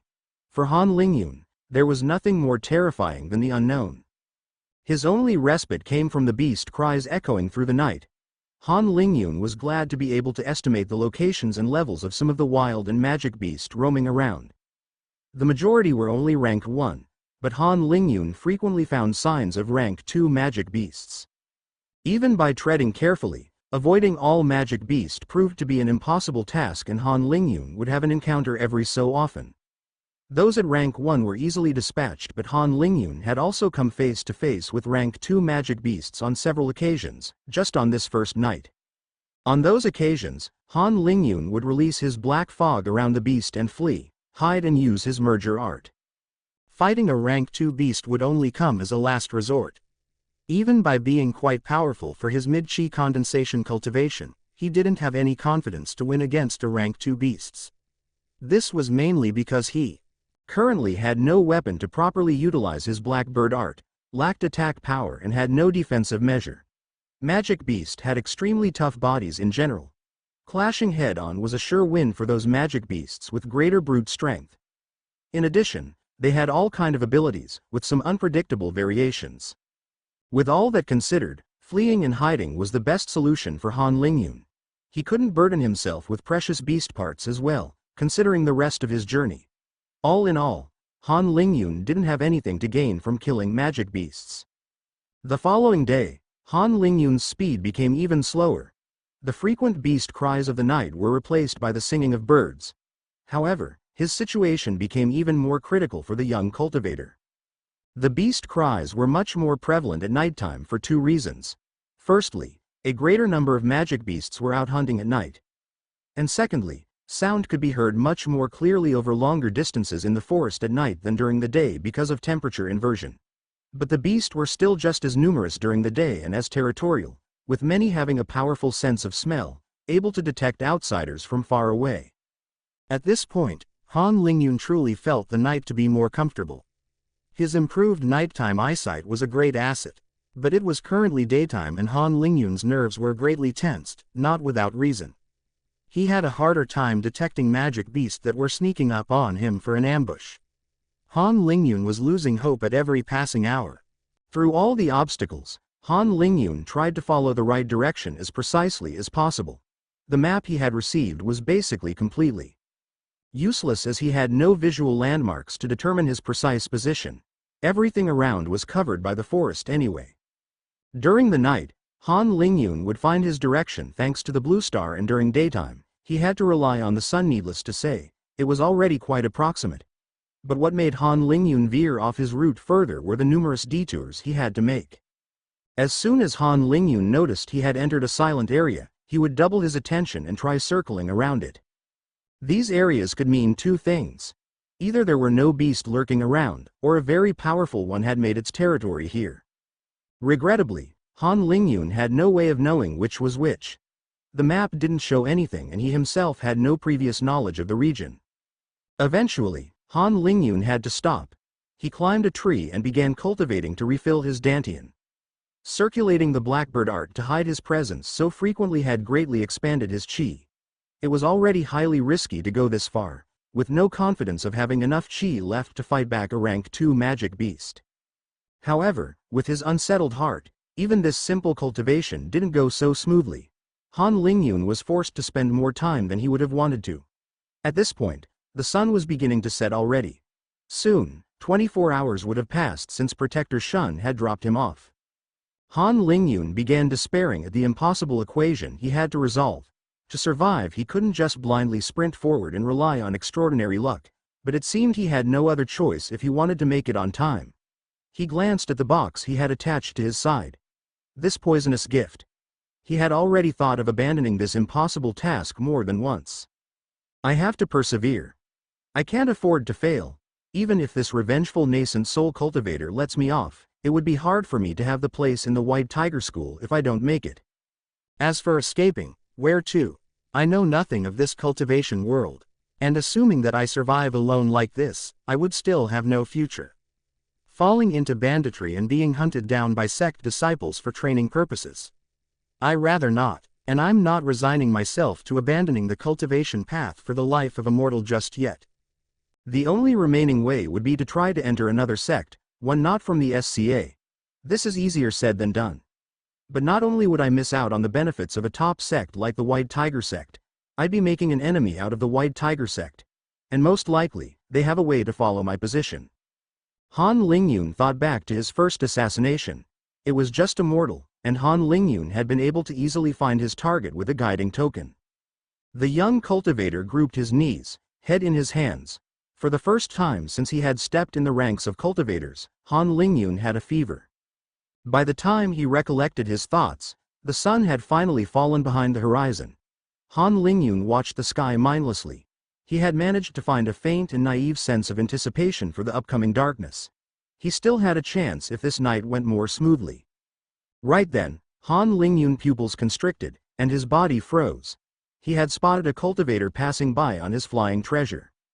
Only after the cultivator had long disappeared did Han Lingyun relax his muscles. He did not know why he suddenly felt so apprehensive, but his instincts yelled at him he absolutely couldn't afford to be spotted by the local cultivators. He was not in the territory of the Sun Cultivation Alliance after all. Thinking back at this cultivator who just flew by with ease, Han Lingyun suddenly felt a boundless desire at this flying treasure. But currently, it was nothing more than the fantasies of the beggar looking at the royal palace.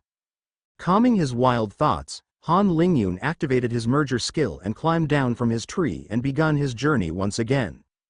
However, the darkness failed to bring him any comfort. Han Lingyun found himself making errors in judgment and having lapses of concentration.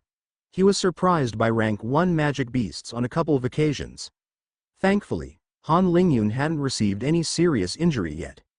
The body was still fine but the mind screamed exhaustion, but he couldn't stop, he couldn't. It was only a matter of time before Han Lingyun had a potentially fatal encounter.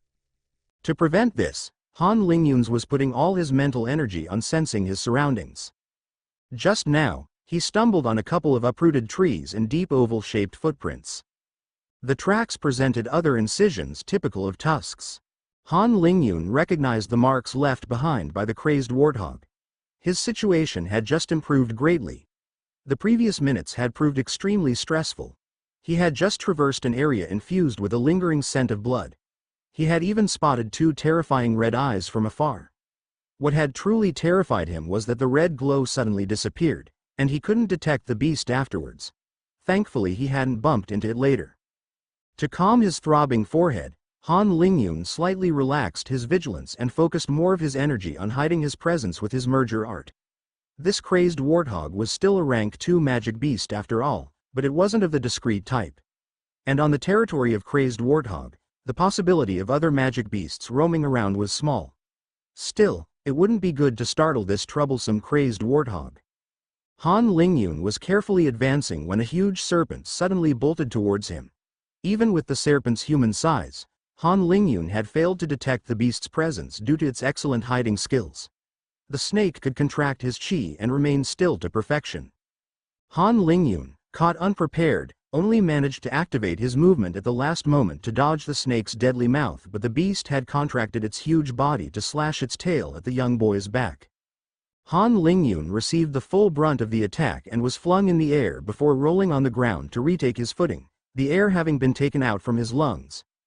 Even for the strong chi condensation cultivator, it would have been a slight miracle if their backbones hadn't shattered by the impact. But Han Lingyun had already trained his body substantially and had been through a great increase in toughness with the bone-eating flower.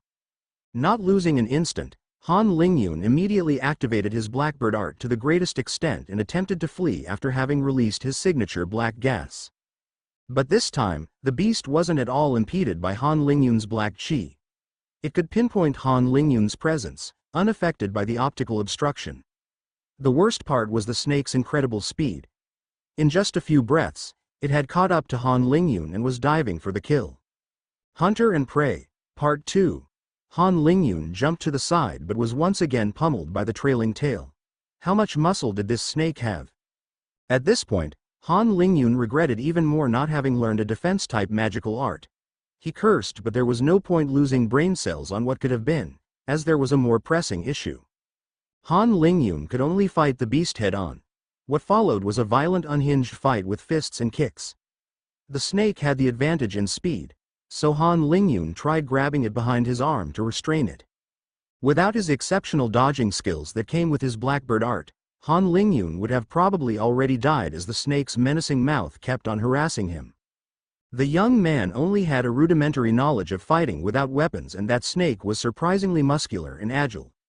Both used qi to reinforce their muscles as they collided in dull booms. Han Lingyun did his best to repeatedly punch the snake's head multiple times, but it was harder than a rock. The boy could only contend because of his extraordinary strength, enhanced by bones as tough as steel. Han Lingyun was walking on a tightrope as he had to constantly maneuver to not end up encircled by the snake, repeatedly letting the snake go and diving in once again. The beast was also doing its best to restrict its prey. It seemed to be consumed by a mad frenzy as it sensed the benefit consuming the flesh of this human would bring it. By concentrating to the utmost with mental strength he didn't know he possessed, Han Lingyun gradually entered a trance without noticing it. Unknowingly, his qi circulation gradually became more fluid and precise. In the beginning, the snake was capable of exchanging violent blows with the boy, but strangely, as time passed, it failed more and more to block or hit him. The snake, which had a higher intellect than regular wildlife, started becoming confused by what was happening, sensing the air growing colder. A growing sense of threat helped it recover its usual clarity of mind, stop its frenzied attacks and decide to end this matter here by retreating. It too was starting to be severely injured with broken bones. It was at the instant the snake bolted away that the air seemed to freeze, and Han Lingyun felt something click in his mind. He slashed the air with his hand and managed to launch a chi blade as if his hand was a treasure sword. At this close proximity, the snake didn't have time to dodge, and its head was instantly severed. Han Lingyun icily looked at the dead beast at his feet. There was no wild elation, no fear, and not even some traces of satisfaction on his weirdly placid face. Han Lingyun didn't remain on site and rushed away. A bit further, he climbed a tall tree and finally deactivated his black bird art. His cold face finally lost composure. Han Lingyun breathed a huge sigh of relief on still having his little life. At this point, his body was aching all over with many sore points. His eyes revealed pridefulness for a short moment, but this feeling was immediately overshadowed by growing terror. Now that it was over and the death threat had passed, the dopamine that overflowed in his veins was already receding. When his mind felt slightly clearer, Han Lingyun realized bitterly that he wouldn't make it on time. The despairing feeling engulfed him whole. He wanted to cry, but his eyes didn't water, he just shivered. At this point, it was too much. After an unknown time, Han Lingyun thought of circulating his blackbird art. It helped him calm down once again. I'll sleep first. If I continue pushing forward like this, I will die faster.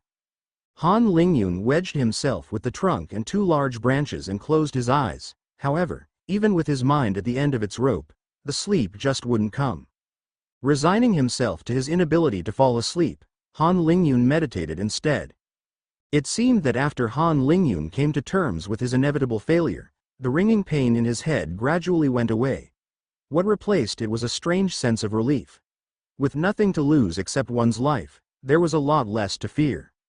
When he tried it, Han Lingyun even felt that his blackbird art fused better than usual to his surroundings than usual. During the night, Han Lingyun didn't move a muscle, attentively listening to the sounds of the magic beasts in the area. He seemed to recognize the crazed warthog crashing into a tree. Appreciating its power with the sounds of destruction, Han Lingyun examined himself and felt lucky to have killed the snake before this beast appeared. Throughout the night, his piercing gaze spotted two groups of cultivators flying by. Calculating thoughts started emerging. The forest has always been a common place for accidents. Who could be certain of being able to defend itself against its hidden horror? Interestingly, when sect members venture into the forest, most of the deaths are caused by infighting rather than magic beasts. This has been an intemporal issue for small and large sects. Morals seem to fade after one disappears in the forest. After all, if there is no one to judge an immoral action, can it be still considered immoral? And what of codes of conduct? The morality in the society of the cultivation world has always been one of rationality and serving one's interest. In a complex environment with a multitude of individuals, such as inside the sect, it necessarily dictates a certain code of conduct. But even this reference point is corrupted. Then when one removes the complexity of the sect, for some, absolute rationality becomes the morality. For others, the lack of boundaries becomes the right for unrestrained freedom and everything it entails. In any case, when two cultivators discover a priceless spirit flower or manage to kill a powerful magic beast together, the only remaining barrier against barbarism is often mutual fear. but when the balance tilts sufficiently to one side. And yet, even with high death rates, throwing disciple into the forest has always been a common tempering exercise for sects. Han Lingyun himself was currently suffering from this practice, and the elder that took him here, Protector Shun, most likely had a similar experience when he was younger. If sects keep this practice despite the death rate, it's because the benefits outweigh the losses. Sects suffer from the same natural selection as cultivators. The sects with less optimal methods tend to be eliminated. Cultivators remaining in the comfort of the sect walls might have an easier time at first, but their untroubled road will hinder their progression later on. And because what truly matters to describe the strength of a force or its highest level figure, one can imagine why sects favor these methods. Bringing disciples into the forest, combat experience is only a secondary objective. The true goal is to make those disciples face death, or at least face themselves. Hidden under the leaves, one's hidden self can emerge. In theory, the surviving ones should have a stronger Dao heart and be less likely to suffer from one of every cultivator's greatest terror, mental demons. At least this was the common belief. But thinking about it, the ones in power were the ones that had survived this hurdle. They naturally could only see one side of the picture. Han Lingyun was still patiently waiting. The deadline didn't feel so urgent anymore. Right there, this was the third group he had spotted, passing above the forest on their flying swords. Han Lingyun surmised that there should be cultivation sects around. As the three cultivators disappeared in the distance, Han Lingyun didn't pay them much heed. Alone and without any tools or weapons, without a special circumstance, he was at the mercy of an average small group of qi condensation disciples. Some dozens of minutes later, he saw the same three disciples passing by in the opposite direction. Han Lingyun squinted his eyes as his mind started racing. When the disciples passed by once again a third time after half an hour, a self-depreciating smile appeared on his face. These disciples were obviously searching for something, and in this forest, there wasn't much to look for except hunting magic beast. Han Lingyun was 80% confident that he had stumbled on a group of disciples searching for magic beasts in the area. Han Lingyun closed his eyes and leaned back on the trunk with a sigh. Opening his eyes, his gaze fell on the box. Right now, it felt like it was burning his skin. His face contorted as his eyes revealed a hint of understanding. So, this is what these elders are expecting from me after all. Ha! Well played, truly well played. Indeed, that's the only way. It was planned from the beginning. After a moment of pondering, Han Lingyun jumped down from the tree, his gaze turning icy as he activated the blackbird art. And if I begin, I must go until the end. Hunter and Prey, Part 3. Three disciples with red robes were steadily speeding through the early morning air on their magic swords, seemingly looking down for something. On their chests was a large black hammer. This was the robe of the Black Hammer sect, a subsidiary force to the Sword Union that specialized in weapon forging. It was an unconventional sect where the most respected disciples were those managing to enter the forging department, followed by those from the array department, then the alchemy department and lastly the warrior department. The disciples of this last department had the reputation of being blockheads that only knew how to talk with their fists, and to be fair, this assessment wasn't too far from the truth due to the sect's methods of recruitment.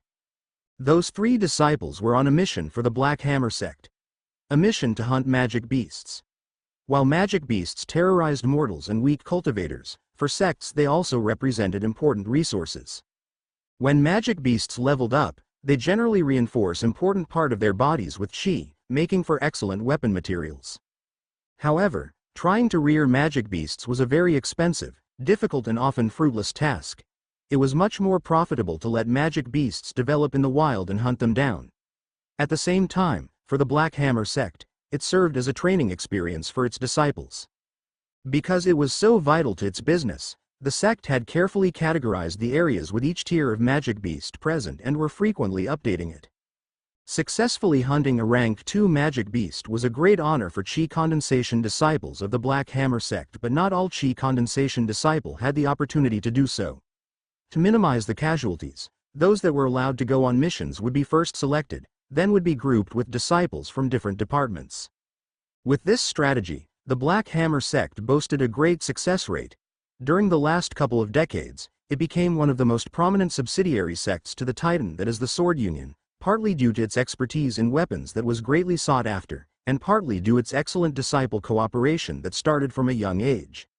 One of the 3 disciples on the hunting mission suddenly raised his hand covered in blisters, indicating to stop. He was the youngest looking of the 3 but had the sharpest eyes. "Do you sense that? In that direction?" His companions, a tall girl and a burly man, looked at each other and shook their heads. The young disciple closed his eyes in apparent concentration just as a distant roar was heard. The girl squinted and the burly man started to warm up his wrists with a grunt. "Brother Yu really has a sharp perception. Can you tell what is happening over there?" "There is no need to flatter me, Sister Shang. 2 beasts are fighting. One seems to be a blood panther. I'm pretty sure I recognize the roar. As for the other one, I'm not sure. But their level isn't too high, considering the distance. The faint chi fluctuations I can sense indicate that their power are barely at the late chi condensation realm." The girl took out an array disc.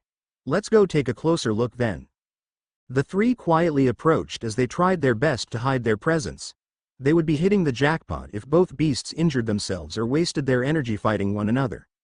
This situation rarely happened as magic beasts at that level generally had their own territory and avoided each other while preying on the weak. Reaching the scene, what the 3 disciples saw were dozens of uprooted trees, deep claw marks and lots of blood. The battle ended quickly. The young boy threw a pill and willed his chi. The pill suddenly exploded, and a repulsive stench spread out. Responding to the burly man's questioning gaze, the boy explained, "This will cover the smell of blood and prevent it from attracting unwanted guests." He crouched down and examined the blood projection and other traces.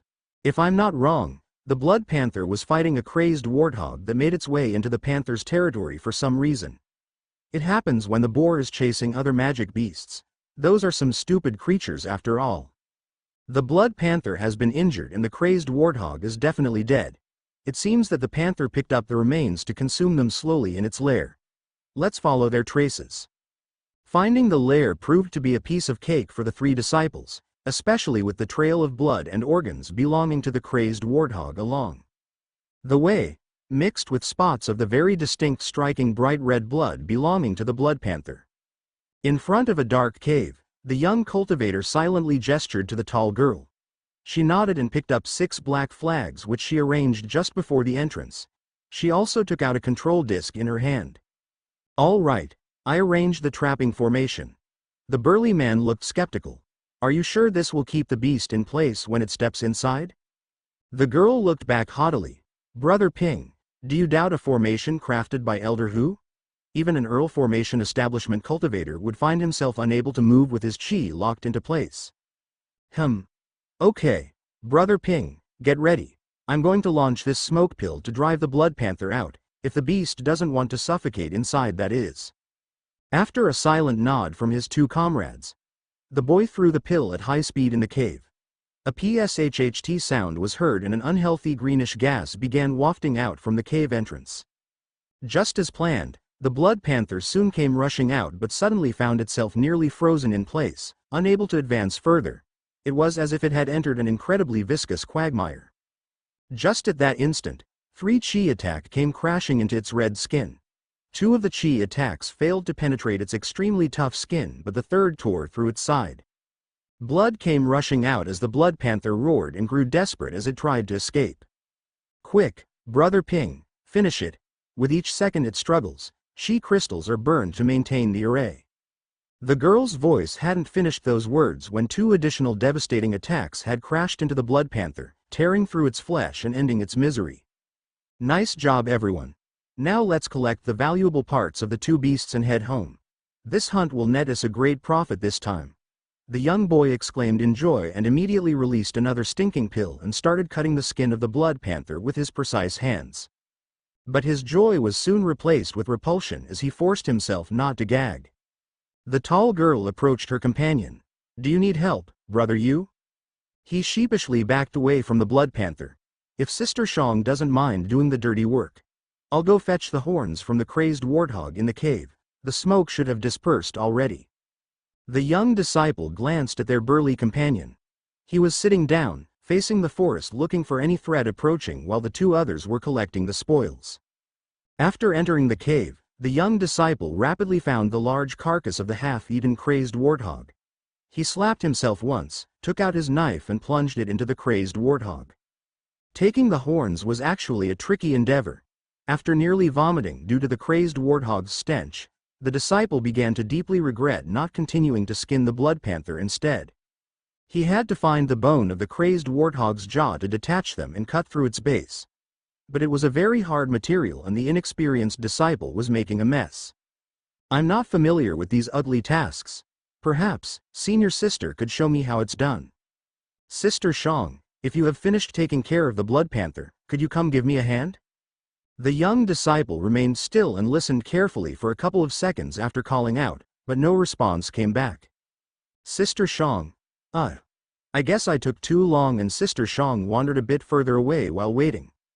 The disciple exited the cave and couldn't help but notice the perfectly skinned blood panther without the female disciple at its side. The array flags were still in place though. Brother Ping, Sister Shang. This time, the young disciple frowned after not receiving any responses. He took a couple of steps forward and froze in terror as he spotted the burly man laying on the ground, a puddle of blood next to his neck. His instinctual reaction was to grab for his pills, but the disciple realized he couldn't move anymore. To his horror, he noticed that he was inside the array formation and it had just been activated. His thoughts were racing as he couldn't understand what was happening. Sister Shang. Suddenly his eyes spotted movement ahead. A dirty youth stepped out from the shadow of the forest, a control disc in hand. His robes were torn to shreds, covered in dried blood, mud, and other unknown substances. His face remained placid. The young disciple had never seen this person, but he seemed to understand something and stopped trying to resist the array futilely for a moment. Then all sorts of grievances came crashing through his mind as a blade severed his head and his life began slipping away. The dirt-covered youth had already crouched next to the body of the burly man. He was murmuring to himself. His placid face suddenly broke countenance and he kneeled down, banging his head on the ground in direction of the burly man's body. I am sorry, but I needed your sword, I needed it. The young man's eyes widened in unwillingness, incomprehension overwhelming his fading consciousness. Shortly after, the specter of death interrupted his thoughts. Several breaths later, the dirt-covered youth picked the sword next to the dead burly man and stood up. Forbidden Zone. Once he decided to reveal himself, Han Lingyun knew he had to execute the three disciples. He couldn't let one alert his elders and potentially create future troubles. Han Lingyun sighed. What was done was done. There was no turning back. Let's not waste time here. I need to collect their belongings and hide the evidence just in case. Han Lingyun first picked up the array materials used by the girl and stored them back in the pouch she had taken them from. He then undressed the headless body from his disciple robe and put it on. Han Lingyun rapidly gathered all the three disciples' belongings and left the bodies to rot further away in the forest. He only left the tokens with the bodies. The White Tiger sect could monitor one's position with the tokens, so Han Lingyun wouldn't take any risks with these little jewels of formations. It would be best if wild animals or magic beasts came to feast on the bodies. Their belongings amounted to a few mid-grade spirit crystals, 3 swords, 1 array disc, a couple of formation flags, dozens of pills that came in all sorts of colors, 1 talisman, some water, a bit of dried meat and a map of the surrounding forest with the areas to absolutely avoid. This last find excited Han Lingyun the most. This detailed map will add another layer of safety to my trip. Oh, this gorge is impossible to traverse on a flying treasure because it's filled with nests of giant vultures. Good thing I learned this beforehand. And there are the territories of the local sects on the map too. Great. I just hope that this map covers an area that includes my destination. A couple of regions have been marked in another color. These could be the zones for hunting missions. Let's see, crazed warthog and beasts that resemble big red panthers. In this zone, among other beasts, one can find blood panthers and crazed warthogs. That must be it. I should be here right now. I could be wrong, but I don't see any other name that seems to fit with the red panther I saw. And this blood panther is only found here. On the back of the map, each beast had a short description with some habits. So that's why we can't find it elsewhere. This blood panther only stays in the caves of this region because of the specific sediment can produce a special herb named the blood-pumping grass. There should be some of these herbs around, but it's a shame I don't have any use for them. It only serves as a tonic a man's performances in bed. Anyway, the main thing is that I know my precise location. Let's compare with the map the old geezer gave me. This would put me here. It seems that even with my precautions, I have deviated substantially from the correct path. And my destination is a forbidden zone. That's right, it actually isn't too surprising. If this is the territory of a powerful cultivator, it's only natural for it to be a forbidden zone for outsiders. I just hope that I won't have to risk my life again to make it. Han Lingyun pocketed the chi crystals, a disc, the flags, the map and one sword. Those pouches are rather practical. As for the rest, I don't know how to use those pills, if one is to be consumed or should be used as a miniature bomb. There is no point in taking those away. Same for that talisman. I don't know how to activate it and I don't know its use. Trying to use it will probably result in more harm than good. Finally, out of the 3 swords, Han Lingyun only chose one. He had immediately found how to circulate his chi in the sword to fly on the one that belonged to the burly man. The other 2 swords seemed to function slightly differently. I would prefer to keep all 3, but these disciples only flew with one weapon each. It could raise some questions if I flew with another sword in hand. I'll only take this one then. The young man then rapidly cleaned his face with some water, buried the remaining loot and stepped on the flying sword. It was much easier to follow a direction when flying straight rather than when struggling in the forest. Han Lingyun still took some detours to avoid the areas where he was most likely to cross paths with other cultivators just in case. It only took Han Lingyun a couple hours to face the Forbidden Zone, his destination. This time, there had been no further twists and turns, a result which had elated Han Lingyun. He wanted to relax after the stressful journey, but his expression changed as he sized up the scene in front of him. It was so imposing Han Lingyun felt compelled to land. The whole area was draped in a white fog and the skies rumbled with menacing clouds and intermittent purple lightning. Ominous and unwelcoming were the adjectives that came to Han Lingyun's mind. I wonder if this is some kind of extremely powerful array or a natural phenomenon. Anyway, that's my destination, so I guess I have no choice but to enter. What's even more bizarre is that according to the protector, there should be a mountain behind the fog, but the terrain all around is flat. Han Lingyun ignored his doubts and penetrated the impenetrable fog. He stayed on foot to better react to any changes. But as soon as he took his first steps inside, nearly all sound faded. The powerful thunder suddenly became a very distant low echo.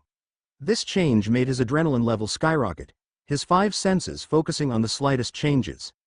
But apart from the faint whispering of the thunder, the only element he could pick was the soft sound of his steps on the soil. The visibility was dropping with every step, and after a couple of meters, Han Lingyun couldn't even see the ground he was standing on. Only a sea of gray fog. Han Lingyun stopped and took a breath. He decided to walk backwards for 20 steps. Unsurprisingly, I'm still in the fog. This indeed seems to be a formation, and at a level one cannot begin to understand. At least I'm glad I didn't blindly fly in with my sword. My most likely outcome would have been to crash after being disoriented. I guess my only choice is to blindly walk forward. Han Lingyun thus began slowly walking, step after step, for what felt like an unending journey. Other than the monotonous walk with no prospect of finding an exit, there was another issue plaguing him, one he felt ashamed admitting. I need to sit down. I am actually seasick. Han Lingyun fell on his bottom. That won't do. My senses are completely messed up. I can't even tell how much time has passed since I entered. Han Lingyun laid on the rocky ground and closed his eyes. He actually felt better like this, and his unease died down. A thought suddenly traversed his mind, and Han Lingyun reached for his pouch to take out the box he was meant to bring to this mysterious figure. When his hands touched the box, green particles appeared and began slowly floating in a certain direction. The fog didn't prevent Han Lingyun from being able to see the green particles clearly. Han Lingyun sighed. Why haven't I thought of the box before? My stupidity sometimes really amazes me. He was grumbling inside, but he immediately jumped on his feet and followed the green lights closely. It didn't take Han Lingyun 5 minutes to leave the cloud, and the sight that greeted him took his breath away. A grandiose mountain towered over him, with snow covering at least half of it. Its shape was unnaturally close to that of a cone. There were no clouds directly above it. but dark clouds circled around at terrifying speeds with purple lightning occasionally sizzling into view. It's even more impressive from the inside. Is no one coming to welcome me? Well, I feel that my objective is at the top of the mountain. Han Lingyun didn't dally further. He stepped on his flying sword and started ascending rapidly. The temperature fell down as he ascended. Midway up the mountain, Han Lingyun estimated the temperature to be at -25 degrees Celsius, which made him worry for the conditions at the summit. Yes, Qi condensation cultivators had incomparable bodies to normal humans, but they weren't immune to absolute cold. The air was already thinning out considerably too. I have roughly passed the halfway point and I should have climbed 10,000 meters already. In what sort of terrifying place is that person residing in? Thankfully, the temperature stopped decreasing when Han Lingyun still had a quarter to go, just when he was beginning to find the cold unbearable. The air was still thinning out with the height though, and the young boy had to breathe loudly. With only a couple of hundreds of meters to the summit, the temperature had warmed up enough for the stones to no longer be covered in snow. There were no clouds above his head at this altitude, leaving a perfectly clear sky. I'm finally about to make it. After all I went through to get here, I'm really curious to discover this mysterious figure. The ones on top. Han Lingyun's breath was hurried. The last rocks obscuring his vision of the summit gave way and he stumbled upon a wide crater of black rocks. Bright red shone from the zigzagging cracks that crossed the bottom of the pit. Near the other side of the crater stood a shabby-looking wooden house. Han Lingyun approached cautiously. Sitting in a lotus position next to the house's only wooden door was a muscular bald man. He wore a simple grayish cloak from which his bulging arms were escaping from. Every visible part looked made of pure muscle. His face was chiseled, his neck was extra wide and even his bare feet displayed sharp angles with large bulging veins. The discreet wrinkles on the corners of his eyes only reinforced the impression of dry hardness.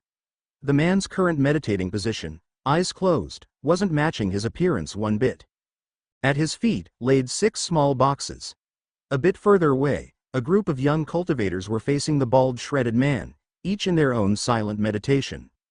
Han Lingyun's eyes shone. All had reached the top 16 during the SCA's second-year competition. Out of the 6, only 2 disciples shared identical robes and were sitting noticeably apart from the 4 others. Dai Huling and Mao Enlai from the Chenghuang school. The 2 still had their sect robes, but they were covered in dry blood and mud. Dai Huling, she is the girl who reached the semi-final of the SCA rankings. And Mao Enlai, I think he ended up in the top 8, but I also remember he had the highest score during the first phase. I guess they should be at the peak of Qi condensation by now. None of the 4 others were slouches either. Zheng Yingji from Peach Blossom Island also made it to the semis. Luo Mingyu is the number 1 disciple of the Ugly Duck sect. I have less of an impression of the 2 remaining. Mo Nianzu from the Qiqing sect and Kui Qing of the Shaolin sect. Han Lingyun examined the 6 and their reactions to his arrival. His memory was sharp, so he immediately recalled some basic details on those disciples that distinguished themselves during the SCA competition. Dai Huling opened her eyes and imperceptibly nodded to Han Lingyun before closing them right after. Mao Enlai didn't even budge as he kept his cultivating stance, ignoring his surroundings. Han Lingyun's eyes were inexorably attracted to the one standing out from the rest. Luo Mingyu was the only one not in a lotus position but lying down on the rocky terrain, seemingly in a deep sleep. He held an empty jar in his left hand. Han Lingyun retracted his gaze from the Ugly Duck sect's disciple to evaluate the others. Zheng Yingji struck Han Lingyun as a very attractive young man. He smiled to Lingyun with clear bright eyes that would have struck a heartstring if Han Lingyun had been of the opposite sex. His cascading black hair only added to his good looks. Out of everyone present, Zheng Yingji was in the best of shapes, only with slightly dirty clothes that didn't upset his handsomeness. Those robes didn't belong to the Peach Blossom Island though, it was clear he too had some adventures to get here. Mo Nianzu was detachedly observing Han Lingyun. He gave off a frosty and unapproachable air. His clothes were in rags but he didn't seem to notice or care. He is indeed a disciple of the Qiqing sect, on his way to sever the 7 emotions. Finally, Kui Qing from the Shaolin sect looked the most unremarkable out of the 6 disciples. She was the only girl present apart from Dai Huling. Her figure was pale to the point of making her appear sickly. Kui Ching had her hair cut tight and was only wearing common mortal clothes. But she also showed the greatest response to Han Lingyun's arrival by standing up and cupping her hands. Congratulations for making it to the training camp, Han Lingyun of the White Tiger School. You can call me Ching. I am a disciple of the Shaolin Temple. Thank you, Miss Ching. I shall congratulate as well. Han Lingyun dropped his small box with the other 6 piling up in front of the bulky middle-aged man and sat down among the disciples, next to Kui Ching. They all began cultivating. Silence descended once again on the dry mountain. Han Lingyun hadn't noticed it at first, but the thought gradually dawned on him. This absolute silence, I have never experienced it before. I can't ever detect the faintest distant animal cry, a lost insect, or even the trace of leaves rustling. Even the wind has abandoned this place. My breath, my heartbeat, they have never felt so loud. Han Lingyun couldn't help but turn towards the other disciples. All seemed to be concentrating on cultivating, except for Luo Mingyu still laying on the ground. None were moving a finger. Han Lingyun felt a shiver down his spine and his head lightly buzzing. He retook his usual lotus position with a deep breath, taking in as much of the lacking O2 he could muster. Then his spirit sank in meditation. He hadn't been able to calm his racing mind since being dropped off in the forest, alone and lost. Water, wood, fire. Then I will incorporate earth and metal. And then what? The spirit image of Han Lingyun was sitting next to a pond in his spirit world, looking somewhat downcast. After the past 2 days, it was the first time he had the leisure to reflect, and many kinds of repressed feelings came crashing down. I want to research this world, but time and time again, I find myself being made to train, combat, to risk my life, even to murder. Han Lingyun's image sighed. This place isn't suitable for my aspirations. There is no knowledge, no interest, no pre-made path for science. I understand now. I've been wasting my time playing with runes, arrays, and with the nice problems Elder Wen left me. But the times don't permit it. What isn't increasing my strength immediately brings me closer to my demise. Once again, I'm not in control of my life. When it's not the Black Rainbow sect, it's my own school. And even my own so-called senior. I had some doubts about old Lee's intentions for some time already. With the Protector's warning, I can now be sure he has some scheme. Perhaps some actually want to help me, but it doesn't change anything. Anyway, they are all serving their own interest. Since the SCA competition, rather than contemplating rune algorithms, if only I had learned a defensive martial art, for example. My life wouldn't have been so easy to lose then. Yet, how could I know back then, that I would be stripped of all my treasures and thrown in the wilderness? Fight, fight and fight, but can I cultivate like this? A dark smirk suddenly on Han Lingyun's visage. Of course I can. The threat of death is truly a good source of motivation. Or I might as well continue playing with my toys while those great masters play with me to death. I understand why this mysterious figure would want to live in such a remote place. On the deserted summit of a 20 kilometers high volcano, hidden behind a powerful formation. But it seems even him, even with all his power, he cannot escape from being involved in the affairs of others. Or why would he willingly accept teaching some chi condensation disciples? From the kindness of his heart? I don't believe it. At least, I sense this arrangement has offered me a unique opportunity to make progress. I shall not waste it one single bit. Not one. Han Lingyun image mentally took a breath, calming the emerging flames in his heart. This continent, perhaps even this whole planet, isn't suitable for my path. Fine, I will just have to find a better place then. But for this, I'm forced to follow the rules. I need strength. So much for great plans and long-term goals. How can I dare to have these when I cannot protect my existence? Even though I'll temporarily set aside my study of runes, I will persist with first merging the 5 elements with my spirit. I intuitively feel this is the correct path for me.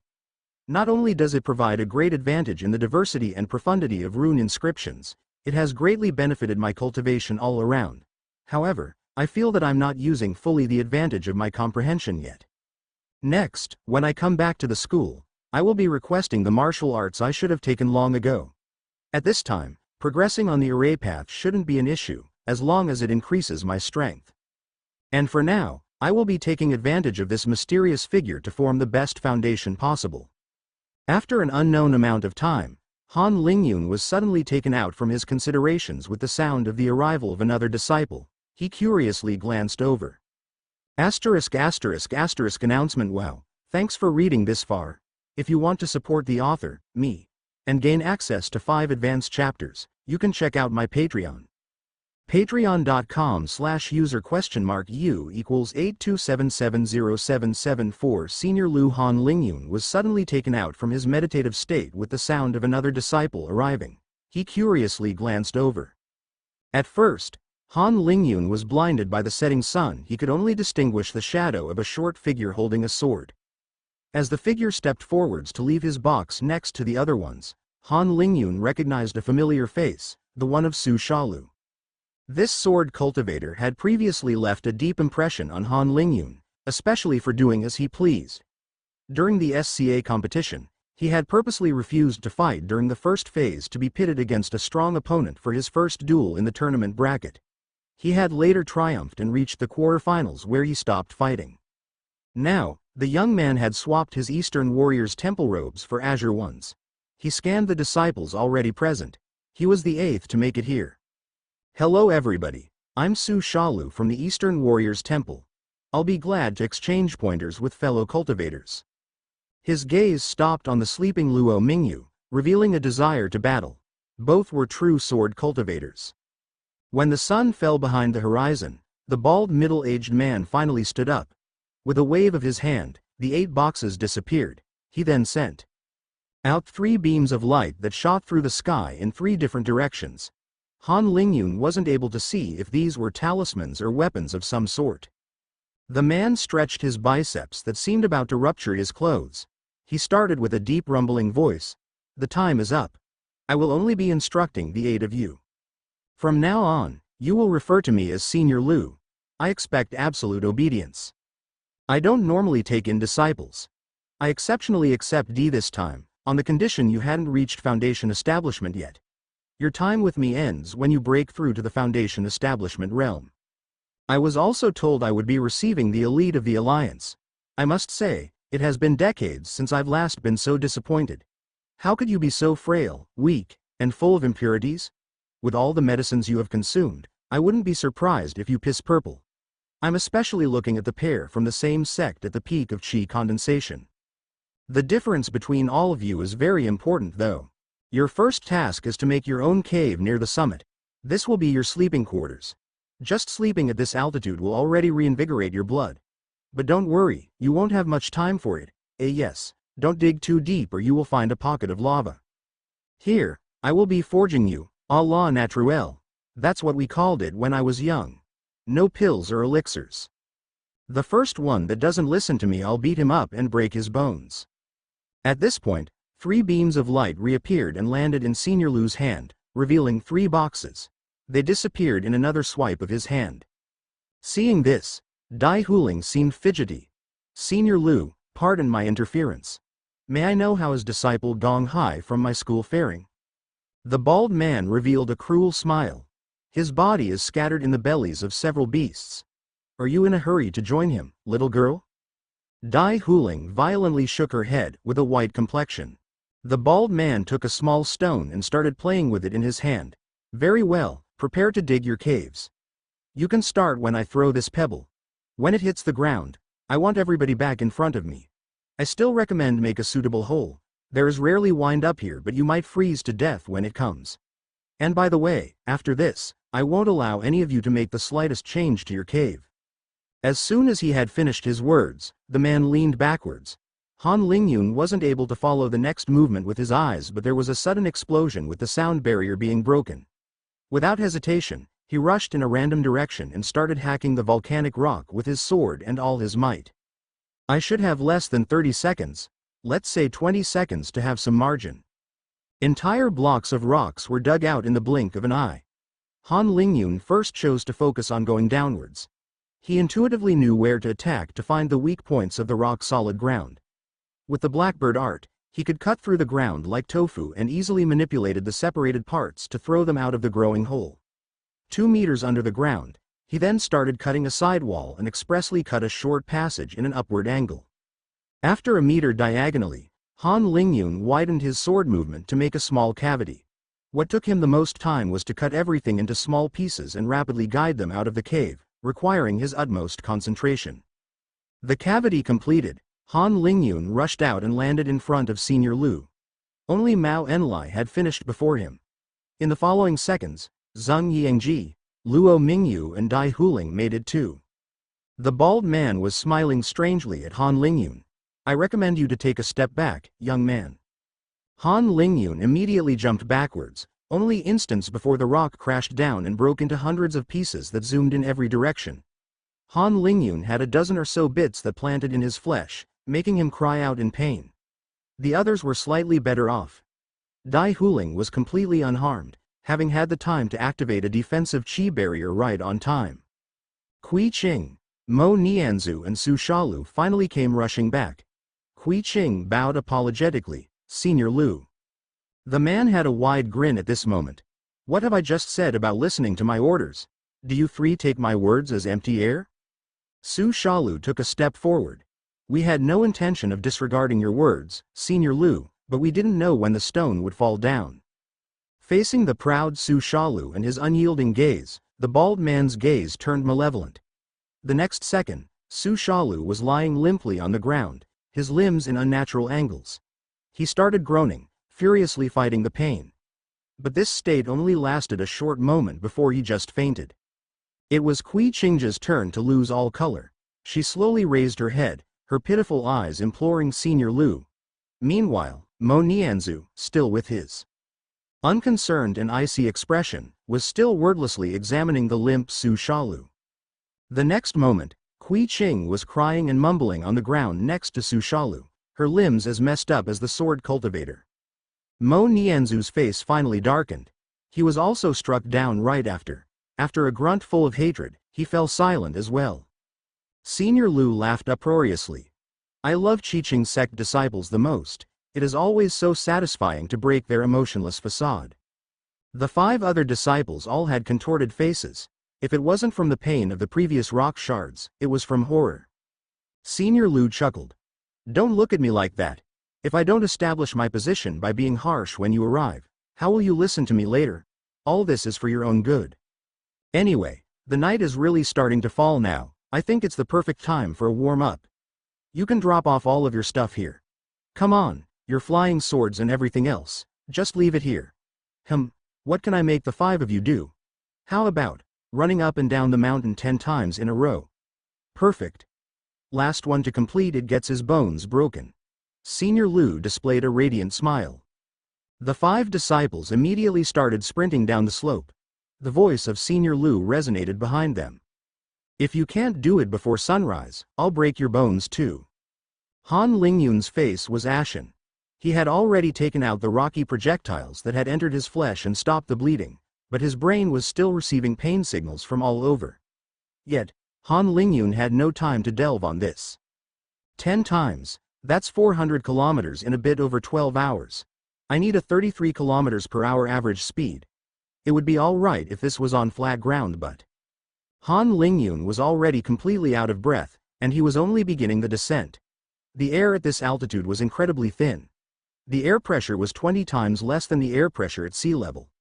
Oxygen was logically incredibly sparse, making the effort exceedingly difficult. Han Lingyun's head was hurting, but the lack of air wasn't his only concern. He sprinted down the mountain with incredible agility, magically managing to keep stable a footing even when the temperature rapidly dropped to -40 degrees Celsius once again. Han Lingyun's blood was madly pumping, but at this temperature, it was so cold it was stinging. The speed made it even worse. His lungs were hurting, his fingers had lost their feelings. Every part of his body felt like it was being stabbed by the cold. Han Lingyun tripped and began rolling down the pointy rocks, only stopping after a good 100 meters. His skin was incomparably hard to the skin of a mortal, but the fall still left him bruised on many places. The boy didn't wait a second longer and immediately continued the descent, his brain empty. Finally, the temperature rose to the 0 mark and the density of oxygen had increased enough for Han Lingyun to zoom down the last part of the mountain at full speed. Han Lingyun arrived in front of the fog formation, heart beating wildly. He turned and looked up the mountain, reaching above the clouds. A hint of despair flashed through his eyes before being replaced by the utmost determination. He couldn't see the other 4 disciples, they seemed to be on other sides. Without further deliberations, Han Lingyun began to climb back up. Midnight Agreement. Meanwhile, a remote cliff overlooking the ocean became the scene of an unusual spectacle. Every now and then, a cultivator flying without the help of a spirit treasure would appear from the horizon and disappear in a fold of the vertical rocky escarpment. Inside the well-arranged and furnished cave, rows of torches illuminated the excited eyes of a dozen of cultivators making small talk. Most of them were old men, each with his own unique beard. Their robes came in all sorts of styles and colors, but all had an identical embroidered blazon on the right chest area. It depicted 2 parallel vertical golden swords on a bright green shield. The 2 swords would never be crossing. This was the symbol of the sword union. Minutes slowly passed in wait. The air was moist due to the western winds coming from the ocean, especially at this late hour. This night, the waves crashing on the cliff were unusually heavy. A storm was brewing. 3 figures suddenly appeared at the entrance. Unlike the others, they had come on flying eagles. If one looked closer, they would have realized that these eagles were not alive. They were just puppet creations. Fellow Taoists of the puppet sect, it is a pleasure to meet again. No need for pleasantries, let's begin. The youngest-looking man from the Sword Union stepped forward with a genuine smile and invited everyone around a large table. Fellow Taoists, I will be representing the Sword Union for this meeting. I understand that everyone has heard the news. However, it is still best to reiterate the details to make sure we are all on the same page. The structure that has been unearthed 6 months ago turned out to be a necropolis that predates the Dark Centuries. More specifically, the investigation by our Sword Union and Puppet Sect researchers show that it had been discovered and used by the Ming Dynasty, so 1,000 to 3,000 years before our era. They had built an additional layer of construction with their greatest formations to hide and defend the place. It is perhaps why the complex wasn't impacted by the destruction caused by the fall of the Ming Dynasty and remained hidden till now. After around 1,000 years, most of the Ming constructions and arrays have stopped functioning. The rest have been disassembled with a little work from our experts. The problem is that the structure is far more complex than what we initially thought. We estimate the inner structure to be at least 10,000 years old. It appears that the Ming Dynasty hadn't been able to brute force their way into the main tomb. From the records we have obtained in the necropolis, they did everything they could to keep the necropolis secret from the Black Rainbow sect. And it seems that they had succeeded. A secret order was established to guard the necropolis, which their members followed like a divine mission. Only 2 types of people had the opportunity to enter the order. Ming Dynasty nascent soul elites reaching the end of their lifespan and rejects of the royal line. In any case, when one entered the necropolis and the order, they had to live to the end of their life inside it. The rejects were used to find ancient inheritances by completing trials within. Most would be killed in the trials or after completing their missions, with only the inheritances being passed on to the Ming Dynasty. Most interestingly from our perspective, the secret order's nascent soul elders also began burying themselves at the necropolis. The benefits we received from those tombs aren't small, and we can reasonably birth a couple new nascent soul cultivators from the resources obtained. However, the level of the arrays used deeper into the necropolis is greatly superior to what the Ming area could produce. I'm talking here about the original sepulchres. In the best case, it would probably take us decades, if not centuries, to crack those down and find the true prizes. Of course, we don't have time for that. And considering that the Ming Dynasty failed to crack those arrays during their 2,000 years of existence, it's safe to say that we don't have a complete idea of the difficulty of the task yet. As of now, the only method found to enter the central area is through the intended way. Be under 20 years old and follow the trials. From the testimony of our scouts, we can reasonably deduce that not one, but several inheritances are waiting for us. The exact figure should be near 100.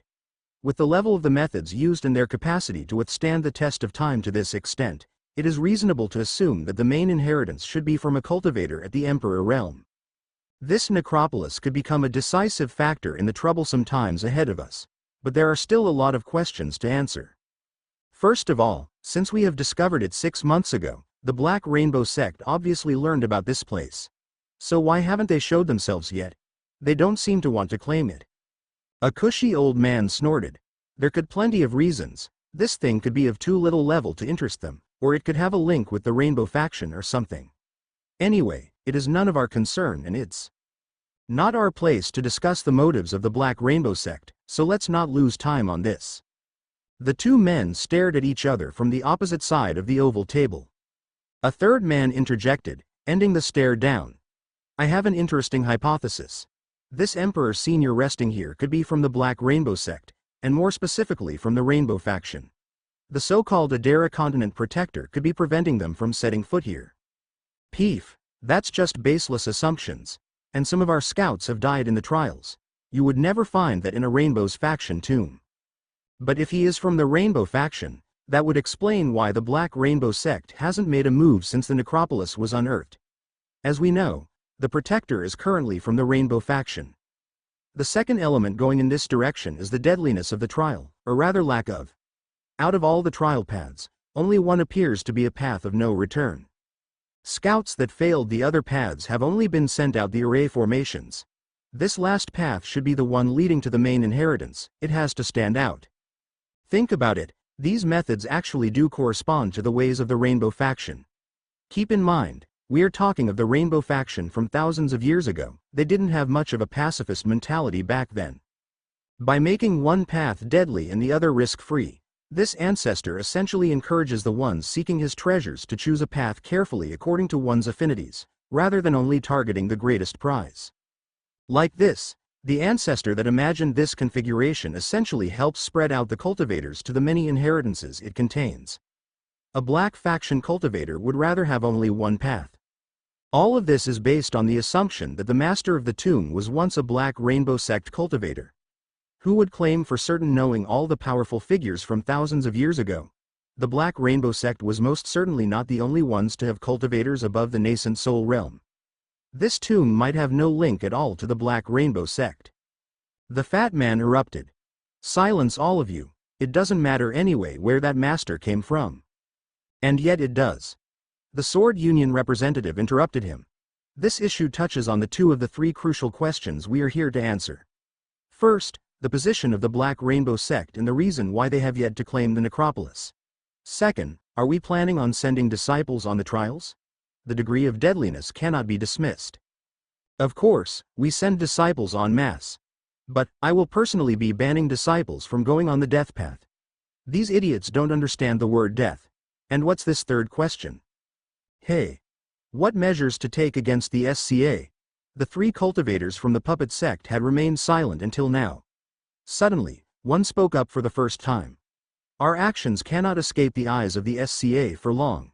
It's best to capitalize on the inheritances as quickly as possible. It will be impossible for the SCA to sit still. War isn't out of the question either. The cushy man snorted. Kong Chong, are you becoming senile? These old farts from the SCA would never dare risk their lives. They are oh so happy to maintain the peace that lasted for more than 500 years. The puppet sect cultivators shot disdainful glances at the man. What do you know? The equilibrium of the Adara continent's forces was only forcefully maintained by the Adara Protector. Rumor has it, he will soon get called back to the Black Rainbow sect. The forces of the continent might very well see a change. And the SCA has long fixed their sight on the continent. Just by naming their secular state and empire, it's enough to show their intentions regarding the Adara continent.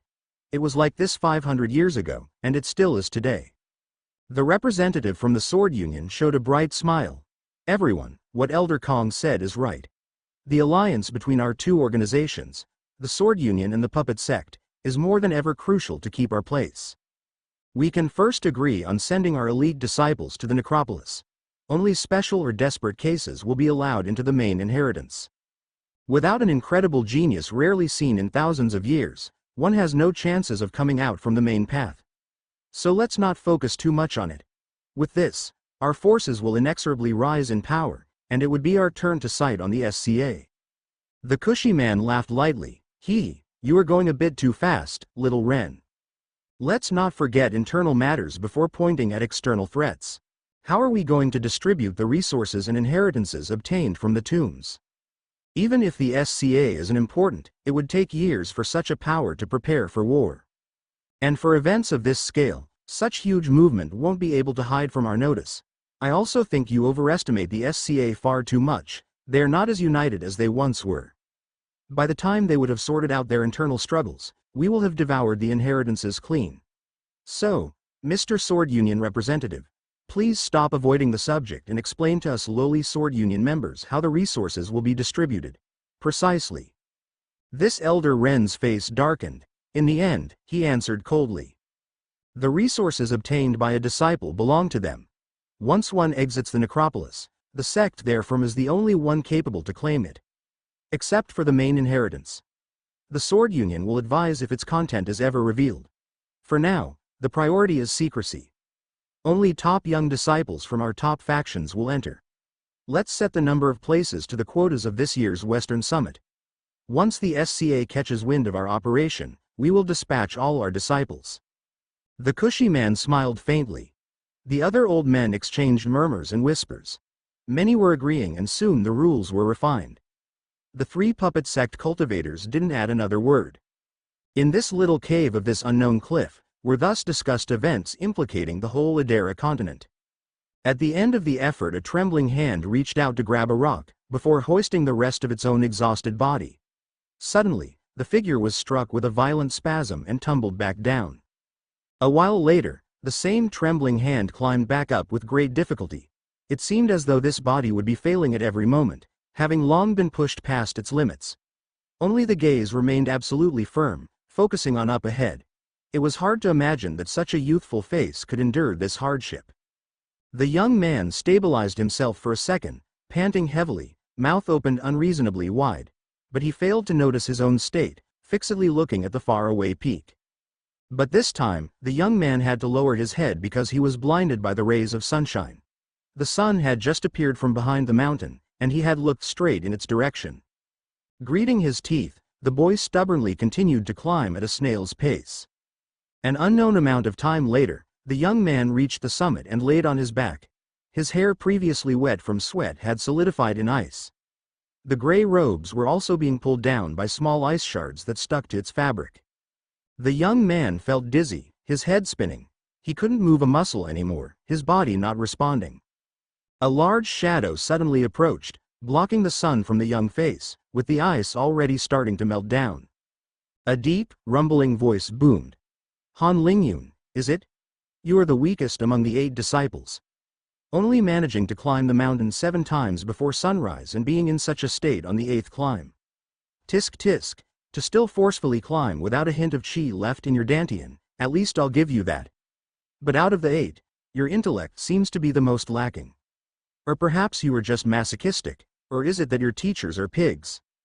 Han Lingyun's face showed a hint of a reaction at this last comment. He squeezed out a whisper. What does Senio Lu mean? Hey, brat, your comprehension of some elements isn't so bad, so why are you not making use of it? With difficulty, Han Lingyun turned his eyes towards the figure questioningly. The bold bulky man had a wide grin, his left hand playing with a little flame. In instants, Han Lingyun's eyes went from shock to realization. A faint smile of self-mockery crept on his face. Hee, you regret it, right? There was no need to go through so much hardship because of the cold. Now watch how I break all your bones like for the others, you have arrived way past sunrise. Already fainted, truly a lucky fellow, but you won't escape your bones being broken. In an instant, the sorry body of Han Lingyun was beaten down further. The bulky man's temperament suddenly changed from his previous aggressiveness to that of a relaxed senior. Hey? Those bones are a level harder compared to those other brats. It looks like this one's foundation isn't so bad. Climbing 8 times this mountain while at the mid-chi condensation realm when all the others are all at the peak of chi condensation, this old man is definitely impressed. His comprehension and Dao heart are not too bad either. This old man is looking forward to seeing this one's development these next few months. Somewhere in the crater, where the annual SCA competition was held, a large white oval-shaped imposing table was occupying a brightly lit room, with undulating drapes that were arranged between columns of an ancient style, preventing the 16 cultivators around the table from being distracted by the view of the encircling mountain chain. The gentle breeze that made the drapes flutter languorously eased the heavy silence that had fallen for some time. A man with a white robe stripped by black claw marks was the first one that dared to break the quiet atmosphere. Fellow Taoists, White Tiger Sect leader Zhou wants to express his regret for not being able to attend in person and passes on his sincere wishes for all of his fellow sect leaders. I will be his voice for this meeting. Sect. Is Zhou seriously injured perhaps? It has been years since we have last seen his face. All of us sect leaders came this time, only he dares to avoid the meeting. Enough, we are not here to bicker on those unimportant matters. Sect leader Zhou is doing perfectly well, but is currently cultivating a very stringent martial art. My sincere apologies. Anyway, back to the topic on hand. For those still in the dark, 6 months ago, the Sword Union unearthed the necropolis of an emperor-level powerhouse, which has been later found by the Qing dynasty, then lost once again. In addition, there should be 100 inheritances from nascent soul elders. From our information, last night, the Puppet Sect and Sword Union have allied themselves to explore the side paths and try to harvest these precious resources. They cannot force their way into those inheritances though. But the SCA cannot remain idle and let our enemies silently gain strength. So, we invited you to discuss countermeasures. At this juncture, the tall old man sitting opposite to the White Tiger Sect protector emitted a hint of his hidden pressure, making all the eyes garner on him. He was draped in light purple robe with large ornamental shoulder scales, leaning back on his chair with an amused smile. Before discussing countermeasures, old Shun, I would like to make sure this information is correct. This is all you're saying after all. You don't expect us to just believe you and be your dogs in the war you want to launch. Protector Shun looked back contemptuously. It seems your Cheng Huang School's information network is rather lacking, not even knowing when continent-shaking events are happening. The tall man's smile froze on his face, but his point was already made and the sect leaders started whispering among themselves. Someone suddenly stood up. On the table arrangement, he was sitting right between White Tiger Sect protector and the Cheng Huang School sect leader. This man looked only in his 30s, dressed in a golden robe so bright it would make mortals close their eyes. The representation of a black dragon meandered between the folds of his golden robe. The man faintly bowed in unreproachable etiquette and gave an apologetic look at the Cheng Huang School side. If I may, our Black Dragon sect has some news regarding this matter. This intel comes directly from our friends at the Golden Merchant Group. 6 months ago, some of their members just so happened to be in close proximity to this structure apparently rising from the earth. Do you expect us to believe such a coincidence? Why would the Golden Merchant Group risk its life outside the Sun Cultivation Alliance anyway? Please, fellow sect leaders, let me continue. This tomb happens to be only a couple of kilometers from the San Market, which has become the trading hub of the pearl trade. I believe all of you have heard of this new rising trade. Our brothers of the Golden Merchant Group were naturally trying to have a share. Who could blame them? The commotion raised by this structure coming into being greatly aroused our interest, so we began investigating more in depth. As it turns out, I can confirm that leaders from the Sword Union had a meeting last night. However, our information is far shallower compared to what our colleagues from the White Tiger Sect have gathered. Protector Shun, it seems your White Tiger Sect have informants high up in the Sword Union or in the Puppet Sect. Protector Shun smiled and returned a faint bow. Seeing the frown on the Cheng Huang sect leader's face, his smile grew brighter. But the tall man in purple robe hadn't abandoned yet. Old Shun, you still seem to forget the crucial point. What is the Black Rainbow Sect's position on the necropolis? A man in a black robe suddenly entered, beaming. Ha ha ha. Seeing such an alliance peacefully discussing and not resorting to violence. It truly warms my heart and restores my faith in our cultivation world. All of you, don't be so vigilant. I am but a mere messenger. The man threw a token on the table. It depicted a rainbow over black mountains, gray skies and a black sun. The Black Rainbow Sect thinks it is time for a unified Adara continent. This necropolis would do well as a prize for the final victor. With a wave of his sleeves, the token disappeared. When the dazed sect leaders shook themselves up from the heaviness of this news, the black-cloaked man had vanished. Distant words echoed. May you extinguish your enemies and usher a new era for the continent. After a long pause, Protector Shun fixed all the sect leaders one by one. Now, there shouldn't be any remaining objections. It's either the Sword Union and the Puppet Sect or the SCA. Only one will survive these upcoming troubled times. We have the opportunity to seize the initiative, so let's plan our invasion of the West. Recovery. Han Lingyun woke up feeling groggy and disoriented, but as he opened his eyes, he realized he was in a natural pool of hot water, his head resting on a rock. The water was so soothing and warm that he couldn't help but close his eyes for a second and sink further into the pool. As he lay there, he became aware of an intense itching sensation all over his body. He scratched at his arms and legs, trying to alleviate the discomfort, but the itching seemed to only get worse. It burrowed deep into his being. Eventually, he couldn't take it anymore and stood up, deciding to step out of the pool. A voice drifted to his ears amidst the steam. I wouldn't recommend going out. This pool is extremely beneficial to our bodies, reforging our bones in a short time. Only now did Han Lingyun remember that he was supposed to have his bones broken by this Senior Lu. He squinted his eyes but couldn't see through the fog. Han Lingyun decided to walk in the direction of the voice. Another boy was sitting in a lotus position in the hot pool. Drops of water kept falling from his forehead. It was unknown if it was his own sweat or from the condensation. Han Lingyun clasped his hands. Thank you for the advice, Brother Su. Do you know where we are? Su Shalu opened his eyes and beamed. I do. It's my second time here already. Well, we are somewhere underground. His smile became a bit forced. I'm not too sure how to enter though. Senior Lu will come pick you up when you come out of the pool or when he judges you have stayed long enough. Don't make the same mistake as me last time. I walked out to have a look around but was directly brought back to the surface by Senior Lu. At that time, my broken bones hadn't completely recovered yet and I suffered quite a bit. This pool is a great opportunity, it would be a true shame to miss it. This time, not only have I recovered completely, but I can also sense that my bones are sturdier than before, my skin and pores are further cleansed. Han Lingyun's eyes shone. Brother Su has a great heart, helping others not repeating his own mistakes. Su Shalu laughed. What are you saying, Brother Han? Come, let's cultivate and take advantage of this natural wonder. Han Lingyun sat in a lotus position too, only his head remaining out of the water. The itching sensation remained but it now felt less unbearable. However, trying to fall into a state of absolute serenity seemed impossible. The tingling came in waves, accompanied by an intense desire to scratch all over. Han Lingyun realized that if things remained like this, he would never be able to calm his mind sufficiently to be able to actively cultivate. He opened his eyes to observe how Su Shalu was faring only to discover him eyes open, looking back with a somewhat awkward expression. Han Lingyun wanted to laugh but kept it in.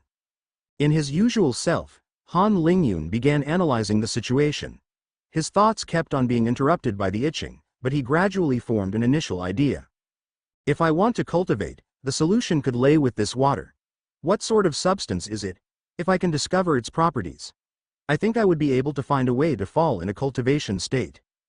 This water should be filled with some sort of qi, or it would be impossible to produce such miraculous effects. Looking at the rocky cavern, this pool doesn't seem artificial. Hence there is a high chance that the qi in here has characteristics of the 5 elements. A bolt passed through Han Lingyun's pondering mind. What Senior Lu demonstrated last time, with my comprehension of water, wood and fire, I should be able to exercise some control of qi belonging to these 3 types. It's really shocking I haven't learned of this before. I only knew the use of my comprehension when cultivating. I always thought it was only with martial arts that one could have this power. But thinking about it, Teacher Wen is a formation master. His understanding is only used to better construct and crack arrays. It's not too surprising that he didn't think of teaching me this. After all those disciples that attain my level of comprehension are virtually at the foundation establishment realm. They should have other dedicated elders to guide them on martial arts. As for old Yi, either he assumed I already knew how to manipulate the elements, or the idea didn't cross his mind. However, I don't think I can suddenly play with fire at the tips of my fingers with my comprehension. Or I could have stumbled upon this realization long ago. If this water indeed has qi made of the elements of water, fire or wood and I can control it for a short time, I could use this chance to slip into the cultivation state. The terrible itching suddenly interrupted Han Lingyun's train of thoughts as he involuntarily contorted himself before forcibly stabilizing himself. Han Lingyun did his utmost to calm his mind. I should obviously start by the water element. Not to mention this is a pool of water, out of fire water and wood. I probably have the deepest understanding of water. Having made his mind, Han Lingyun started to try to circulate the black bird art to lose his emotions while visualizing the image of the water rune.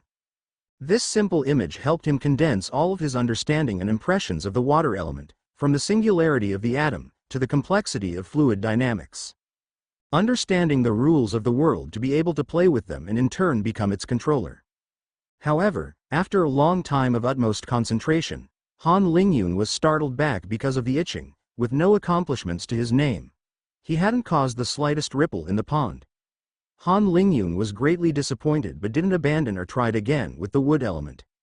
After water, Han Lingyun had the greatest confidence on the wood attribute having an effect with this strange water.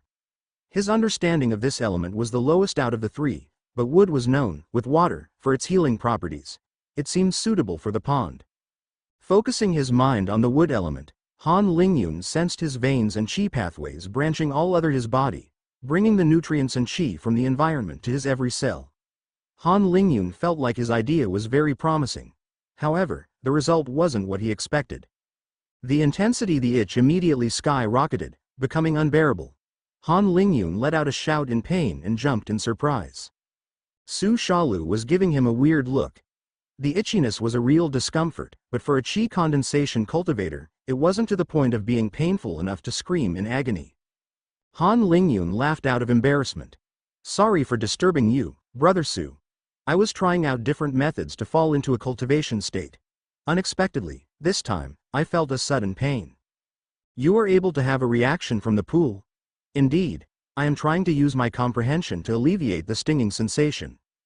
Hearing those words, Su Shalu began pondering. Seeing this, Han Lingyun focused back on his task.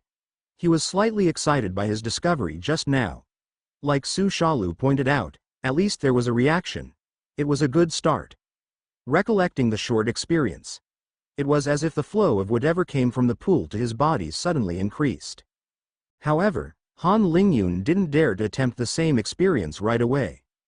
First of all, the pain he had felt was truly hard to describe, even if it was for a very short time. It even eclipsed his terrifying memories of the bone flour he had once eaten. Secondly, increasing the inflow wasn't necessarily beneficial. Just like medicines, the quantity was often the differentiation with poison. Han Lingyun had the intuitive feeling that trying to increase the flow in bursts by using his understanding of wood could injure his qi passageways. It was too violent. And trying to control this flow wasn't possible for the current Han Lingyun. His understanding was too shallow. Therefore, Han Lingyun decided that it was wiser to first try out his fire comprehension. It would be great if I could emulate Senior Lu and form a fire dancing at my fingertips. But let's walk step by step and start by trying to increase the temperature a bit. For the third time, Han Lingyun did his utmost to concentrate on a rune. He willed his qi in close proximity to his body, wanting to agitate the surrounding molecules. Whoosh! A giant flame suddenly enveloped Han Lingyun and bellowed. In instants it spread in all directions, uninhibited by water. Su Shalu was shocked out of his contemplation and cried out, being assaulted by the heat. He immediately rushed in the distance. Looking back, the fire had stopped spreading but still furiously raged on the water of Han Lingyun's general area. Su Shalu looked blankly, not knowing what to do, understanding. The flames gradually subsided and Han Lingyun emerged from the water, shock and incomprehension written all over his face. Brother Han, are you all right? Su Shalu voiced out. He only received a light nod as response. Han Lingyun seemed transfixed in contemplation. Seeing this, so as to not disturb, Su Shalu disappeared into the vapor. He too felt that Han Lingyun hinted at a path to exploit this pool with a greater efficacy and wanted to ponder on this matter alone. Han Lingyun was trying to recollect these short instances. Right when I managed to excite the surrounding water molecules, I sensed a powerful resonance. Looking back, my qi was sucked out at record pace for a very short moment. At this time, I definitely sensed the extremely prevalent and pure fire attribute. But how is this possible? Traditionally water restricts fire. And when I tried to influence the water element, nothing happened. Han Lingyun couldn't help but lampoon. Or perhaps I have an undiscovered powerful fire affinity. Wouldn't I look like an absolute fool in the eyes of Senior Lu if that was the case? Nearly freezing to death, the other day. His chuckle ended in a bizarre sound when the itching suddenly tensed his nerves. Han Lingyun let himself sink in the pond for a moment. Settling back up, he drank a mouthful of the liquid in curiosity. No doubt it was indeed water. But it did have a strong mineral taste and felt hot on his tongue. Come on, focus. I have amassed a fair amount of clues on the water at this point. Let's summarize its characteristics. First, there is the restorative ability and itchiness. Then, the fact my water element comprehension doesn't seem to have much of an effect. Wood elements increases the itchiness incredibly and fire stirs a great reaction. I'm truly confident on this water being imbued with the fire element. This would explain the itchy sensation. Regular healing medicines don't have this unpleasant feeling. To the contrary, martial artists would feel a warm and refreshing sensation. This water seems to be destroying and rebuilding on a small scale. Internally circulating my wood comprehension became the fodder for the fire attribute to rage inside my body. Thinking about it, there seems to be some kind of equilibrium between the destruction and repairing in the first place. Increasing the destruction with wood could prove more harmful than good. However, fire alone shouldn't be able to achieve such a healing result too. But I'm also confident that this water doesn't have a trace of wood element. Therefore, according to common beliefs, there should be a strong water healing attribute present in this water. As for why I can't stir up any waves with my comprehension of the water rune, I can think of two hypotheses. The first one is that my understanding of water is truly lacking in the aspects of healing. Perhaps that is why it cannot resonate with this mysterious water. The second one is linked with the first one. With my previous experience, I tried externally applying my understanding, which is more leaning towards movement. However, looking closely, the water in this pond seems unnaturally static. Thinking about it, there should either be a mechanism restricting water movement, or this could be another attribute of the water itself, effectively clashing with my own comprehension. Looking at the high mineral concentration, this water might have a link with the earth element as well. But this can only remain as one of my conjectures for now. There is a high chance that this water is at least dual attributed, water and fire. I'm not going to try and find how this is possible. However, if this is the case, I might have a way of solving the itchiness issue. Han Lingyun focused on picturing the water rune once again, but this time tried to apply it internally, where the itchiness was flaming and raging. His pupils widened as he found the unpleasant feeling disappearing. My hypothesis seems to be correct. But doing this, I am defeating the purpose of this pool. Without the destruction, the improvement brought by the healing should be much slower. To compensate, if I can excite the fire element simultaneously by concentrating on my fire understanding inside my body, the key should be to keep the equilibrium. By doubling the effectiveness of both sides, I should effectively gain twice the benefits. Han Lingyun's eyes shone. Without thinking further, he poured all of his concentration on visualizing the two runes at the same time. Eyes closed, his vision sank deeper and deeper into the two natural elements, doing his best to keep the two balanced despite not being symmetric to one another. Han Lingyun even forgot about the itchiness, not noticing that the punctual feeling evened out throughout his being. At some unknown point, Han Lingyun realized he had truly sunken into meditation. At this point, he could freely picture his spirit world. The ecstasy of having succeeded was tempered by his current sage-like state of mind. In his mind world, Han Lingyun had never felt so comfortable. He walked barefoot on the mossy grass next to the pond formed underneath the waterfall. Han Lingyun lay down, right hand playing with the water and creating a flurry of reflections with the sunlight. Shining on his spirit body, the sun had never felt so warm and comfortable. Elsewhere in the pool, Su Shalu was still thinking about Han Lingyun's words about using his own comprehension to influence the water of the pond. Erring mindlessly in the waters at waist level, Su Shalu reached the edge of the pond. By this time, an idea had already cemented itself in his mind. My comprehension is the sword. With the sword, I can train in every condition, forgetting about my surroundings. This is a form of cultivation too. Why wouldn't I try it here? Looking up, his sword was placed just in front of him on the rock at the edge of the basin. Not asking himself any further question, Su Shalu gripped his sword and closed his eyes, beginning to practice beginner sword moves. At first, the moves seemed clumsy, with unwanted muscle contractions from the terrible itchiness breaking the rhythm. As Su Shalu practiced, his movements seemed to gradually become unaffected by the water, forming bit by bit a sword dance. From an unknown place, Senior Lu's eyes pierced through the fog, right to the positions of Han Lingyun and Su Shaolu. At this moment, Han Lingyun's body was underwater and simultaneously bathed in flames, but he didn't show any hints of suffering.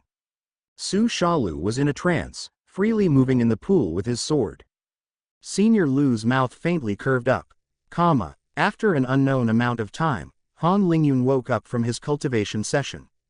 Right then, his vision blurred, and he was back on the mountain in his gray robe, body still dripping wet. Feeling the piercing cold air on his wet skin, Han Lingyun closed his eyes and tried to concentrate, picturing the fire rune. He imagined the joy of flames leaping and crackling, casting a warm glow on his skin, like he had enjoyed moments ago in his spirit world. Han Lingyun held onto this image tightly, but as seconds tickled by, no flames appeared. He only felt the air around him warming up slightly. Han Lingyun's expression turned slightly gloomy. Indeed, in a regular environment, enjoying the effects of his comprehension wasn't an easy feat. Dejectedly looking around, Han Lingyun's mood didn't improve by noticing Senior Lu observing him with undisguised amusement. "Hey, you might want to learn a corresponding martial art to make better use of your comprehension. Don't think that you can replicate what you did in the yin-yang pool." Hearing these last words, Han Lingyun's ears perked up. "Can Senior explain what makes this yin-yang pool so special?" "Things are generally not named randomly. Of course, it's because this pool contains both yin and yang concepts. With your understanding of water and fire, you manage to assimilate them to a small extent." Han Lingyun nodded in understanding. He wanted to ask more questions, but right at this time his gaze turned blurry. Before he could understand what was happening, his stomach growled furiously. An extreme hunger Han Lingyun had never felt before came suddenly. Every cell of his body seemed to be craving for food, his entire body demanded sustenance. Startled, Han Lingyun couldn't help but wonder if the pond had caused this sudden surge of hunger. Senior Lu didn't seem surprised by this sudden outburst. "I was wondering when the aftereffects would arrive." Once again, before Han Lingyun could inquire, he found that the scenery around him had changed. Looking around, he understood they now stood on the rocky surface inside the crater of the volcano. In front of him lay a pile of roasted magic beast meat. 3 young disciples were already digging into the meat frenziedly. Unable to resist Han Lingyun threw himself on the pile of enticing delicacies. Forging from the edge of the crater, Senior Lu observed the 4 chi condensation disciples stuffing themselves with beast meat. The other 4 were scattered around on the mountain. Han Lingyun didn't notice when one by one, the other chi condensation disciples were taken away. Just as he felt his unprecedented appetite being satiated, Han Lingyun found that the scenery around him had changed yet again. His body jolted at the sudden change of temperature. The hot air of the crater having been replaced by the biting cold of the mountainside. Han Lingyun re-experienced the unnerving feeling of his sweat freezing up. Every time Han Lingyun was transported like this, he couldn't escape from this disorienting feeling for a short instant. However, perhaps because of the wave of tiredness that had swept over his body towards the end of his meal, this time it took Han Lingyun more than a couple of breaths to regain his wits. Understanding that the blue in front of his eyes was the sky, Han Lingyun tried to get back up on his feet. But he failed to move a muscle. Han Lingyun realized that his limbs had been attached to the ground, fixing him in place in a star position. "Your 2 legs and arms are sealed in ice. Try your best to get back to your own cave before dusk. The wind is going to be cold tonight. It would recommend you get some rest. Tomorrow we are going to start the group exercises." Han Lingyun didn't hear the voice of Senior Lu anymore after those words. At this point, there wasn't much shock or surprise. Having already understood the assignment, he didn't try to resist or complain. On the contrary, Han Lingyun took a moment to appreciate the absolute stillness of the atmosphere. He couldn't get used to this complete lack of sound, except from his breathing and heartbeat. For some reason, he felt a strange sense of peacefulness, of intimacy even. What would it be like to be the only remaining person in the world? With his thoughts drifting, Han Lingyun nearly fell asleep. He shook himself up right before his consciousness faded away. "Come on, Lingyun. It's not the time to sleep just yet, or I will be regretting it dearly later tonight." The position felt very awkward to cultivate, but Han Lingyun managed to circulate some qi, refreshing his clouded mind. After this, Han Lingyun concentrated wholeheartedly on the fire rune. The aim was simple: to make the binding ice melt enough for him to break free of the constraints. Rather than trying to heat the surrounding air, Han Lingyun focused on the ice in direct contact to his arms. This was much more energy efficient. Sensing that the melting process had begun, he diverted a little portion of his attention to evacuate the water from his arms. It would be quite a shame if the water started freezing again. An incense of stick later, enough ice had melted around his arms for Han Lingyun to slip them out of the two ice blocks. After his arms were freed, Han Lingyun slashed the ice around his legs with just his hand-forming chi blades with the blackbird art. Just like this, he had gotten rid of his restraints while the sun still held over his head. Han Lingyun climbed back up and reached his own little cave where he collapsed and fell asleep. Both his body and mind had been drained between the yin-yang pool and the feast rich in qi. With his perception, Senior Lu could monitor the 8 disciples from everywhere on his mountain, each one in his own circumstance. Their paths were not designed thoughtlessly, but with the application of a craftsman. When the 8 disciples had fallen asleep in their respective holes, Senior Lu retreated to his wooden hut. Inside, a stairway led to the depths of the earth. Senior Lu didn't descend at impossible speeds, far from it. He went down the stairs like a mortal would, a step at a time. However, a regular mortal wouldn't have been able to keep going this far without being burned to death. Yet Senior Lu remained unconcerned. The temperature had surprisingly cooled down to room temperature when Senior Lu reached a grand room at the end of the endless stairs. Inside was an incredible display of minerals, special magic beasts parts, weapons of all sorts and sizes, as well as shelves filled with undefined objects. Shimmering golden symbols in the air revealed the complex formations in place. Senior Lu selected a dozen or so types of materials, seemingly randomly. Then he jumped inside the gaping hole at the center of the immense room. He landed in front of a grand furnace, radiating an intense blue light that would blind disciples in seconds. Behind, a small but terrifyingly powerful display of formations generated an area where the temperature was close to the absolute zero. Senior Lu couldn't hide his anticipation. This was where he felt most at home. Working the arrays in front and behind, Senior Lu adjusted the temperatures. Not all materials needed extreme conditions to be molded to his will. On the contrary, this would have adverse consequences. Like this, Senior Lu started hammering relentlessly the long bone he had brought, mixing it with some minerals that melted almost instantly under the heat. His hammer brought incredible effects, fusing those materials into the initial seamlessly. It wasn't clear if all of his actions were calculated from the start or if he improvised from his ocean of forging knowledge, capitalizing on his impressions on the go, on his inspirations of the day. As he worked, his powerful hands moved with precision and skill, honed from decades of practice. Suddenly, Senior Lu interrupted himself and plunged the glowing shape into the array of absolute cold. The sword embryo sizzled and dimmed in mere instants. It was maintained in levitation by the array. With a wave of his hand, Senior Lu began hammering once again, seemingly in a trance. Finally, came the time for the sword to be completed. Senior Lu examined it carefully with his piercing eyes, making sure every detail was perfect. He circulated his qi into the weapon to finish the assessment. The final sword was pure white with azure blue patterns adorning the blade. After taking his time to appreciate his own creation, Senior Lu jumped back up to the luxury depot and tossed his newly formed work of art to the side. He exited the shabby wooden house and took a breath of fresh air. Indeed, the wind had picked up tonight and it was especially cold. With his spirit sense, the bald man rapidly determined the disciples' positions and their exact states. Noticing the shivering bodies inside of the hastily dug out holes made him nod lightly. For Senior Lu, the body was like a weapon. One needed appropriate tempering to grow powerful. He was determined to mold these disciples to perfection. The bald forging master refused to accept any disciples that have formed the foundation already because he felt their path was already set to some extent. His disciple forging wouldn't have such an effect. With heat, pain and cold, he would sharpen and strengthen. But the method for each of the individuals would vary. Every weapon was unique, and so was every young cultivator. The bodies were the raw materials, and the anvil was the power of nature, with a little help from his expert fists.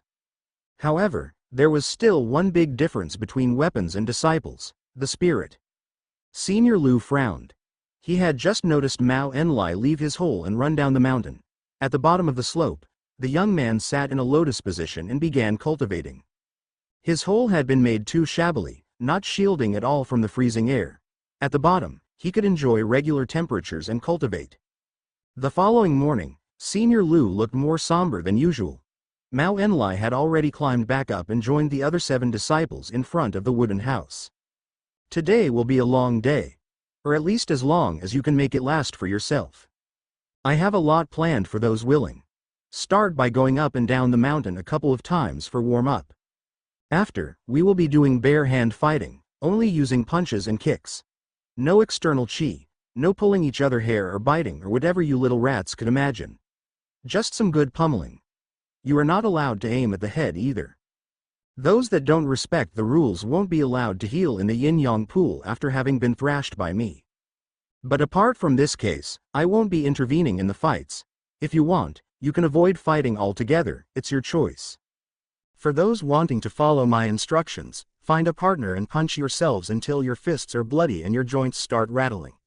It's not every day one can have access to a yin-yang pool, so wreck yourselves to your heart's content. This is the time to switch your mind off and forget what pain is. After this, you'll have the chance to get fixed up in the pool. If your performance satisfies me, I'll bring you to the lava lake and the frozen pond for some more fun. But the 8 of you are already off to a bad start. Senior Lu paused for a moment on Mao Enlai, full of disdain. Before starting to run down, Han Lingyun turned towards Su Shalu and met his gaze. Su Shalu made a motion of warming his fists. They both grinned at each other and wordlessly began a race down the steep slope. Regiments. Hidden from the gazes of any intruder, the true heart of the White Tiger sect was found deep inside the mountain chains of the Lui region. After the crater, it was assuredly the hardest place to access for outsiders in the whole Sun Empire. The White Tiger School was where the most talented disciples under 16 from the Lu region gathered, but for the White Tiger sect's cultivators, it was just kindergarten. All in all, the White Tiger sect housed more than 100,000 cultivators. By that measure, it was the largest sect of the SCA. This necessitated a vast amount of resources. Part came from the sect territory, mainly with its medicinal fields and neighboring beast forests. Another part was obtained from the taxes of all the smaller sects of the Lu region. These hundreds of sects, payments accumulated to a substantial figure. A third consequential part came from the SCA.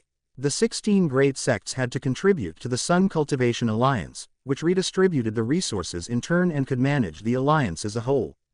However, the White Tiger sect's dominant political position meant that it received more than it contributed. The White Tiger sect was organized very precisely into departments, functioning like a well-oiled machine. To mention a few, Terre was the financial department, the alchemy department, even the music department. It could be considered as its own little state. Habitually, the mountains remained quite peaceful, with a vast majority of the cultivators staying in seclusion. For example, the combat department, which was by far the largest department, only ever had less than 10% of its members out of seclusion. The department was separated in regiments and companies which all had a predetermined date for training. The regiments would also almost never remain in the sect to train. The functions that required constant day-to-day activity were reserved for volunteers among those that couldn't advance anymore in cultivation. In this organization, the White Tiger School was a bit of an exception. Those that worked to contribute to the school had special privileges and were selected from all departments. The sect had always attached it a disproportionate importance, especially in its protection. There were 2 ways to be admitted into the White Tiger sect. The disciples of the White Tiger School had to reach the Qi condensation realm. Before this, they would remain in the school. The White Tiger sect also hosted an annual competition for 16-year-old cultivators. Those that wanted to have a real chance to enter needed to be at the Qi condensation realm at the very least. While a majority of participants originated from the subsidiary sects of the Lu region, candidates from all the Sun Empire came to try to enter its number 1 sect. This competition had been accepting less than 500 disciples for many years, but this number had gradually gone up in the past 2 decades to 1,000 disciples. According to the White Tiger sect, the growing popularity allowed it to recruit more without lowering the quality of its disciples. What remained unsaid was the growing amount of resources received from the SCA could support a greater force. While the children of the White Tiger School thought of the White Tiger sect's cultivators as inner disciples, only a very small portion held that title in the main sect. This distinction was reserved for the White Tiger School's disciples that reached the formation establishment realm before. 16. Their numbers rarely exceeded 1 per year. These disciples were groomed heavily as they had the chance to become the future core of the sect. In 500 years, the times a 16-year-old youth not from the White Tiger School came to the entrance test to join the sect could be counted on one's fingers. Even then, these rare cases would not receive inner disciple status. Generally, these types of talents get taken in by the Black Rainbow sect, or are firmly kept by their initial sect. These last few days the White Tiger sect seemed to have transformed. The tranquility of the mountains had been replaced by a great bustle of cultivators moving around. Fighting arenas were packed full and in constant uproars, and all the sect's facilities were crowded in general. 3 white giant eagles landed on a small plaza. 3 young men in black robes nimbly jumped down from the eagles' backs. All the cultivators around respectively clasped their hands or saluted. Of the 3 cultivators, the one in front, which looked the oldest, was beaming at the attention, while of the 2 at the back, one seemed indifferent and the last one was visibly uncomfortable. As they walked around, people continued to show respect. It didn't help that they stuck out like sore thumbs dressed in black robes with white stripes among a sea of white robes and woodland uniforms. Little brother Shu Wei, what do you think of the sect? Ha ha ha, I have never seen it so lively. The youngest one responded respectfully. Senior Shang, the amount of qi condensation and foundation establishment is indeed impressive, however I prefer the scenery of the inner sect. Tisk tisk, just call me brother Shang Wei. After your 6 months of special training, it's important for you get a better understanding of the sect. I'll show you my men. The last one of the 3 wasn't this enthusiastic. With the sect being this crowded, I enjoy parading here even less. Ha ha ha, little brother Dai Chao, you never change. The fearsome lone swordsman being scared to posture, isn't this a shame? It's not every day we are out of seclusion together. If I remember correctly, last time it was for the Shu family line's annual meeting. By the way, little brother Shu Wei, do you have any news as to how our juniors are doing? I don't pay much attention to these things, however, I heard that my great-grand minor has become his promotion's #1. Shang Hu laughed uproariously. Great, our Shu line might gain another inner disciple in the near future. It was Dai Chao's turn to face his junior. Shu Wei, do you know how little Feng is doing? Grand Major Gao Feng has entered the alchemy department 2 years ago. I haven't had any contact since. Hee, that's not surprising. I'm glad he was taken in by the alchemy department. I heard that they are quite strict on their conditions. The 3 disciples left the busy area for a nearby valley. More than 100 cultivators were sitting in a lotus position. In a blink, Shu Wei counted 119 cultivators. 2 had a foundation establishment cultivation and the rest were at qi condensation. All looked relatively young. The group paid their respects and the one with the highest cultivation and mid-foundation establishment stepped forward and approached the 3 inner disciples.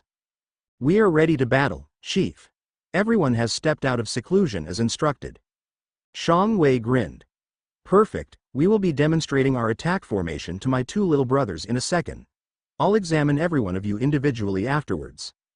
Hee, at your orders, Chief. By the way, do you have news about what's happening? Never has every cultivator been ordered out of seclusion at the same time. Shang Hui's grin intensified. I don't have any details, brother Zhao. However, I smell that things will be on a much greater scale compared to what we have done before. Our next mission will probably be something more blood-pumping compared to squashing recalcitrant third-rate sects, annihilating bandit groups and hunting magic beasts. Tomorrow, we will have a coordinated training with the whole 25th Regiment. Everything better be perfect from our company. Okay, get into the tripartite decimation formation. Shang Hu and the 119 cultivators took their places in 3 dimensions on their flying treasures. The inner disciples' robes had changed colors, becoming white as well. Shu Wei recognized familiar qi fluctuations coming from the 120 disciples. All the qi condensation disciples were circulating the 2nd level of the young tiger martial art. Brother Dai Chao, brother Shu Wei, watch closely. I'll show you why the White Tiger sect is the #1 sect of the Alliance. The chi of the 120 cultivators harmonized at this instant, revolving around the 3 central nodes of the array, the 3 foundation establishment cultivators. Shang Hu shouted, and an immensely powerful chi projection boomed and rushed towards the sky. Shu Wei had the impression of a tiger leaping upwards with unstoppable momentum. Only after 1,000 meters did the projection dissipate. This direction had been chosen to avoid destroying the valley. Having felt the undulations that were above what a late foundation establishment cultivator could hope to achieve, Shu Wei had cold sweat forming on his forehead. This scene reminded him of the demonstration a certain teacher Xian had once done after he had just entered the sect. The chi projection wasn't at that level though, it still lacked power compared to his vivid memory. Shang Hu landed heavily in front of his 2 juniors. His robe had already reverted to black with white stripes. So, Brother Wei, you understand why I chose the combat department? With my brothers, we are unrivaled under core formation. Dai Chao rolled his eyes. Until you get ambushed by an assassin before you have time to get into formation. Don't be too impressed by his display, Brother Shu Wei. Every department is as important as the others. And with your inner disciple status, you don't even have to choose a department at all. I myself am with the assassins, but apart from making use of some of their exclusive missions to train, I don't involve myself much with them. Shu Wei nodded appreciatingly. Thanks for the advice, brothers. I'm more inclined towards combat, but it's a shame, I haven't learned the young tiger art. I don't think I can join the combat department. Zian Hu laughed. Peef. What young tiger art? Most companies I made of cultivators that have never practiced it, and that don't want to. They generally use other types of formations, even though they aren't as powerful. Those are easily recognizable because they generally like to stay in woodland uniforms inside the sect rather than the white robe you see. However, on our company, we only put on these ugly uniforms when we go outside. Shu Wei's eyes had shone at first, but soon dimmed back down again. It's also that, I'm not a leader. I don't want to command 100 cultivators like you do, Brother Hu. Dai Chao interrupted. Have you considered joining the companies made of foundation establishment cultivators? You will be able to work with a core foundation elder. It seems you are more inclined towards fighting. This should suit you quite nicely. But for these companies, you will have to learn to fight in a formation. I personally hate the feeling. Hey, Brother Dai, you are missing something. The feeling of controlling such a great power is intoxicating and experiencing it is very beneficial for cultivation. Shu Wei smiled at his seniors. I think I want to try out joining a company of foundation establishment cultivators. Not a bad choice, little brother Shu Wei, but I fear they won't let you join them just yet. Perhaps after what they are preparing has passed. Right at this moment, cries of exclamation were heard among the 119 disciples. Up in the sky, more than 1,000 cultivators were passing by at high speeds. Most notably, all those cultivators had gray robes. Shang Hu's pupils constricted, and he bowed in deference. Dai Chao and the whole regiments followed his example. Seeing this, Shu Wei also bowed, while he had many questions. These cultivators were not all that strong. Many were at the foundation establishment realm and a portion were only at the chi condensation realm.